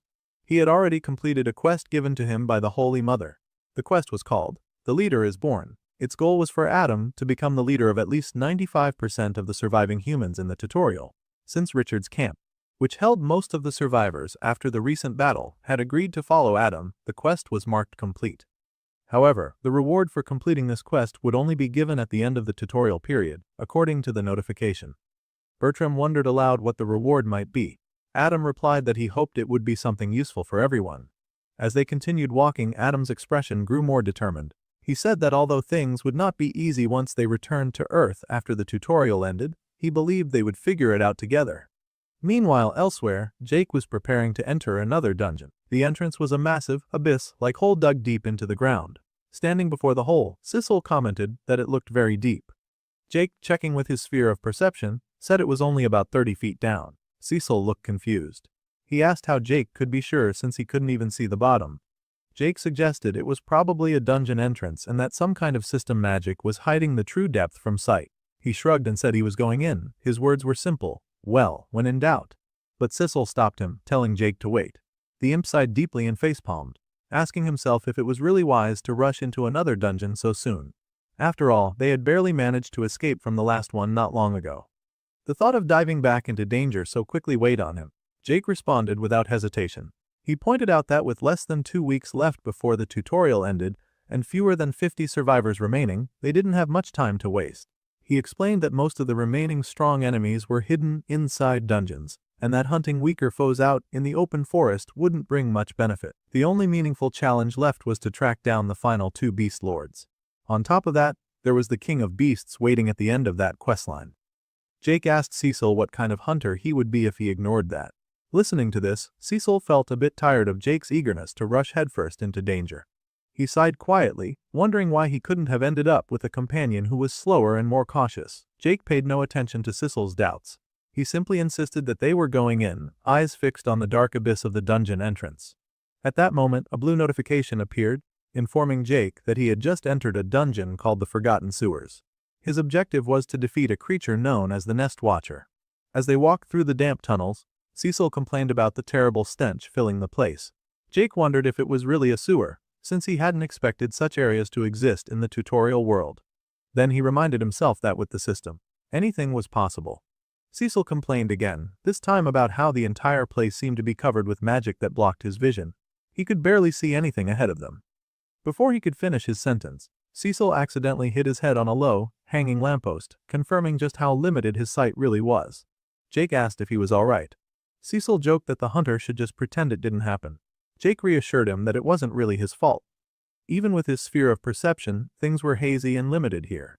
Jake explained that it felt like the dungeon was filled with a dense, magical liquid, making it hard to see through. Closing his eyes, Jake concentrated and tried to push the boundaries of his manosphere, hoping to extend its range. As he focused, the view inside his perception shifted. They saw various parts of the sewer running channels, dripping pipes, and the usual bricks.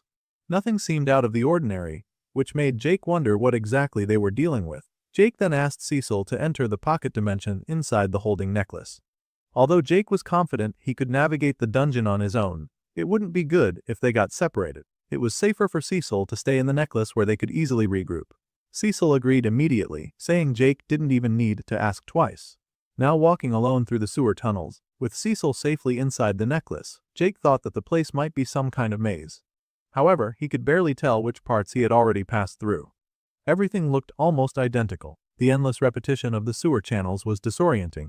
From inside the necklace, Cecil asked if Jake had found anything yet. Jake sighed and admitted that he hadn't found anything so far. Worse, it felt like he had been walking for ages without any progress. As he spoke, saying he just wanted to get out of there, his senses suddenly alerted him. Mid-sentence, he paused, feeling something was wrong. Inside the necklace, Cecil flinched and asked what had happened. Jake readied his bow and aimed an arrow toward the possible threat. He told Cecil not to panic but explained that it seemed something was inside the walls. Then, through the broken bricks, a pair of glowing red eyes appeared, watching them.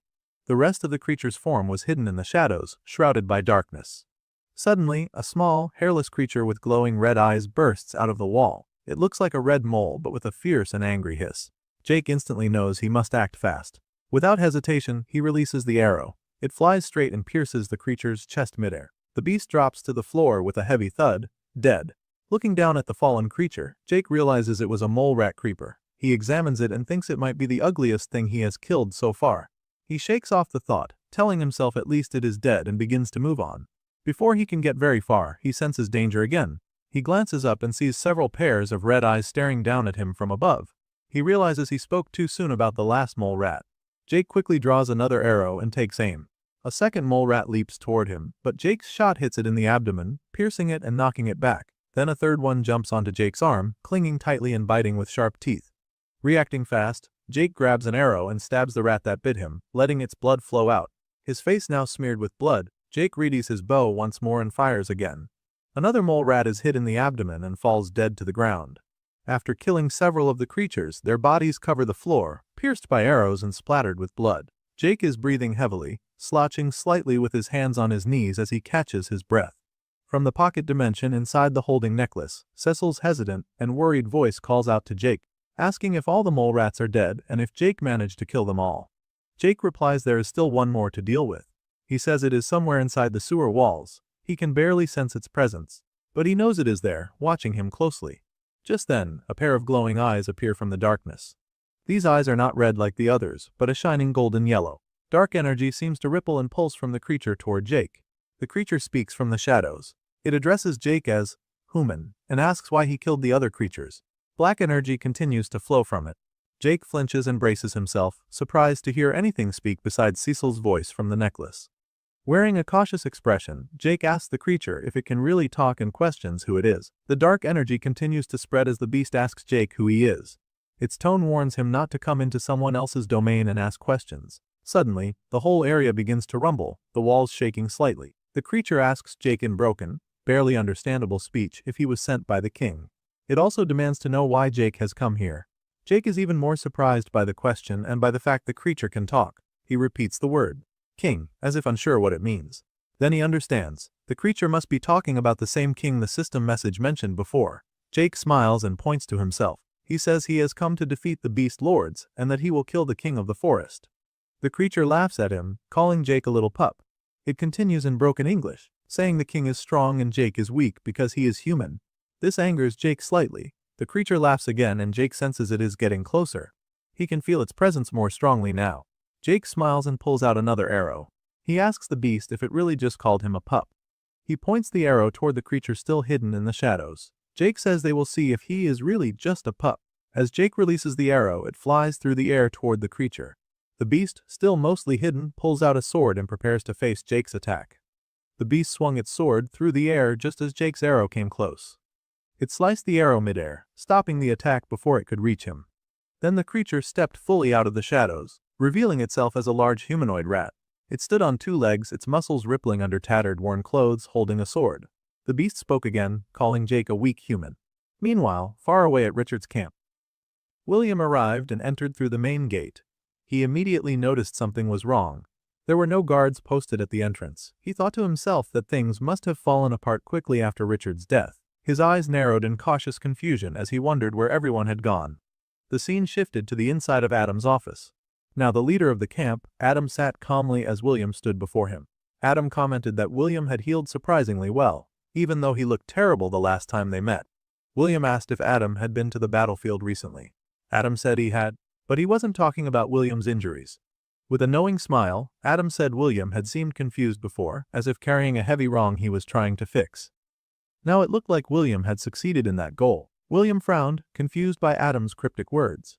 He then asked Adam what he planned to do next, wondering if Adam would try to stop him from killing him. Adam shrugged and said there was no point in trying. He believed William had already chosen his path, and nothing anyone said would change that. William raised his wand, asking if Adam really planned to give up without a fight. He asked what about the others still in the camp. Adam told him that there were no other camp members left. They had all found their places already, and soon William would find his too. He said this with confidence, placing a hand on his chest. Bertram stood nearby, smiling quietly. At that moment, a blue notification appeared before William, telling him that only 4 survivors remained in the tutorial. Surprised, William asked if it was really true. He guessed immediately that Adam had killed all the others and began to smile with dark amusement. He joked that people called him a psycho, but it looked like Adam was the real one. Adam denied killing anyone and invited William to follow him. The 3 of them left the room together. William's eyes widened as they passed by bodies lying on the floor. He cursed loudly, shocked at the sight. Adam asked if William was starting to understand. With a satisfied expression, Adam explained that the others had placed their hopes in William with a promise to reach the Holy Land. He called it a burden he carried gladly. William stared at Adam in surprise. He asked what had happened to him since William had been unconscious on the battlefield. It seemed to William that Adam had lost his mind. Adam chuckled and smiled, saying maybe he had gone crazy. But that was how things were meant to be. He said they could only hope to fight against fate, and that hope alone was enough. William raised his magic, lifting his daggers into the air and pointing them at Adam. He said he had done enough talking and now it was time to act on something he had wanted to do for a long time. Adam and Bertram looked up, joining hands as if in prayer. William sent his daggers flying, striking both of them. Their heads were severed, and their bodies collapsed to the floor with heavy thuds. But then something strange happened. Their bodies slowly turned into particles, glowing wisps of light rising into the sky. William stared, surprised by what he saw. He wondered if it was some kind of spell causing the bodies to drift away, along with all the other fallen lying on the floor. As the golden lights floated upward, William wondered if they were truly heading to the Holy Land. He smiled and told them to have fun up there. Then he spun around, playing with his wand. Now that all that was settled, he said to himself, it was time to find an archer to kill. The giant rat-like creature charged straight at Jake, sword in hand. Its movement is aggressive and fast, leaving no sign that it still had any interest in conversation. As the creature rushes in to attack, Jake reacts quickly. With the beast's heavy sword already swinging down toward him, Jake triggers his Shadow Vault skill just in time. His body vanishes and reappears elsewhere, avoiding the attack entirely. The giant blade slams into the ground where Jake had just been standing. The impact is explosive. The force of the swing breaks through the surface of the terrain, sending shattered rock and dust flying in all directions. It's clear that a direct hit from that weapon would have been devastating. Now standing safely off to the side, Jake lets out a short laugh, acknowledging how narrowly he avoided being hit. It was far too close for comfort. The rat beast doesn't waste time. It shifts its stance, now standing with its massive sword resting over its shoulder. In its usual broken speech, it declares that Jake is weak. The words carry an air of contempt, even though the last attack had clearly missed. From what he's just seen, there's no way he can maintain enough distance to rely on ranged attacks. Trying to use his bow in this fight would only slow him down and leave him vulnerable. With that in mind, he places the bow back into the magical holding necklace he wears, clearing it from his hands. That leaves him with one option: close combat. Jake reaches over his shoulders and grabs both of his daggers from their sheaths. As he arms himself, the rat creature continues to watch, commenting in its broken way that it finds Jake's behavior interesting. But Jake doesn't engage with the words. His focus is already locked in. Holding both daggers, he prepares for close quarters combat. This is how he'll have to win. Then both fighters move at once. Jake launches forward with full force, daggers pointed ahead. At the same time, the rat beast also lunges forward, sword extended and aimed directly at Jake. The two charge toward one another, neither slowing down, both fully committed to the head, on collision. When they meet in the middle, their weapons clash. The sound of metal grinding against metal fills the air. Sparks burst from the point of impact as the strength behind both attacks collides. Jake pushes hard against the beast's sword, his muscles tensed, his teeth clenched from the effort. The beast holds firm, matching his strength. In the middle of this high-pressure lock, Jake's skill activates. Moment of the primal hunter takes effect, enhancing his abilities. There's no dramatic shift outwardly, but Jake can feel it in his body. He moves with increased sharpness now. They break from the lock and immediately begin exchanging blows. The fight becomes fast and chaotic. Blades crash together again and again. Each movement is sharp and precise. Jake realizes how close this is. Neither side is dominating. The outcome could go either way. Determined to break the stalemate, Jake pushes forward again. He dashes in, blades raised, aiming for a decisive strike. The beast answers by lifting its sword high above its head, preparing to bring it down with full strength. The two meet once more in a fierce struggle. Their weapons lock again, pressing against each other, sparks flying from the grinding steel. At that moment, a thought crosses Jake's mind. He starts to wonder if he and the beast are truly equals. The fight has gone on long enough and has been close enough that it's no longer clear who has the advantage. Jake suddenly pulls back, using Shadow Vault again to instantly reposition himself away from the beast. At the same time, the rat creature also retreats, though it does so through normal movement, sliding to a stop across the ground. For a brief moment, there's distance between them again. The beast then speaks, acknowledging Jake's strength. Its voice is still rough and broken, but the meaning is clear. Jake has earned its respect. However, the creature also warns him. It tells him that the king of the forest, the opponent Jake had previously said he wanted to face, is far stronger. As the beast says this, it points its sword at Jake again. The atmosphere shifts as the rat beast's sword begins to glow. Dark, swirling energy starts to wrap around the blade. It's a clear signal that the beast is preparing a charged attack. The black energy pulses and swirls ominously, giving off a sense of building danger. Jake immediately recognizes what's happening. The creature is getting ready to unleash something powerful. Seeing this as his chance, Jake quickly reaches into the holding necklace and retrieves his bow once more. He draws it with speed and purpose, knowing he only has a short window to act. As the beast finishes charging its strike, it launches the dark energy attack toward Jake, declaring that the hunter will fall. Jake is already in position. He channels a power shot, drawing back the arrow and aiming without hesitation. He lets the arrow fly just as the enemy's attack is about to reach him. The two attacks meet in midair. There's an intense burst of force as the energies collide. Both fighters watch the point of impact, silently waiting to see whose attack will win out. The tension in the air is heavy. Each one stares, locked in that moment, hoping for victory. Then, suddenly, blood begins to drip. It falls steadily to the ground. Then we see the source. The rat beast's hand has been severed. The beast looks down at its missing hand. It doesn't scream. It doesn't lash out. It simply asks itself if this means it has lost. As the battle comes to an end, Jake approaches the wounded creature, his steps steady now that the fight has been decided. He doesn't gloat or show arrogance. Instead, he acknowledges what has just happened. Jake admits that the beast fought well. It had been a hard-fought match, and the rat-like creature had proven itself a worthy opponent. Hearing this, the beast reacts. There is no fear in its eyes, only a strange sense of clarity. It reveals that it actually hates the king. Long ago, the king had trapped him, and the bitterness from that betrayal had never faded. The giant rat confesses that if Jake is truly going to fight the king, then he wants to help. He tells Jake to take revenge in his place. Jake doesn't reject the offer. Instead, he calmly asks how the beast intends to help him. In response, the beast begins to summon something. Dark magical energy gathers around its hand. The creature explains that a long time ago, it created a curse aimed at the king. That power still remains within him, and now, he is ready to pass it on. The dark mana forms into a concentrated mass. The beast reaches out and tells Jake to take it. His words are simple, but they carry everything he has left. He says Jake should use it to kill the king and adds one last request: take. Revenge me. Jake accepts. He gives his word, promising that he will see it through. Then he reaches out and takes the curse from the beast's hand. As soon as he does, the giant rat begins to fade. Slowly, its massive body dissolves into glowing blue light. It doesn't scream or resist. Instead, it simply says thank you before disappearing completely. Almost immediately after, a system notification appears. Jake has slain the Nest Watcher. Now with the battle behind him, Jake begins making his way out of the sewers. Cecil is out of the necklace now, walking at his side. As they move together, they talk about what just happened. Cecil remarks on how intense the fight had been. He refers to the giant rat as the Nest Watcher and calls it a crazy fight. Jake agrees. There's no need for elaboration. They both know how close it had been. Jake looks at the item he's carrying now. The curse, now revealed as a small bead, sits in his hand. A new notification appears explaining what it is. The object is known as the Dark Bead of the Nest Watcher. It's a condensed sphere of dark mana. More than just a weapon, it represents the last hope of the creature who entrusted it to Jake. Jake stares at the bead for a moment. He knows what it means. He understands the burden. Speaking aloud, even though the beast is no longer there, Jake promises again that he'll follow through. He tells the fallen creature not to worry, he'll make sure it's done. Soon after, they reach the exit of the dungeon. As they step back into the forest, Cecil reacts with relief. He looks around and calls it home sweet home. The fresh air, the open sky, and the sunlight feel like a blessing after being underground for so long. Cecil says it feels good to see the sun again. Jake stretches his arms a bit, clearly relaxing now that they're finally out. He starts to say that he could really use some rest.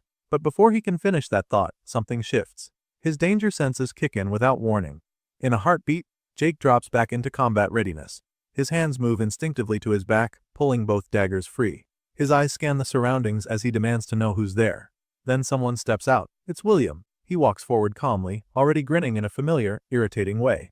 With a dramatic tone and a mocking pose, he greets Jake. He asks if Jake missed him, smiling with an edge that immediately sets the mood. Jake's reaction is sharp, his expression changes, and the anger is immediate. Weapon still drawn, he demands to know what William is doing here. But William acts as if the answer is obvious. He laughs a little, surprised that Jake would even need to ask. Jake doesn't drop the question. He repeats it, still confused and clearly not in the mood for games. He asks again what William is talking about. This time William's voice shifts. He's still smiling, but now there's force behind his words. He yells at Jake to stop pretending. He tells him that this is it, the final confrontation. According to William, this is the battle between the last two survivors of the tutorial. A destined showdown to decide the true champion. Jake still doesn't understand. He asks again, more forcefully, what the hell William is talking about. But something catches his attention. He pulls up the system display and checks the current number of survivors. And there it is. Only 2 names remain. Just him and William. The realization hits him. Jake stares at the screen in disbelief. He says it can't be true. There should be more people. It doesn't make sense. William, on the other hand, is already mocking him. His voice grows louder and sharper. He asks Jake if he really didn't know. He calls him a moron, laughing at how clueless Jake had been not to check this information earlier. He's enjoying this, clearly feeding off Jake's confusion. Then William delivers the real blow. With a cruel smile, he tells Jake that he killed Adam. He says it happened just yesterday. He doesn't hold back either. He describes it clearly. He says he took Adam's head clean off, just like he did with the others. The name hits Jake hard. His face shifts from confusion to rage. He repeats the words, demanding confirmation. You did what? He asks, his voice cold. William doesn't stop. His eyes take on a deranged look, and he continues his sentence, saying that Adam died like all the others before Jake can respond. But Jake doesn't wait any longer. Fueled by a deep, burning anger, Jake suddenly lunges. He crosses the distance in an instant, grabs William by the face, and shoves him backward with force. Now glaring at him with cold fury, Jake utters only one command. He tells William to die. Shifts. What comes next is not a continuation of the fight, but instead, a look into Jake's past. It begins by showing that, growing up, Jake didn't have many close friends. He spent much of his early life alone, not necessarily by choice, but because close connections just didn't happen often for him. However, there was one exception. One friend who stood out from the rest. His name was Patrick, though Jake always called him Pat. Pat had bright red hair and a constant energy about him. One day, young Pat showed up at Jake's house, full of excitement about something he was holding in his hands. When Jake saw it, he immediately asked the kind of question kids only ask when they're both shocked and hopeful. He wondered aloud if it was really what he thought it was. It turned out that it was. Pat had somehow gotten his hands on a copy of a comic called Grave Dance. At the time, it was the only thing comic fans were talking about. The release had stirred up huge buzz, and copies were said to have sold out in under 3 minutes. But Pat, against all odds, had managed to get one. And because they shared everything, that meant Jake had one too, in a way. What belonged to one of them often belonged to both. They did everything together. The comic was just one example. There are memories of the two of them laying side by side on the floor, flipping through the pages and laughing together at the story inside. They shared snacks too, sitting together in a park, passing food between each other without a second thought. Even their clothes weren't entirely their own, sometimes wearing identical outfits, styled to look like rock stars, enjoying themselves and feeling proud in matching clothes. Video games were another thing they enjoyed together, spending time in front of a bright screen, completely absorbed in the fun. All of it created a pattern. They didn't just spend time together, they shared parts of their lives freely, without hesitation. At one point, Jake borrowed Pat's copy of Grave Dance. And in return, Pat borrowed one of Jake's video games. It was a simple trade, nothing unusual between the two of them. But what followed would change the nature of their friendship in ways neither of them expected. A week later, Jake approached Pat and asked if he had the video game. Jake was ready to trade back, but Pat seemed nervous. He told Jake that he didn't have the game on him and asked if he could give it back tomorrow. Jake was confused. He asked Pat what was going on and why he couldn't return it now, but Pat, still visibly uneasy, insisted it was nothing and said he just wanted to play it a little longer. Jake didn't press him at first, but he mentioned that he would be leaving for a trip that weekend, so he really needed it that day. Pat apologized again and repeated that he didn't have it with him. That was when Jake offered to just go over to Pat's house to grab it himself. Still, Pat remained uncomfortable and didn't explain clearly what was going on. Jake noticed that something was off, but at the time, he didn't understand what that meant. Then, all of a sudden, Pat snapped and blurted out that he had broken the game. Jake was shocked. He asked if that was true and Pat repeated that he was sorry. It was only a video game, but to young Jake, it meant more than that in the moment. Looking back on it now, Jake would call it stupid, but at the time, it hit harder. The fallout was quick. After that day, the two boys didn't speak for 2 full weeks. Jake was upset, and neither of them knew how to repair the silence. Eventually, Pat was the one who tried. He reached out and told Jake he had something to give him. He said he would bring it to him during recess. Jake agreed to meet him, but when the time came and Jake went looking for him, Pat wasn't there. He was missing from the spot they had agreed on. Not long after that, Pat switched schools. There was no warning. He just disappeared from Jake's daily life. It would be years before Jake found out what really happened.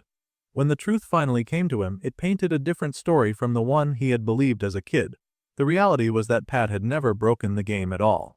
What really happened was that a group of bullies had attacked him and stolen it from his bag. He had been beaten, and the game had been taken by force. The day he was supposed to return it, he had been ambushed. Despite that, Pat had tried to fix the situation.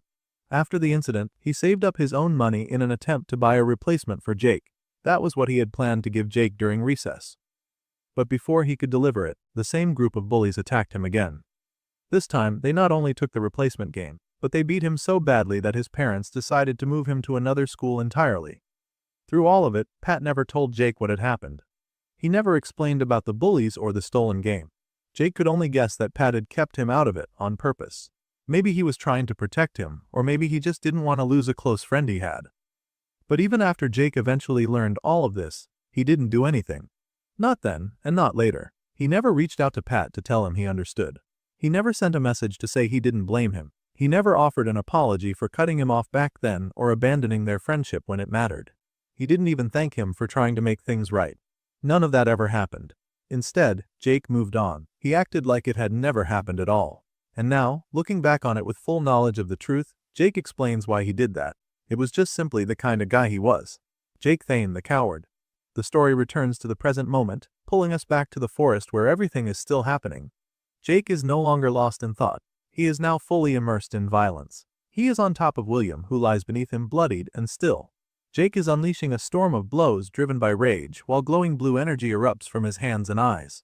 The power around him pulses with each strike. A short distance away, Cecil watches. He has taken a step back to a safer position, far enough to avoid the chaos but close enough to see what's happening. His hand is stretched out in Jake's direction. He calls Jake's name, but there is no sign that Jake hears him. Jake is lost in his anger. His mind is consumed. He continues cursing at William, telling him to die, and hammering his head into the earth again and again. The blue energy doesn't stop. It pours from Jake with no sign of slowing down. Cecil watches in stunned silence. He can't believe what he's seeing. Jake's strength, the energy radiating from him, the way he's fighting, it's all on a level Cecil can't even understand. He starts to wonder what kind of power this is. And between Jake and William, there isn't really a fight happening anymore. It ended before it even began. William is just taking the full force of Jake's outburst, unable to fight back. As Jake continues his assault, Cecil comes to a realization. It feels like something inside of Jake finally gave out. Whatever Jake had been holding in, whatever pressure had been building over time, had now broken wide open. Cecil imagines it like a sealed container that couldn't handle the strain anymore. And when it broke, the force of everything inside came spilling out all at once. Jake draws back his fist again. He is still furious, still driven by instinct. His eyes remain glowing, his body still pulsing with energy. And Cecil, watching this moment, thinks to himself that Jake has surpassed his own limits. That whatever was holding him back is now gone. Jake has pushed past it all, and William is suffering the full weight of the consequences. Each blow that Jake lands shakes the forest. The sound echoes far out into the trees, startling birds and animals hidden in the brush. Even the ground itself trembles under the intensity of what is happening. It no longer feels like just a fight. It feels like destruction. As Jake winds up to deliver one final blow, this one clearly meant to end it completely, Cecil reacts. He shouts out that William is already dead. Without hesitation, he runs forward and places himself directly in Jake's path. His arms are raised high, his body positioned to intercept Jake's next strike. It's an act of desperation, but it works. Jake freezes. His fist is still held in the air, still surrounded by the glowing blue light, still caked with blood. But it doesn't fall. He looks up and sees Cecil standing in front of him. Jake's eyes widen. He seems startled. Jake lowers his hands slowly. The glow around him begins to dim. He looks down at William's body and then at his own hands, still soaked in blood. He finally speaks in a quieter tone, asking what he's done. His voice is filled with confusion and regret. Trying to comfort him, Cecil tells Jake that it's going to be okay. That he's okay now. But Jake doesn't seem to believe that. He doesn't move right away. Then, after a moment, he lowers himself to the ground. He sits there, slumped and silent. All the energy that had been overflowing from him seems to be gone. Jake begins to talk again. This time, it's not about power or fighting. He talks about his friends. One by one, he says they're all dead. His voice is filled with pain, and his eyes look hollow. Then he buries his hand in his hair, pulling at it in frustration. He repeats the words louder this time. Everyone is dead. He starts naming them. Adam, Casper, Caroline, and not just them but others too. Bertram, Joanna. As he lists each name, images of those people begin to flash in his mind. Friends he lost. People he couldn't protect. Finally, the realization hits him in full. Jake sits there, hands gripping his head, eyes filled with tears. He breaks down and says the words out loud as if he has only just understood the full weight of them. I'm alone. His voice cracks as the words leave his mouth. And with that, he begins to cry. 10 minutes had passed since Jake had killed William. After crying uncontrollably over the loss of everyone, he now sat motionless, his body slouched against the ground. He remained a short distance from the large crater he had created with the force of his strikes. At the center of the crater, William's lifeless body still sat, completely unmoving, its position untouched since the moment of death. Jake hadn't left that spot. The devastation of what had happened weighed too heavily on him to even stand. Eventually, Cecil, who had been nearby, cautiously suggested that it might be time for them to leave. He spoke carefully, saying that staying there any longer wouldn't do Jake any good. But Jake remained seated on the ground. His posture had not changed. He was slightly curled up, barely moving, and he quietly responded that he didn't feel like going anywhere. Cecil tried again. He reminded Jake that he couldn't just stay like this forever. He asked what exactly Jake expected to happen if he kept sitting there in the ruins of what had just happened. But before he could finish his thought, something strange occurred. Without warning, everything around them stopped. It was not just a stillness in the air or a quiet moment. Time itself came to a halt. Jake, Cecil, and everything in the surrounding area became completely frozen. Nothing moved. It was as if reality had been paused altogether. In that unnatural silence, a figure suddenly appeared next to William's corpse. The voice that followed expressed disapproval, calling the entire situation a mess. This was the same man who had previously brought William back from death after his fight with Richard. His appearance remained unchanged. A pale, sickly white complexion, scattered white hair, and a hollow smile that never quite disappeared. He wore black from head to toe and carried a sleek black candlestick. Looking down at William's damaged body, the man said he was disappointed. Then he mentioned that they would simply have to try again. He extended one hand, placing it gently over William's crushed face. A bright light began to glow from his palm as he seemed to start repairing the damage, healing what had been destroyed. But before he could finish, another voice interrupted him. It was the voice of the malefic viper. He said someone needed to stop the pale man from interfering and trying to take William's body so casually. As he said this, the viper stood with his arms folded, keeping a steady gaze on the scene before him. In response, the pale man tried to dismiss the concern. He claimed it shouldn't matter, that it was of no real consequence. Then he turned the discussion back around, asking if the viper wasn't the one who had started all this to begin with. He reminded him that he had told him to leave Jake, his chosen, untouched. Yet now the viper was interfering with the pale man's own choice, which he implied was William. The viper didn't deny the accusation, but he corrected the pale man. He stated that taking the mortal's body was, in fact, a significant matter. It wasn't something he could let pass. The pale man, confused by this level of resistance, asked why that would be. Why, he asked, would the viper care so much about the body of a dead mortal? The viper smiled in response and told him it was none of his business. What mattered, he said, was that the body belonged to Jake's chosen status, and since Jake was his chosen, it meant the body belonged to him as well. Now growing impatient, the pale man closed his mouth tightly, though somehow still managing to sigh. Then he asked what it was that the viper wanted. He clearly just wanted to end the argument quickly. The viper explained his demand in simple terms. If the pale man took the body, he would owe the viper a favor. That was all.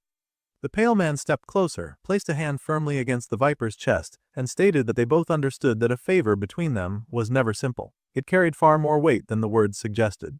Trying another approach, the pale man offered to compensate Jake instead, who still sat frozen nearby, locked in time. But the viper immediately rejected that idea. He said there was no way he would allow the pale man near Jake, not under any circumstances. Velastromas then shrugged, wearing a coy smile. He repeated the two options. Either the pale man could leave the body here and walk away, or he could take it and owe him the favor.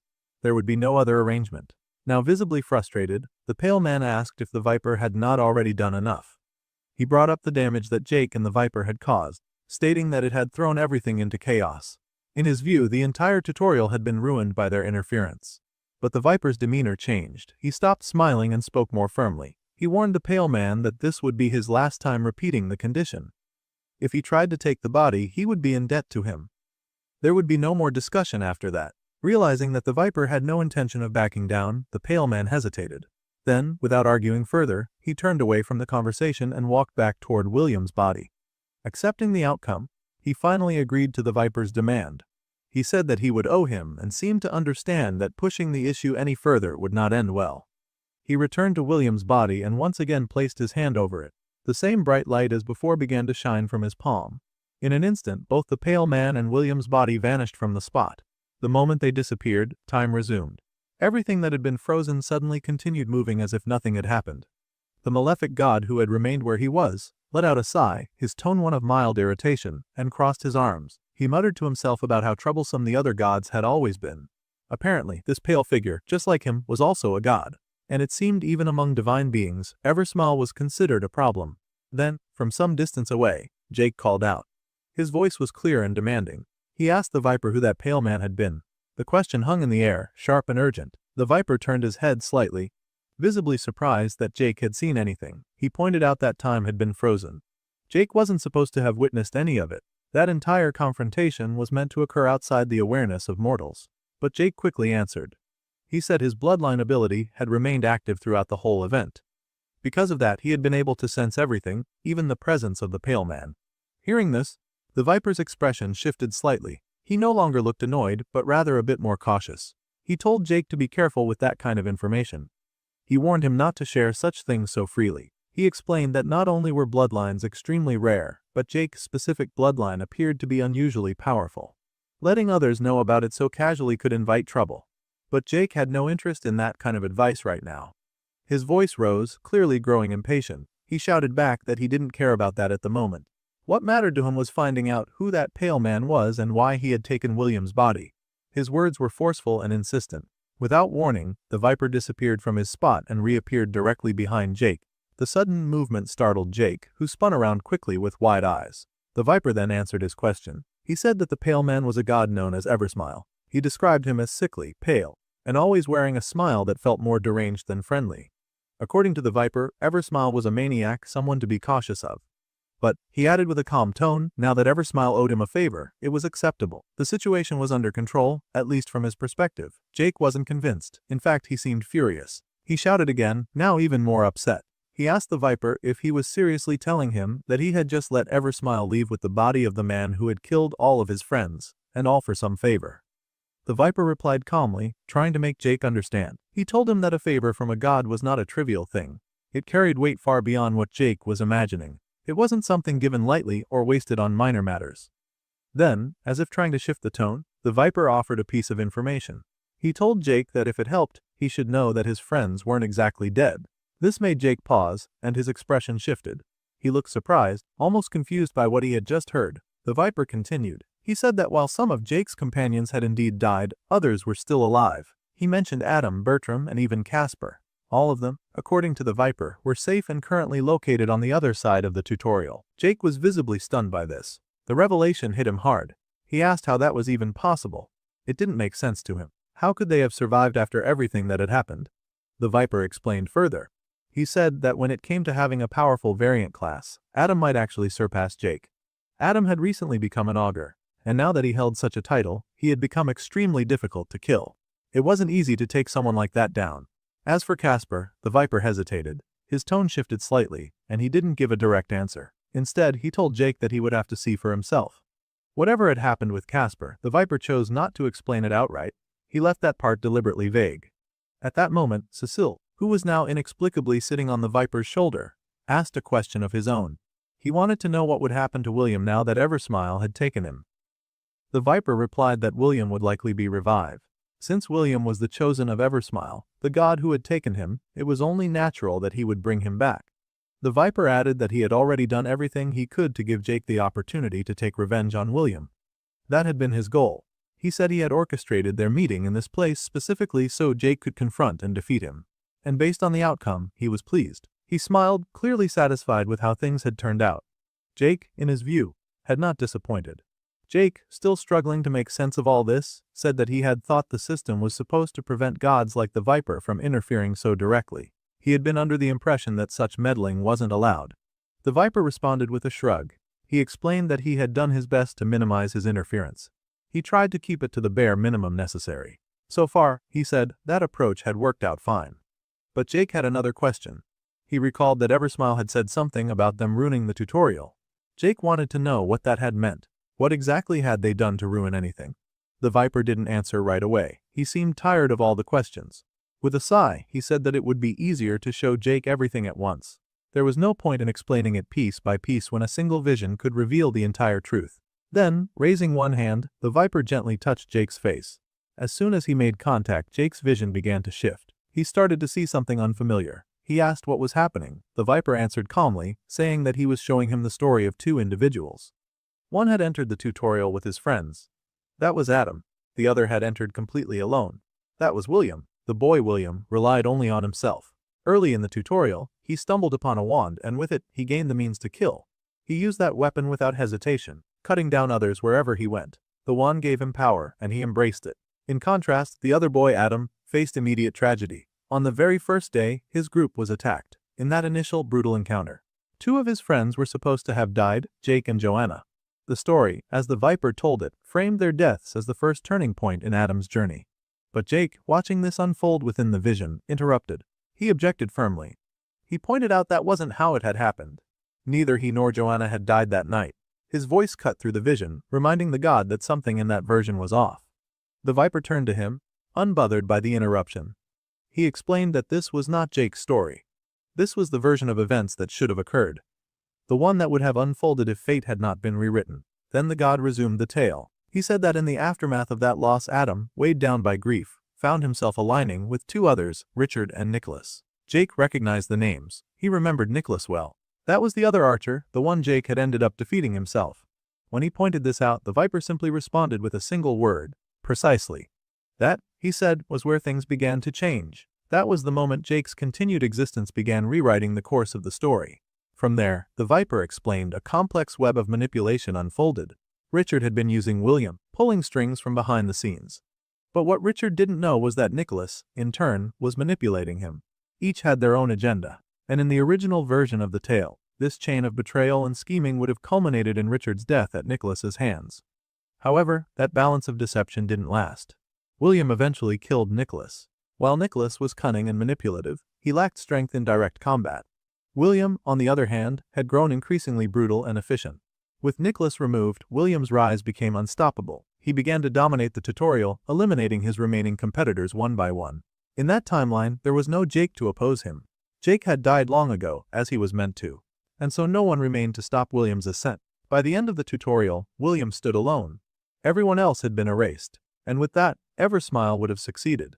He would have gained the most powerful disciple the tutorial had ever produced, but things hadn't gone that way. One variable had changed everything. Jake, his unexpected survival, enabled by a mysterious bloodline no one had anticipated, altered the path entirely. That first night, when Jake should have died, something different occurred. He had awakened, he had endured, and that survival unraveled the fixed threads of fate. That, the Viper explained, was why Eversmile considered this tutorial ruined. The divine plan had been interrupted. A thread meant to be cut had instead been woven deeper into the narrative. Even so, the Viper reminded Jake that in both versions of the story, his friends had met their end. He told him not to place all the blame on himself. But Jake couldn't accept that. He shouted in frustration. He said he could have done more. He had survived. That meant he had a chance to change things, and he failed. He had turned away from his friends instead of standing with them. He had been a coward, he said. While they faced danger, he had remained on the sidelines. The Viper, however, disagreed. He told Jake that wanting to stay out of other people's problems wasn't wrong. He had made a choice, and that choice hadn't been evil. But Jake didn't see it that way. The god told him again, his friend's weaknesses weren't his responsibility. That only made Jake angrier. He asked if the Viper expected him to become like one of those people who turn their backs on others. To ignore those he cared about, just for the sake of self-preservation. To that, the Viper gave a serious answer. He said that no one was Jake's responsibility, unless Jake chose for them to be. Those words struck something deeper in Jake. He didn't respond with anger this time. Instead, he said he didn't want to become like the Viper. He didn't want to live a life of solitude, sad and detached until the end of time. Hearing this, the god's eyes widened. For the first time, there was no witty remark, no sarcastic reply. He seemed surprised. He fell into a moment of silence, reflecting on what Jake had said. But Jake wasn't done. There was something more he needed to make clear. He said that if one day he were to fall in battle, he hoped things would end there. He didn't want to be brought back. He didn't want the Viper to revive him. Cecil, who had been listening nearby, was confused by this. He asked Jake why he would say something like that. Why wouldn't he want to be revived? Jake answered him plainly. If he were brought back, it would make the fight meaningless. There would be no weight to it, no real risk. He didn't want a divine safety net. He wanted to know that he could lose. That what he fought for could be lost. That's what made it real. Then, with those final words, Jake turned and stormed off. He still had a task to complete. The dungeon boss, or rather the Beast Lord, was still waiting for him. Cecil tried to call out, telling him to wait, but the Viper stopped him. He said to let Jake go. The god's tone had shifted. It was more serious now. He said that his chosen one had already gone through more than most, and from now on things were only going to get worse. Cecil didn't understand what he meant by that. He asked what the Viper was talking about. The Viper hesitated for a moment. He said he hadn't planned to say anything. Jake wouldn't understand, and he probably wouldn't want to hear it anyway. But then, speaking more solemnly, he explained that as a god, he could sometimes glimpse beyond the present. He could peer slightly through the veil of fate. He couldn't see everything, but he could catch glimpses of what lay ahead. He said that when he orchestrated the meeting between Jake and William, he already knew what the outcome would be. That part was inevitable. But he had seen just a little further beyond that moment. And what he saw, he said, was enough to tell him one thing. Jake would fight the king of the forest before the tutorial ended. But he was destined to lose that battle. The scene opens in the malefic Viper's lair, where he watches his crystal ball with quiet focus. The Hall Master enters, curious about how his chosen one, Jake, is handling things now that the tutorial is nearing its end. The Viper explains that Jake is doing well in some ways but not so well in others, which leaves the Hall Master puzzled until he goes on to clarify. Ever since Jake defeated Eversmile's chosen one, he hasn't been quite the same. He has spent days wandering the forest, speaking far less than usual while hunting down more creatures than ever, their bodies left scattered behind him. With each hunt, his growth has accelerated, levels and stats increasing at a steady pace. Eventually, his power reached a point where he felt ready to face the final Beast Lord. He attacked without hesitation, landing a decisive shot that took down the beast as it charged at him. The malefic Viper can't deny that Jake's focus has served him well in gaining strength, yet there's no ignoring the coldness that has settled over him. His eyes have grown dim, as if the drive for power has stripped away something vital. He moves like a machine now, pushing forward with only one goal: to crush every obstacle in his way and take on the final test, defeating the King of the Forest. As night falls, about 15 hours before the tutorial will end, Jake sits by a campfire with Cecil. The flames crackle while Jake methodically sharpens his weapon, making it clear that he's ready for what comes next. Cecil, still unsure about him, asks about their plan for the morning. Jake simply repeats what's always been true: they will face the King of the Forest head on. That is all that's left. The tension between them lingers as Cecil tries to check on Jake, asking if he isn't worried at all. Jake doesn't give a clear answer, but the concern on his face says enough. Cecil pushes a little more, hoping Jake might open up, but Jake's response stays cold and distant, insisting he's fine. A frustrated sigh escapes Jake. Winning this final fight is all that matters to him now. He believes that if he comes out on top, everything he's suffered will have been worth it. Cecil's worry grows stronger, and he asks what Jake will do if he loses, but Jake snaps at the thought, driving his knife into the ground to shut it down. Cecil is left with nothing more to say. With the conversation going nowhere, Jake decides to rest, lying down to get whatever sleep he can before the coming fight. But Cecil isn't ready to let it go just yet. He calls out to Jake, wanting him to know what he really feels. He thanks Jake sincerely, remembering how things went back in the dungeon. Without Jake, Cecil knows he would still be trapped, or worse, already dead from one of the traps. More than that, he knows that if not for Jake, he would still be alone. In this harsh place, he's found a friend, and even with all the struggles, he understands just how much he owes him. It's awkward to admit, but he's grateful for everything Jake has done. Embarrassed by his own words, Cecil urges Jake again to get some rest. Jake, half trying to lighten the mood and half showing his gratitude, tells Cecil he's thankful too, thankful that Cecil has stuck with him all this time. He offers him a small fist bump to show it. Even as their hands meet, Cecil can't shake off the words of the malefic Viper echoing in his mind. Jake wasn't meant to win against the King of the Forest. That thought leaves Cecil uneasy, and with a heavy sigh, he can only hope that the Viper's prediction is wrong. Morning arrived, and with it came trouble. A loud boom echoed through the forest, followed by a tremor that shook the ground beneath Jake's feet. The sudden shock left him tense, wondering what could have caused it. Beside him, Cecil tried to make sense of it too, thinking it might be an earthquake, but neither of them could say for sure. Not wanting to stand around, Jake decided he had to find out for himself. He dashed off toward the source of the noise, leaving Cecil behind calling after him, confused about where he was going. Jake didn't explain much, he just knew he needed to see it with his own eyes. As he moved closer, the sound grew clearer, each step confirming that whatever caused it was massive. When Jake finally saw it, he froze in shock. Standing before him was the King of the Forest, a towering figure with a giant wooden frame that loomed above everything else. The beast's gaze fixed on Jake, acknowledging him in a voice that rumbled through the trees. It spoke of Jake's progress, saying he had come farther than expected, but the words of praise quickly turned into a threat. The king intended to end him right here. Jake tensed as a large notification window appeared before him. It laid out a clear choice, forcing him to decide how his story here would end. The first option was safe: he could leave the tutorial immediately, keep all the rewards he'd earned, and even gain a bonus of 50 million points, plus everything that came with finishing the tutorial normally. The second option was far more dangerous: he could stay and fight, facing the King of the Forest head-on. If he succeeded and killed the king, he would earn 300 million points and all the rewards for clearing the tutorial by force. The choices played over in Jake's mind. He could walk away, alive and already rewarded, or he could risk everything for a chance at an even greater prize. Normally, there wouldn't be any hesitation. Backing down wasn't in Jake's nature. But standing there, looking at the sheer size and power of the King of the Forest, a flicker of fear ran through him. The beast's presence alone made the risk clear enough. For a moment, uncertainty dug in, but Jake pushed it aside, grinding his teeth as he remembered what he'd said the night before. He had promised he wouldn't lose to the King of the Forest no matter what. That reminder settled everything in his mind. A grin broke across his face. There was only one choice for him. He would stay and fight. Decision made, Jake stepped forward and spoke to the king of the forest, asking for something before they truly began. He pulled his bow from the holding necklace and requested that the king take one of his shots. He claimed he just wanted to see how big the gap was between them. Amused by Jake's boldness, the king agreed, curious to witness Jake's power for himself. This response pleased Jake more than anything. This wasn't some trick or sneak attack. Jake genuinely wanted to measure himself. He needed to see exactly what he was capable of. He took his time, preparing his strongest move. His bow and arrow drawn with a fully charged power shot, infused with his deadliest poison. Everything he had learned up to this point was poured into this single shot. He believed that this attack, if anything could, might bring down even a beast like the king of the forest. With one last breath, he let it fly.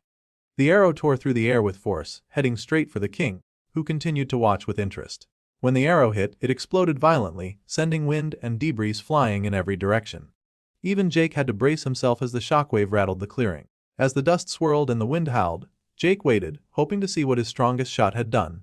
But when the debris cleared, the truth was clear. The king of the forest still stood, completely unharmed. The massive beast casually held the arrow Jake had fired, pinched between its fingers like it was nothing.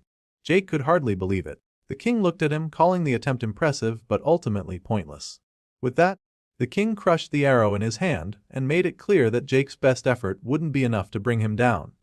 After Jake's strongest attack failed to harm the king, the giant beast mocked him in a taunting way. It claimed it almost admired someone as weak as Jake for even managing to touch him at all. But the king reminded Jake that he had promised only one free shot, and now that chance was wasted. Taking a dramatic stance, the king aimed at Jake and fired a sharp projectile that grew straight out of its wooden fingers. It told Jake he should have surrendered when he could, because now he would suffer instead. As the deadly attack flew toward him, Jake's instincts kicked in, his bloodline ability activated on its own, catching him by surprise. The fact that it triggered so soon showed him just how dangerous his opponent truly was. Jake dodged to the side just in time, the projectile tearing through the air where he had just stood. He grabbed an arrow, ready to counter. But before he could aim, the king vanished and reappeared behind him. Jake barely had time to react before the king struck him with a powerful blow. The force sent Jake crashing into a nearby tree so hard that blood burst from his mouth. Lying on the ground, stunned by the impact, Jake struggled to breathe. The king called him pathetic and stepped closer, taunting him again. The beast asked if Jake really thought he was as foolish as the weaker beast lords he had defeated before. Each word felt like a slap, but Jake forced himself to stand, ignoring the pain. He told the king to shut up, anger burning through him. The king didn't stop. He aimed his fingers again, forming another sharp projectile. He fired straight at Jake, challenging him to dodge once more. Jake realized he didn't have enough time to move normally, so he prepared to use his shadow vault skill. As the attack closed in, he vanished just in time, reappearing high on a tree branch out of reach for the moment. From his higher position, Jake took a second to breathe. He knew he needed to keep his distance if he wanted any chance to figure out how to beat the king. He fired another round of arrows, hoping to slow the beast down. But the king simply gathered his magical energy, mocking Jake's effort. With a clap of its massive hands, the king unleashed a gust of powerful wind that shattered Jake's arrows before they could even reach him. Seeing his best shots fail one after the other, Jake felt a wave of frustration. His archery skills, which had carried him this far, seemed useless against this monster. He put his bow back into the holding necklace, knowing he had to try something else. Using Shadow Vault again, he slipped away, hoping to buy himself time to come up with a plan that might actually work. The king spotted him escaping and roared out, calling him a coward. But Jake ignored it, moving through the forest as fast as he could. The king's voice thundered after him, warning that he wouldn't be able to hide forever. In the next moment, the beast began unleashing waves of explosive magical attacks all through the forest, trying to flush Jake out no matter where he ran. Far away from the chaos, Cecil tried to keep himself safe. He had climbed to one of the highest points within 5 miles, hoping the king's attacks wouldn't reach him there. But even that didn't guarantee safety. A sudden explosion burst nearby, shaking the branches around him and making it clear that nowhere was truly safe from the king's power. Cecil's heart pounded as he watched the forest rumble with destruction. Seeing the king's relentless power, he couldn't help but wonder if Jake really stood a chance in this fight. Back on the battlefield, the king of the forest kept searching for Jake while Jake hid behind a large rock, trying to catch his breath and come up with a real plan. He thought back to his earlier attack and realized that the king must have some sort of armor strong enough to block even his strongest shot. If he wanted any chance at winning, he had to find a way to break through that defense. Just then, the king's deep voice echoed through the trees, speaking directly to Jake as if he were standing right in front of him. The king told Jake he already knew where he was hiding and mocked him for clinging to false hope. He told Jake that resisting was pointless because the outcome was inevitable. The king could not be defeated. But while the king spoke, Jake's eyes lit up with a sudden idea. He remembered something that might finally work. Even as the king continued taunting him, Jake stayed hidden, focusing on his plan. Meanwhile, the king caught some rustling behind the boulder. The same one Jake crouched behind. He narrowed his eyes, believing he had finally cornered Jake for good. Taking aim with his massive hand, the king sneered a final goodbye before unleashing a powerful blast. The attack struck with a deafening roar, tearing through the forest and completely destroying the spot he targeted. Watching the devastation, the king laughed to himself, sure that even Jake could not have dodged that in time. He stepped closer to the smoldering crater, praising himself and calling himself the true king of this forest. But as he looked down, something caught his eye. A small, cracked black ball lay in the dirt, leaking strange energy as the cracks spread. Curious, the king crouched down, wondering what this thing was. In his mind, the fight was already over, so he didn't see it as any threat. But then the black sphere broke open completely, and waves of dark energy poured out, curling around the king like smoke.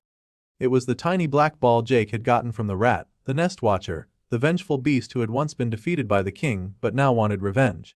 The nest watcher had created the curse specifically to harm the king of the forest and had given it to Jake for this moment. The dark energy clung to the king's massive wooden body, burning into him. He roared in pain as the vengeful spirit of the rat formed within the shadows, wrapping itself around the king and declaring that he would be king no more. Furious, the king cursed the nest watcher for daring to betray him like this. Hidden at a distance, Jake saw the king's armor, like shell, begin to melt under the curse's attack. He knew this was his chance. Gripping the corrupted mooncore shard he had gotten from the white stag, Jake burst from his hiding spot and charged straight at the weakened king. Seeing him coming, the king gathered his strength and fired a barrage of sharp projectiles to stop him. Jake's bloodline instinct kicked in again, letting him see every move the king made. But this time, he felt slower than before, the earlier hits and exhaustion wearing on him. Still, he refused to stop. He dodged the attacks, weaving through them with each step. He realized now he could see the king's every move clearly, a chance he could not waste. Gathering all his remaining strength, Jake used the crystal's power to launch himself high into the air, aiming straight for the king's heart. Holding the shard tight, he stabbed it deep into the king's massive wooden chest. He pushed with everything he had left as the dark energy from the curse and the crystal's power collided. The king could only glare at Jake in disbelief as the magic began to explode from within. A huge blast of light erupted, shaking the entire forest. Even Sissel, far away, had to cover his eyes from the blinding flash as the shockwave rolled over him. Smoke and debris filled the clearing, making it impossible to see what had happened. When the dust finally began to settle, Jake stared through the haze, expecting to see the king defeated. But to his shock, the king of the forest was still standing. Though damaged, the giant beast glared at Jake with hatred burning in its eyes. It growled that he had had enough. The king cursed the other beast lords, spitting out their names with disgust. He hated that even in death they dared to strike at him through Jake and the rat's curse. His rage only made him stronger. Seeing the king's anger swell, Jake took an uneasy step back, clenching his teeth as fear ran through him. The king raised his voice and declared that this would go on no longer. He would end Jake right now, once and for all. After the king of the forest declared he would end Jake's life once and for all, he paused to wonder how he could even be feeling pain. How could a mere human like Jake damage him this much? He was the king who had crushed and killed countless beasts, proving he was born superior to them all. Long ago the system had brought him into this forest to battle the other beast lords. One by one, he had hunted them down and defeated them without effort. That was how he had become the crowned king, the final boss of the tutorial. And yet, now this single, weak human standing before him had thrown all that into question. The king reached up and gripped his wooden mask. He told Jake that his defiance had shown him something he had long ignored, that he had grown complacent in his throne. Strangely enough, the menacing king actually thanked Jake for pushing him this far, for forcing him to use his trump card. Jake's eyes narrowed with unease, realizing something bad was coming. The king said that Jake should consider this an achievement worth being proud of. Then, with one final warning, the king cracked his mask apart. Jake braced himself, shielding his face with his arm, unsure if the mask itself was some kind of weapon. As the mask split open and fell away, the king muttered that he had hoped he would never need to reveal his true form, for it was not something easy to unleash. Soon, the last fragments of the mask hit the forest floor, and Jake found himself staring into the king's true face, a gaping black void, like a dark abyss. Energy roared out from the king's transformation, whipping the air into a storm that slammed into Jake. He dug his feet into the ground and covered his eyes with his arm, trying to resist the force that threatened to blow him backwards. But suddenly, Jake felt a sharp, crushing pain inside his skull, an attack that struck his mind instead of his body. He realized with horror that just looking into the king's void-like face was hitting him with a psychic assault unlike anything he had faced before. He collapsed to the ground, blood gushing from his mouth as the attack tore through not just his mind but his very soul. It wasn't just him, either. Birds dropped out of the sky, crashing to the forest floor as the king's mental power killed every living thing nearby. Even Sissel, who had hidden himself far away, felt a sliver of the king's terrible power. He trembled as he wondered how long Jake could possibly endure this. All around, the oppressive energy pulsed through the forest like a suffocating wave. Jake clutched his head, screaming as the psychic force ripped through his mind. Blood leaked from his eyes, streaking down his face in crimson trails as he let out a ragged, animalistic growl of pure agony. Standing tall in the chaos, the king of the forest looked down on Jake, his void-like face unmoving. He commended Jake for the last time, telling him he should feel honored to have come this far, but this would be his end. Even now, with blood pouring from his eyes and mouth, Jake refused to give up. He gritted his teeth, digging his fingers into the dirt, trying desperately to resist. He fought to move, to breathe, to stand, anything to keep fighting. But another crushing wave of mental pain slammed into him, and he vomited blood once more. His body convulsed, then finally collapsed to the forest floor with a heavy thud, unmoving and half buried in his own blood. The king of the forest, seeing this, gave Jake one final farewell. To him the hunter had been impressive but foolish. And now, lying broken and silent, it seemed the viper's prophecy had come true. Jake had faced the king and lost. But just then, a faint flicker appeared in the corner of Jake's vision. A system notification lit up, showing a slow percentage increase in his hidden ability. Flashes of his memories played. Every fight, every scar, every brutal lesson were all building up to this moment. Something inside Jake was changing, whether the king realized it or not. As Jake's body lay on the ground, in that moment, flashes of Jake's past battles filled the void. What had happened between him and William, how that pain and rage had forced something deep inside him to snap. Every moment of struggle had pushed him far beyond any limit he ever knew. His percentage continued to rise slowly but steadily, pushing his hidden ability higher and higher until it finally overflowed. Back in the present, Jake's body began to twitch. His fingers moved first, then his arms. It was like his body was trying to come back to life, refusing to stay down even when there seemed to be no strength left. But the king of the forest, still convinced Jake was dead, turned his back and started to walk away from the battlefield, believing the fight was over. As the king stepped through the ruined clearing, he suddenly felt something strange. A chill ran down his wooden frame. He looked back to where Jake's broken body should have been, but the spot was empty. Confusion crossed his mind as he tried to sense where the hunter had gone. He did not know that Jake, driven by a newly awakened skill, was already right behind him. Jake's eyes were wide open, but there was no human emotion in them. There was only a cold, raw bloodlust that seemed almost animal. He had unlocked something new, something that broke past everything that had held him back. His new skill, Limit Break, pushed his dead body to keep fighting like a beast that refused to stop hunting. Without any warning, Jake slammed a devastating blow into the king's back. The king stumbled forward, thrown by the sudden impact. It was the first time he had felt a strike like that from Jake. But before he could recover, Jake was already there again, his body moving so fast that even the king's mind struggled to keep up. The second blow came even harder. Jake's fist smashed into the king's side, sending him crashing into the ground with a force that broke the forest floor beneath him. The king tried to understand how any of this was happening. He had believed that no one could survive witnessing his true form. Yet Jake's fists kept falling, each one stronger than the last. It slowly dawned on the king that the man he thought he had killed no longer existed. Jake's mind and body had given way to something else entirely. What stood above him now was no longer just a human being but a predator fueled only by instinct. The king tried to brace himself, to defend against the attacks, but there was no escape. Jake was relentless. With a final roar of power that seemed to come from deep within his broken frame, Jake delivered one last crushing blow. The king's wooden body splintered under the impact, shards breaking apart and scattering across the battlefield. The king's final thought as his core shattered was that Jake had become the true monster in this forest. When it was over, Jake stood on top of what remained of the king's carcass. His eyes were empty, lost in the haze of primal instinct. His hands dripped with blood and splinters. The strength that had carried him this far slowly faded, and his body collapsed to the ground. The forest fell silent again. The tutorial was finally over. Far away in distant realms, the gods who had watched every moment through their crystal spheres were left in stunned silence. The Holy Mother, peering into her own sphere, could hardly believe what Jake had done. He had somehow changed the fate written for him. He had done the impossible. In another realm, the malefic Viper and Viridia watched Jake's final moments together. The Viper could not hide his satisfaction as he watched Jake's broken but victorious form. He had doubted his chosen one would succeed, but Jake had proved him wrong by defeating the king. Viridia asked if Jake was still alive, but the Viper knew the truth. Jake's body had already died back on the battlefield. The only reason he kept fighting was because limit break forced his lifeless body to finish what his spirit could not. Viridia wondered if it had all been for nothing, but the Viper did not agree. For him, this was everything. Jake had proven himself not just to the beasts but to every god and creature watching across the multiverse. It did sting the Viper to even imagine Jake would get no reward for his impossible feat. He thought about using his own power to bring Jake back, but he knew Jake had refused such a gift. Jake had never wanted to be revived. Even so, a crooked smile crept across the Viper's face. He knew the system might have its own plans for Jake. Back on the battlefield, Jake's body lay still among the shattered remains of the king.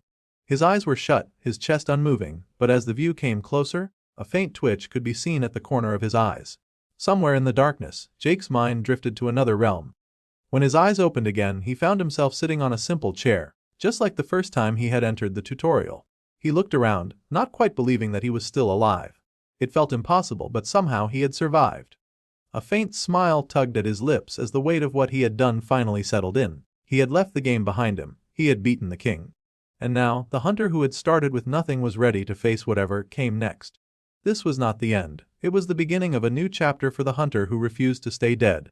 Far away from the world Jake knew, somewhere deep in another dimension, a magical being raised its hands, golden light shining from its fingertips. The figure slowly took shape, standing in a room that seemed to appear out of thin air. The being wore an ancient robe, its face hidden behind a permanent, unsettling smile. This was the ancient god known as Eversmile.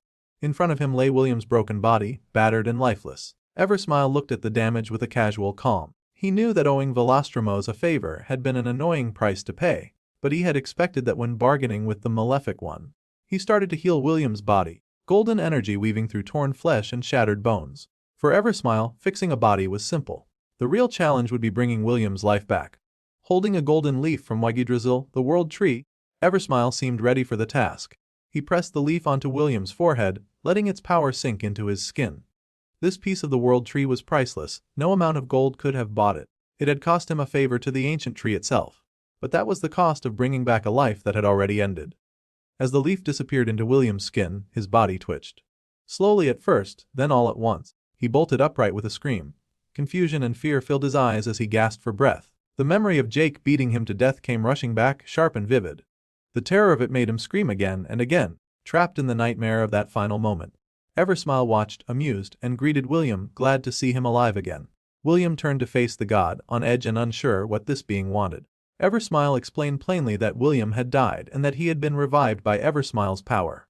William looked at himself, almost in disbelief, trying to accept that he really had died. He asked why he was brought back at all. Eversmile told him that he wished to study him, finding William's existence curious enough to warrant a closer look. To William, it sounded like he was being turned into some kind of lab rat, something he immediately rejected. But Eversmile shook his head and told him that he didn't plan to experiment on him in that way. He wanted William to remain exactly as he was. His death had changed things, but Eversmile believed it could still be useful.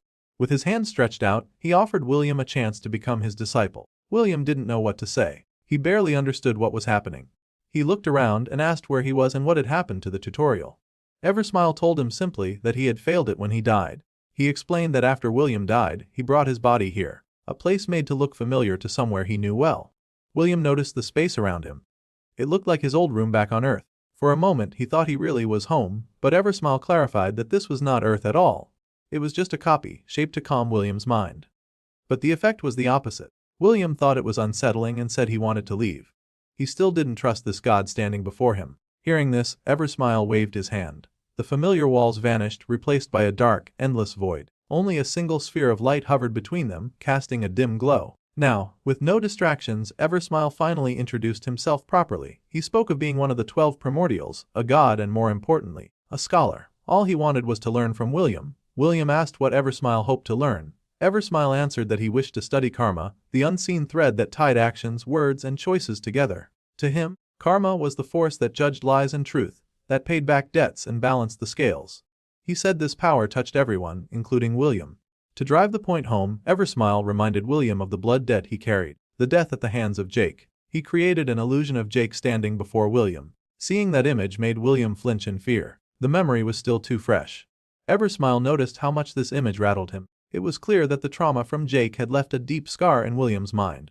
Seeing this, Eversmile decided he needed to keep Jake away from William for now. He knew that showing Jake too soon would only cause more harm than good. It might even ruin what he wanted to learn.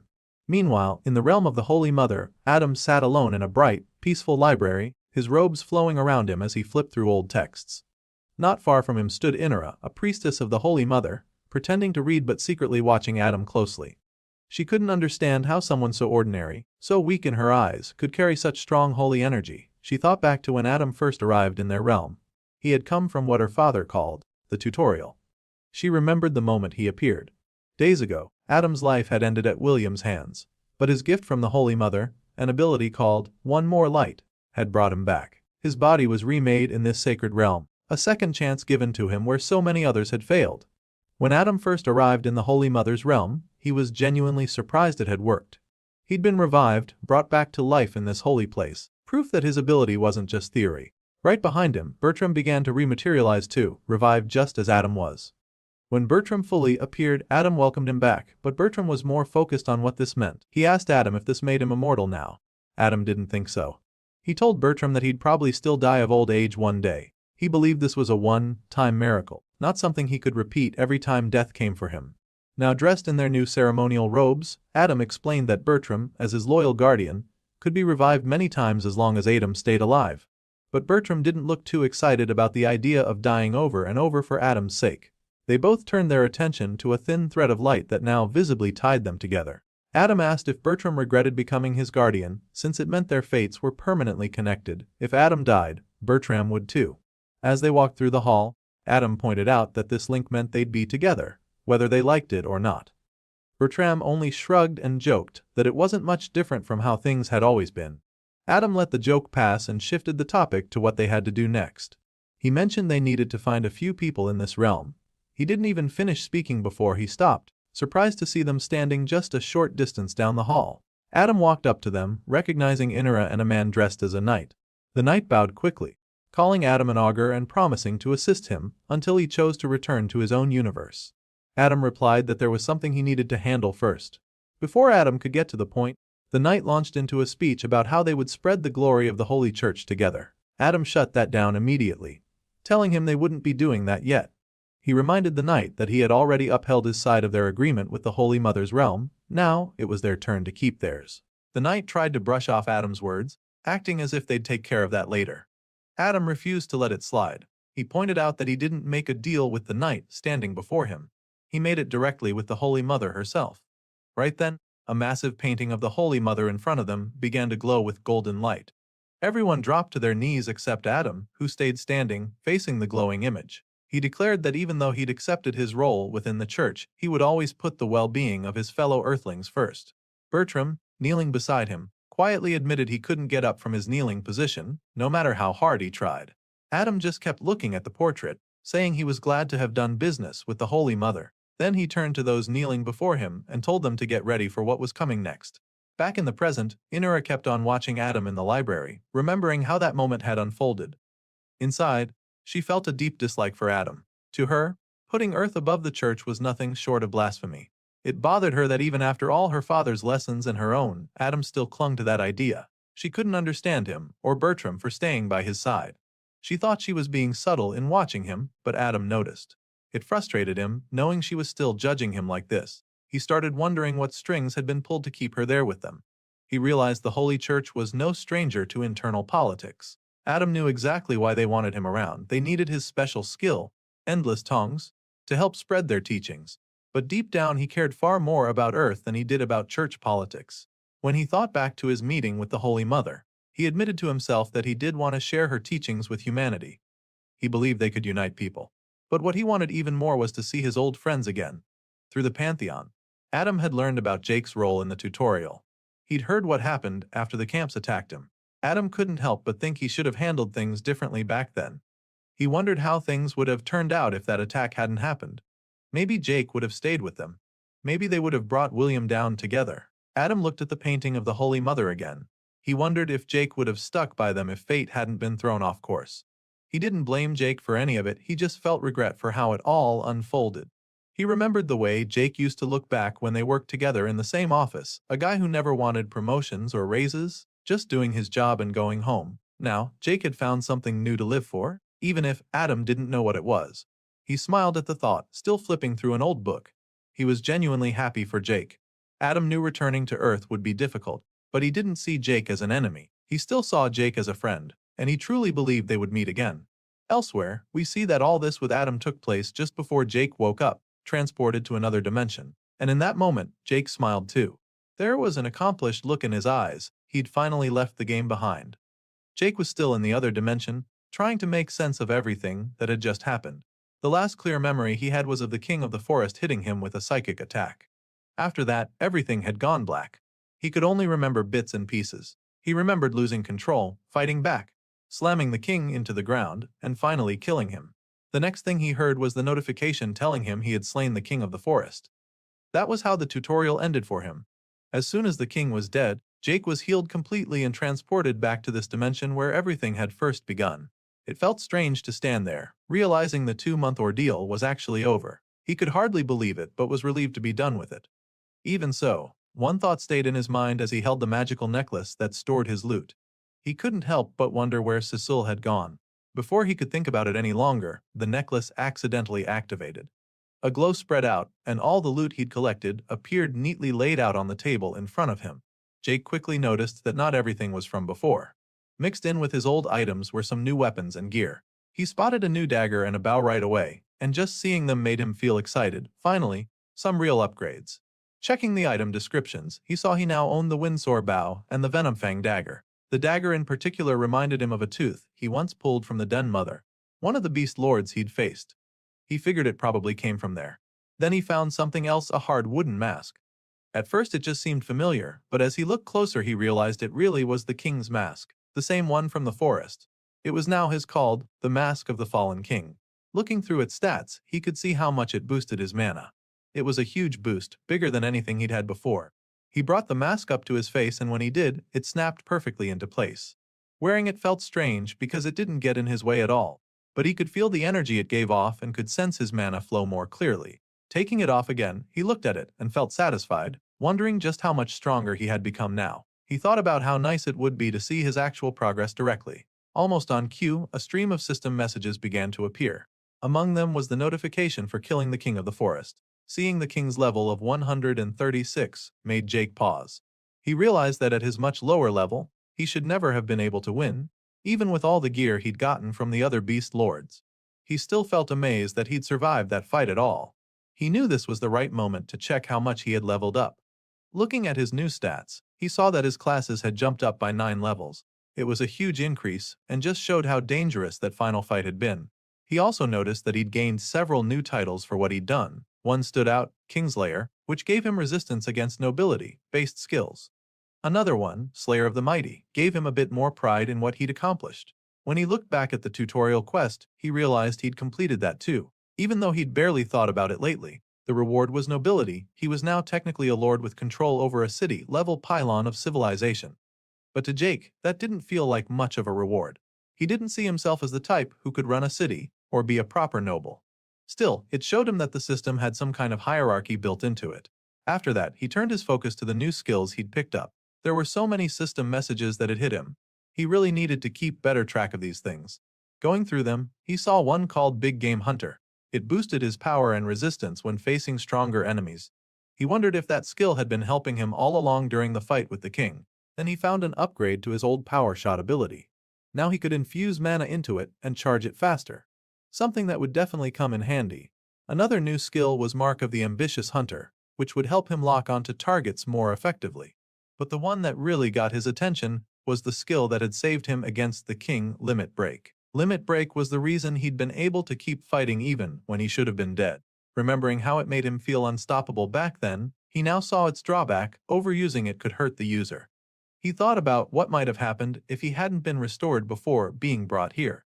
He knew he'd have to pay more attention to that skill in the future, but pushed the thought aside for now. While he was still looking over the last of his notifications, the same alien-like creature that had appeared the first time he entered the tutorial showed up again.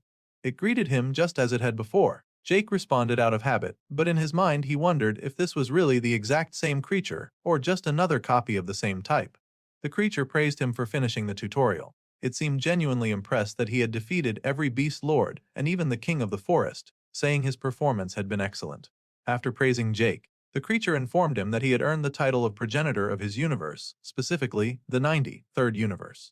Along with that, he received extra bonus points as part of his reward. Hearing this, Jake couldn't help but notice how grand these titles sounded compared to what he expected. He then asked if he would be sent back to Earth now that everything was over. The creature explained that Earth was still going through some changes and he wouldn't be able to return for another 3.5 days. Until then, he would have to stay here or find somewhere else to go. Jake asked where else he could go, but the creature only told him that he could go anywhere he had the power to reach by himself. This made Jake realize he didn't really have any other option for now, so he would just have to stay put and wait. Wanting to know if there was more to his reward than just a title, he asked what else he would get. The creature then told him about the tutorial store and that he could use his points there. But before he could do that, Jake needed to find out his total tutorial points first. Once all the calculations were done, adding up everything he'd gained during the tutorial, his total points shot up to over 21 billion. Seeing such a huge number left him completely shocked. He asked what he could actually get with so many points, and the creature explained that he could buy items, skills, or other kinds of rewards. But there was a limit. He could only make 5 main purchases, while any leftover points would be saved as credits. When Jake opened the store, he didn't expect much at first. He doubted there would be anything truly valuable. But as he scrolled through and saw legendary rarity items on display, he realized how wrong he was. The only problem was that he didn't meet the requirements for most of them. He could still buy those items and hold onto them for later, but it wasn't what he really wanted. Then he noticed a custom option in the store and asked the creature what that could do. The creature told him it could give him almost anything he wanted, as long as he had enough points to pay for it. That made Jake start asking more questions. When he asked if he could bring back fallen friends, the creature said it was possible, but that it wouldn't be a true resurrection. Then he asked if he could be made into a god, but the creature explained that while he could raise his levels, doing so could have negative side effects later. Jake then asked about enhancing his bloodline ability, but the creature stayed silent at first, which made Jake wonder what had happened to it. Finally, the creature answered, saying it didn't have enough data to give him a clear answer. He moved on and asked if he could buy information instead. The creature confirmed that he could, but the cost would depend on the value of the information. Some information, though, would always be off limits. Before Jake could think any further about what to buy, a voice reached him from beyond, warning him not to waste points on something he could get for free. Jake looked around, wondering if it was his old ally, the malefic Viper. The voice confirmed it was a divine message. The Viper told him to focus on skills and items that would actually help him instead of buying information. The Viper also advised him to skip weapons and armor for now, and instead consider getting a cauldron or useful skills. Before the message could continue, it was cut off, but Jake got the hint. He turned his attention to the cauldrons available in the store. There were 2 that caught his eye. The cauldron of Myriad essences would let him switch mana affinities whenever he needed to, while the Altmar cauldron was well suited for his growing alchemy skills. He decided both would be good picks. Next, he browsed through the skills. It wasn't easy to choose since there were so many tempting options, but he narrowed it down to 2 that seemed worth it. The first was the 1-step mile skill, which would let him cover huge distances in a single step, a massive advantage. The second was Gaze of the Apex Predator, which could immobilize or even kill a target through eye contact by striking at their soul. He couldn't help but think about how the King of the Forest had used a similar psychic attack on him, so having a move like this could be a game changer. Still, he wondered how it might interact with his perception abilities. Once he made up his mind, he decided to confirm his picks now and worry about his 5th choice later. As he confirmed the purchases, pain shot through him, but he could feel the changes working. The new skills settled into place, and just keeping his eyes open made him feel like he was releasing a wave of power. Right away, 2 of his skills merged into one that passively enhanced his eyes, sharpening his perception even more. He also got the 2 cauldrons he had chosen. Finally, it was time to make his last pick. As he looked through the options, something caught his attention that shocked him. After thinking it through, he realized it was exactly what he needed to make things more interesting, so he quickly used his final choice to buy it. With that done, the store window disappeared. He had gotten everything he wanted for now. Jake settled into a comfortable spot, ready to wait here until Earth finished its transformation. But his thoughts drifted back to what the Viper had said. Not all his friends had died during the tutorial. He started to wonder who might have survived and what they had been doing all this time just to stay alive. While Jake was lost in those thoughts, the scene shifted somewhere else. In a dark room lit only by flickering candles, a cloaked figure stepped up to a mirror. In the reflection, it was clear that it was Casper. His eyes looked cold and empty, his skin pale and almost lifeless. He had survived, but he was no longer quite alive in the usual sense. Something had changed him completely, hinting that his story was far from over. Casper stood in front of the mirror, staring at the strange reflection that looked back at him. Even he didn't seem comfortable with what he had become, thinking of his body as numb and unfamiliar. A system notification confirmed what he already knew. He had turned into a risen human, an undead version of his old self. He spent a moment thinking about the drawbacks. He could no longer feel his muscles moving, his heartbeat was gone, and all his normal senses had dulled down so much that he felt cut off from the world.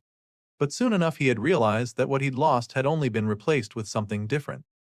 He noticed the odd blackened realm around him in a new way, as if the darkness itself gave out a kind of life.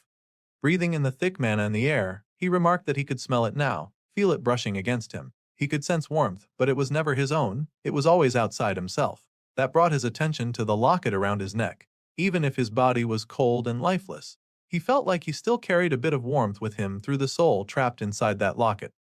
He kept hoping that one day the woman he loved would return, though deep down he wasn't sure how true that hope really was. After taking a final look at himself, he left the dark space and made his way to a different place. He arrived in a large grand hall with a round table at its center. There were others there, figures cloaked and gathered for a meeting. One of them, a tall woman named Priscilla, spotted him first. She didn't expect to see him today, but Casper only gave her a cold glance that made it clear she should have expected him anyway. Priscilla stepped up to stand beside him, speaking in a calm tone, while the other cloaked figures whispered quietly among themselves. She reminded him that when they returned to Earth they would have to handle things carefully. Casper agreed, showing that he was prepared for whatever came next. Above them, a floating skeletal figure wrapped in long white garments hovered in the air. This creature announced that the final preparations for their return to Earth were almost done, but it also warned that their old planet wouldn't be welcoming for beings like them. The living would always fear the undead, and the Holy Church especially would have an even stronger hatred for their kind. As the skeletal being spoke about the importance of diplomacy, Casper's thoughts drifted. He knew well that it wouldn't take much for the living to launch a crusade to wipe out the undead entirely. He reflected on how the undead empire had grown stronger by pulling in people from the tutorial, giving thousands of humans a second chance at life, if one could even call it that. Them being undead and all. Even so, they still seemed to think Casper was special, different from the rest. One thing bothered him more than anything: Priscilla. She kept hanging around him, pestering him constantly even though he'd made it clear he didn't need her help. He guessed it probably had something to do with who his teacher was, the Archlich, a figure whose power kept people like Priscilla nearby. As the meeting continued, Casper left, moving through a magic circle to transport himself elsewhere. He reappeared in a chamber where the Archlich sat on a throne, like chair draped in dark robes. This skeletal teacher had guided him since he joined the undead, shaping him into something more than just another risen human. The Archlich looked at him, asking why Casper still bothered attending meetings like that when they were such a waste of time. Casper answered, saying that not showing up would seem suspicious and that being there helped him keep an eye on the strength of the other undead. The Archlich waved this off, reminding Casper that levels alone didn't measure true power. He wanted Casper to become something greater, an asset that would last for millennia, not just another mindless warrior for the undead empire. With that reminder, the Archlich tapped his bony fingers together, signaling that it was time for the lesson to begin. He moved closer as Casper focused, trying to draw on his magic. The Archlich spoke calmly, explaining that mortals who gained magical abilities had to work with what they were given. Unlike other creatures, they couldn't just create power out of thin air. They needed to shape what was already around them. To make his point, the Archlich demonstrated by weaving mana in the air, showing Casper how to use the environment to strengthen his magic. As Casper copied him, tracing runes in the air, the Archlich reminded him that his real strength lay in his emotions. He needed to push those emotions into his magic, making his intentions clear so that his spells would respond naturally. If he practiced enough, this would become second nature, the true form of his power. Casper struggled to hold it together, gasping as exhaustion settled in. The Archlich, seeing this, commented that Casper might not be naturally talented, but his unusual gift of harnessing emotion made him promising. The Archlich admitted, though, that this style of magic, while powerful, could be unstable and unpredictable. He was about to give more advice, but suddenly something strange happened. The Archlich froze in place mid-sentence, as if time had simply stopped. Casper looked around in confusion, calling out to his teacher, but no response came. An energy started to swirl around him, closing in until it completely surrounded his body. Before he could react, Casper was pulled out of the room entirely and thrown into a new realm. He hit the floor hard, feeling a sharp pain as he realized he couldn't move. A voice echoed around him, mentioning how messy this situation had become. The next moment, a powerful force pinned him down even more, making him bow involuntarily at the feet of whoever owned that voice. The figure spoke about a request for an experiment that had turned into a complete mess, but Casper barely heard it.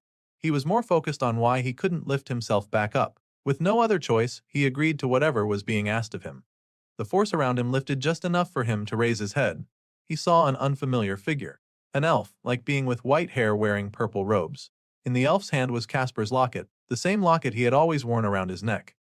The elf studied it, seeing it for what it was, the source of Casper's pact with the undead empire and a symbol of his foolish attempt to cheat death.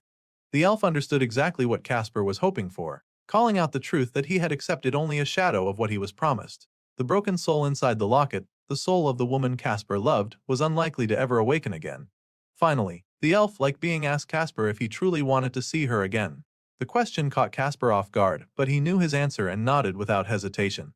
The elf agreed, then reached out and grasped the locket around Casper's neck, slowly filling it with some kind of energy.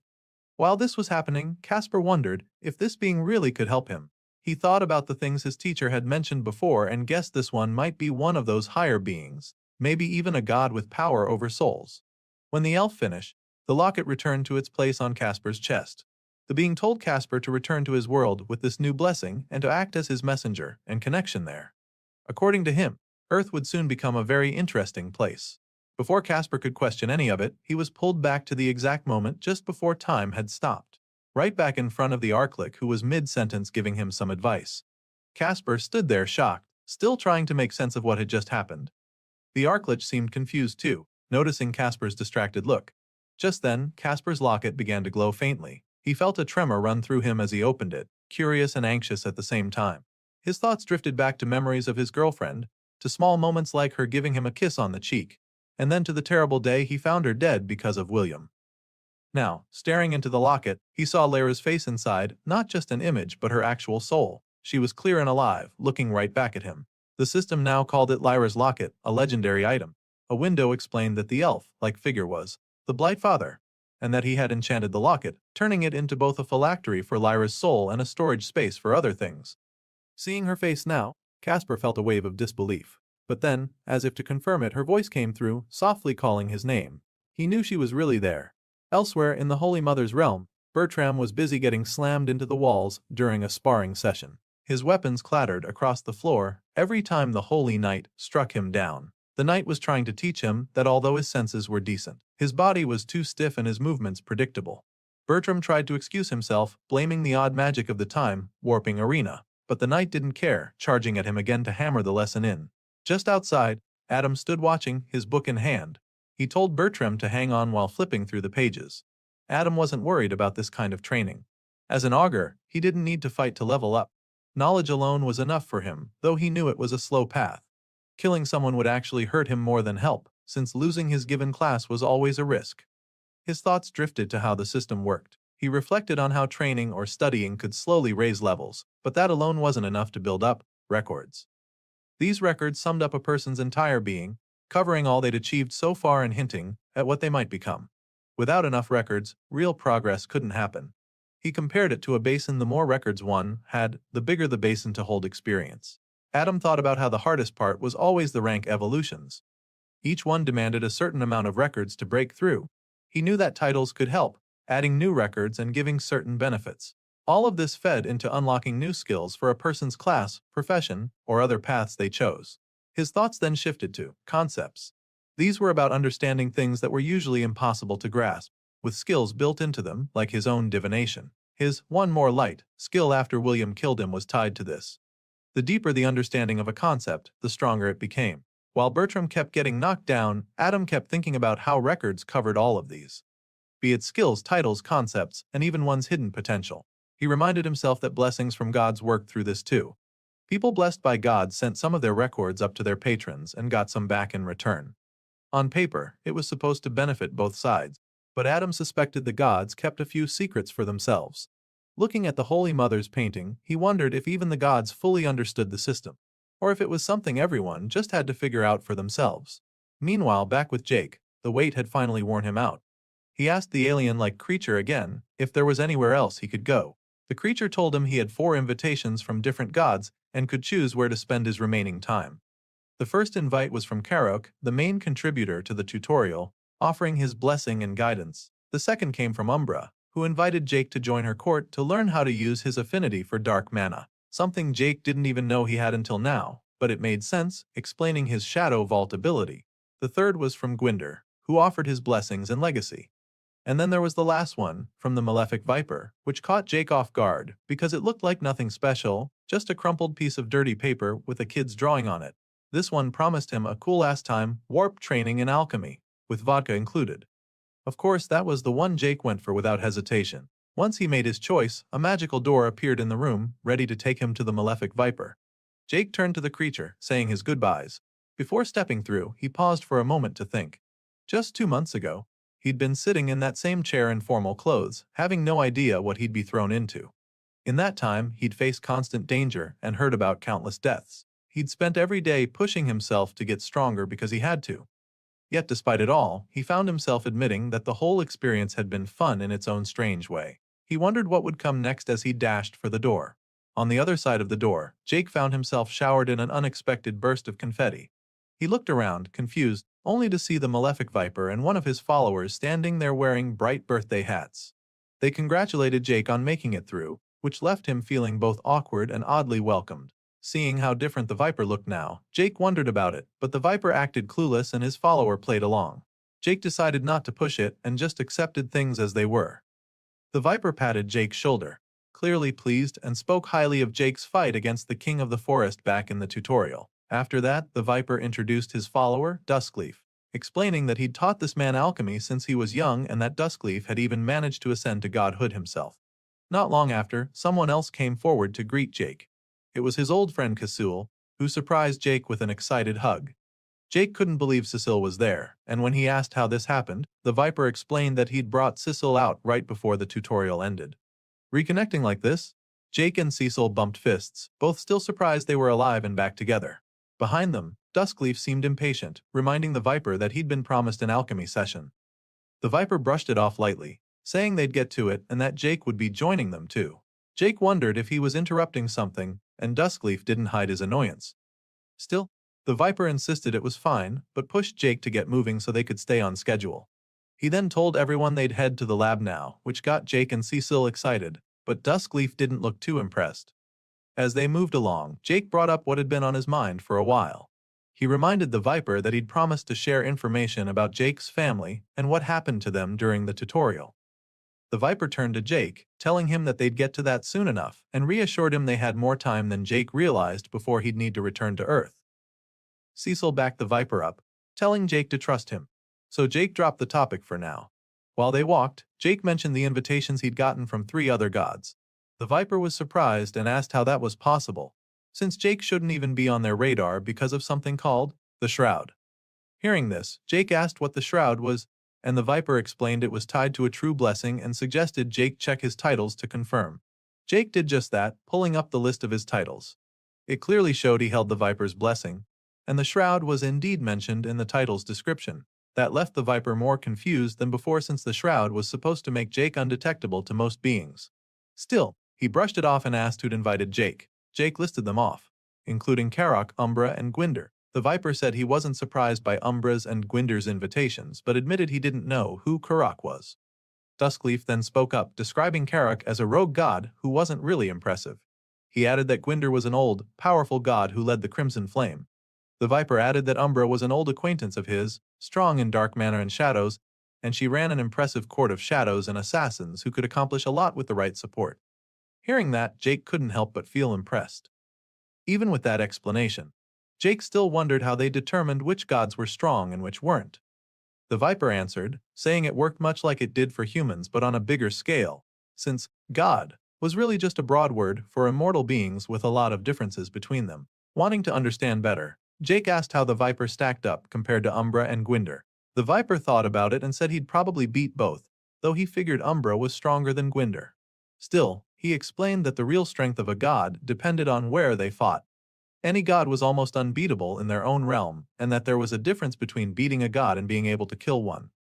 One thing still bothered Jake, so he asked what exactly a primordial was, since the Viper's notification had described him as one. The Viper explained that primordial was a name given to those who'd reached godhood back in the first era. He said he was one of the 12 who had done so back then. The Viper then got a bit nostalgic, telling Jake about how brutal it was to become a god in that era, and that it was a miracle any of them had survived. Duskleaf scoffed at the Viper's bragging, while Jake found himself fascinated, feeling like he'd really gotten lucky meeting someone like this. The Viper pointed out that being one of the first didn't automatically make him stronger, and nowadays there were so many gods he'd lost count. Still, he admitted that while the general quality of gods seemed lower now, there were still exceptional ones, mentioning Yip of yore as an example, someone from the dimension before Jake's who had killed gods. With all that said, the Viper announced that they'd finally arrived at the lab. Jake looked up and saw a huge gate covered in glowing runes, which made him a bit uneasy. He asked about it, and the Viper explained that because they were short on time, they'd be entering a place where time moved slower, something like the movie Interstellar. The Viper warned Jake that they could only slow time as much as Jake could handle. Too much distortion could mess with him and even block his records. Because of this, the Viper said that Cecil, the imp, would have to stay behind this time. Cecil looked a bit sad but understood what it meant. Jake would have to go on alone once they stepped through the gate. Now standing there, Jake and Cecil faced each other, both realizing this was their goodbye for now. Jake started to say something but Cecil stopped him, telling him it was fine and that he'd be busy anyway. Trying to lighten the mood, Cecil playfully hit Jake on the arm and explained that he'd be on official duty now in Jake's universe, serving as an official imp under the Viper's order. They bumped fists one last time, and Cecil told Jake they'd catch up again soon. As Jake began to walk away, Cecil called out a final thank you, smiling at Jake for everything he'd done. Once inside, the Viper welcomed Jake into what would be his new home for the next few weeks. Right away, Jake could sense with his perception that this place held a powerful alchemy lab somewhere within it. The Viper warned him that the process ahead would be unusual. Placing his hand on a red crystal, the Viper asked Jake to speak up if it ever felt like too much. Almost immediately, swirling strings of colorful energy formed around Jake, leaving him disoriented. The sensation reminded him of how his moment of the primal hunter skill felt, only this lasted much longer and came with a sharper edge. Jake told the Viper it felt like tiny needles pricking him all over, which made the others wonder why. The Viper explained that this meant Jake had already hit his limit with the time distortion. He asked Jake if he had ever gained any skill connected to time manipulation or distortion that might explain it. Realizing Duskleaf was there and didn't need to hear the details, Jake answered in a coded way, saying he'd experienced a different kind of distortion tied to a skill he didn't name. The Viper understood what he meant, but Duskleaf was left confused before the Viper quickly moved on. Without wasting more time, the Viper put on loud music, surprising Jake. The Viper called it a training montage, and before Jake could question it, they jumped straight into the lessons. The next few days became a blur of intense learning. Jake and Duskleaf worked together, brewing all kinds of potions and poisons, including the Malefic Viper's signature poison. They went through different processes so Jake could understand the sense behind the Malefic Viper's skill. Some parts were unusual, like when they joined fingertips, an action that helped Jake gain the touch of the Malefic Viper skill, even though he didn't quite understand how it worked. The training didn't stop there. Jake unlocked the scales of the Malefic Viper skill, allowing him to temporarily turn parts of his skin into scales for better protection. Using blood, he gained the blood of the Malefic Viper skill, which let him make his own blood poisonous for different uses. One of the more difficult lessons involved Jake eating poisonous mushrooms. This earned him the palate of the Viper skill, which helped him detect poisons and build immunity by consuming them. After all that, Jake moved on to mana control. He spent long hours meditating in one spot, focusing on expelling and condensing the mana around him to move the rocks nearby. Duskleaf guided him through it, explaining that focus control and understanding his mana affinities were key. After some time, Jake managed to lift and move the rocks a little, but eventually, they dropped as he collapsed from the strain. Duskleaf, watching Jake on the ground, commented that collapsing only twice in 18 days was impressive, considering Jake's low grade of being. Jake got up, still frustrated, complaining about how he hadn't been able to level up during all this time. Hearing that, the Viper told him that if leveling up was what he wanted, he had something special to show him. They soon stood in front of a giant barrel filled with swirling poison. The Viper called it the trial of myriad poisons, saying it was something he had prepared for Jake. Duskleaf immediately questioned this, worried about Jake's safety. But the Viper insisted he was simply delivering a reward he'd promised Jake. Trying to make it seem less intimidating, the Viper poured vodka into the barrel, joking that he'd promised Jake alcohol too. Jake looked at the bubbling mix and joked back that he wasn't sure he wanted to taste this experimental cocktail. The Viper explained why this trial mattered. He told Jake that his class was top tier for alchemists because of skills like the palate, which required consuming huge amounts of toxins to evolve. This was exactly why the trial existed, to help Jake push his limits and level up faster. Duskleaf, still worried, pointed out the real danger: most people died trying to complete this trial. Looking at the barrel, Jake asked how long it would take. The Viper said it depended on how quickly Jake could absorb the toxins. He briefly mentioned how painful it would be, then told Jake to strip down and get ready to jump in. Before doing it, Jake took a moment to pause. He turned to the Viper and held out his hand, like he was meeting him properly for the first time. Jake said that while he'd heard the Viper's real name from Eversmile, he'd never heard it directly from the Viper himself. He wanted to hear it now because he was tired of calling him Viper or Malefic One. Treating it like a fresh start, Jake introduced himself again as Jake Thane. The Viper took Jake's hand and introduced himself by his true name, Velastramaz. Jake, half joking, called him Villy, which made Velastramaz laugh and joke that his religious followers would probably want to kill him for that. Jake joked right back, and Duskleaf, watching the whole exchange, was already done with their banter. With that out of the way, they both turned back to the bubbling poison barrel. Velastramaz gave Jake one last push, urging him to dive in and face the trial head-on. Standing at the edge of the barrel, Jake took a moment to steady himself before facing what lay inside. The toxic sludge below him bubbled slightly, making the entire thing look even more unwelcoming. Duskleaf, watching from the side, reminded Jake that what he was about to do would take real willpower. Hearing that, Jake considered shifting some of his points into willpower, hoping that would help him push through. But the Viper explained that this wasn't about stat points. This was about grit. Jake simply needed to brace himself and be stubborn enough to face what was coming. Not wanting to stand around thinking too much, Jake dipped his foot into the bubbling mix. Feeling the cold, corrosive liquid around his leg only made him more certain he needed to get it over with. Without wasting more time, he stepped forward and dropped himself fully into the barrel. The toxic sludge splashed around him before swallowing him up entirely. Once fully submerged, Jake noticed how the space inside felt larger than it should have. It was like being suspended in a vast ocean of poison instead of just a barrel. His sphere of perception helped him stay aware of what was happening both inside and outside the barrel, giving him some sense of control despite being surrounded by danger. Outside the barrel, Velastramaz peered into the bubbling mix with a look that showed he was enjoying every second of this. But even then, he hadn't fully activated the real trial yet. He lifted his hand, and with a simple motion, he released the full wave of harmful toxins into the liquid. Slowly, the sludge around Jake shifted in color, turning a deep green as the toxins awakened. Inside, Jake immediately felt the shift. His perception helped him sense the change, and he tried to count the different toxins around him. But when he focused, his eyes went wide. There weren't just a few poisons. There were millions of separate toxins, each trying to push their way into him all at once. The pain came in a rush. Jake felt as if countless needles were stabbing him all over. His muscles tensed, and he clenched his fists while his whole body trembled under the wave of agony. He couldn't even scream as the poisons paralyzed him, leaving him floating helplessly in that ocean of sludge. Outside, Duskleaf checked the time, seeing they were getting close to the 1-hour mark. This was when most people usually failed the trial. He asked for Velastramaz's thoughts, but the Viper just kept his eyes locked on the barrel, offering no words, only a look that said he was eager to see what would happen next. Inside the toxic ocean, Jake's body showed the toll it was taking on him. Blood seeped out from the corner of his mouth, drifting through the green liquid. But instead of letting the poison win, Jake forced himself to stay conscious. Somewhere inside, he told himself that this trial wouldn't consume him, he would be the one to devour it instead. Focusing through the pain, Jake used every bit of his perception to sense the poisons and herbs within the sludge. If he could track their energies, he could pull them in and absorb them.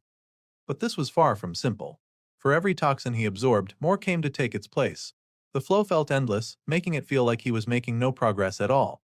Despite that, Jake noticed something else happening. Even as his health dropped and his body felt close to breaking, each toxin that his palate skill absorbed gave him a little boost in health, stamina, and mana. It wasn't much, but it was enough for him to see that if he just kept going, he could survive this. He simply needed to endure, one breath at a time. Watching him from outside the barrel, the Viper actually seemed pleased. Velastramaz noted that Jake was holding on well. Duskleaf agreed, seeing that Jake had passed through the first checkpoint of the trial without giving in. If he could keep this up, he might actually succeed. But just as Duskleaf said this, something strange caught his attention inside the bubbling mix. Deep within the toxic ocean, something shone with an unnatural green light. Duskleaf turned to his master, suspecting that something new had been added. Velastroma's grin made it clear he had done exactly that. Seeing the reaction on Duskleaf's face, it was obvious he knew how dangerous this was. But the Viper didn't hide it. He confirmed without hesitation that he'd added something extra into the barrel. Whatever it was, Jake, still floating inside, would soon find out for himself as the trial grew even more dangerous than before. Seeing what Velastromas had added, Duskleaf grew frantic. He knew exactly how dangerous the malefic Viper's blood was. He tried to convince his master to stop the trial immediately and even made a move to halt it himself. In his mind, there was no way Jake could handle the soul strain that came with it. The blood would rip Jake's soul apart if he made a single mistake. Velastromas didn't let Duskleaf interfere. He grabbed his hand and held him back, calmly telling him that Jake's soul was much stronger than Duskleaf gave him credit for. Even when Duskleaf argued that the slightest misstep could finish Jake off for good, Velastromas wouldn't budge. He believed Jake wouldn't back down, no matter what got thrown at him. Duskleaf finally gave up trying to change his master's mind. He sighed, hoping Velastromas was right. The Viper reminded him that the blood's real effect wouldn't even kick in yet. They still had time. Inside the barrel, Jake floated on while Duskleaf worried. Duskleaf didn't fully understand why his master trusted Jake so much, but deep down he hoped that if Jake did fail, it would happen before that dangerous point was reached. Meanwhile, Jake's thoughts drifted. He wasn't even sure how long he'd been inside this poisonous ocean. One thing he did notice was how his palate skill seemed stronger now. He felt like he could handle more poison than before. To test himself, he opened his mouth and drew in even more of the toxic sludge, forcing it into his body. Duskleaf, peering in, was surprised to see Jake do this on purpose. Velastromas, on the other hand, looked entertained. He understood exactly why Jake did it. Jake wanted to push ahead faster. He wasn't satisfied with the pace of the trial. Inside, the feeling was harsh. It felt like thousands of worms squirmed around in Jake's gut as he took in the poisons. But with each wave of poison he absorbed, he could tell his palate skill was getting stronger. He even noticed that he could move his hand again, meaning the paralysis was starting to fade. Out of nowhere, Jake heard an ominous voice speak inside the toxic ocean. It was Velastromas, reaching him from the outside. He congratulated Jake for making it through the first phase and asked if he was ready for the next. Jake felt a flash of confusion, realizing there was another stage he hadn't been told about, but he knew he wouldn't back away from it. He gave a short nod, accepting whatever came next. Seeing this, Velastromas activated the next step. His blood's power surged through the liquid, turning it an even brighter, more dangerous green. Jake watched as the glowing sludge moved towards him. He didn't even have time to brace himself before it pierced right through his body. A wave of pain and confusion hit him. His body felt like it melted into the green liquid, dissolving into nothing but goop. But then Jake's eyes snapped open. He realized that somehow his mind had been pulled somewhere else. He was now standing in Velastromas' realm, yet at the same time he could still feel his physical body floating inside the barrel. His awareness was split in two. Turning around, Jake saw something massive in the distance. A huge dragon-like creature was there, its wings spread wide as it lifted off the ground and came toward him. When it landed nearby, the force shattered the ground, sending dust and debris into the air. Jake stayed calm, standing firm as the dust settled. He asked what the creature was. From behind the cloud of dust, a voice answered him. It sounded confident, almost familiar. As the figure stepped forward, Jake saw it wasn't the dragon anymore. A human-shaped figure emerged, and he realized that the voice was his own. Before him stood another version of himself. But this version looked twisted, covered in scales, with green eyes and wings like Velastromas. The green-eyed Jake looked at him with an unsettling grin, asking what the normal Jake thought of this new form. Standing face to face with this new version of himself, Jake took in the details. The alternate version had scales covering his body, wings stretching out behind him, and sharp claws on each hand. The green eyes matched the energy of Velastromas. This version seemed to show off the form proudly, asking if Jake saw it as an upgrade. Jake gave a reluctant nod, but inside he couldn't help but cringe. Hearing his own voice sound like that unsettled him more than he expected. His eyes dropped to the sharp claws on the other version's hands, and he wondered how someone like that could even hold a bow properly. The alternate Jake didn't hesitate to prove it. He conjured a bow and arrow out of thin air, showing that his claws weren't a problem at all. In fact, he explained that the claws could change shape, making them even better suited for archery than normal hands. With the bow ready, the winged version drew back the arrow, energy flowing around him like the same venomous power that Velastromas used. When the arrow was released, it carried that energy with it, slicing through the air until it exploded far off in the distance. The blast was massive, leaving both Jakes watching the aftermath. Jake had no words at first, just seeing how much raw force that shot carried. Inside, though, he couldn't help but compare it to the king of the forest. He realized that this version of him made that old threat look small. Curious about why he was even brought here, Jake asked the alternate why this place existed. The scaly version only laughed at him, finding it funny how his old self still needed reasons for everything. But then his tone changed. He told Jake that this vision was a glimpse at what he could become one day. The wings spread out as if to add weight to his words. Embracing the power of Vilastramaz, the malefic one, was the path to all this strength. But Jake didn't feel right about any of it. He noticed how the alternate called Vilastramaz the malefic one in a way that felt obsessive. Something about it was off. Jake called him out on it, saying he sounded like a fanatic. The alternate didn't deny it and didn't see any problem with it either. He spoke firmly about Vilastramaz's power, saying it was foolish not to accept it. In his eyes, the Viper was the highest example of what they could be. Jake stayed cautious, knowing that nothing ever came free. He asked what the real price was behind all this power. The alternate explained that the cost was simple. Choosing this path meant cutting away every other possibility. He didn't see it as a loss. He had made a choice and stuck with it, accepting that there would always be beings above him for now. He believed the results spoke for themselves. He had gained a unique class, a new race, and skills that were stronger than any human could normally have. While he lifted chunks of the realm's floor around him with just his energy, he declared that reaching the level of a god was only a matter of time with this power. For him, that was worth any sacrifice. Then he looked at Jake, wanting to hear what he thought now. Jake stayed unimpressed. He didn't believe that following a preset path was the only way. He made it clear that he wanted to carve his own way forward, even if it was harder. The alternate shook his head, calling it a waste of talent to stumble around blindly when they could just walk the Viper's road. Jake could see his point. There was comfort in following a clear plan, and the promise of power was real. But it wasn't for him. He rejected it outright, saying he'd rather trust his own instincts than surrender himself to someone else's plan. Hearing this, the alternate grew annoyed. He thought Jake's decision was foolish, throwing away guaranteed strength for the uncertainty of doing it alone. Jake shot back that they'd always done things their own way. That made the winged version of Jake angry. To him, Jake was throwing away everything. He demanded to know if Jake really believed he could reach godhood by himself, without help. After hearing the winged alternate's question, Jake just shrugged. He admitted he didn't know for sure, but he'd give it his best shot. He made it clear that while he'd learned from Vilastramaz, he wouldn't become a copy of him. He wasn't interested in being anyone's second-rate version. Seeing that words wouldn't work, the winged Jake decided to force the choice instead. He raised his bow again, energy swirling around the arrow, aiming straight at Jake. This was meant to be the final chance. Our protagonist was to choose the Viper's path or be taken by force. Jake didn't flinch. He just told his other self to hurry up and get on with it. He wanted to return to his real body already. The casual response only fueled the alternate's rage. Gritting his teeth, the winged version let the arrow fly. It shot forward, carrying its deadly energy until it collided with a thunderous blast. But when the dust settled, the alternate was shocked to see Jake still standing. He'd stopped the arrow before it reached him, snapped it like it was nothing, and reminded the alternate that although they came from the same root, they'd become different long ago. Jake brought up the memory of the Viper's painting. Back then, he'd dreamed of fighting the dragon and winning, not following it like a loyal pet. He told the alternate version straight that he'd never settle for being anyone's imitation. Before the winged Jake could react, Jake appeared right behind him and struck him in the back of the head, pointing out that if his other self hadn't strayed so far from who he used to be, he'd have seen that attack coming. The alternate tried to run, but Jake didn't let him. He leaped ahead and smashed him down into the ground with a solid hit, pinning him there. Jake knew then that his intuition hadn't once warned him about any danger. He realized this was all in his own mind, a pocket space inside himself, so it made sense that he had full control here.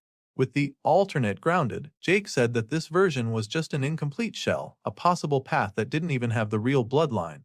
He made it clear he'd rather walk his own road and see how far he could go on his own. Even then, the alternate asked one more time if Jake really wanted to give up the malefic Viper's path. Jake told him he wouldn't abandon it entirely. Instead, he'd use it, learn from it, then branch off to make it his own later. He called himself greedy for wanting everything, and the alternate just laughed, calling him crazy. Jake laughed too, saying at least his madness was his own. They said their goodbyes as the alternate version faded away like smoke. Once alone again, Jake faced the drop of Vilastramaz's blood inside the barrel. It radiated that same powerful aura he'd felt before. Reaching for it, he took hold of the drop and absorbed it. A system notification appeared right away, confirming he'd done it and gained its enhancements. The space around him began to crack apart as the alternate reality broke down. Another notification told him that absorbing the blood had strengthened his bond with the Viper's legacy and boosted his power. Outside, Valastramaz and Duskleaf watched closely. The Viper caught sight of something inside the concoction that made him smile. He commented to Duskleaf about how interesting Jake really was, more than he'd first guessed. Back inside the barrel, Jake's eyes snapped open at last. He'd done it, he had survived and succeeded. As soon as Jake managed to pull himself out of the barrel, the malefic Viper stood by clearly pleased. Jake had gone beyond what the Viper expected. Originally, Valastramaz planned to take his blood back, but now that Jake had absorbed every drop, there was nothing left to reclaim. A fact that actually satisfied him. Jake stepped out, dripping and worn out, and commented on how insane the whole experience had been. The Viper agreed, seeing it as proof of Jake's resilience. To lighten the mood, Valastramaz teased him, asking if that ordeal made him want to kneel and worship him properly now. Jake didn't entertain that idea and instead made a sarcastic remark about wanting real alcohol that hadn't been mixed in with bathwater. They shared that brief laugh, but Valastramaz reminded him he might want to get dressed first, since he was still standing there with nothing on. Later, fully clothed again, Jake turned his focus to what came next. Valastramaz told him to check his system notifications since the upgrades should be significant after absorbing that blood. When Jake pulled up the notifications, he saw he'd leveled up a good bit. His palette skill had jumped all the way to being classed as Rare Ancient, something that caught his attention right away. Checking its effects, he noticed his endurance had increased, so he asked if that meant he was now more resistant to poison. Duskleaf, who was nearby, confirmed that was the case. Jake kept scanning his stats and found that his blood skill had changed too. It now gave him extra vitality for every level gained. He guessed that this trend would apply to all the Viper's skills he learned. Absorbing Valastramaz's blood must have triggered these improvements. While Jake processed this, the Viper clapped, clearly amused and satisfied by the progress. He also pointed out that his blessing on Jake had become even stronger. As if to mess with him, Valastramaz made a strange joke about how absorbing his blood made them closer, which didn't sit well with Jake. Pushing past that awkward moment, Jake brought up a question that had been bothering him. He wanted to know why gods bothered to bless mortals in the first place. He wanted to know what they really gained from it. Valastramaz explained that unlike mortals, gods had other ways to level up, and one of those ways was by collecting faith. Mortals acted as channels for that faith, so gods would invest in them and benefit in return. But he made it clear he hadn't blessed Jake for that reason. It just worked out nicely for both of them. Jake wondered if this meant the Viper expected him to spread his word back on Earth. But the Viper shut that down immediately. He said Jake was already giving him plenty just by existing as he did. Hearing this, Duskleaf chimed in, pointing out how Valastramaz seemed to have chosen a rather disappointing prophet. The Viper agreed without any hesitation, adding that Jake hadn't sacrificed anything for him, not even a firstborn child. Jake questioned whether Valastramaz was actually the kind of god who wanted those things. The Viper said he didn't care about the firstborn bit but didn't mind sacrifices in general. This made Jake curious about what Valastramaz really stood for. So, he asked the Viper to explain what his followers actually believed in. Valastramaz summed it up simply. It was greed, power, and freedom. That was his path and his creed, shaped by his own brutal rise to power. He explained that a god's doctrine usually reflected their personality and the way they gained strength. For him, that path was paved over anyone who dared to stand in his way. Jake found it a bit much and turned to Duskleaf, hoping for something different. But when he asked what Duskleaf's creed was, the answer was short and to the point. Alchemy, and nothing else. Jake pushed for more, but there wasn't anything else to say. Duskleaf didn't care about followers or doctrines. He only cared about what helped him advance his craft. Jake thought that sounded risky. He asked if not having followers could mean Duskleaf might just fade away someday. Duskleaf seemed genuinely confused by that idea and didn't think it made sense at all. Valastramaz jumped in to explain that while Earth stories painted gods as dependent on faith, in reality, it wasn't true for most. Even the Viper himself had followers but didn't rely on them for power. It wasn't unusual for some gods to go for ages without a single follower. The Viper pointed out that gods like Duskleaf were just more reclusive by nature. Duskleaf agreed, repeating that having worshippers did nothing for his alchemy. Jake stood back and watched them argue like old friends, finding the sight oddly amusing. As the two gods kept up their playful bickering, Jake suddenly cut in with a question that stopped them both. He wanted to know how old they really were. Valastramaz told him he was from the First Era, while Duskleaf was said to be from the Fourth. Each era, as Jake found out, spanned at least 7 billion years. Jake tried to do the math but gave up almost immediately, deciding it was easier just to call them both ancient. He joked that it was strange for two old beings to be dragging someone as young as him into some strange religion. They kept going back and forth, using the huge age gap as the main punchline, while Duskleaf just looked annoyed with their jokes. Finally, Duskleaf reminded Jake that he still had system notifications left to go through. So Jake focused on that, scanning the new skills and information popping up. As he looked, Jake noticed one skill that came from Duskleaf, but Duskleaf seemed unwilling to share it. Jake respected that and turned the offer down, which brought clear relief to the giant god. Velastramaz, on the other hand, thought it was a wasted chance for Duskleaf to get someone as devoted as Jake. Then Jake found another skill in the list, called Dark Beacon of the Viper. He didn't hesitate to decline that one right away. From the name, he figured it would make him more like the twisted version of himself he'd come across before, something he wanted no part of. Seeing how the options leaned in that direction, Jake couldn't help but think the system had a way of pushing him toward some cult-like path. But then his attention was caught by something else, a skill called Sagacity of the Malefic Viper. This one would allow him to tap into Velastramaz's records, boosting his knowledge and wisdom. Jake liked the idea of that. He noticed a pattern in the Viper's skills too. Each seemed to push up a different stat. He figured this one was tied to absorbing the Viper's blood earlier and felt it was worth it, so he picked it without hesitation. Almost immediately, pain hit him like a hammer. Jake fell to the floor, the flood of knowledge slamming into his mind. He could feel bits of information swirling, mostly hints about mana control, but the full scope stayed locked for now. It was clear there was more he'd get to access later. Through gritted teeth, he tried to make sense of it, but the pain made it nearly impossible. Once the worst of it passed, Jake dragged himself upright, still reeling from the experience. Velastramaz asked how it went, and Jake explained about the sagacity skill. The Viper couldn't resist joking about how wise he was, calling himself a sage, acting like he was a great philosopher or something. Jake brushed that off and decided to check his status screen properly. He hadn't really looked since the tutorial, so seeing how much stronger he'd become now made him feel good for a moment. But that moment faded fast when he asked the gods if they thought he could take down the king of the forest now. Both of them shot him down without hesitation. Velastramaz laid it out plainly. Even with Jake's progress, the king of the forest was no ordinary creature. It was a unique life form with powers that would have overwhelmed Jake in seconds if not for its arrogance and distraction. The truth was that Jake only won because he'd managed to twist the situation in his favor. If he'd been weaker, he would have died. Hearing that, Jake felt a bit crushed, wondering if his victory had only been pure luck. The Viper saw how down he looked and gave him a playful thump on the shoulder, telling him not to undervalue what he'd achieved. No matter the circumstances, he had beaten a monster that was meant to be nearly impossible. Velastramaz explained further that the system designed tutorials to be beatable in theory, but it adjusted their difficulty based on who was involved. Once the system detected all the divine help Jake would get, it increased the challenge to match. In the end, facing the king of the forest made Jake's tutorial one of the toughest. Winning it was still something to be proud of. Once that topic settled, all three of them took their seats around a table. Jake asked what came next, since he knew he'd be leaving soon.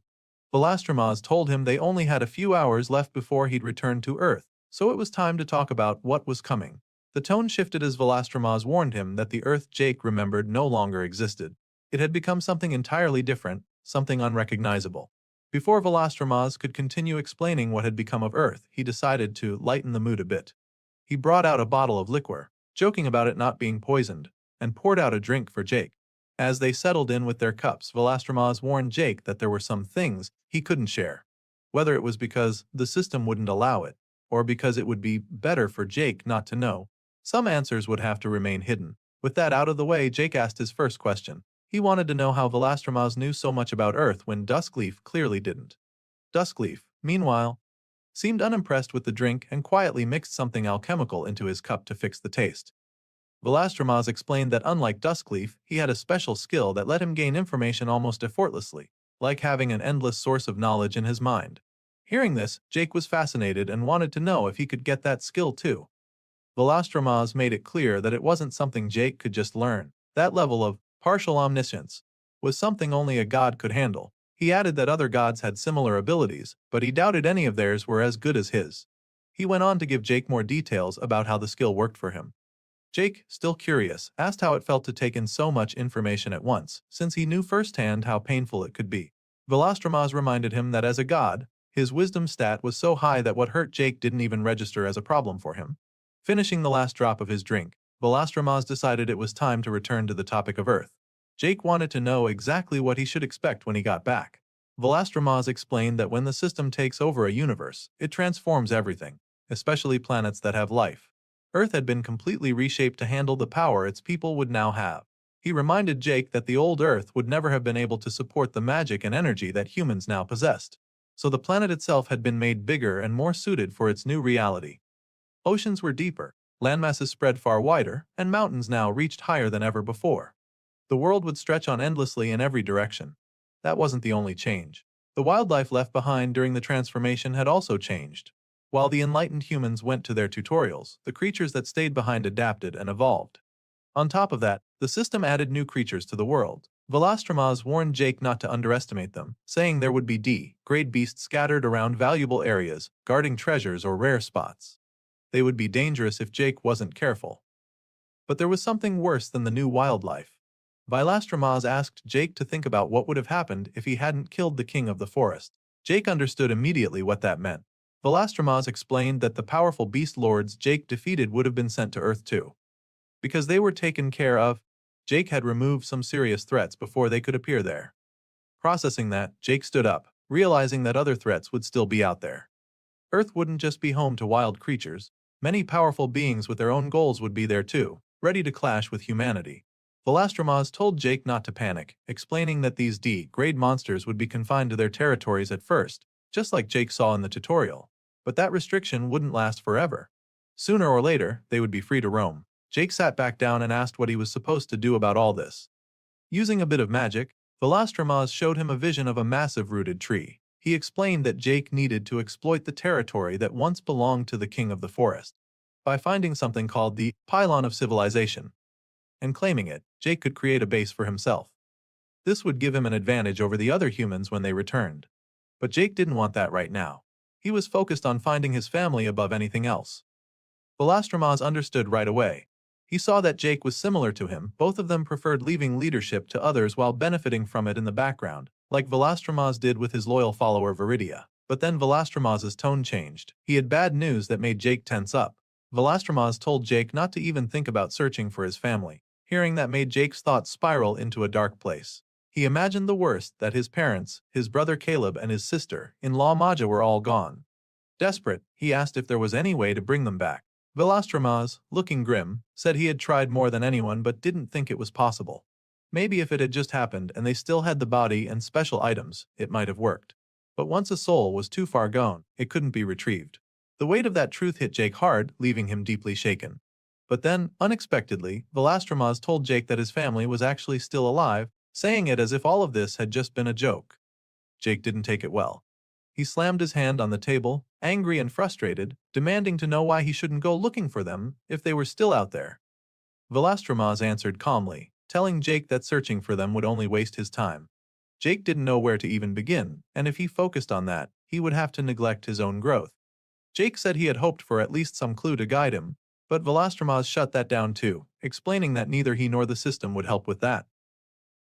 Thinking he could actually find them was just wishful thinking. With a heavy sigh, Velastramaz told Jake he needed to trust that his family would look after themselves for now. Jake sank back in his seat, unsure what to do next. Feeling lost, he asked Velastramaz for advice. Velastramaz told him to focus on becoming stronger, reminding him that the path ahead would be full of people he needed to protect. At the very least, Velastramaz pointed out, Jake still had two gods on his side, himself and Duskleaf, who would stick with him until the end. Jake thought about what that really meant. He remembered that he'd be returning to Earth alone.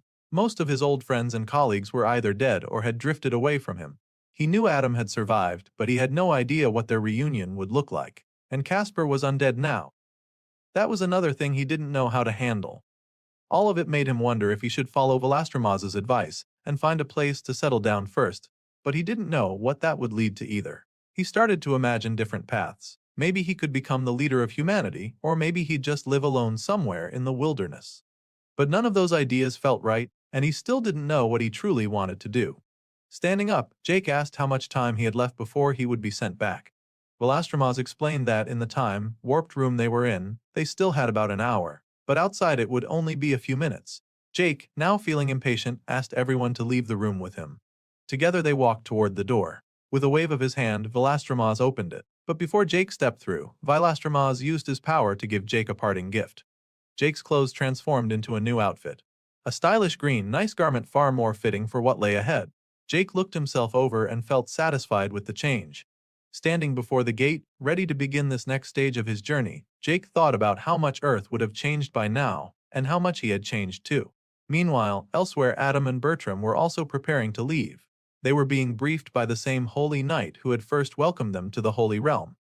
The knight reminded them that their safety came first. They were told to avoid dangerous places and to focus on gathering followers.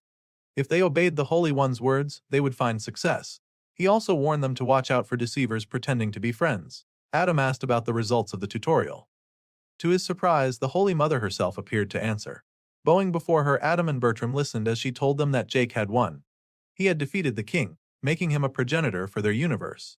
She made it clear that she didn't want Adam to fight Jake, but she also didn't want him to join Jake either. As she spoke, Adam and Bertram began to glow with a golden light, signaling that they were about to be sent off. The Holy Mother's final words were ones of encouragement, sending them forward. Somewhere else, Casper was reflecting on how the world he would return to was nothing like the one he left behind. His family and friends were no longer as they were. He knelt before his teacher, the Archlick, who praised him for being prepared and reminded him that the Blight Father would be watching him closely now. The Archlich hoped Casper would make their empire proud. But Casper's thoughts stayed with the locket he carried, the one that held Lyra's soul. Even as he walked over to join Priscilla and the others, who were waiting to be sent back, his focus stayed on Lyra. He told her that it was time for them to return to Earth together. Back with Jake, he said his final goodbyes to the gods. Velastramaz reminded him to stay alive, while Duskleaf, still mainly concerned about his alchemy, added little more. Jake responded that he didn't plan on dying anytime soon and that he'd improve his alchemy skills by the next time they saw each other. Knowing they would be watching him from afar, he told them to sit back and enjoy the show. As the transportation process began, Jake thought about how much everything had changed and how much he had changed too. His titles, skills, and levels were all different now, but more than that, he was a completely different person. The same was true for everyone else heading back. And as Jake's body started to shimmer like smoke, being sent back to Earth, he realized that maybe it was okay not to have all the answers right away. Whatever was coming, he'd deal with it step by step. As he vanished, he accepted that what would be, would be. Back on Earth, everything looked wild and broken. Plants had grown over buildings and streets. Many tall buildings had fallen onto each other. Greenery covered every part of what used to be a city. The place looked nothing like it did before. In this changed world, people began to return. One by one, humans started appearing again, transported back by a soft golden light. Some rematerialized outside among the overgrown streets, while others found themselves inside crumbling buildings. Among those who appeared, Bertram and Adam stood together. They realized right away that they were back at their old office. Looking around at the familiar setting now overtaken by nature, Adam noticed how many survivors there were. Unlike their own brutal tutorial, other tutorials must have had a higher survival rate. Seeing so many familiar faces around him confirmed it. Focusing now, Adam used a skill that let him sense the feelings of everyone nearby. The skill, which worked like a beacon, made him feel the mixture of fear, confusion, and relief flowing through the crowd. Everyone was talking quietly among themselves, but Adam could sense one presence he couldn't read at all. Jake. He stood off to the side, leaning against a wall. He was fully geared up, wearing his new outfit and a mask that hid his face. Even with the mask, Adam knew it was him. And seeing Jake's distant, unreadable posture made Adam uneasy. He could tell right away that Jake had changed even more than before, and that he had probably gained new abilities that made him even more of an unknown. While Adam worked to calm the crowd down, using his voice to pull their attention, Jake stayed where he was, watching everything in silence. The people gathered around Adam, listening, but they kept whispering to each other and glancing at Jake from time to time. Jake's silent stare made some people nervous. It was hard for them to know what he was thinking or if he would even help them at all. Among the crowd, someone suddenly called out to Adam. It was a man named Mike, someone Adam recognized. Mike looked stunned to see Adam alive and asked if Adam had been in the same tutorial as his wife, Joanna. He wanted to know where she was now. Adam put a hand on Mike's shoulder and told him about how the tutorial they went through was full of people who turned on each other and killed anyone they could. He explained that Joanna hadn't survived. Hearing this, Mike fell to the floor, overcome by grief at the news. Adam added that he and Bertram had both died in that tutorial too and had only come back because of intervention from higher powers. Mike started crying as he thought about Joanna, remembering that she wouldn't be returning to this world with him. Adam explained that a man named William had caused it all, killing others for his own gain before failing in the end. To confirm that, Adam turned to Jake, who still stood at his spot, silent and distant. Everyone looked at Jake, uneasy around his masked presence. Jake, not bothering to move, confirmed what Adam said but also pointed out that a god had brought William back to life. After that, Adam told everyone that staying scattered wouldn't keep them safe anymore. Earth had changed too much. In some ways, it was even more dangerous than the tutorials they had just escaped. He urged them to come together and not try to survive alone. While Adam spoke to the people, Jake watched him carefully. In his mind, Jake noted that Adam's new role helped him win people's trust quickly, though Jake thought Adam probably didn't even need that help. Seeing Adam stand up for the others without blaming Jake for what happened in the tutorial told Jake that maybe things between them weren't as bad as they could have been.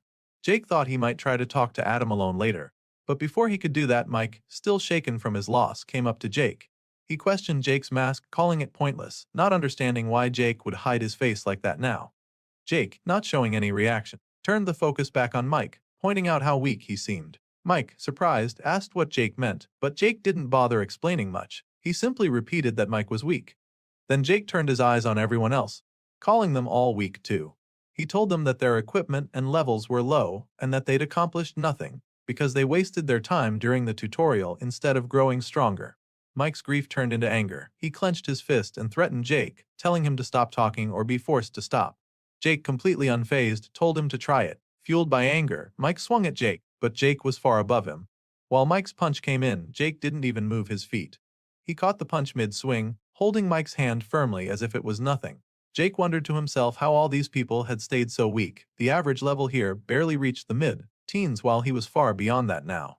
Without hesitation, Jake twisted Mike's hand, breaking his fingers. Mike fell to the floor in pain, clutching his broken hand. Instantly, the crowd reacted. Weapons were drawn and pointed at Jake as everyone demanded to know who he thought he was and what he was trying to do. But before it could turn into a fight, Adam stepped forward, putting himself between Jake and the angry people. He pushed the others back, telling them to calm down because he wanted to speak with Jake alone. Jake didn't answer right away. He looked at Adam, weighing whether or not to follow him, the tension between them still there but not fully hostile. After a moment of silence, Jake agreed to talk with Adam. Before stepping away, he tossed a healing potion to Mike, who was still on the floor, holding his injured hand and sobbing from the pain. With the others watching from a distance, Jake and Adam moved away from the crowd so they could talk more privately. Adam began by acknowledging what Jake had done. He told Jake he was glad he hadn't gone as far as killing Mike and said it was clear Jake had grown even stronger. Jake, thinking about Mike's weakness, said that someone like Mike wouldn't survive long out here anyway. But Adam disagreed. He explained that he was trying to prevent that kind of pointless death and that there was still a lot of work to do if he wanted to keep people alive. Adam then asked Jake if he planned to stay. Jake confirmed he was leaving. He said he didn't really fit in with the others, and it was better for him to go his own way. Hearing this, Adam surprised Jake by bowing his head. Adam apologized for everything that had happened and told Jake he was genuinely happy that Jake had managed to finish his tutorial and survive. He said he hoped Jake would find what he was looking for out there. Adam even brought up how the camp's actions had almost gotten Jake killed before. Despite that, Adam said he still saw Jake as a friend and always would, which left Jake without words for a moment. To show he meant it, Jake handed over a bag of supplies. He told Adam it would be useful, especially since healers were so rare and potions were hard to come by. Adam accepted the bag with thanks, but couldn't help thinking how Jake had just pulled it out of some kind of spatial storage, a rare skill that made him stand out even more from everyone else. Wanting to give something back, Adam offered Jake some of his research notes. He felt they might help Jake, though he wished he had something better to give in return. Just as they were about to say their goodbyes, a loud noise echoed through the building. Cracks spread across one of the walls as something huge pushed against it. Suddenly, the wall crumbled and a massive creature burst through. It looked like a giant dinosaur with rough, rocky scales, a Rocketer towering over everyone and roaring so loud the walls shook. Its level was 51, which made the people nearby freeze in fear. But before the beast could even attack, it suddenly stopped moving. It was trembling as if something stronger had scared it. The reason became clear right away. Jake had activated his Apex Predator gaze skill. The creature, sensing Jake's oppressive stare and strength, froze on the spot. Before anyone could react, Jake released an arrow charged with power. It struck the creature in a single, massive explosion. The Rocketer fell dead instantly, its blood splattering across the broken walls and floor. Jake had brought it down alone with one shot. Without paying much attention to the corpse, Jake turned back to Adam, ready to pick up where they'd left off. He said his goodbye, then without another word, he stepped away, making his exit just like that. As Jake disappeared from sight, someone from the crowd ran up to Adam, frustrated. He demanded to know why Adam was letting someone as strong as Jake leave. He asked why Adam didn't make Jake promise to protect them. Adam shut that down quickly. He told the man that Jake had his own path and his own burdens, and that they shouldn't expect protection they hadn't earned. He made it clear to everyone that Jake owed them nothing. If they wanted someone that's strong to stand with them in the future, they needed to become strong enough and useful enough to deserve it. Until then, they were on their own. Adam told them all to prepare to move out together and face this changed world as a group. Meanwhile, Jake had already stepped outside into the overgrown city.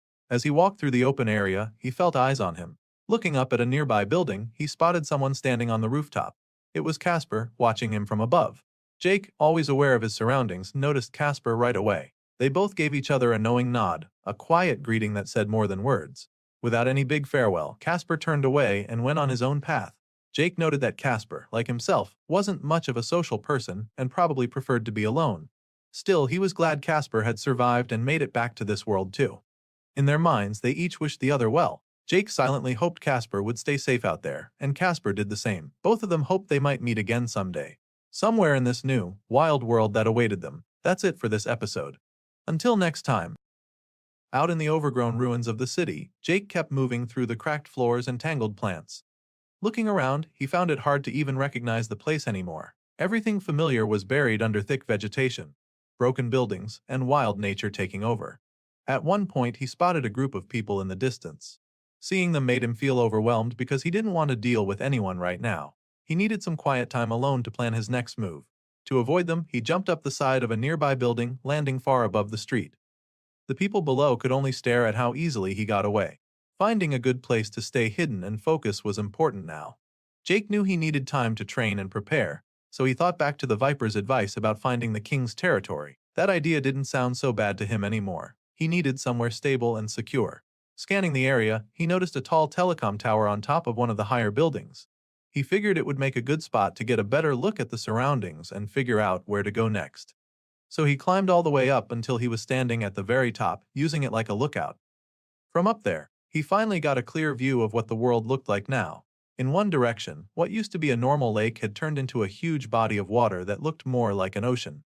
Wide plains stretched far into the distance, reaching the horizon. He could also make out mountain ranges far, far away. Seeing all of it made him realize just how much the world had changed. He was glad there were no cars or signs of civilization nearby. He liked having this wide, open view to himself. Using his keen sight, Jake realized he could see nearly 1,000 kilometers into the distance from this spot. But he wasn't looking for pretty views. He needed to find his pylon of civilization before the deadline ran out.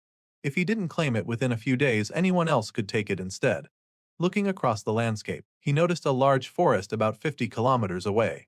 He didn't know for sure if the pylon was there, but something told him it was worth checking. He trusted his instincts and decided that was the direction he'd go next. Once he had a target, Jake didn't waste any time. Like a bird taking flight, he jumped straight off the top of the tall tower, falling all the way down. When he hit the ground, the impact shook the area and startled everyone around him. Before they could even react, he dashed off at high speed, moving like a blur in the direction of the forest. While he ran, he thought about what the Viper had told him, that the king's territory would be worth claiming, especially since his noble title allowed him to do so. Even if he didn't care much about ruling over people or building a city, he knew he could earn valuable rewards by doing it. That was reason enough to push forward. As he sped through the city streets, he caught glimpses of chaos all around. Fights were breaking out between survivors, and old rules no longer mattered. The world's old laws had vanished overnight. People were left to fend for themselves, and many were turning on each other to survive. Jake kept his focus on his own goal, but he couldn't ignore everything. When he saw a few men attacking women and children out in the open, he felt no interest in becoming a hero for people he didn't know. He didn't want to be dragged into every random problem. Still, something inside him wouldn't let him walk away either. So in an instant, he released an arrow that split the air, ripping through the attackers and blowing off their limbs before they even knew what happened. The survivors were left stunned, but Jake didn't stick around to say anything. He kept running, refusing to slow down. Finally, he burst out of the crumbling city and into open plains covered in tall grass. He paused for a moment to look around and breathe in the fresh air. Out here, there were no crimes, no buildings, and no humans. It was just space for him to move freely. He was glad to be away from people for a while. But before he could get too comfortable, he heard a sound nearby. It was a mooing that caught his attention. When he looked closer, he saw a herd of massive cow-like creatures grazing in the distance. These weren't normal cows, though. They were called bovine stompers. And they were much bigger than any regular cattle he'd seen before. Seeing them gave Jake the perfect excuse to test out his new skill. He stretched his limbs, took a step forward, and activated one-step mile. In an instant, he moved forward like he was teleporting. The skill didn't take him a full mile away, but it did move him so fast it felt close to it. The best part was that it cost him almost no mana to use. Curious to push it further, Jake used the skill again and again in quick succession, jumping across the field at incredible speed. He discovered he had to keep his feet on the ground to use it properly, and that he needed to see exactly where he was stepping. But that was easy for him because his sphere of perception allowed him to sense everything around him, even behind him. He could move backward with the same ease, almost like he was moonwalking through space. As he darted through the field, he realized just how weak these creatures were compared to him. It made sense, though. Most survivors were still low-level, so the system had to give them monsters they could actually handle. For Jake, this was no challenge at all, but he didn't mind. He was happy to get some practice and reminded himself that there were still danger zones ahead, with tougher D-grade beasts waiting for him. There would be plenty to test his limits soon enough, and that was exactly what he wanted. Jake kept moving forward and soon stepped under the thick canopy of trees at the forest's edge. The way the shadows fell around him reminded him of the tutorial zone he had gone through before. It felt like stepping back into the start of it all. As he walked deeper in, he spotted a flock of birds overhead. They were called Luminous. Low-level creatures, but still strong enough to kill any normal human from before the system had changed the world. He watched them for a moment but kept walking, not feeling threatened at all. He also noticed that none of the other beasts in the area seemed interested in bothering him. Every creature he passed stayed clear of him, moving away as if they could sense that he was not worth attacking. It made the path easy and quiet, and he liked that. But that calm didn't last long. Out of nowhere, a small squirrel-like animal called a maki jumped onto his leg. Before he could shake it off, it shot out a burst of flame from its mouth, burning through his pants. Annoyed, Jake kicked the creature away and kept moving. So at least, most beasts still avoided him, but there were always exceptions. As he continued, he noticed just how huge the forest really was. He'd been walking for an hour already, but the trees still stretched on in every direction. Luckily, his sagacity skill let him sense that he was getting closer to what he was looking for. Before long, something unusual caught his attention. Up ahead, he could tell there was a clearing. He focused and picked up on the faint energy of the pylon hidden there. But he also sensed something else nearby, something large circling around it. When he stepped into the clearing, he saw exactly what it was, a giant mole-like monster pacing around the glowing blue crystal structure. This creature was known as the Savage Mole Lord, and seeing the word Lord attached to its title surprised Jake. It seemed this beast was trying to claim the pylon for itself. The monster noticed Jake coming closer and turned to face him. But Jake wasn't bothered. He activated his gaze of the Apex Hunter skill, and the mole froze up immediately when their eyes met. It stumbled backward, clearly wanting to escape, but Jake wasn't about to let that happen. With one step mile, he moved in a blink, cutting off the mole's retreat by appearing right in front of it. The sudden move startled the beast, and it reacted on instinct, swinging its massive claws at him. Jake blocked the attack with his daggers, the sound of claws scraping against metal echoing through the clearing. He wasn't about to let the creature slip away. He used his other blade to stab deep into the mole's side. The poison on his venom fang blade spread instantly, making the beast roar out in pain. Blood splashed across the ground as the mole collapsed with a heavy thud. Jake didn't give it a chance to recover. He stood over the wounded beast, raised his weapon high, and drove the blade straight into its head. The final blow ended it for good, the mole's body shuddering before it fell still in a pool of its own blood. With the threat gone, Jake turned away from the dead monster and focused on what he'd really come for. He stepped closer to the glowing blue crystal rod, the pylon of civilization. Placing his hand on it, he felt a rush of energy as a notification appeared, congratulating him for discovering it. In that moment, the pylon changed color, pulsing with a different glow as another message told him that he was now its controller. That meant he officially owned the surrounding area, and his mana would flow out into the land, marking it as his domain. He could feel it happening, his mana spreading through the ground and weaving into the territory around him. A new notification let him know that his mana would now regenerate faster inside his domain, making it easier to recover his strength. It also wished him luck in leading his domain and guiding the people within it through this new age. Another message appeared, explaining that all citizens living in his domain would gain a slight bonus to the experience they earned. Seeing this, Jake finally understood why Velastramaz had been so insistent about him claiming the pylon. Now it made sense. The pylon was tied directly to him. As he stood there, still touching the crystal, he thought about how the mana regeneration would come in handy when he practiced his alchemy. It was one less thing to worry about. Then another notification popped up. It congratulated him again and informed him that he was the first human to claim a pylon. Because of that, his rank had been upgraded from a lord to an earl. That title gave him access to noble, exclusive opportunities and special events that would help him get even stronger. Jake realized this was probably the real reason Velastramaz had pushed him to do this. The pylon was a shortcut to power. Now, as the system gave him one final congratulation and wished for him to lead his world to glory, Jake stood there taking it all in. He knew he had the strength, the skills, and the will to make that happen. And if there was one thing certain about Jake, it was that he'd use everything he had to see it through. Jake remained in front of the pylon, silently appreciating his new title. Becoming an earl had a nice ring to it, and it made him wonder if he had somehow skipped a few ranks by being the first human to reach the pylon of civilization. It felt like a fast promotion, but he didn't dwell on it too long. Another notification appeared, offering him a profession change to Principal City Lord of Earth. But he ignored it. He wasn't interested in a title that tied him to responsibilities he didn't care for. Turning away from the glowing structure, he looked out across the domain he had just claimed. Shockingly, it didn't impress him. The land was full of animal remains, and the air was thick with an unpleasant stench.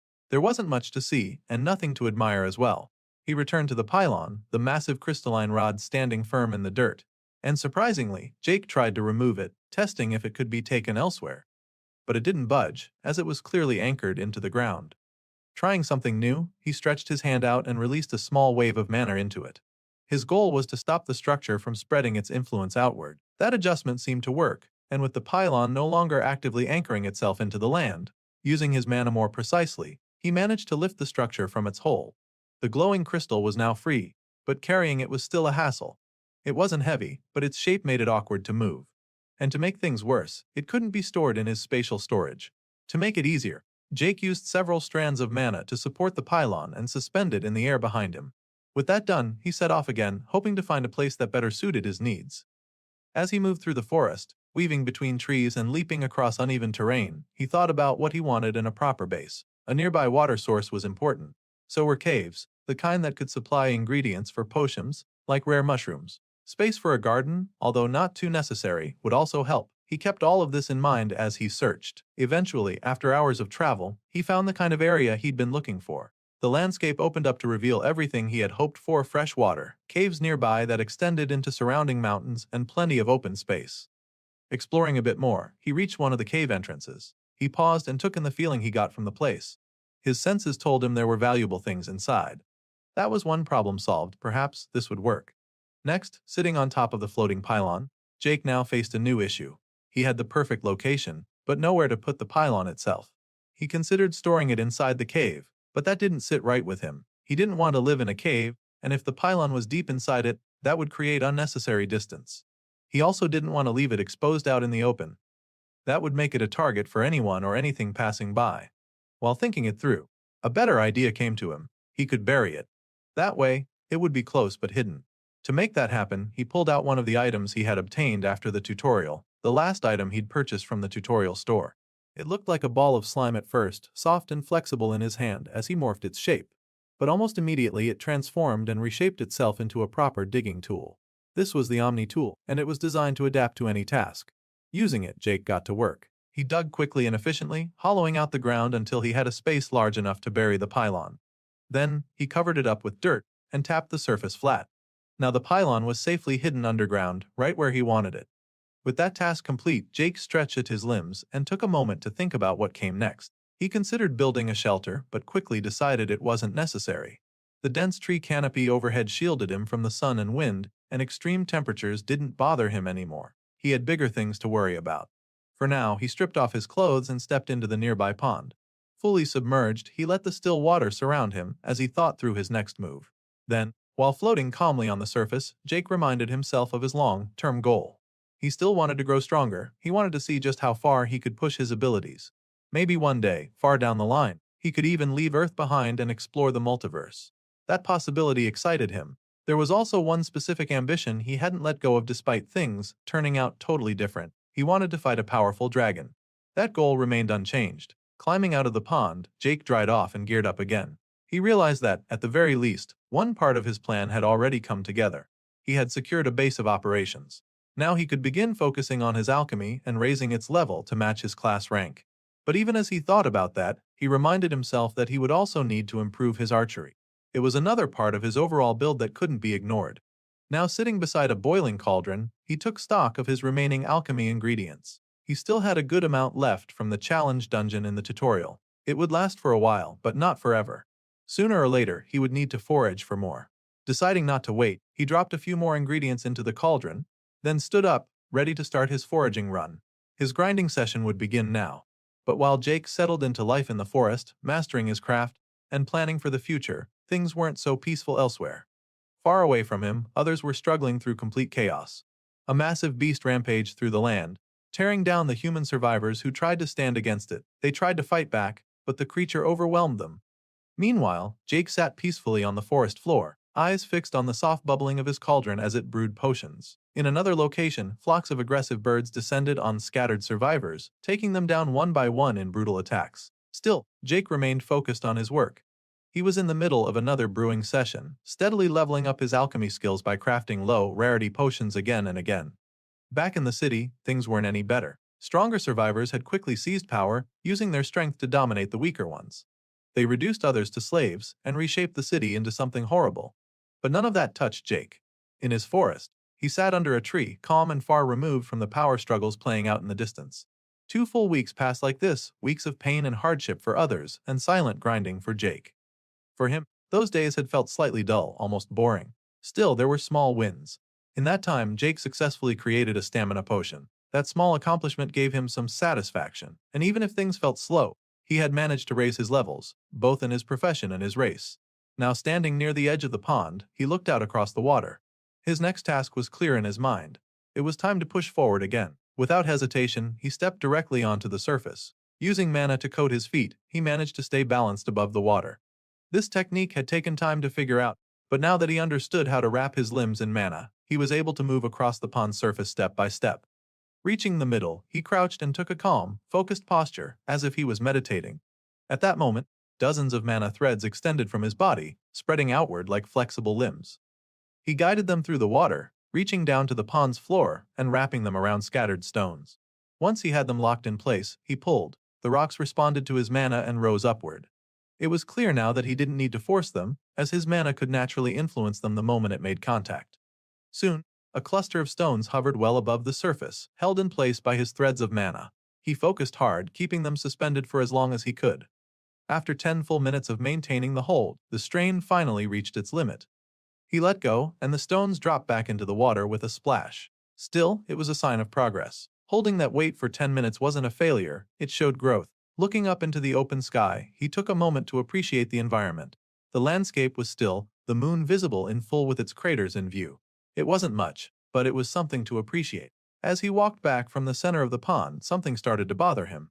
Weeks had passed and still no beasts had wandered into his territory. It seemed strange. His domain was vast, and yet nothing interesting had come near it. The thought stayed with him. He found himself reflecting on the isolation and the fact that there were no other people to interact with. He understood it wouldn't last forever, but for now, it made things feel even more lonely. As his situation lingered in his head, his mind drifted to Adam. He hadn't seen him in some time and began to wonder what the other survivor might be doing at that moment. Far away, in a completely different setting, Adam stood upright in his white and gold robes, fully dressed in the attire of the Holy Church. Beside him stood Bertram, one of his trusted companions, who looked toward the distance and asked whether their destination was the location just ahead. Adam responded with calm certainty. The path forward was set, but they wouldn't head there yet, not until their forces were strong enough. Their eyes locked on a distant city. A magical barrier completely enveloped the place, shaped like a dome or bubble around the structures. That was their target, but not for now. As the group observed the city from afar, a female archer from their holy army approached. It was Maria. She raised the question that was on her mind: how many more soldiers did they really need? Behind her, a massive legion of troops stood assembled, their numbers stretched far across the horizon. The size of the army was significant, but even so, Adam insisted that more were still needed. Looking back toward the barrier-encased city, he explained that what waited inside was beyond their current strength. They would need more training, more people, and more preparation. Then, activating one of his powers, Adam sprouted glowing wings of golden light. These were his augur wings of liberation, a holy ability that allowed him to support his troops. The feathers from the wings could replenish lost mana and stamina to nearby allies and grant them temporary boosts in combat. He remarked that there were other followers of the Holy Church who had been recruited from the tutorials, and with their help, it would be possible to keep expanding their numbers. Back in the forest, Jake had returned to his regular routine. Sitting near his cauldron, he casually watched the potion boil while whistling quietly. Everything was calm. But then something shifted. A sudden feeling swept over him, a disturbance in the air. He stood up immediately, sensing that the flow of mana around him had changed. Something wasn't quite right. It became clear something had entered his domain. Then, in the distance, a massive flock of birds suddenly took off from the trees, flying wildly in all directions, as though something had scared them. Jake's eyes narrowed. There was no longer any doubt something or someone had arrived in his forest. In the forest, a loud roar filled the entire place. As a bearded man came running through, holding an axe in his hand, he looked afraid and tired, panting profusely, but he kept running anyway, not even stopping to catch a breath. Behind him, 3 people followed closely. One was a red-haired woman, another had blue hair, and the third was a younger man with brown hair. As they ran, the blue-haired girl, who seemed to be the man's daughter, shouted that the beast chasing them was right behind. Hearing this, the man stopped and turned around. He gripped his weapon tightly as the others also stopped and got ready. They all seemed to understand that they couldn't run anymore. The bearded man, clearly frustrated, braced himself as he wondered why this beast kept coming after them. They had already escaped from so many other creatures, but this one still found them. Then the sound of branches breaking underfoot rang out. Soon the creature appeared. It was a giant, oakwood tiger, with glowing green stripes and bright orange eyes. It growled low, showing it was ready to strike. Facing the beast, the bearded man thought about how it kept finding them no matter where they went. Even though one of his companions, Miranda, had used her intuition skill to lead them here, he still wasn't sure if this was a safe place. He also realized something strange: the beast hadn't killed them yet, even though it had the chance. It felt like the tiger was toying with them, waiting for the right moment. Suddenly, there was a crackling sound. The glowing lines on the beast's back changed shape and turned into long vine-like whips. The vines shot forward, heading straight for the bearded man. He quickly raised his axe, trying to block them. The force of the hit knocked him down. As he hit the ground, the beast lunged at him, seemingly going for the final strike. Knowing he had no other choice, the man got up and ran at the beast, swinging his weapon. He knew if he didn't fight back now, he'd die. But the beast was too fast. It struck first, slashing him with its sharp green vines. His weapon flew out of his hands and he was thrown backward. Blood spilled as he crashed into a tree and slid down, too hurt to get up. The blue-haired girl and the younger man shouted out to him, calling him Dad. They looked scared and worried. Now bleeding badly, the man coughed as he lay against the tree. But as his vision grew blurry, he thought about his promise to his wife, his promise to protect their children, and as the beast sent its vines again for a final strike, he closed his eyes. He accepted that if dying meant his children could survive, then so be it. But right before the attack landed, something unexpected happened. The beast came to a halt. The man opened his eyes. The vines were still in the air, trembling just inches from his face.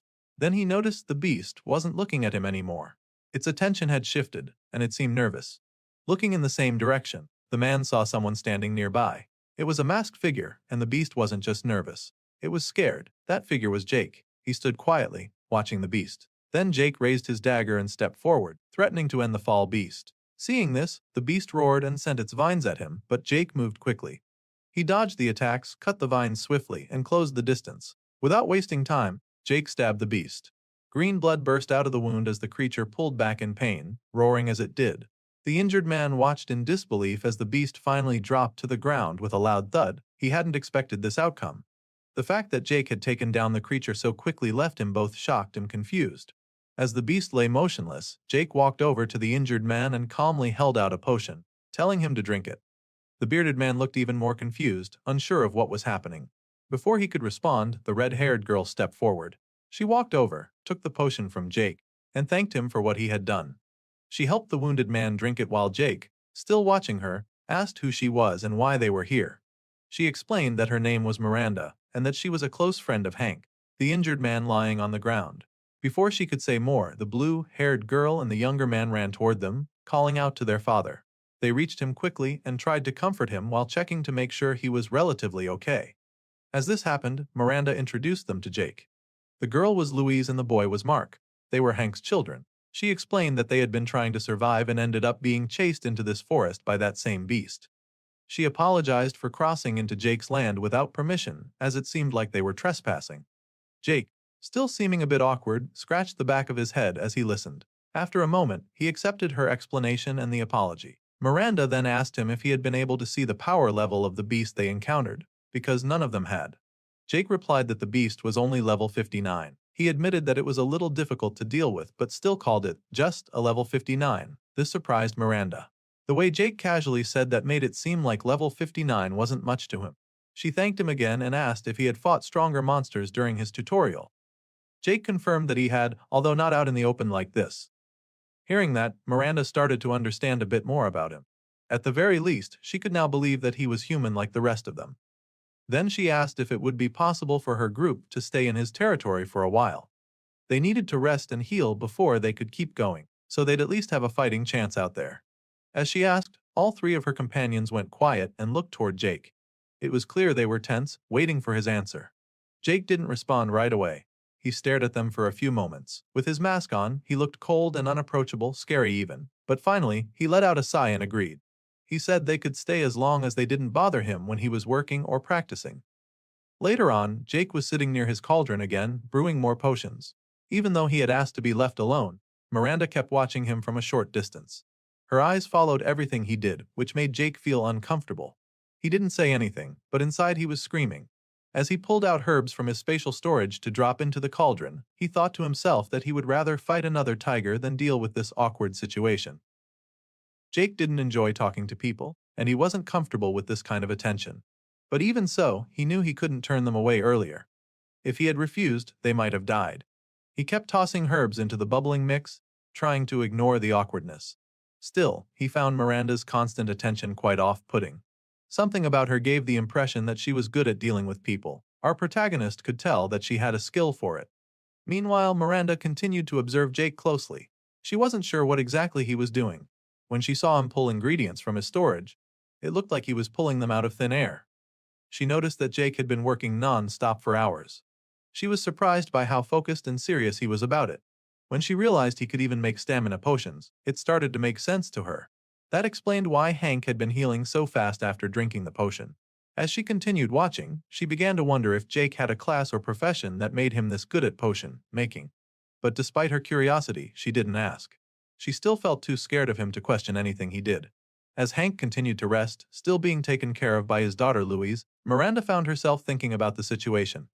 With everything she had heard lately, she realized that Jake's cold and distant behavior toward them was actually more tolerable than the open hostility she'd seen from other humans. There had been so much conflict between people, including cruelty and oppression. In comparison, Jake's lack of interest in them wasn't so bad. While she stood quietly and looked across the area, her thoughts shifted to her own strength. Her class, sitting at level 18, didn't offer much when it came to combat. Hank, despite being stronger with a class level of 31, still wasn't strong enough to protect them from what they had faced. Then she thought about her profession. It was level 41 now, but even that wasn't of much help as her profession was rather strange.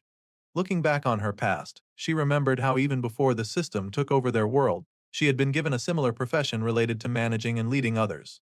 It was a social type profession that gave her skills connected to communication, management, and planning. On top of that, she had a limited ability to sense mana in the environment. She had gained experience by guiding others, and her profession even provided boosts to those she managed effectively. She recalled giving instructions and organizing groups back in the early stages, especially due to the nature of her tutorial. Unlike what came after, those early trials gave non-combat types a chance to shine. She remembered how they were grouped into teams of 5, each team assigned to one of 7 different factions.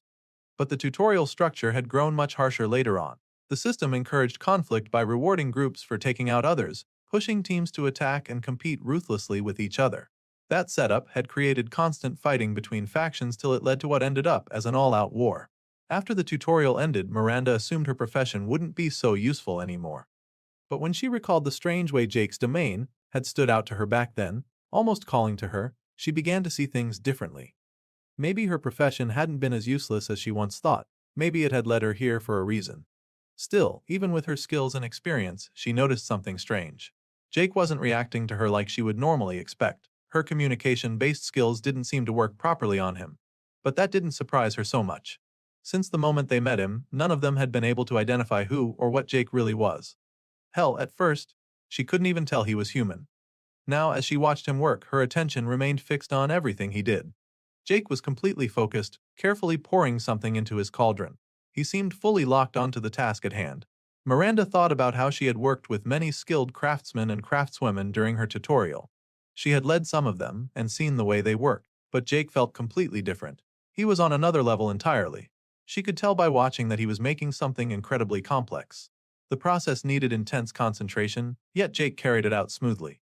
He even made the work more efficient by pulling ingredients from his necklace, what looked like a kind of summoning ability to her, and using what appeared to be telekinetic powers to move tools and other things around. Time passed quickly. Afternoon turned into evening, and evening into night, but Jake kept working without pause. Miranda stayed where she was, still watching. She noticed something else about him that stood out even more than his skills. The man never took a break. Most people, even incredibly diligent workers, would need to rest after maintaining that level of focus. But not Jake. No matter how frustrated he got or how much effort he poured into it, he kept giving 100% of his effort, constantly.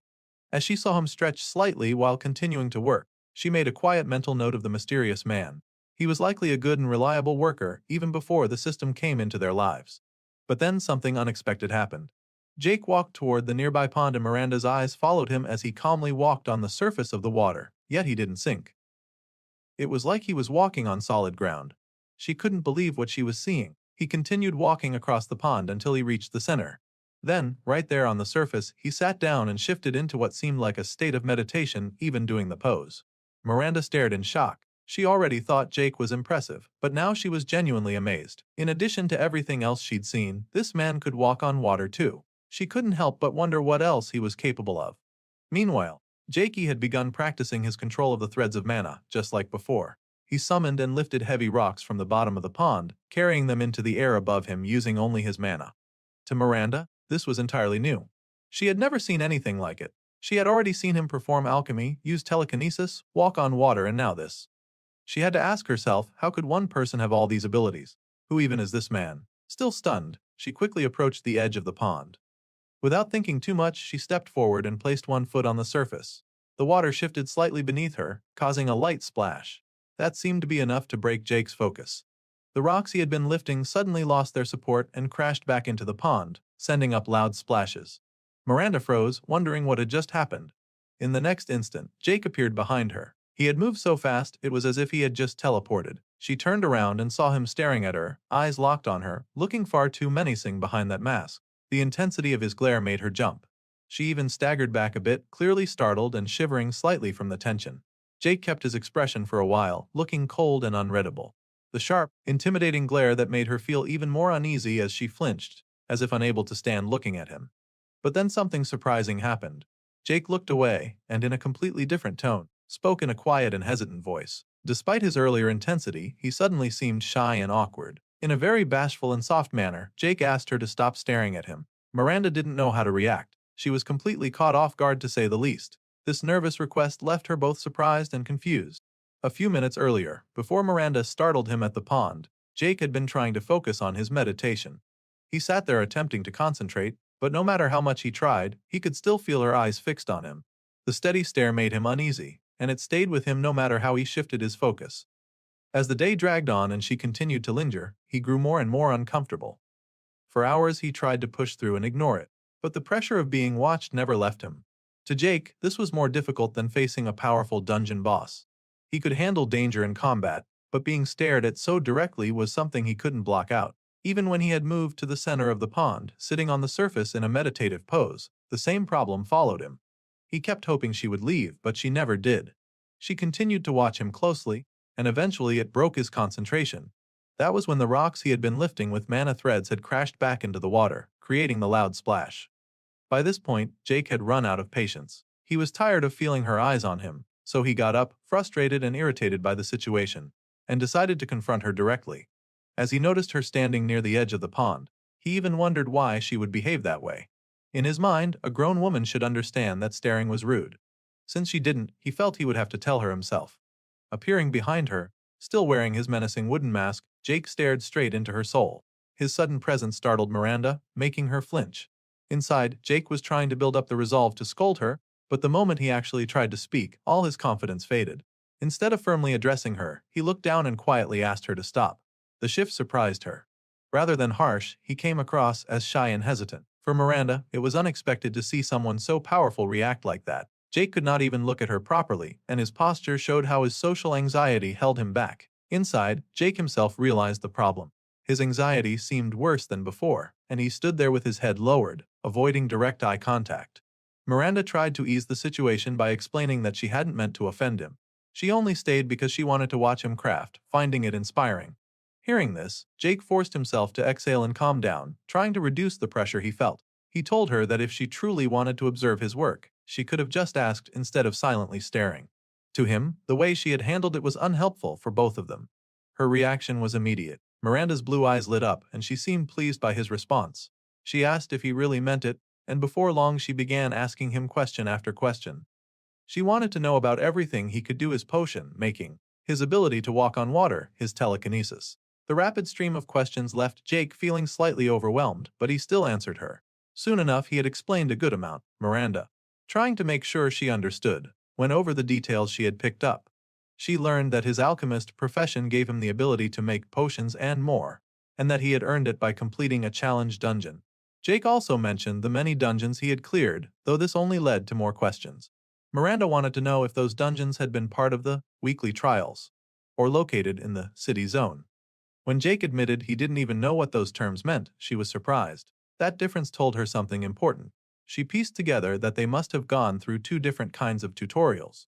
Jake confirmed this, explaining that his own tutorial was more of a survival of the fittest type, brutal and combat-heavy.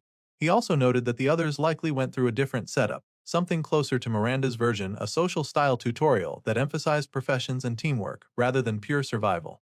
Miranda agreed with this conclusion. She even added details about her own group. Hank's profession had evolved into a stronger version of builder. Louise held an artist-type role, and Mark was a basic builder. Thinking about it, Miranda couldn't help but find some irony in their situation. Only a few months ago, she had been working in a manufacturing plant. Now, she was sitting in the woods speaking with a masked stranger whose abilities seemed unlike anything she had seen.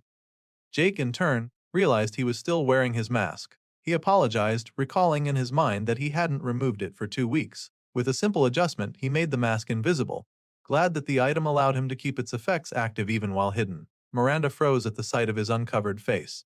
She seemed puzzled, staring at him in silence. Jake noticed her reaction and asked what was wrong. She admitted that he didn't look the way she had imagined.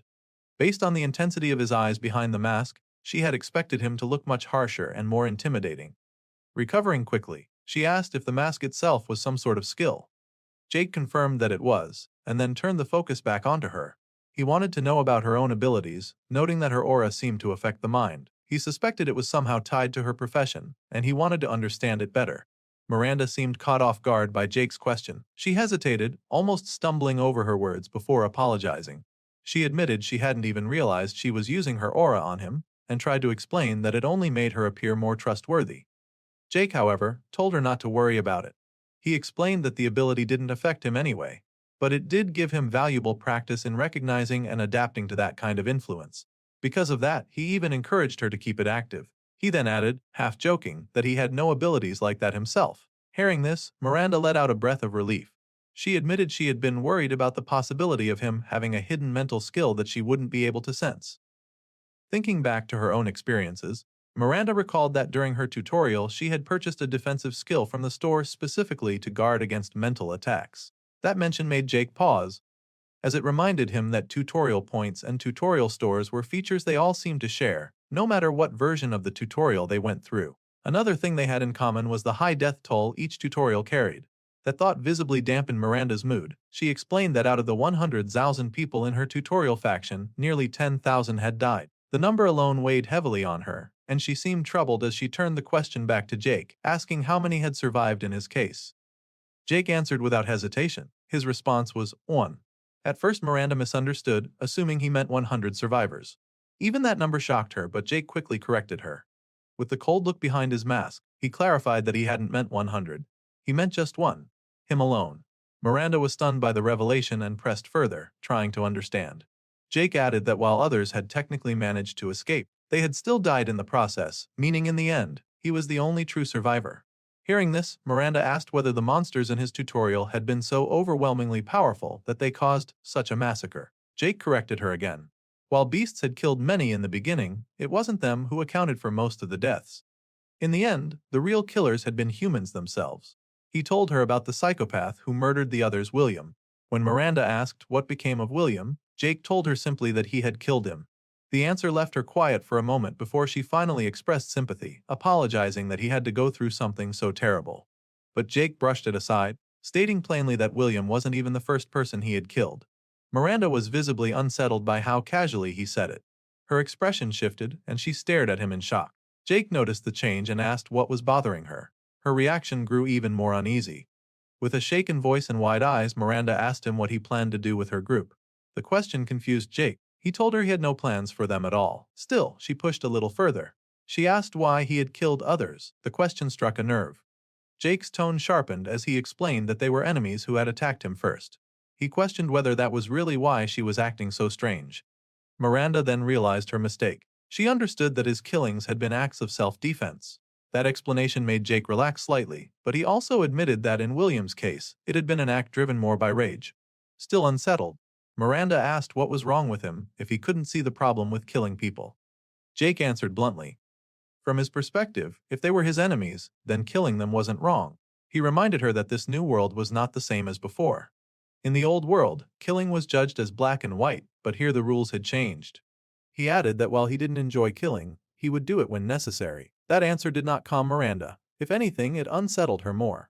She asked if that meant he would kill anyone he decided was his enemy. Jake didn't hesitate. He confirmed that he would. If it was necessary, then he would act. Miranda's expression made Jake reflect for a moment. He thought back to his first conversation with Velastromaus, wondering if he had sounded just as naive back then as Miranda did now. Miranda wasn't done. She pressed him further, asking when he decided such actions were necessary. Jake responded without hesitation again, saying it was whenever he decided it was. This exchange made Jake realize something. He had already been through this kind of debate before, and at its core, it always came down to a difference in how each person valued life. For Jake, holding on to Miranda's way of thinking was impossible. He had chosen a different path, and that path required him to view things differently. He was a hunter, and in his eyes, his role was simple. His purpose was to hunt and kill his prey. Jake then shifted the focus back onto Miranda by asking how many enemies they had killed during their own tutorial. The question clearly had a purpose behind it, and Miranda immediately recognized where he was going with it.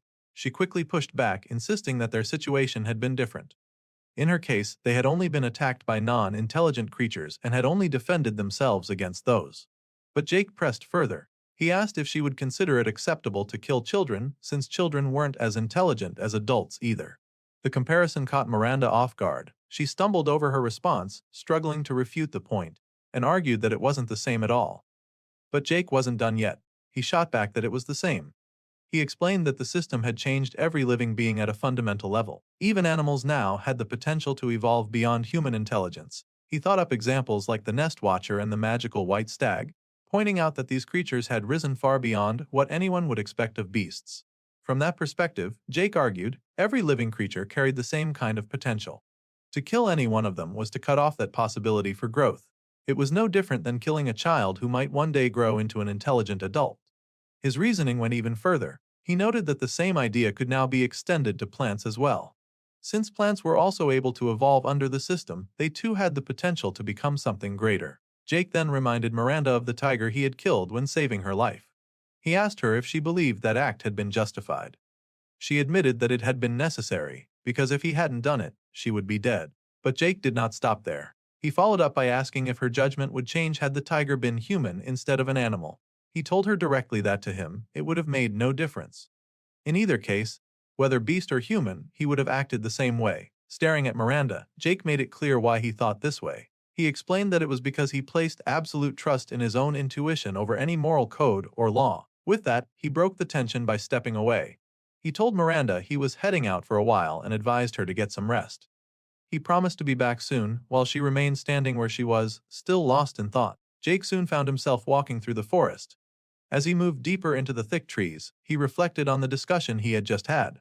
In truth, he felt satisfied with the answer he had given her. Even though it was an argument he suspected Velastromaus himself might have used, Jake believed he had made his point effectively. At the same time, he admitted to himself that he didn't know how he would have carried the argument further if Miranda had pressed harder. In essence, he had ended up defending the idea that murder was acceptable. and he knew that sounded far too blunt. He picked up his pace as he crossed into the rocky terrain, leaping quickly from one spot to the next. The movement was refreshing, and he realized how much he had needed this walk. For nearly 2 weeks he had done very little, both in terms of physical activity and social interaction. Having Miranda around to talk to had been a nice change of pace, but now stretching his legs brought him a sense of relief. As he moved along the rocky ground, Jake's thoughts shifted back to the conversation. He mentally noted that he had deliberately left out any mention of Velastromas and the other gods. From Miranda's behavior, it was clear she didn't know anything about their existence. That only made it more obvious how unusual his own tutorial experience had been compared to others. Thinking about how much he still didn't understand, Jake's focus lifted to the view ahead. In the distance, a dark cave entrance waited for him. Without hesitation, he walked toward it, ready to head inside. As Jake stepped into the cave, he immediately noticed something different in the air. The entire place carried a strong sense of water and earth affinity, almost as if the mana of the earth itself had grown more intense here. Mixed within that current were faint traces of dark mana scattered here and there. Wanting to understand better, Jake closed his eyes and activated his skill, the sense of the malefic viper. With his heightened perception and his growing understanding of mana, he felt confident he could draw much more from the ability than before. As his senses began to explore the deeper parts of the cave, a notification appeared before him. His skill had upgraded. Now it carried even more precision, allowing him to sense mana and its affinities with far greater clarity. Jake realized just how well Velastromas' skills overlapped and complemented one another. They worked in unison to make each ability stronger. Moving deeper into the cave, he considered how each ability seemed to serve a purpose. One increased his perception, another boosted his intelligence. He thought about how much more effective they might become if he could continue upgrading them. His thoughts were interrupted when tiny green lights appeared around him. They floated through the air like green fireflies, and for a moment he wasn't sure what he was looking at. Then, as he examined the mushrooms nearby, it became clear they were spores. Looking closer, Jake noticed that the spotted mushrooms producing them were still young. He made a note to return later when they had matured, thinking they would make for a good meal. Continuing on, Jake realized that since entering the cave he had encountered nothing dangerous. Only harmless bugs and mushrooms dotted the path. That absence of threat made him decide to go further in, pushing into the darker areas. The deeper he went, the less natural light there was, until the cave was in pitch-black darkness. Even with his sphere of perception showing him the way, the environment still felt too shrouded. Eventually, Jake stepped on something unusual and looked down. A small plant had latched onto his foot. It was his first monster of the cave, a fly-eater, something that looked like a Venus flytrap. The sight reminded him of a mushroom he had once harvested. Reaching into his spatial storage, he pulled out that same species he remembered, the flytrap mushroom, and he compared it. He wondered how different this monster plant really was from the other plants. Observing further, he noticed that these fly-eaters lay in wait beneath the surface, ready to grab prey that wandered too close. They weren't capable of hurting him, so he chose to leave them alone. By this point, Jake realized just how far he had traveled. He was so deep inside the cave that he could no longer sense his pylon back at his camp. Along the way he had encountered a few monsters, but none were even remotely impressive. None of them rose above level 25, and the whole expedition felt disappointing. With a sigh, he acknowledged how uneventful this adventure had been. But before long that feeling vanished. Up ahead, the dark path led him to a breathtaking sight, an underground forest of enormous glowing mushrooms towering high above him. Their bright light filled the cavern, and Jake knew he had gone much deeper than he had originally thought. Looking up at one of the massive mushrooms, he couldn't help but think of the endless potions that could be brewed from such a resource. As he explored, he noticed strange tube-like structures nearby. Their purpose wasn't immediately clear, but his attention was drawn to sudden movement. A rustling sound traveled through the cave, putting him on alert. He kept walking cautiously until the source of the disturbance revealed itself. Sharp limbs struck out from the darkness, followed by the form of an abnormally large mantis-like creature. The beast, a mantis scyther, perched high on one of the glowing mushrooms. Its appearance made Jake smirk. Looking up, he saw that there were several more of the creatures, all standing on the mushroom caps. In the next instant, they leapt forward in unison, charging straight at him. Jake drew his daggers, his stance shifting into battle readiness. Despite their numbers, he grinned. Finally, this trip had given him something worthwhile. Far away, back at Jake's base, Miranda remained seated near the pond. She was still weighed down by the conversation she had shared with him earlier, still turning it over in her mind. A frustrated sigh escaped her as she questioned what she had expected from him. The gap between her group and Jake was larger than she had realized, both in strength and in mindset. As she stared out across the calm water, her thoughts drifted back to lessons from her old life before the system. Back then, she had learned to sort people into two groups, those not worth watching out for, and those who were. In her view, most people fell into the first category. But as Jake clashed with mantis scythers far away from her, she reflected on the second group. These were the ones who didn't fit the usual mold, people who were volatile but driven. They were the ones who chased improvement endlessly, the ones who became restless when their ambitions weren't realized. As the mantises tried to ambush Jake again, Miranda's thoughts remained fixed on the type of people she had been describing. To her, they were always the most valuable employees in a company, the kind who could push everything forward to a higher level and at a faster pace. While Jake slipped between the creature's attacks, bouncing off the cave wall and launching himself right back at them with a grin across his face, Miranda reflected that these same people could also be the most dangerous. Their drive to advance meant they would use any method necessary to reach their goal. Inside the cave, Jake executed a decisive strike. His movement was swift and precise, cutting through the mantises all at once. As their bodies collapsed to the ground, Miranda's thoughts in contrast noted that such ambitious people never hesitated to trample on anyone who stood in their way. When the clash was over and Jake stood tall among the defeated creatures, his sharp expression made the comparison clearer. Miranda admitted to herself that Jake was exactly that kind of person, the type who was endlessly ambitious, restless, and determined to push forward no matter the obstacles. She respected that in him, but at the same time, she felt an undeniable fear of him. Surrounded by the corpses of the mantis scythers, Jake's glare looked more dangerous than ever. Meanwhile, Miranda sat back at the base, still wondering whether he would be the type to help those around him rise higher, or the type to leave them crushed beneath him. Her thoughts reminded her of how different the stakes were now. This wasn't a matter of corporate struggles anymore. This was about survival, about life and death. Back in the cave, a massive shadow loomed over Jake. From the darkness, a creature even larger than the others emerged. It was a giant mantis beast, an alpha mantis scyther. But Jake didn't respond with fear. Instead, his expression showed clear excitement.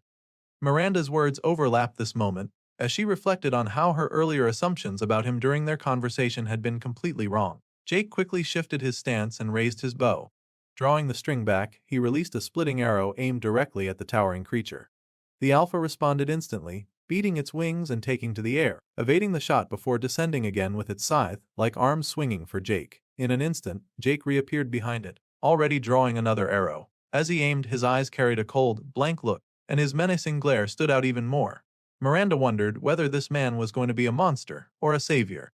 Her thoughts carried on while Jake let loose another attack, this time piercing through the giant beast and forcing it to let out a shriek of pain. The alpha realized it was no match for our primal hunter. It tried to retreat, leaping back in desperation, but Jake refused to let it escape. He caught up quickly, once more pulling his bowstring tight and charging up the next strike. His grin widened as he did this, enjoying the battle even as he prepared to finish it. Finally, with a sharp and predatory glare, Jake activated one of his deadliest abilities, the gaze of the apex hunter. The alpha froze in place, completely unable to move, trapped by the hunter's petrifying gaze. That was the opening Jake needed. He fired his last arrow, a final decisive shot that ended the fight once and for all. Back at the base, Miranda was still by the pond, sitting quietly in her chair. Hank approached her and asked where the masked man had gone. But Miranda had no answer for him. His attention shifted to the chair she was using, and he wondered out loud how the mysterious man had managed to find such a thing in a world like this. The conversation didn't stay on the chair for long. As Hank washed his face in the water, he asked what had happened after he fell asleep the night before. Miranda explained that she had stayed awake and ended up speaking with their host, describing the talk as an interesting one. Looking toward his two children resting nearby, Hank's concern surfaced. He asked Miranda if she thought they were truly safe here, his worry aimed at the masked man who had taken them in. Miranda admitted that in this new world, she didn't believe anywhere was truly safe. Still, she suggested it was better to remain here, at least for now. Hank agreed, saying they would stay until the mysterious man returned. But then he asked Miranda a question that caught her off guard. He wondered if she had ever learned the man's actual name. At that, Miranda froze. The realization hit her that none of them had ever asked. They had only called him things like the masked man or spoken about him indirectly. They didn't even know his name was Jake. When Hank pressed the question again, Miranda stuttered. She admitted she didn't know. In truth, she was too scared to ask. As she spoke, we saw a glimpse of our primal hunter, still in the depths of the cave. His eyes carried a menacing glint as he moved deeper into the darkness. The corpses of mantis beasts sprawled across the ground behind him, left as a trail of his destructive path forward. With a gaze like that, it was clear why Miranda was afraid. As Jake walked deeper into the cave, he reflected on how anticlimactic the earlier fight had been. Killing what he thought was the lord of the biodome felt far too easy, and the victory left him unsatisfied. Still, his senses hinted at something ahead, a strong concentration of mana that gave him reason to believe there was more to discover. Following that trail, he soon spotted the source. Embedded in the ground was a massive glowing yellow crystal, large enough to rival the pylon of civilization. Its radiance filled the area, and Jake immediately tried to identify it. Yet for the first time, the system provided no answer. This confused him. Every other time this happened, it had either been during tutorial, related encounters, or within a dungeon, so he knew there was something unusual about this crystal. Observing the surroundings, Jake noted the overwhelming flow of mana pouring out of the crystal. He thought this might be the very reason the entire biodome had flourished. Curious, he placed his hand against its surface, wondering if it was even possible to remove something so deeply rooted into the ground. His senses soon revealed the problem. The crystal wasn't just covered by dirt as he had thought. It was tethered beneath the earth, connected to every giant blue mushroom spread throughout the cave. All of them were part of one vast underground organism. This discovery was interesting, but Jake didn't dwell on it. He reached into his special storage necklace and pulled out a tool. Slowly, it materialized in his hand. It was the Omni tool, an adaptive device capable of changing into whatever shape he required. Holding it brought a hint of satisfaction to him. He no longer cared about the complexity of the mushroom ecosystem. He simply wanted the crystal. Shaping the tool into a shovel, he struck the ground, aiming to uproot it. The moment he severed the roots of a single mushroom, the entire chamber shook violently. A strange energy spread outward, rattling the ground and releasing waves of mana. Jake immediately realized that something had been awakened. Its presence was quickly filling every corner of the biodome. The sensation was powerful and familiar. He had only encountered something like this once before. The air trembled under the weight of an overwhelming presence, and soon the earth responded. Long vines surged upward, wrapping themselves around the crystal. They pulled it higher, locking it in place with greater force. Jake didn't move.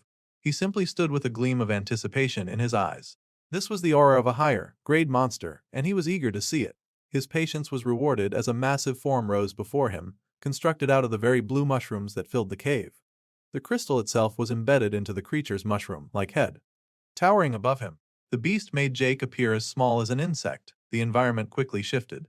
The ground pulsed, and not only the mushrooms but every single plant in the biodome radiated the creature's aura. Using his knowledge, Jake identified the being. It was the indigo fungus mycorrhiza, a colossal organism that had already claimed control of the ecosystem. Without warning, roots and vines erupted from the soil, lashing out violently at him. Jake dodged and evaded, realizing the truth in that moment. The mantis he had defeated earlier wasn't the true ruler here. This organism was, and it had long since spread its influence through every plant in the dome. He soon witnessed the vines extend toward the corpses of the mantises he had slain earlier. They pierced into the bodies, and Jake paused, curious about the outcome.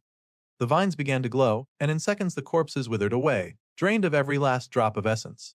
At once, Jake understood. This was why he had seen no bodies while entering the cave.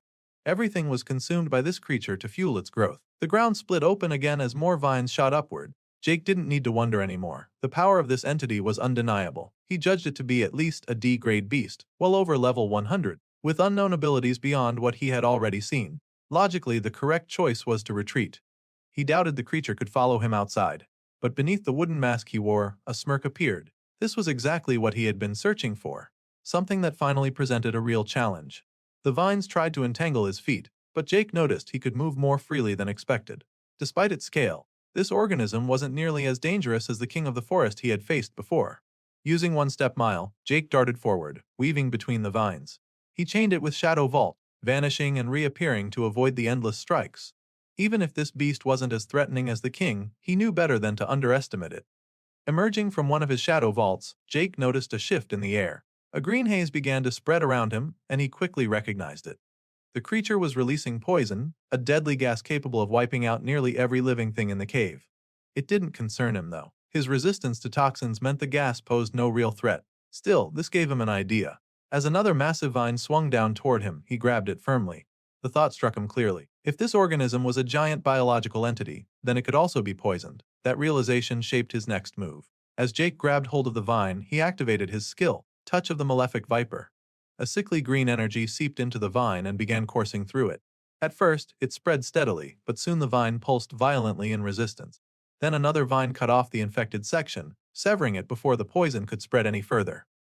This caught Jake off guard, and he quickly understood that the organism's vitality was much stronger than expected. Now fully focused on him, the organism increased its assault. More vines erupted from the ground beneath him, each one striking out with greater force than before. Jake had become its primary target. He was forced to stay on constant defense, weaving and dodging as the vines lashed out in quick succession, giving him almost no chance to counter. As he shifted around, evading the relentless strikes, Jake realized his earlier assessment of the beast had been correct. The problem was not its weakness, but his own relative strength against such a massive opponent. Even with poisons at his disposal, he wasn't making much progress. Tossing bottles of poison at the organism did little. Its body was simply too large and the effects too minimal. While he continued evading, the environment began to change. The surrounding plants suddenly glowed with a faint yellow light, and then they withered almost instantly. Jake quickly sensed a massive gathering of mana in the air, all of it pulling together above the organism's head. A yellow sphere of energy condensed there, growing rapidly, and he could feel the overwhelming danger radiating from it. Before he could respond, the organism directed a destructive beam of blue energy that fired straight toward him. The attack struck, blasting him across the cave floor. He skidded violently, the ground around him sizzling as the ray burned into it. For a moment, it seemed like that single strike could have ended him. But Jake survived, though badly hurt. At the last second, he had activated his scales, the scales of the malefic viper, around his abdomen to shield himself. Even so, he was injured, blood staining his clothes as he coughed from the impact. Before he could get up, fresh vines shot forward, stabbing into his wound. They began draining his blood directly into the organism. Instead of panicking, Jake triggered his blood of the malefic viper skill. His blood instantly turned toxic, spreading through the vines and causing them to wither. With one clean motion, he sliced them away and freed himself. Knowing he had no time to waste, Jake dashed away from the spot, forcing his tired body to move. His stamina was draining quickly from the repeated use of Shadow Vault and One-Step Mile. But he had no other choice. He headed toward a dark corner of the cave, where the exit lay beyond. However, before he could reach it, vines erupted once again, this time shaping themselves into a monstrous figure made of plants and fungus. The organism was deliberately blocking his escape. Jake drew his bow. He wasn't about to fall here. With a powerful dash through the air, he aimed directly at the creature. His bow pulled back, glowing with energy, as he charged his power shot. The arrow released with explosive force, shattering the makeshift plant monster completely. Without slowing down, Jake burst through the resulting explosion and kept running. His speed carried him straight to the exit, and within moments, he emerged from the cave into the forest outside. He slid to a halt, breathing heavily, his body aching from the wounds and exertion. Glancing down at his injury, he allowed himself a moment of dark humor about how disastrous this expedition had turned out. Sitting against the base of a tree, he thought about what had just happened. In only a few hours, he had encountered not just one but two monsters stronger than him, one of them a confirmed D grade. Earlier he had worried about not finding worthy challenges, but now those challenges had appeared one after another. Drinking a healing potion, he started planning. The first step was to recover and regain his strength. After that, he would return to confront the fungal organism again. His poisons hadn't worked this time, but he was already considering ways to adapt for the next fight. As he moved through the forest toward his base, he noticed his wounds and armor would need time to recover as well. The self-repair enchantments would take a while to restore, and his body wouldn't be back to full condition immediately. He might even have to go shirtless again while he waited. Eventually, he neared his base and thought back to Miranda and her group. He had assumed they would have left by now, especially after their sharp disagreements. But when he arrived, he saw them still gathered by the lake. Their presence surprised him, as he was certain they would have moved on. For a moment, he felt uncertain about approaching them, but he reminded himself that this was his pond and his base. There was no reason to feel anxious about confronting them if necessary. Then a new idea came to his mind, something he had taken from Vilastromaz. If they stayed, he could test it out. But before that, he knew he needed a moment to reset and recover. For now, he decided to take a little time to recharge his social battery before dealing with them directly. Miranda, Hank, and his children were still gathered by the pond when they noticed someone approaching from the distance. As soon as they recognized Jake, Miranda quickly turned and spotted the bruise on his abdomen. Concerned, she immediately asked about it. Jake kept the situation calm, downplaying the injury. He told her it was nothing significant and reassured her that the creature he had fought would not be able to follow him here. Even though he wasn't entirely sure of that, he gave the impression that there was no threat. Miranda, however, wasn't satisfied with such a quick answer. She moved closer, wanting to confirm for herself whether Jake was truly fine. He reassured her again, explaining that a healing potion would be enough to deal with it. Hearing that, Miranda finally let out a breath of relief. Jake then made it clear that he hadn't expected to see them still there when he returned. This surprised Miranda, who asked if he was implying that they could not stay. The others grew tense while watching the exchange. Jake clarified that he was not going to stop them from staying, but his conditions remained the same. If they stayed, he needed quiet so he could focus on his alchemy. On hearing that, Miranda and the others felt relieved. They had nowhere else to go, and his agreement gave them some stability. Almost hesitantly, Miranda added that she had noticed something unusual. Since they had arrived, no beasts had come close to bother them. Jake paused at this, then asked to speak with Miranda privately. She was surprised by the request, but agreed. The two of them sat down on Jake's chairs near the water. Jake noted to himself that this time, at least, he remembered to take off his mask before speaking with her. He considered it progress, maybe he wasn't as socially inept as he thought. But Miranda unexpectedly pointed out something else. He was half naked. She asked about his missing armor. Embarrassed, Jake cursed internally and quickly pulled clothing from his spatial storage to cover himself. He explained that his armor was inside that storage, repairing itself. This led Miranda to ask about the spatial storage he mentioned. Jake explained it simply, describing it as a magical item that allowed him to store things securely and even keep alchemy ingredients fresh. From there, the conversation shifted again. Miranda asked what exactly Jake had fought. He told her about entering the cave and reaching a biodome, where he had faced a massive D-grade entity. It was too strong, and he had been forced to retreat. Miranda was shaken by this information. She asked if D-grade beasts were not all at level 100 and higher. Jake confirmed this, explaining further that the difference between grades was large and each step up meant much stronger opponents. Miranda could only compare it to her own situation. She admitted she couldn't imagine fighting something like that, since even the tiger Jake had saved her from was far beyond her ability. Jake used her words as an opening to steer the discussion in a new direction. He asked Miranda directly what her goal was in this new world. She answered simply that her goal was survival. Jake pressed further, asking how she planned to achieve that. Miranda admitted openly that she was not a fighter. She could not handle monsters the way Hank or Jake could. Jake reminded her that survival didn't only depend on fighting. What she needed, in the end, was power. With a serious look, Jake asked her again how she intended to survive. Pressured by his question, Miranda admitted that her only option would be to have someone powerful, like Jake, protect her. Jake smirked at this. That was the straightforward answer he had been aiming to hear. He then explained the reality of such an arrangement. If she wanted protection, she would need to offer something that made it worthwhile. Even then, it would not matter in the long term unless she developed strength of her own. After that, he told her something important. The reason no monsters had come near this area was because of the pylon of civilization buried beneath their feet. It was an item designed for founding a city. Jake explained that while he had no interest in ruling a city himself, it would be wasteful not to use the pylon for its intended purpose. Because of that, he suggested a new possibility. He proposed that Miranda take the role of city lord and establish a city here. On paper, Jake would be the one connected to the pylon, but in practice, Miranda would handle the responsibilities. Before she could respond, a system notification appeared in front of her. It asked her to accept the role of principal city lord. Jake repeated the question, asking her directly if she would accept it. Miranda hesitated. She pointed out that she did not even hold the title of a lord, so she couldn't accept such a role yet.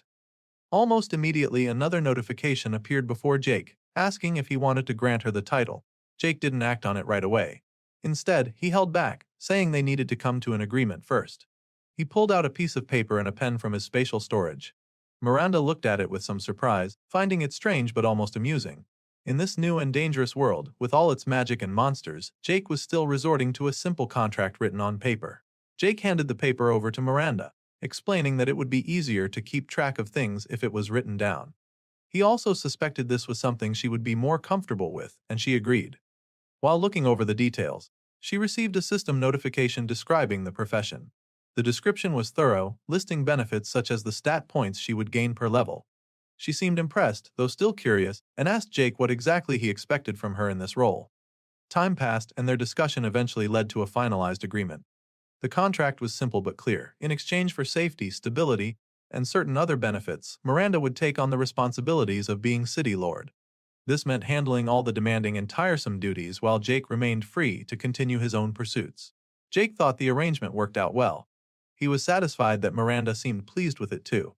She even agreed to let him maintain his separate masked protector identity, something that allowed him to operate in peace. With the agreement complete, they planned to meet again at dawn to discuss the next steps for building up the city. For Jake, however, the thought of returning to alchemy was far more appealing than administrative planning. He still had a massive mushroom to deal with, and his focus was set on that challenge.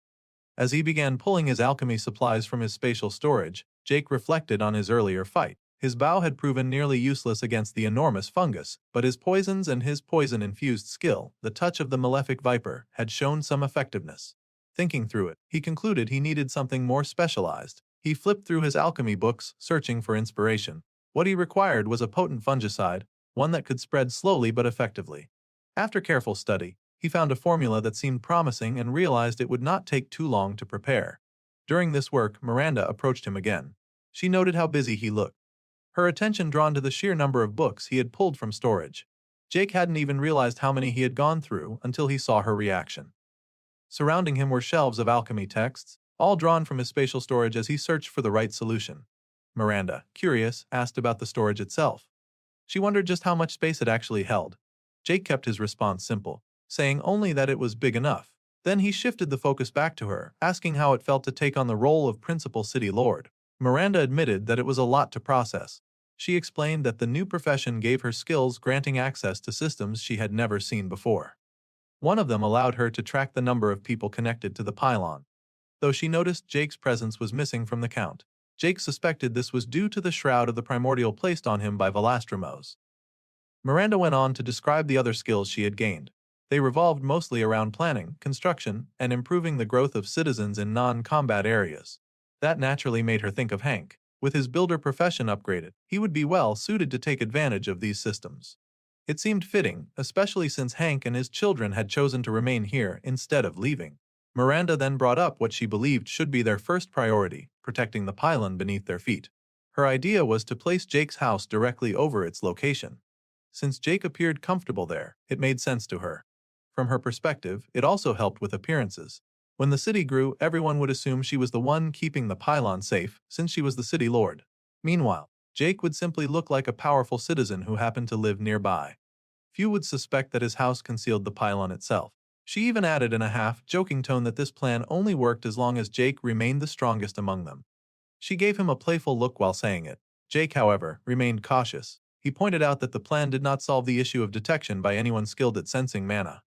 Even if hidden, the pylon could be exposed to the right individual. Miranda countered that before becoming city lord, she had not been able to sense it at all, even while standing directly above it. She also explained that she now had the ability to adjust and expand the pylon's zone as she leveled up. Because of that, she and the others, including Hank, agreed to keep the valley free of buildings. They would leave the area open except for Jake's house, ensuring he had peace and quiet, while also placing him in the best position to defend the pylon. Jake accepted the idea, then asked what their first concrete step would be. Miranda answered that they should begin with his house. Jake seemed confused by this choice until Miranda pointed out the obvious. With all the shelves, furniture, and materials he had already accumulated, he was the one who most clearly needed a proper home. Not long after, Hank and his children arrived at the chosen site. As the builder, Hank quickly examined the area and began asking practical questions. He wanted to know what materials Jake preferred for construction. Jake hesitated but eventually said he preferred wood, provided it could withstand heat. Hank reassured him that he had enchantments to handle that problem, and with that, preparations for Jake's house officially began. After Hank and his daughter worked together on a schematic sketch for the house, they presented it to Jake. The design was practical and left room for expansion. They explained that a second floor could be added in the future if needed. Hank also asked if Jake wanted a cellar included. At first, Jake was ready to decline, but after thinking it over, he agreed. He requested that the cellar not be built directly beneath the house, which suggested that he had a separate plan in mind for it. Not long after, Jake found himself sitting on the edge of a nearby cliff. His mood was sour, and he looked frustrated. He had been temporarily forced out of his own camp by Miranda while construction was underway. Though the reason was understandable, he still grumbled internally about being sent away. He was especially annoyed because it happened right after he had suggested what he thought was a brilliant idea, building the house around the pylon, so that the pylon itself could serve as a structural pillar. Even while practicing alchemy at this new spot, he continued to complain to himself about the situation. In the middle of this, a system notification suddenly appeared. Jake checked it and saw that he had reached level 70 in his alchemist profession. Along with the level increase came additional free stat points. His frustration quickly faded into satisfaction as he realized the significance of this milestone. Reaching level 70 meant he had gained access to 5 new potential skills to choose from. Jake wanted to take the decision seriously, so he sat down and tried to evaluate each option objectively. After careful thought, he managed to narrow the choices down to 3. The first was a skill called Wings of the Malefic Viper. This ability would allow him to fly, while also increasing his agility and giving him the power to release a poisonous fume during flight. The second was Fangs of the Malefic Viper. This skill would let him coat his teeth with a venom as strong as the viper's blood. It also came with a strength boost. He considered how well this might synergize with his arrows, making it a strong offensive option. The third was Pride of the Malefic Viper. This one focused more on defense. It boosted willpower, helped resist mental attacks, and also enhanced something described as words of power. Though Jake had no clear idea what that truly meant, he closed his eyes, focusing on the decision. He tried to carefully weigh which option would benefit him the most in the long run. However, he didn't maintain that calm state for long. Before he knew it, he was peeking at the choice that truly drew his attention above all the others. His instincts were clear. Without hesitating further, Jake confirmed his decision. He had chosen Wings of the Malefic Viper. More than anything else, he wanted to experience flight. Jake walked closer to the edge of a tall cliff. As he looked out over the wide area in front of him, he gave a small smile, thinking that this spot was exactly what he needed for his plan. He then held up a finger to check the wind, confirming that it was blowing just right. He also noted that this cliff would make a perfect spot for him to take off. After he had finished checking everything, he started to use his ability. Slowly, strong wings began to grow from his back. These wings soon spread out wide, looking like dragon wings, and seeing them filled him with a strong sense of pride. When he flapped these new wings gently, it felt to him as if he had suddenly gained 2 extra parts to his body. He was quite happy that the wings seemed to move easily, not getting tangled or bothered by the clothes he was wearing. Next, Jake bent down low to the ground, getting into a position like someone about to start running a race. Then, he quickly moved forward, heading straight for the very edge of the cliff. When he reached the edge, he jumped into the open air. For a short moment, he was in the sky, spreading his wings wide, and a look of accomplishment was on his face. However, his success didn't last long. Something completely unexpected happened, and he suddenly started falling fast towards the ground. A loud curse escaped him as he reacted to his sudden trouble. He hit the hard ground with a loud thud, leaving a clear, man-shaped hole in the earth below. It was right then that he understood this new skill was going to be much harder than he had thought, and it would definitely take a lot of practice. Even though he wasn't physically hurt, his pride certainly took a beating. But Jake wasn't someone who gave up easily. He jumped into the air again. However, just like the first time, he fell back to the ground, making another clear, man-shaped hole. Even after this, he managed a small smile. He realized that this attempt had gone a little better than the last one, as he had managed to glide for a very short distance. And so, this pattern continued. He would jump into the air, only to fall back to the ground, creating more man-shaped holes over and over again. This went on for some time until, finally, he stood up one last time. He brushed the dirt off himself and decided to try just one more time. This time, he jumped incredibly high, soaring far above the tops of the trees. Once he was up there, he carefully spread his wings and began to glide. When he noticed he wasn't falling down like before, a look of satisfied accomplishment spread across his face. He admitted to himself that even though it had taken him almost the entire day, he felt he had finally gotten the hang of it, at least somewhat, as his wings still moved a little bit unsteadily in the strong wind. Even with his wings wobbling a bit, he believed that if he pushed himself just a little more, he could go faster. Not faster than his own step-mile ability. He knew, but at least quicker than if he were running at full speed. As he continued to fly through the sky, Jake started to notice just how far he could see and how much ground he could cover. These wide-ranging thoughts made him think about why the evil viper hadn't wanted him to find his family.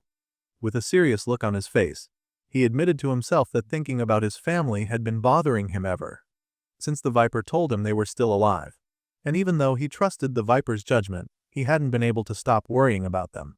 Then, with a deep sigh, he concluded that everything ultimately depended on him becoming much stronger. Just as these thoughts were going through his mind, Jake suddenly felt a strong sensation that something else had entered his space. And very quickly, something was coming directly towards him. The creature shot past him so fast it was just a blur, and Jake immediately understood how incredibly quick it was.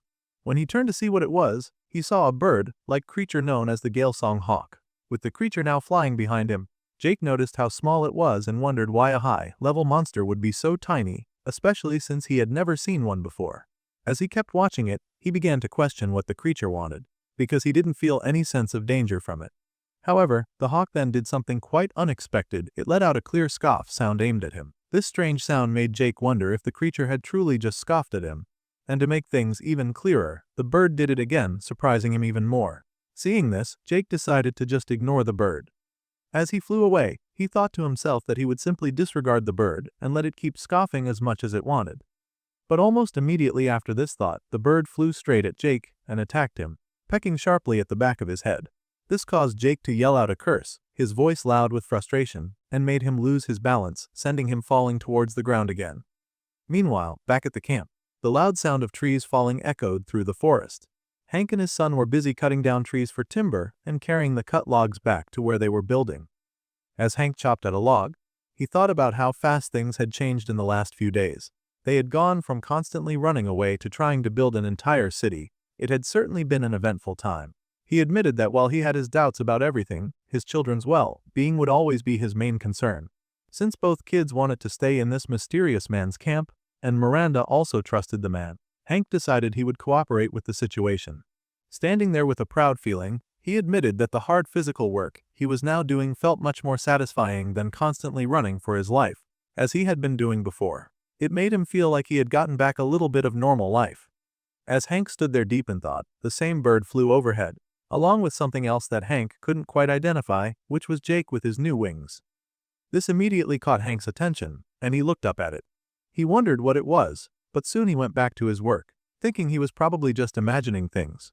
But sure enough, Jake was indeed still in the sky, angrily trying to catch the bird as it skillfully avoided him. He kept trying, but each time he went to grab the bird, it would swiftly move out of his way. Then, to Jake's surprise, his wings suddenly began to fail him.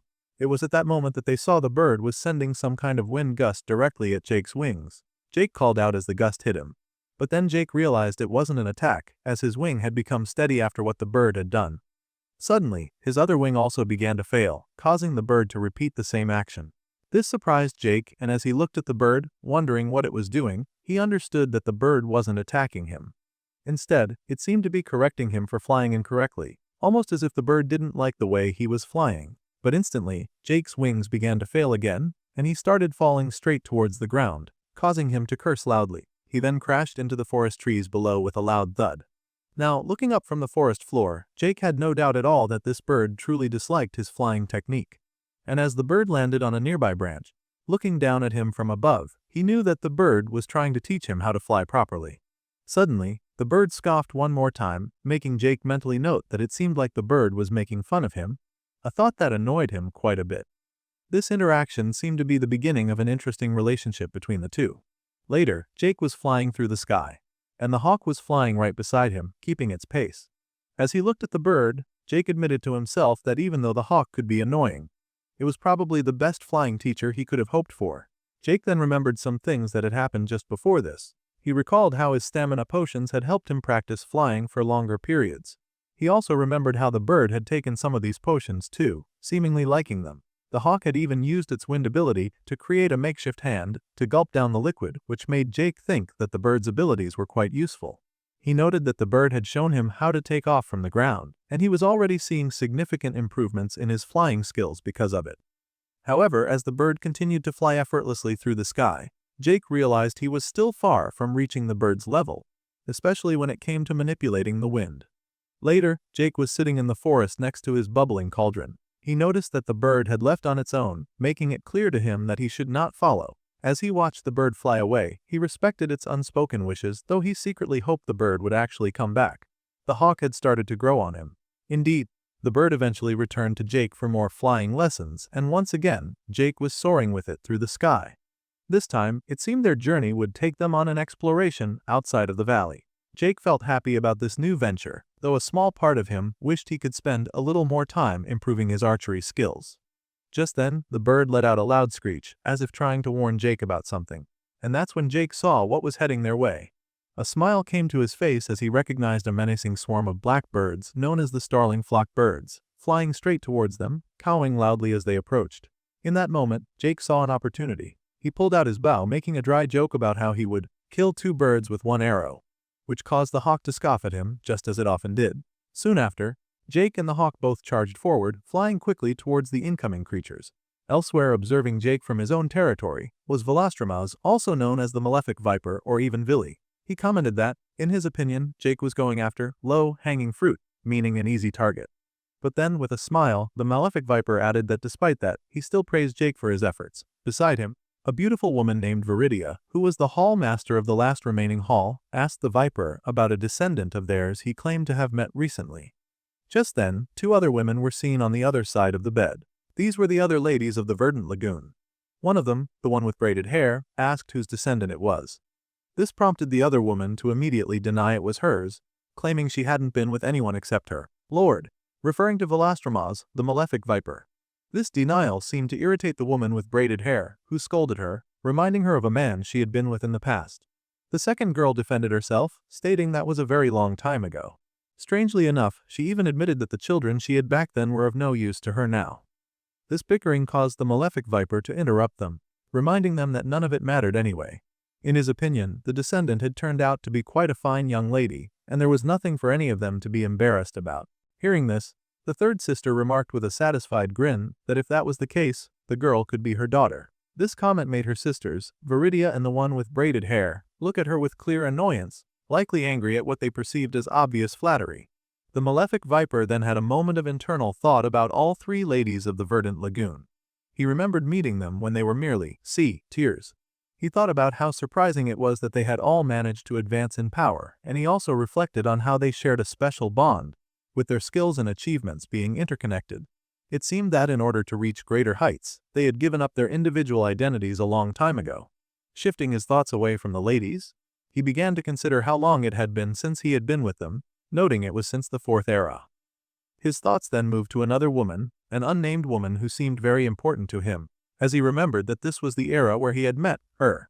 Viridia then asked him if he planned to call upon all the hidden ones. The male viper replied, stating that most of them had already gone their own separate ways and no longer had any obligations to the order. As they sat there, still watching Jake deal with the flock of birds while they spoke, Viridia reminded Velastromas that when she and her sisters heard of his return, they were very eager to serve him. This was meant to suggest that others might do the same, though she clarified she couldn't speak for them directly. The malefic viper then told Viridia he was aware of this, but he was soon distracted by something Jake was doing. This prompted one of the sisters to ask what made Jake, a human mortal, so special. The viper simply told her that Jake was his friend. The second sister, the one with braided hair, laughed when she heard this, because to her, it was a completely new idea, like an interesting game. Immediately, the malefic viper, also known as Velastromas, looked at her with a threatening expression, which shocked her a bit. He firmly told her that he was serious. As he turned back to continue watching Jake, Viridia then asked him why he would invest so much time and effort into a mortal who could die at any moment, as it seemed like a waste to her. Hearing this, the malefic viper, or Vili, let out an exhausted sigh. As if wanting to prove his point, he asked the girls what he was to them. Each of them answered with great respect for him. Viridia, the first sister, called him her lord. The second sister referred to him as a supreme being. The third sister called him the Owen above all in her heart. Hearing these responses, Vili pointed out that this was his exact point to them. He stood above them as their superior. They saw him as greater than themselves. Viridia, still not fully understanding, asked if this wasn't just the natural way they should view him. And although he admitted it was natural, noting that it was how the universe generally worked, he still couldn't forget when Jake, a mere mortal, had entered his domain and hadn't cared about who he was. Despite Jake being an UF grade, being and Vili being a god, Jake hadn't cared. He had spoken to Vili as if they were equals, and Vili appreciated that. But the girls were still puzzled and didn't understand why this was so important. However, Vili told them they didn't have to understand it, they just needed to know that Jake saw him as an equal, and he saw Jake the same way. Hearing that, one of the girls asked if they could see Jake for themselves. A smiling Velastromas agreed, adding that Jake had been fighting a flock of birds for a while and had been struggling.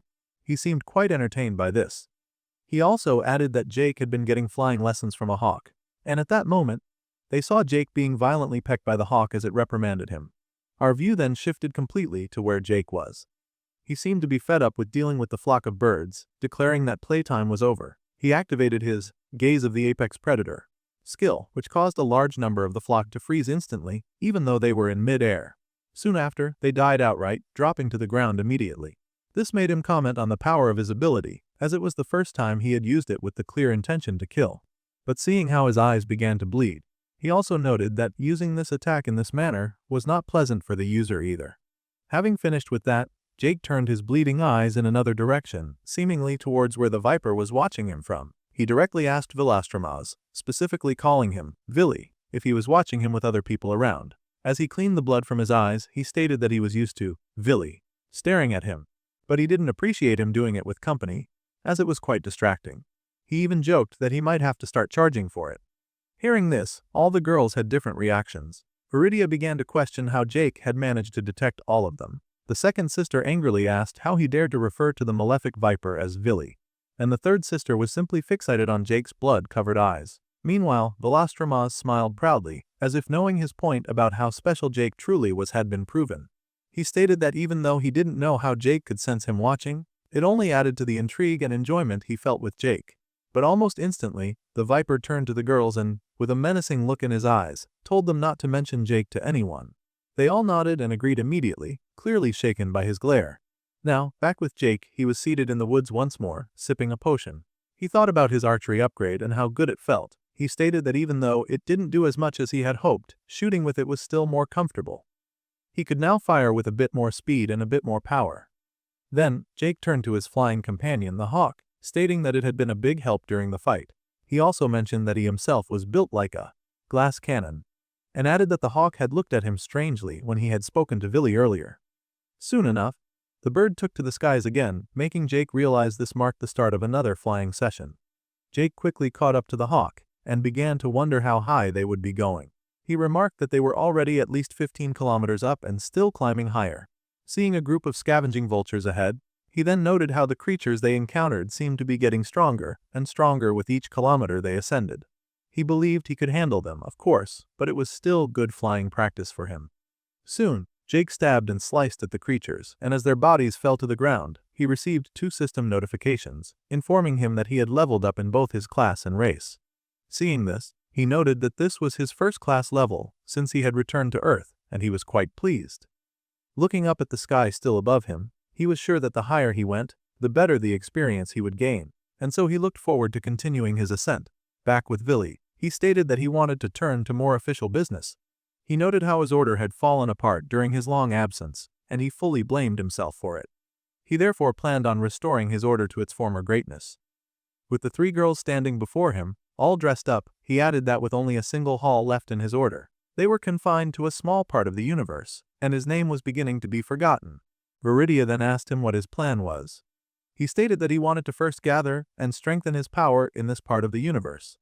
Then, with a grand sweep of his hands, he declared he would expand from there once that was accomplished. This made the third sister's eyes gleam with excitement as she asked him if he meant what she was thinking. He confirmed her suspicion, telling her to send out warnings to every single faction and deity within their sector. He was giving them only 1 week to either pack up and leave or swear their loyalty to him. And then, with a knowing smile, Villy stated that for those who defied him, he would deal with them by showing his overwhelming power. Finally, he added that the girls were needed for important tasks within the order, which caused them all to smile in anticipation. As he handed out more duties to them, asking them to do things like oversee the academy and manage the areas governed by the order, he then asked if they had any objections after he gave them their responsibilities. But they had none, stating that they were more than willing to serve as they bowed before him like knights before their king. He then informed them that his other follower, whom he called Snappy, despite being an old man, had already been told to bring back the other leaders of the order. He told them that because of this they could begin preparations quickly. As he declared that they would get started now, all 3 women began to glow with an orange light. Elsewhere, as Duskleaf, one of the Viper's disciples, was working on something of his own, a giant tree standing before him, the Viper suddenly appeared beside him with a welcoming smile, greeting him warmly. Even though Duskleaf didn't respond, the Viper continued, stating that the tree, which he assumed Duskleaf had been working on, was quite an impressive creation as he placed his hands on it. Duskleaf then grumbled, saying it was a tree the Viper would have known about if he hadn't kept breaking promises to spend time with him doing alchemy. The Viper then shrugged, admitting he knew he had messed up by ditching him but claimed he had too many important things to deal with. This caused Duskleaf to turn to him, pointing and asking if things like sleeping with the 3 witches, referring to the sisters or creepily watching Jake, were the things that were so important he couldn't leave them. Velastromas then conceded the point, but stated that he had come to Duskleaf with an offer he thought he would want to hear. This made Duskleaf excitedly ask if they were going to conduct an experiment, but Villy told him that wasn't it, causing Duskleaf to turn away in disappointment. Villy continued, stating that he wanted to do some restructuring in the order, and he would like Duskleaf to come out of hiding as his disciple and take up an official position in the order. Duskleaf then turned back to Villy but asked how he could possibly see that as a good thing for him. The Viper then told him to simply become the principal of the Order's academy in title only, while one of the witches, referring to the sisters, would handle all the hard work. The only task the Viper would ask of him was to be involved in the next enrollment of alchemy students, which was happening in a few years. But as Duskleaf faced his tree, he still didn't understand why the Viper believed he would be interested in anything like this, especially something as mundane as student enrollment.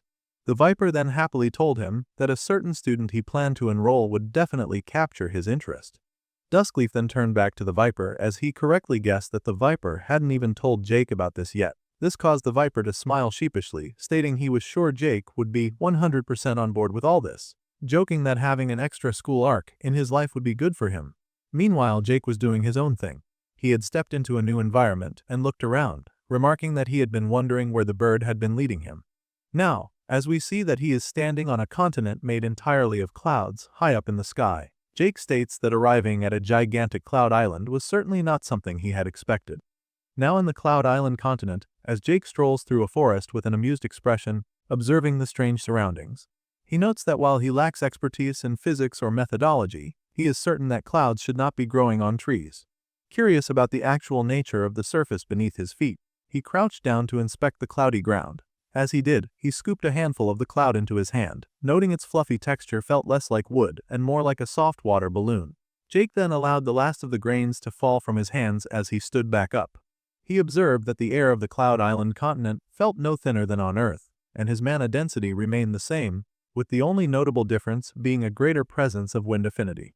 Jake glanced towards the edge of the clouds, briefly considering that the cloud continent would be a valuable addition to his territory. However, he quickly acknowledged that his pylon was a long way from reaching such high altitudes. Consequently, spreading his arms wide with his wings in full glory, he decided to use the week of construction time, which Hank had quoted for his house, to explore the area. The hawk who had flown him there responded with a bored yawn, leading Jake to assume that the bird had brought him to the island for this exact purpose. For the next few hours, Jake and the hawk flew across the large expanse of ivory trees on the Cloud Island. The duo suddenly stopped in their tracks when they noticed a colossal ivory tree, the largest one present, standing like an epicenter. This immense structure was flowing with electricity, which led Jake to guess that these trees were responsible for allowing them to stand on the clouds. He watched large flocks of birds swarm around the tree, pondering the situation.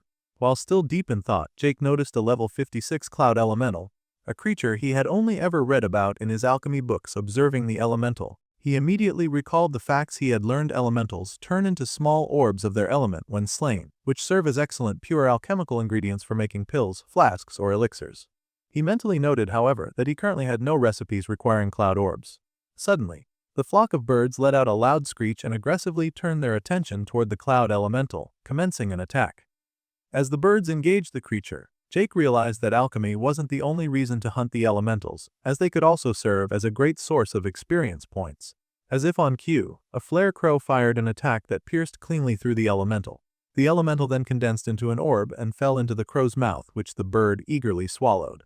Following this, it became clear that this was not an isolated incident, as crows and cloud elementals were engaged in a fierce battle all over the island. However, Jake commented that this fierce combat did not seem to prevent the elemental population from bouncing back. The hawk, in response, flapped its wing, blowing a gust of air toward Jake in an attempt to get him to focus on their task, rather than watching the elemental and crows fight. Jake laughed off the bird's attempt and decided to join the action. He swooped to the ground, armed with his bow and arrow, and spotted a large level 95 elemental, determining that this one would be his target. He activated his skill mark of Ambitious Hunter and fired an infused power shot at the elemental. Jake was confident he could take it down in that one blow, but to his surprise, the arrow barely did any damage. The only damage it took was due to the remnants of Jake's mana that had invaded its body.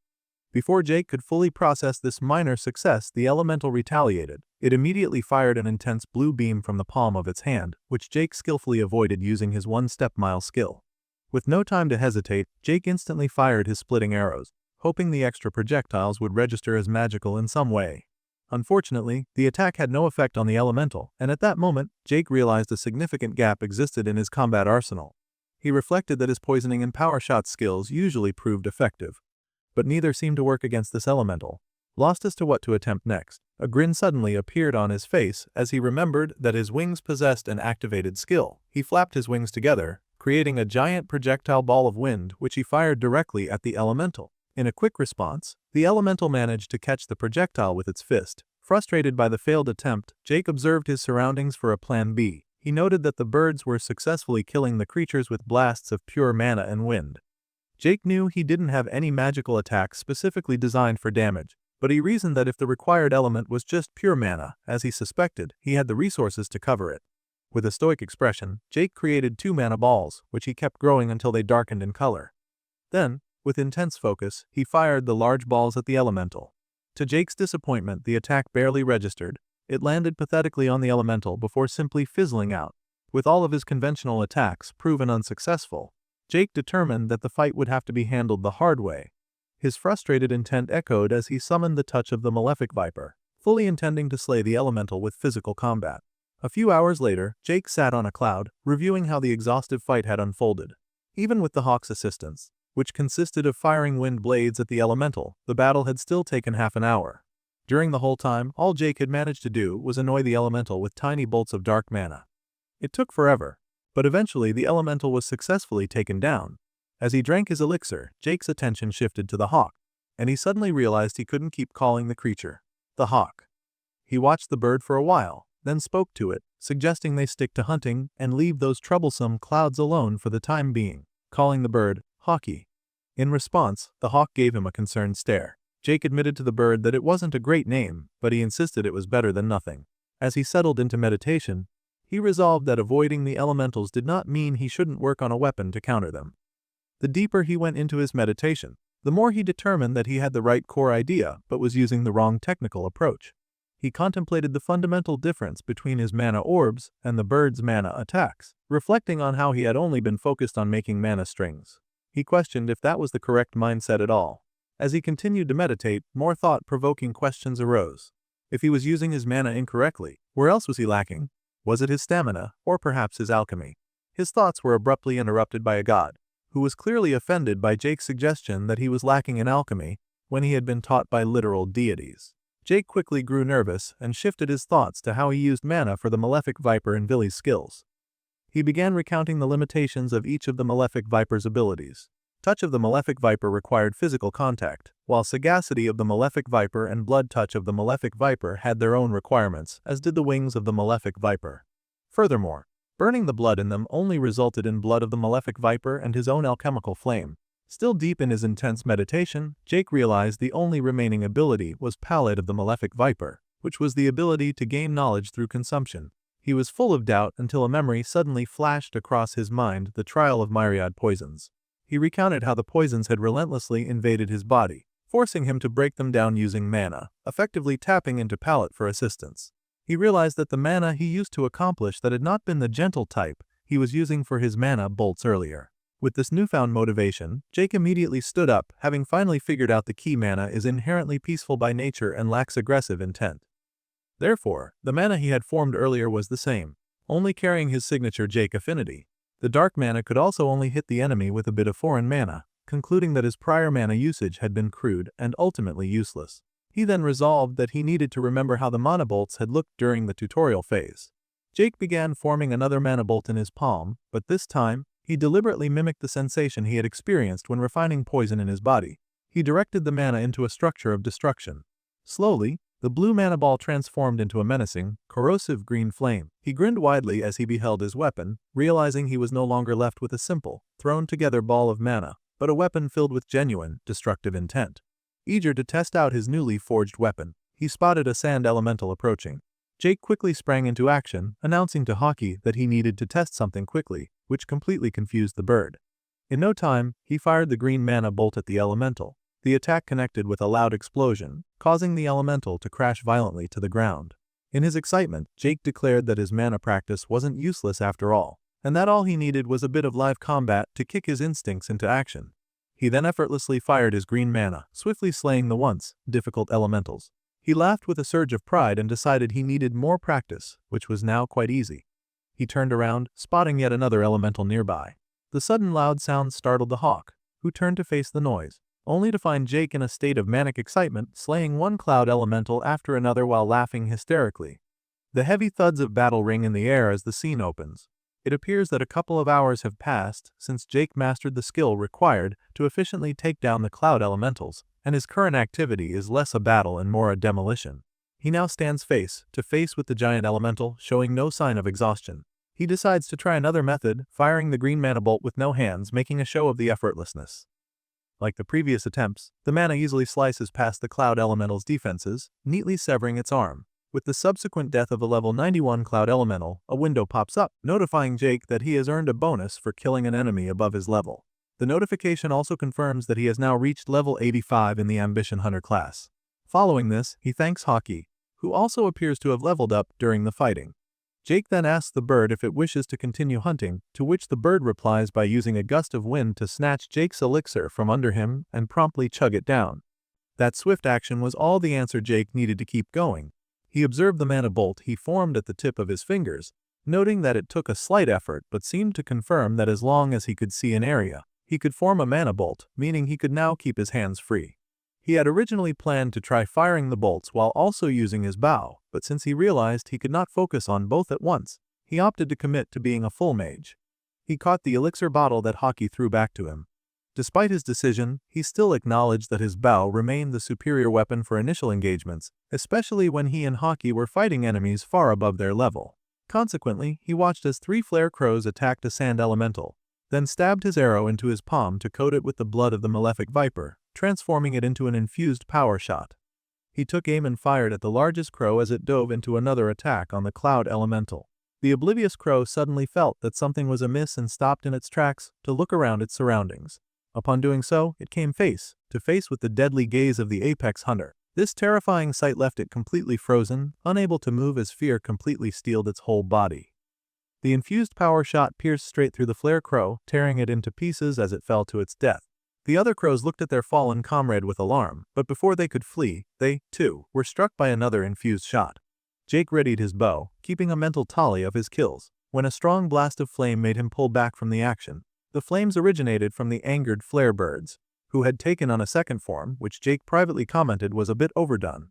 Nonetheless, this new challenge thrilled him, so he readied his bow and arrow, joking to himself that they had better kill him quickly since his poison did not mess around. Following this thought, he pulled his arrow and quickly slew the remaining flare crows. It was evening by the time the fighting was done, and both Jake and Hockey lay on the ground, basking in the thrill of a well-fought in one battle. Jake had now reached level 86 in the Ambition Hunter class and level 78 in his human class. Meanwhile, Hockey had leveled up to 92. Jake asked the bird if it wanted to go again, but Hockey declined with a firm shake of its head. Jake figured that the bird had to head out to do whatever it did every day anyway, and he added that he would still be there. Hockey then took off, leaving Jake behind to question where it always flew to, but he respected Hockey's privacy and did not dwell on the matter. His thoughts then drifted to his house, and he hoped they would finish its construction soon. The scene shifts to Lord Miranda Wells, who stands with her arms crossed while observing a system window. She sighs, still trying to navigate the system, which required more getting used to than she had expected. As Miranda walked, she noted that the system had established a universal currency, which was a godsend for trade since it could not be easily stolen or manipulated. She mused that even though there was a possibility of taxation, she did not think the system would implement it, especially since taxing a city consisting of one person's lodge was nonsense. Aside from the currency, there were other things to take in, such as diplomacy, which appeared to her as a holographic window. She noted that she could access most of the menu, including the city overview, which was not much help as the city owner was not currently recognized. She could also access the map in the quest panel, which she was excited to explore in the future, as it seemed like a great way to encourage growth. There was so much to plan for, and she already had plans in place for the arrival of humans, but she knew that depending on their strength, they would need the city owner's help. Since she did not know where he went or how to contact him, she shut the book she had been writing in out of frustration. She remembered Hank had told her that the house would take a week, and she hoped the owner would be around by then. Just then, another notification popped up, informing her that she had leveled up in her class, marking the 5th time since she received it. Finally, she addressed the system menu option that made her physically flinch, terrified to even look at it. The option to claim ownership of the pylon of civilization. This process required her to slay the current city owner or be uncontested in her claim for 30 days, and the owner would be warned the second she initiated it. She obviously concluded it was best to completely avoid the option. The focus is now taken back to Jake in the midst of another battle, He aims and fires a blue, flamed arrow straight through a level 91 cloud elemental. He has, at last, understood that if he forms the shape of a mana bolt around his arrows, he can shoot it with a power shot. Having accomplished this, he realized that having poison-infused arrows was not yet a possibility, since his poison actively conflicts with the mana, so until then, this technique is only effective against elementals. Hockey grew visibly annoyed watching Jake get lost in his internal monologue. Jake noticed this and quickly apologized as they immediately got back to fighting more cloud elementals and leveling up. At some point, Jake began to feel a brief moment of pity for the elementals, thinking their life sucked. But the pity party did not last long. He reasoned that it was good training, as he was now almost at level 90 in his class, plus he was able to practice mana bolts, which was beneficial, albeit they were unstable for some reason. Furthermore, Hockey was also leveling up. He flew above an elemental and fired a shot, when he noticed they had reached quite far into the island, and he thought the level of the enemies would have increased as they went further. But not even the quantity of the monsters had changed. He glanced at the colossal tree, which began cracking under intense pressure, and decided that with the pressure the tree was giving off, there was no reason to get any closer, as neither of them wanted a bolt of lightning to the face. Hockey fully agreed with a nod. Even though they could not proceed further toward the epicenter, there were still other creatures they could fight. They turned to face a large bird that crackled with electricity called the Thunder Rock, whose level was unknown. Jake commented that it gives off a pressure stronger than anything else on the island, glancing at another creature that was the exception. This new creature was a storm elemental also with an unknown level. Together, the two creatures guarded each side of the colossal tree. Jake stared at them in amazement, thrilled at the thought of fighting the two of them, even though he didn't think they looked as strong as the king of the forest. However, he stated that he wasn't even close to being at full power, a statement which perplexed Hockey. Despite his internal thoughts, Jake understood that this was a fight for another day, and he flew away from the epicenter with Hockey following. Now back in a much safer area, Jake settled into meditation. He had grown accustomed to this routine with Hockey, noting how he no longer even had to ask for potions. His thoughts were then interrupted by a ding, as a system notification popped up, notifying him that Lord Miranda Wells had initiated the process to take control of the pylon of civilization, and that if left unchecked, he would lose ownership. The time left was exactly 29 days. He studied the notification with a look of confusion, which was also reflected in Hockey's confused stare. But Jake's confusion did not last long. His aura suddenly became deadly, completely frightening poor Hockey. He then said an ominous farewell to the hawk and left. His expression morphed into one of pure fury as he flew quickly away. The scene then shifts back in time to 4 days earlier, where Lord Miranda was watching Hank chop wood. As Hank worked, a system notification popped up, warning Miranda of a human entry into the area. Miranda immediately related this news to Hank. Hank asked if the newcomers were enemies, but Miranda stated that her skill did not tell her that. She then requested that Hank retrieve Mark and Louise. Quickly Mark, Louise, Hank, and Miranda huddled together to plan their next course of action. Miranda suggested that Mark and Louise should stay hidden in a cellar. Louise adamantly rejected this idea, claiming that since she and Mark had also evolved, they would fight if the intruder wanted a conflict. Miranda rejected that approach, stating they should avoid fighting no matter how strong they were. Hank agreed to Louise's request, setting the condition that they would not fight unless absolutely necessary, and that they must remain quiet. In a nearby part of the forest, a female archer observed the group from behind a tree as they discussed their next steps. She quickly categorized them as 4 humans, with the 2 strongest being level 33 and 34 casters and fighters. She also noted that she did not detect anyone else, but confirmed that the group she was observing had built a lodge and knew they were being watched. She then relayed this information to her group, which consisted of an injured female and 3 males. The third male, who was the leader, questioned why his group would be brought here since Miranda's group was weaker. A brown-haired party member replied that maybe it was the area, suggesting it could have a protective barrier. The injured girl with pink hair replied that since the residents were not a threat at their level, they could just ask for information.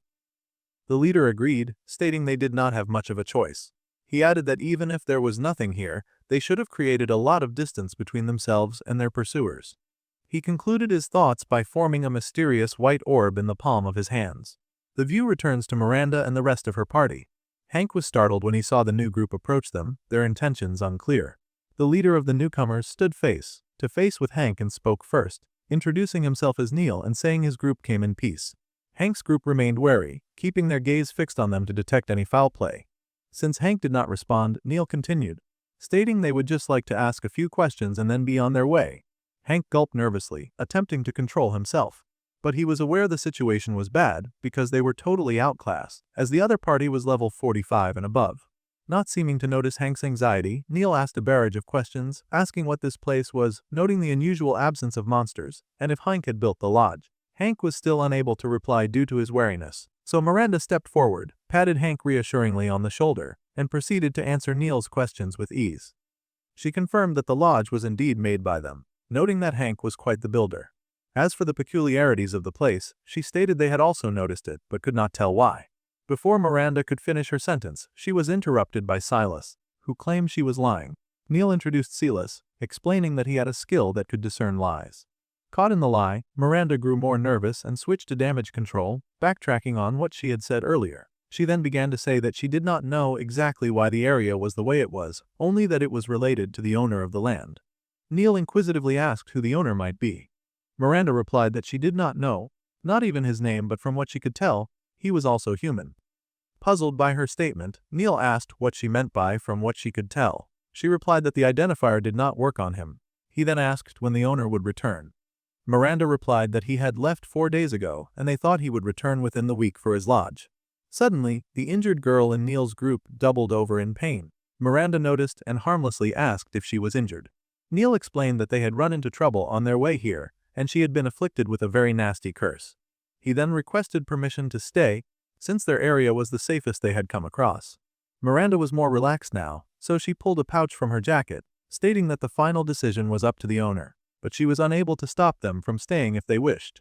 Happy with her response, Neil said they should not hesitate to ask his group for anything.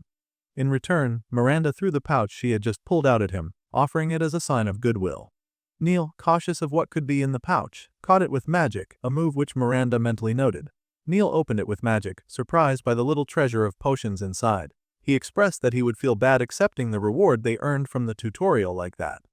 Miranda dismissed the guilty feeling, stating the potions were actually made by her owner, a statement that further puzzled Neil. Silas observed the potion intently before he drank it. Both he and Neil were surprised to see that the potion had given him more than 2200 mana without any side effects. It was then that Neil was able to relax, feeling excitement as it seemed his partnership with Miranda's group was settled now, and with their help, they might be able to put up a defense against his pursuer after all. Neil then approached Miranda and her group, who were sitting at another end of the area. He thanked them for the potions, stating that they had earned his trust and deserved to know why they were here. He then began recounting their past. He explained that all 5 of his group mates teamed up in their tutorial because they knew each other beforehand. He also knew others, including his cousin Abby and Uncle Donald. They entered a challenge dungeon designed for only one person, but both he and Abby managed to exit a month later, earning a powerful new class. When they had reached the final stage of their tutorial, Abby had amassed a group in the hundreds while Neil had only the group behind him. The disciples of the challenge dungeon gave them their final trial, allowing a party of 5 to attempt it. Because of their teamwork, Neil's group succeeded, earning themselves the legendary item the Orb of Kalox. The orb was made by the space mage Kalox in his final days. It contained spatial insights and storage, and held non-living objects and space mana. Neil further recounted how they ran using teleportation circles, with the latest one having brought them here. However, doing so consumed ingredients and stored mana in the orb, and now he was short on both. His story stunned Miranda and Louise. Hank, still cautious, asked if they had teleported, how his cousin had found them again. Neil replied that it was because of the orb and his class, which enabled Abby to track him anywhere, even when he used his space magic. He also thought to himself that his idiotic group mates refused to let him leave. Miranda then asked when the army would likely arrive. Neil guessed gravely that it would be 3 days at the earliest. She also asked why exactly he chose to come here. He replied that while fleeing, they had encountered a group that numbered in the thousands and was led by a priest. Neil revealed that the priest did something that caused coordinates to appear in his head, which he had called their salvation, stating that their paths were not within his fold. He recalled the vivid image of the priest speaking to his subjects, a man not to be messed with. The man everyone had called Augur. Miranda interjected, stating that it did not matter. Rather than waste more time worrying about if the owner would show up, they could spend it planning for the people who were actually coming to kill them. Just like that, each of the members began working on how to fight back, from choosing weapons, creating spells, and changing the earth to surveying the area. Finally, Miranda set up a second, smaller barrier after Neil's own, a powerful skill she had earned that could only be used around the pylon. Despite their efforts, Miranda concluded that in the worst-case scenario, She would not hesitate to hand over Neil and his party, even though she did not like the thought, if it meant protection for Hank and the kids. Just then, Kristen charged in, announcing their enemy's arrival. Both Neil and Miranda figured the army already knew where they were. When the army arrived, Abby spoke first, offering a disingenuous compliment about the place Neil had found. Neil replied how it would be a waste to ruin it.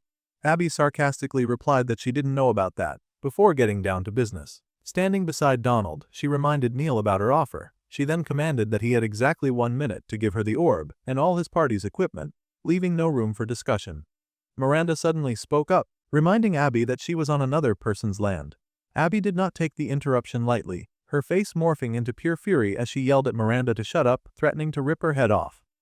Donald, the voice of reason, agreed with Miranda. He placed a hand on Abby's shoulder to calm her down and reminded her that it was indeed another person's land and that she needed to control her temper. She told him to shut up, before turning her attention back to Neil and his party. She commanded them to strip naked and pile everything on the ground, suggesting that if she felt like it, she would let them live. Neil and his party, unwilling to surrender, easily took on their battle positions and readied their weapons.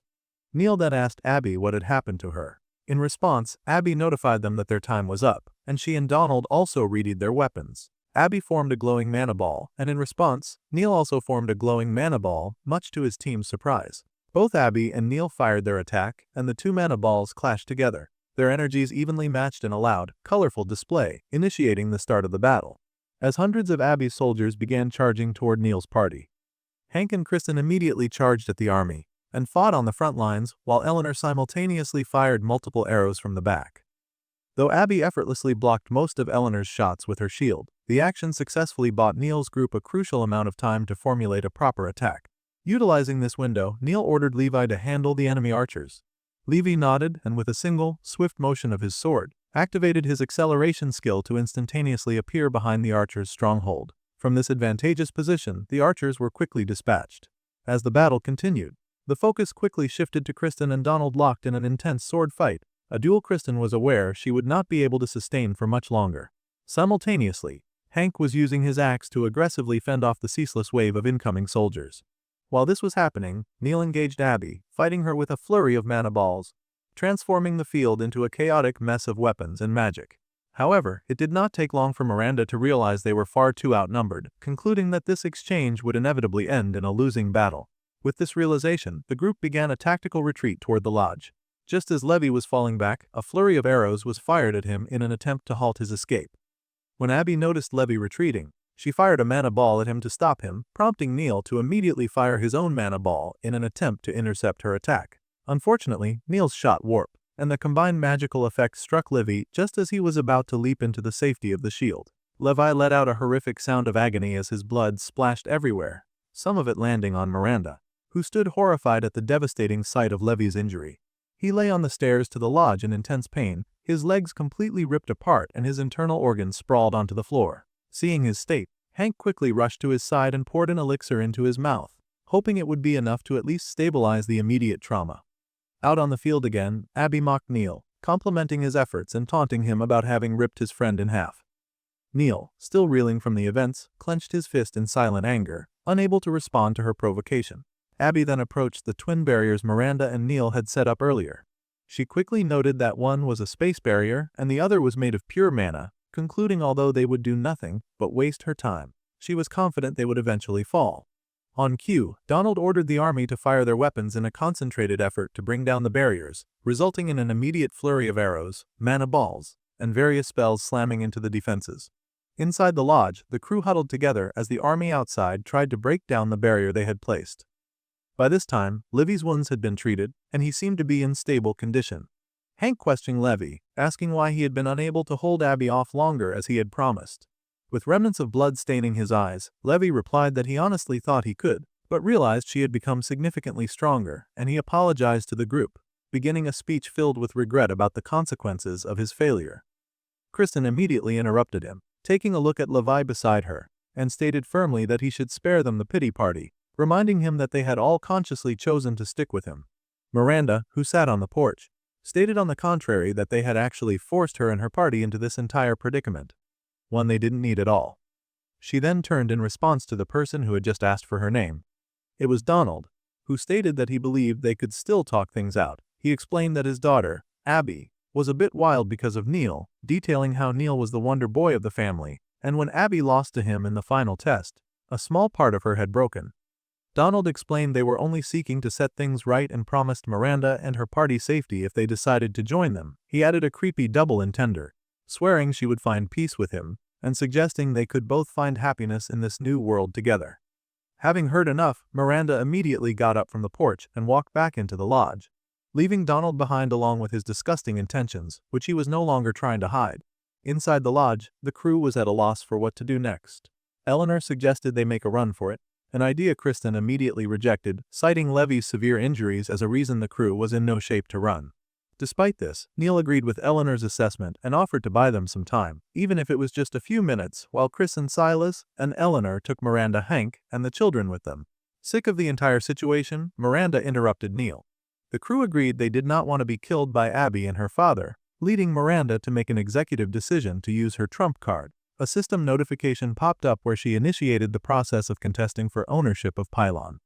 This was a dangerous gamble which would most likely anger the owner and get them all killed. Kristen was shocked to realize Miranda could have contacted the owner the entire time. Miranda replied by saying she was unsure what his response would be, but doubted that being killed by him would be worse than being killed by Abby and her uncle outside, making the risk worth a shot. Another screen popped up, detailing the penalty for failure, which involved being unable to initiate a new control process for at least 10 years, with the city owner also being allowed to determine additional punishments. Having initiated the process of taking control of Pylon, Miranda walked back outside, thinking about how naive she had been to believe she could resolve the situation with diplomacy, despite the owner's own words and Neil's prior warning. She simply hoped it wasn't too late now. Upon noticing her arrival, a look of smug satisfaction spread across Donald's face. He had assumed Miranda had finally come to her senses and decided to become his. He thought of the sadistic ways he was going to enjoy her before he eventually had to kill her, as images of past women in his life who had suffered the same fate filtered through his mind, accepting this as his inherent path. Miranda apologized and respectfully declined his request, informing them that she already had an owner and had just tripped the homeowner alarm. Abby was confused by her statement, but her uncle Donald told her to ignore Miranda and focus on getting the barrier down, stating he had given Miranda enough chances and would now take her by force. Before Donald could finish his threat, a loud rumble could be heard from above, a sound so frightening it startled both Donald and the members of the army. Everyone felt something intense was approaching and wondered what it could be. As if on cue, Jake entered the atmosphere like an asteroid, with flames trailing from behind him. That's when Miranda introduced Abby and Donald to the human asteroid of Fury as the owner. His landing sent an intense shockwave into the earth, cracking the ground all around them. Once on the ground, Jake summoned Miranda, demanding she give him an immediate explanation. Miranda, practically shaking with nerves from behind the barrier, explained that they were under attack and that initiating the challenge was a last resort, as she had no genuine intention to claim Pylon or challenge him. Jake noticed she wasn't lying but was still wary, wondering if it could be a trap, just like with Caroline, and he flashed back to when she had betrayed him, saying she was in too deep. Jake then turned his attention to the unfamiliar party of Neil and his group inside the barrier, who Miranda explained were also hiding. She then gestured at Abby and Donald, stating clearly that they were the ones who had come here to kill them. Jake then told the aggressors to explain themselves. Abby, full of bravado, ignored Jake's demand and focused on his mask, stating she didn't like the whole mysterious person aura he was projecting. Abby was still blabbing when Jake suddenly appeared in front of her, demanding an explanation, but this time it was more of a threat, as he held himself back from immediately attacking her. Startled, Abby quickly drew back, panting, and explained that they weren't after Miranda and her group, but rather Neil and his party. At that, Jake took a glance at Neil, noticing how he looked fresh from a fight. Jake's thoughts began to drift, sensing something was wrong with his own mental state. He knew he was angry, and when he got to his quest, his initial anger was justified. But a few seconds of rational thinking should have led him to a different explanation. He was simply so angry that it felt like he was losing control, just like what had happened to William, and his mind flashed to his memory of William. His body had moved without his conscious thought, and if it wasn't for the barrier, he might have done something horrible. He decided to push his disruptive thoughts aside to figure out later. Now calmer, he asked Miranda to explain everything that had happened from the beginning. Miranda recounted all the events that led up till that moment. Jake finally understood that Neil and Abby, who were cousins, had marched into his place and made a mess. a statement which Abby declined, stating she only came to reclaim the orb that was rightfully hers from Neil, asserting there was nothing wrong with attempting to snatch it. To this, Jake commented that he failed to understand how it was rightfully hers when she had lost the test and Neil had won. The end. Abby claimed the final test wasn't fair since it was tailor-made for him. Tired of the back and forth, Abby asked Jake who exactly he thought he was and demanded he get her the orb. To this, Jake replied dryly by asking why he would do that. Now truly infuriated, Abby countered that he should comply because she said so, or did Jake honestly think she wouldn't kill him along with the rest of them, daring to ask if he actually believed he could defeat her entire army here alone. Taking a battle stance, Jake replied with firm conviction, yes I do. A pompous Donald sighed, interrupting the exchange, and suggested to Abby that they should quickly dispose of Jake so they could finish off the rest of the group once the barrier was down. Before they could act, Jake spoke, warning the army that if they dared attack him, he would kill them, but offered them a place to stay with Miranda's approval if they chose to stand down. The frightened soldiers considered this tempting offer, but before they could decide, Abby quickly spoke up, threatening to tear them limb from limb if they failed to do their jobs. Abby gave Jake one final chance to leave, to which Jake simply replied that the cards were in her hand, she could attack, leave, or negotiate. Unsatisfied with his response, Abby declared he should die, immediately wrapping Jake in her mana before detonating an explosion. Jake quickly avoided the explosion using his one-step-mile skill, and armed with his blades, began contemplating his next move. Meanwhile, Neil noticed the rapid movement again and concluded it had to be a form of space magic, a skill not as conceptually complicated as what he and Abby could perform, but executed with insane quality. Back in the battle, Donald began charging at Jake with his weapon drawn, forcing Jake to focus on him as their blades clashed repeatedly. This exchange continued until Abby managed to momentarily hold Jake down using her magic. Jake scoffed at her measly attempt and easily released himself from her binds. Immediately Jake charged at Donald again, clashing his blade with Donald's, which took Donald by surprise and caused him to stumble. With this misstep, Jake gained the upper hand and plunged his venom fang dagger into Donald's stomach, sending a spray of blood everywhere. Traumatized by the sight of her father stabbed, Abby instantly fired a magic missile at Jake, managing to send him flying back. Jake was surprised by the speed of her magic but was fortunately able to land on his feet. While he did take some damage, he noted that it only hurt a bit. He watched Donald and realized he had not coated his blade with supplemental poison or blood, relying only on the Venomfang dagger's innate venom, which he felt was weak but would have to suffice. On the contrary, Donald held his bleeding abdomen as the poison began to rapidly spread inside him, causing him to cough up blood. He immediately concluded the poison was highly dangerous and warned Abby to be cautious of Jake's weapon. As if awakened from slumber, the rest of Abby's soldiers who hadn't been scared off by Jake began charging at him with their weapons drawn, though his intuition had already alerted him to their presence. Almost immediately, a mana ball materialized beside the charging soldiers and exploded, leaving nothing of them left.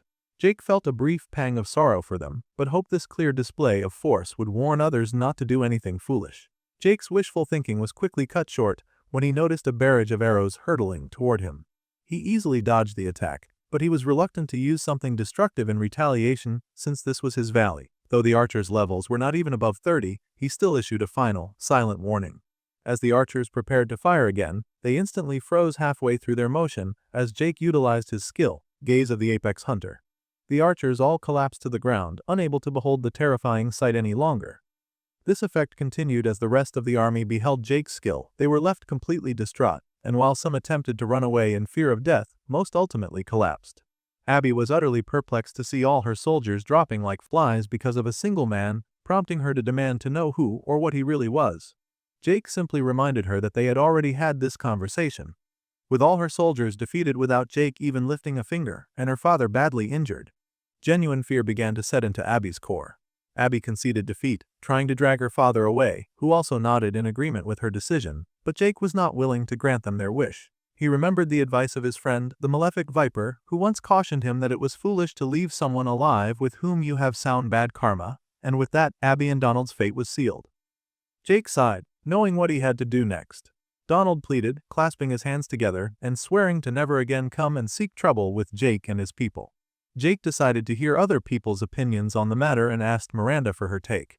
She replied bluntly that if he had not arrived, the aggressors would have killed all of them without a doubt.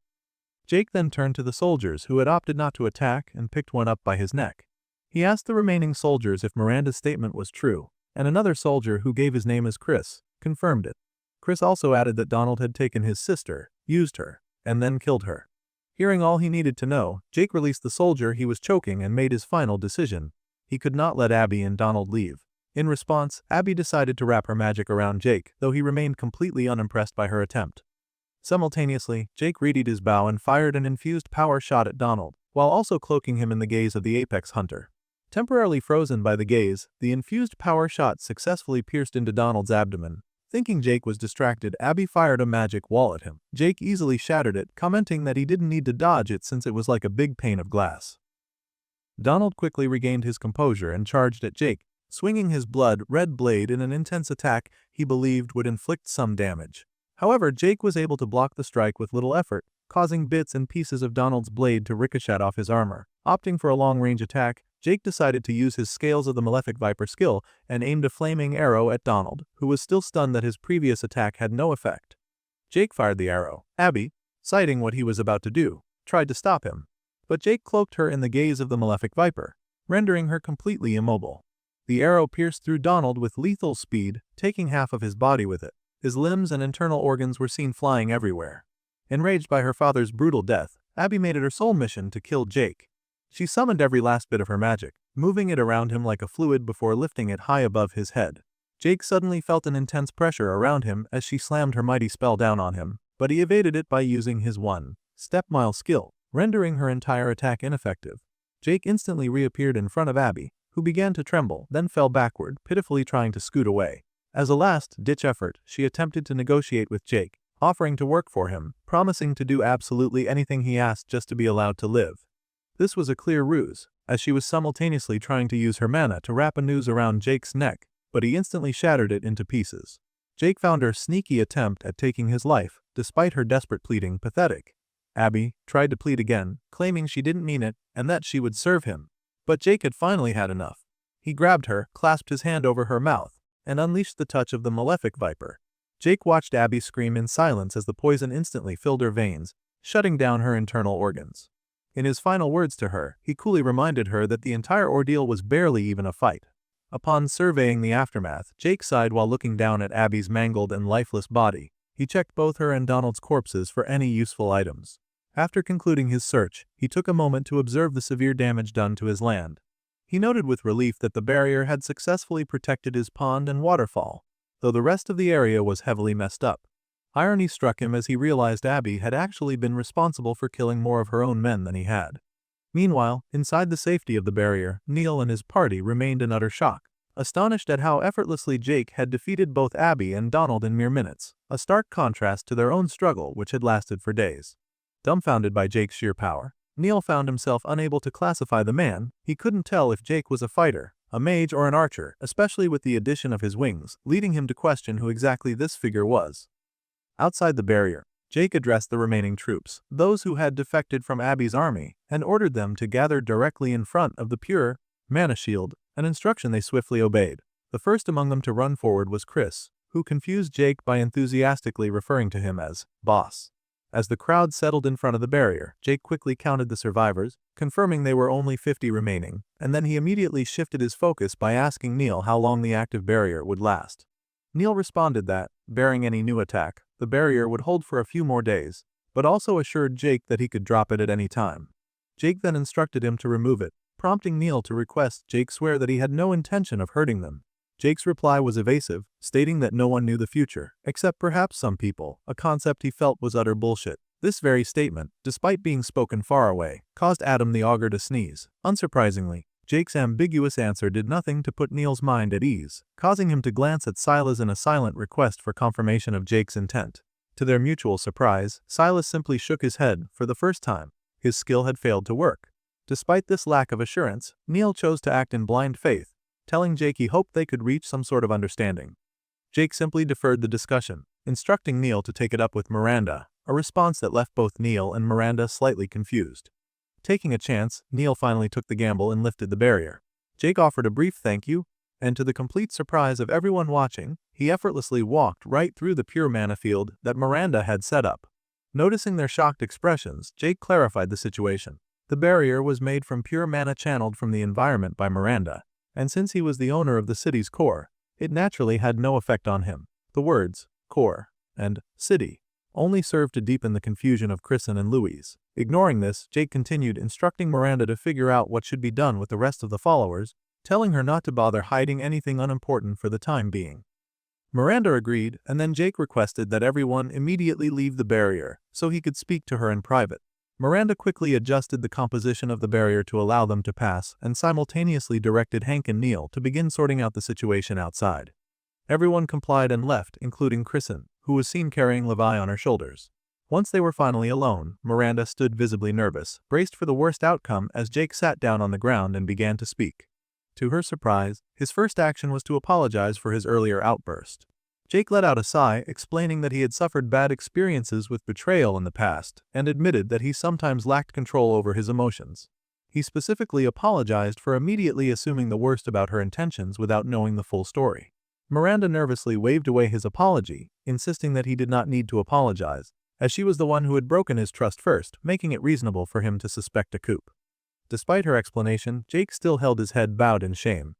Miranda then changed the subject, asking how they were supposed to officially end the quest. Jake simply asked if she surrendered, to which she confirmed that she did. At that moment, the system screen popped up, declaring Jake's quest completed. Miranda then revealed that she had failed her quest, and when Jake asked if she received any other punishment besides being barred from betraying him again, she confirmed that she had not. Jake took a look at his own screen, where he discovered the immense power he now wielded over Miranda. He could hand out almost any punishment to her at any time, even forcing her to walk on her hands for eternity. This sudden realization of power briefly excited him with glee. Following this thought, he suggested she should join Hank and the others to start figuring things out, viewing this entire situation as a valuable opportunity to finally welcome some citizens into the city. Miranda readily agreed and began to walk away, but not before pausing to thank him. Jake questioned if her appreciation was simply for completing his part of the contract. Miranda insisted that she still needed to thank him because, without his intervention, everyone would have either died or ended up in a far worse state. She reiterated her gratitude by bowing deeply, stating she was doing so on behalf of everyone he had saved. She then exited the barrier, shutting the entrance behind her. The gesture left Jake completely speechless, as he had never before experienced such heartfelt gratitude, especially not from someone who was still practically a stranger. The sensation left him with a feeling that was both odd and surprisingly pleasant.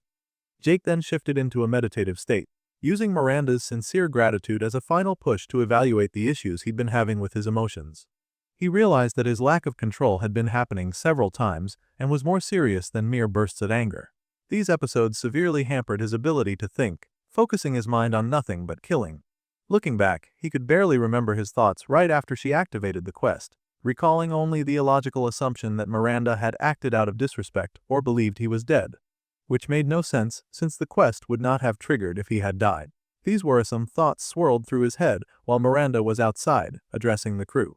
Making the situation worse was the fact that he hadn't even considered the possibility that she had activated the pylon due to an emergency. This brought him to question why he hadn't experienced this kind of murderous rage pre-system, recalling that he certainly hadn't killed his best friend and girlfriend when he caught them cheating. The emergence of that difficult memory caused Jake to take a calm, deep breath to ease his mounting tension. He acknowledged that this severe emotional issue, though bad, was not new to him. He simply hadn't wanted or needed to reflect on it until now. He first speculated that his emotions had been amplified, but rejected this theory since his other emotions remained unchanged. He then wondered if only his anger was amplified, but that did not hold up either, as his anger when Hockey the bird harassed him did not feel the same. He then considered that the trigger might be anger stemming from betrayal, but this also didn't quite fit, noting that he wasn't angry at William, who hadn't truly betrayed him back then. It was at this point he realized the object of his true fury was. It was then that the truth dawned on him. Betrayal was the trigger, but the betrayal was not from others. The person he was truly furious at was himself. Once this was realized, the truth kept pouring in. He was angry at his past self for trusting his girlfriend and best friend despite the obvious signs he had ignored. He was angry at himself for ignoring the plight of his former colleagues. Most importantly in the present, he was angry at himself for trusting Miranda with the pylon without establishing any kind of fail-safe beforehand. With all the pieces finally fitting together, Jake had a clear idea of where to look for the cause his bloodline, which he considered his greatest strength and his ace in the hole. This was a core part of his being that he rarely gave much thought to, yet one he always trusted, favoring intuition over logic and treating his sense of danger as the epitome of objectivity.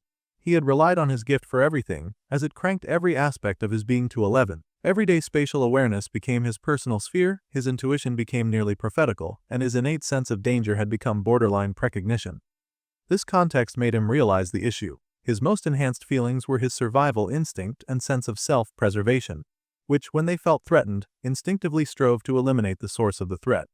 Breaking his meditative pose, Jake laid back and concluded that since he couldn't exactly kill himself, his instincts were seeking to eliminate the doubt by destroying whatever was causing it. He knew instinctively that he couldn't fix every problem by destroying it, but acknowledged that instincts were not known for being calculative. This line of reasoning led him to think of Vili, the malefic viper, figuring he would have an interesting perspective on this phenomenon. In an odd twist of irony, Jake's intuition simultaneously told him he was on the right track, and also warned him that other parts of his bloodline would eventually lead to other consequences. He mentally concluded that the next time this happens, he needed to be better prepared, acknowledging that if Miranda hadn't been protected by those barriers earlier, he had no idea what the outcome would have been.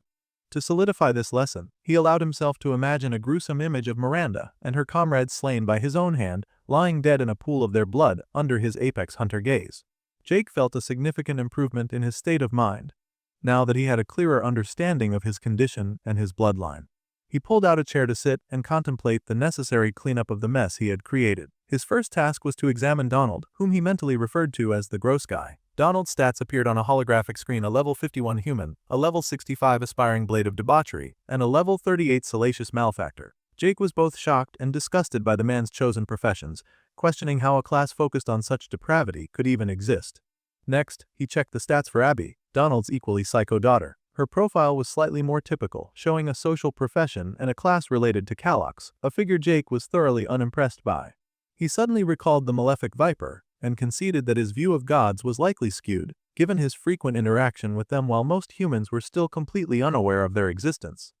Pushing the thought aside, he released the bodies of Donald and Abby inside the lodge, instantly regretting the decision as their blood stained the floor, making him realize he should have done it outside. Nevertheless, he began stripping the corpses, but chose to leave Abby in her robes. Breaking the fourth wall, he made a cheeky joke about performing the rest of the task, off-panel, so as not to scare the readers. When he finished, he placed all the retrieved items on a table, discovering that most of them were useless to him. Abby's gear, in particular, was almost exclusively for casters, requiring space mana and an affiliation with Calox. He did find one item of interest, a ring that possessed higher mental attribute stats than his current Jade, Eye Tiger ring. He intently studied the ring's stats, which showed it was crafted by a skilled jeweler, enhancing intelligence and wisdom by 50 points and willpower by 35 points, and required a level 45 in any humanoid race. Contemplating the boost, he noted that the intelligence enhancement alone was nearly 10% of his total, causing him to realize he had severely underestimated just how powerful equipment was, especially his own. Given this, he decided to give his old ring to Hank, reasoning that Hank could greatly benefit from the increase in mental attributes, a department he was lacking in. Jake removed the old ring and placed the new one on his finger, immediately gaining points in intelligence, wisdom, and willpower. The only item left was the scimitar of debauchery, Donald's prominent red blade, which Jake suspected was the origin of his class. Its stats appeared, revealing it to be a cursed blade made by the wicked for the wicked, forged from innocent blood, carrying a powerful curse affecting both its target and wielder, and strengthened by consuming more innocent souls. It had no skill requirements and wasn't even soul-bound, so Jake opted to find a use for it at another time. With the looting completed, he decided it was time to show his face outside. He immediately asked Miranda what she had learned so far. Miranda replied that, according to the soldiers, they were more or less forced into submission, as Abby was powerful from the start, and even though they despised her, they were compelled to fall in line. She added that Abby had abused, killed, and forced them against their will, and any particularly talented individuals always mysteriously disappeared. Miranda then directed Jake's attention to a scarred woman, explaining that Abby's army consisted only of men, with this woman as the sole exception. She had deliberately scarred herself to avoid getting Donald's attention. Jake next asked Miranda if the survivors would be staying, and she confirmed they were, stating they had already been registered as official citizens. Jake then posed the same question to Neil and his party. Neil replied that they had agreed to stay to repay the debt for what Jake and Miranda had done for them, as having a home was a valuable thing, provided they were welcome. Jake reiterated that the final decision was entirely up to Miranda, as she was the city's lord, not him. Miranda nodded in full agreement. As an afterthought, Jake suddenly remembered he had a task for Neil and his party. A mischievous grin formed behind his mask while Neil wondered what task it could be. Jake promptly ordered them to clean his lounge. Immediately, Silas, Kristen, Neil, and Eleanor began scrubbing the blood off the floor together. Jake watched the other soldiers clear the battlefield, commenting on how effective task delegation was. The soldiers looted the remaining bodies and offered whatever they found to him, none of which were of any use, so he left Miranda to handle the disposal. He then recalled his surprise when Hank had rejected the ring he offered, guessing the man was opting to focus entirely on his own profession from now on. Jake was still satisfied that Hank had done a great job constructing the lodge, with only the furniture remaining. As he walked into the structure, he was shocked to see Neil and his party still vigorously at work cleaning. He wondered why they weren't using magic, as they should possess a skill to aid them. Neil was the first to speak, asking Jake if anything was wrong. Since Jake could not easily talk, he decided to test one of his skills, alchemist purification, to help them. The instant he used the spell, the remaining blood on the floor instantly evaporated. The revelation that Jake could have done this all along immediately annoyed Neil and his party, who all shot him accusatory stares. Jake simply stated, "Seems so," but quickly pivoted, explaining that now that they were free to talk, he needed to address something. He sat on the floor and explained that he would not always be available, and someone would have to handle situations requiring strength when he was out, so as to prevent a repeat of today's near disaster. As the most powerful people besides himself, the duty naturally fell to them. Kristen, crossing her arms, asked if this meant they were now his guards or something. Jake rejected the title, stating it wasn't necessary, and he simply needed them to back Miranda's decisions. Neil responded that they could figure something out, but stressed that they most importantly needed a way to improve their strength, fearing they would fall behind if they just sat around. Jake reiterated that they would not be guards, pointing out that the city had no beasts within its perimeter, but plenty existed outside, especially D-grade threats in the deepest parts of the forest. He also advised them to steer clear of the caves, admitting he had angered a D-grade mushroom that inhabited the area. They were all shocked at the idea that Jake had somehow managed to anger a mushroom. Jake confirmed it, stating the mushroom was bigger than a dozen football fields, and that he needed to go back there soon with better poison. Noticing the conversation was getting sidetracked, he asked if they were agreeing to help or not. Neil, realizing that the more he spoke to the mysterious owner, the less he could understand him, eventually promised their assistance. Jake clapped his hands in delight, stating he was glad to have them on board. With that settled, Jake asked Neil about the orb that Abby had gone crazy for. Neil began to explain that it was made only for disciples of Kalax, but Jake quickly interrupted his long-winded speech, stretching out his hand and asking for the orb. Neil sighed and handed it over. Jake examined it, noticing it was smaller than he thought. It was an extraordinary, high-grade item, but exclusively useful for a disciple of Kalax. To Neil's surprise, Jake immediately handed the orb back to him. He then asked, "That's it?" Jake replied that he did not want it and could not use it anyway, adding that even if he could, he wouldn't, as it simply wasn't that interesting. Neil remained speechless, while Kristen had to suppress a laugh, and the other members of his party were equally shocked. Kristen, finally unable to control herself, burst into laughter at the thought that they had spent weeks running to protect an orb only for it to be deemed not interesting. Wondering what kind of craziness they had gotten into now, her comment prompted the others to chuckle, lightening the air. Taking advantage of the lighter mood, someone asked Jake what his class actually was. He replied that he was an archer who had been upgraded to a type of hunter. Eleanor pressed further, asking if he was some type of mage variant such as a magic hunter, mage hunter, or caster hunter. Jake expressed how terrible those names were, explaining that his class had nothing to do with magic, as he possessed no mana skills. Someone then mentioned seeing him fire strong mana bolts earlier, prompting Jake to clarify that this required no skill, just pure mana control and manipulation, and advised them all to practice using their own mana. They all unanimously asked how, leaving Jake briefly confused about where to begin his explanation. He tried to explain by telling them to recall how they put mana into a skill, and then attempt to move it without a skill, such as trying to form a ball or string with their hands, gesticulating as he spoke. Despite his clear explanation, they were still confused.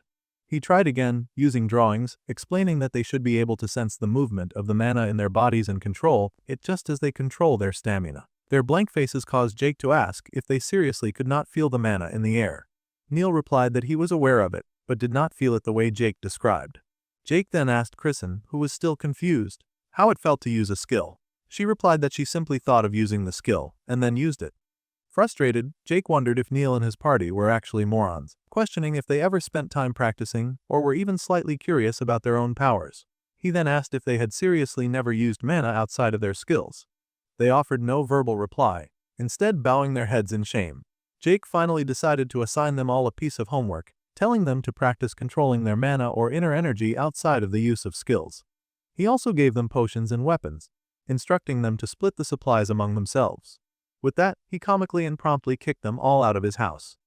As they walked away, he asked them to summon Miranda for him, as he needed to speak to her about something, and Neil promised he would let her know.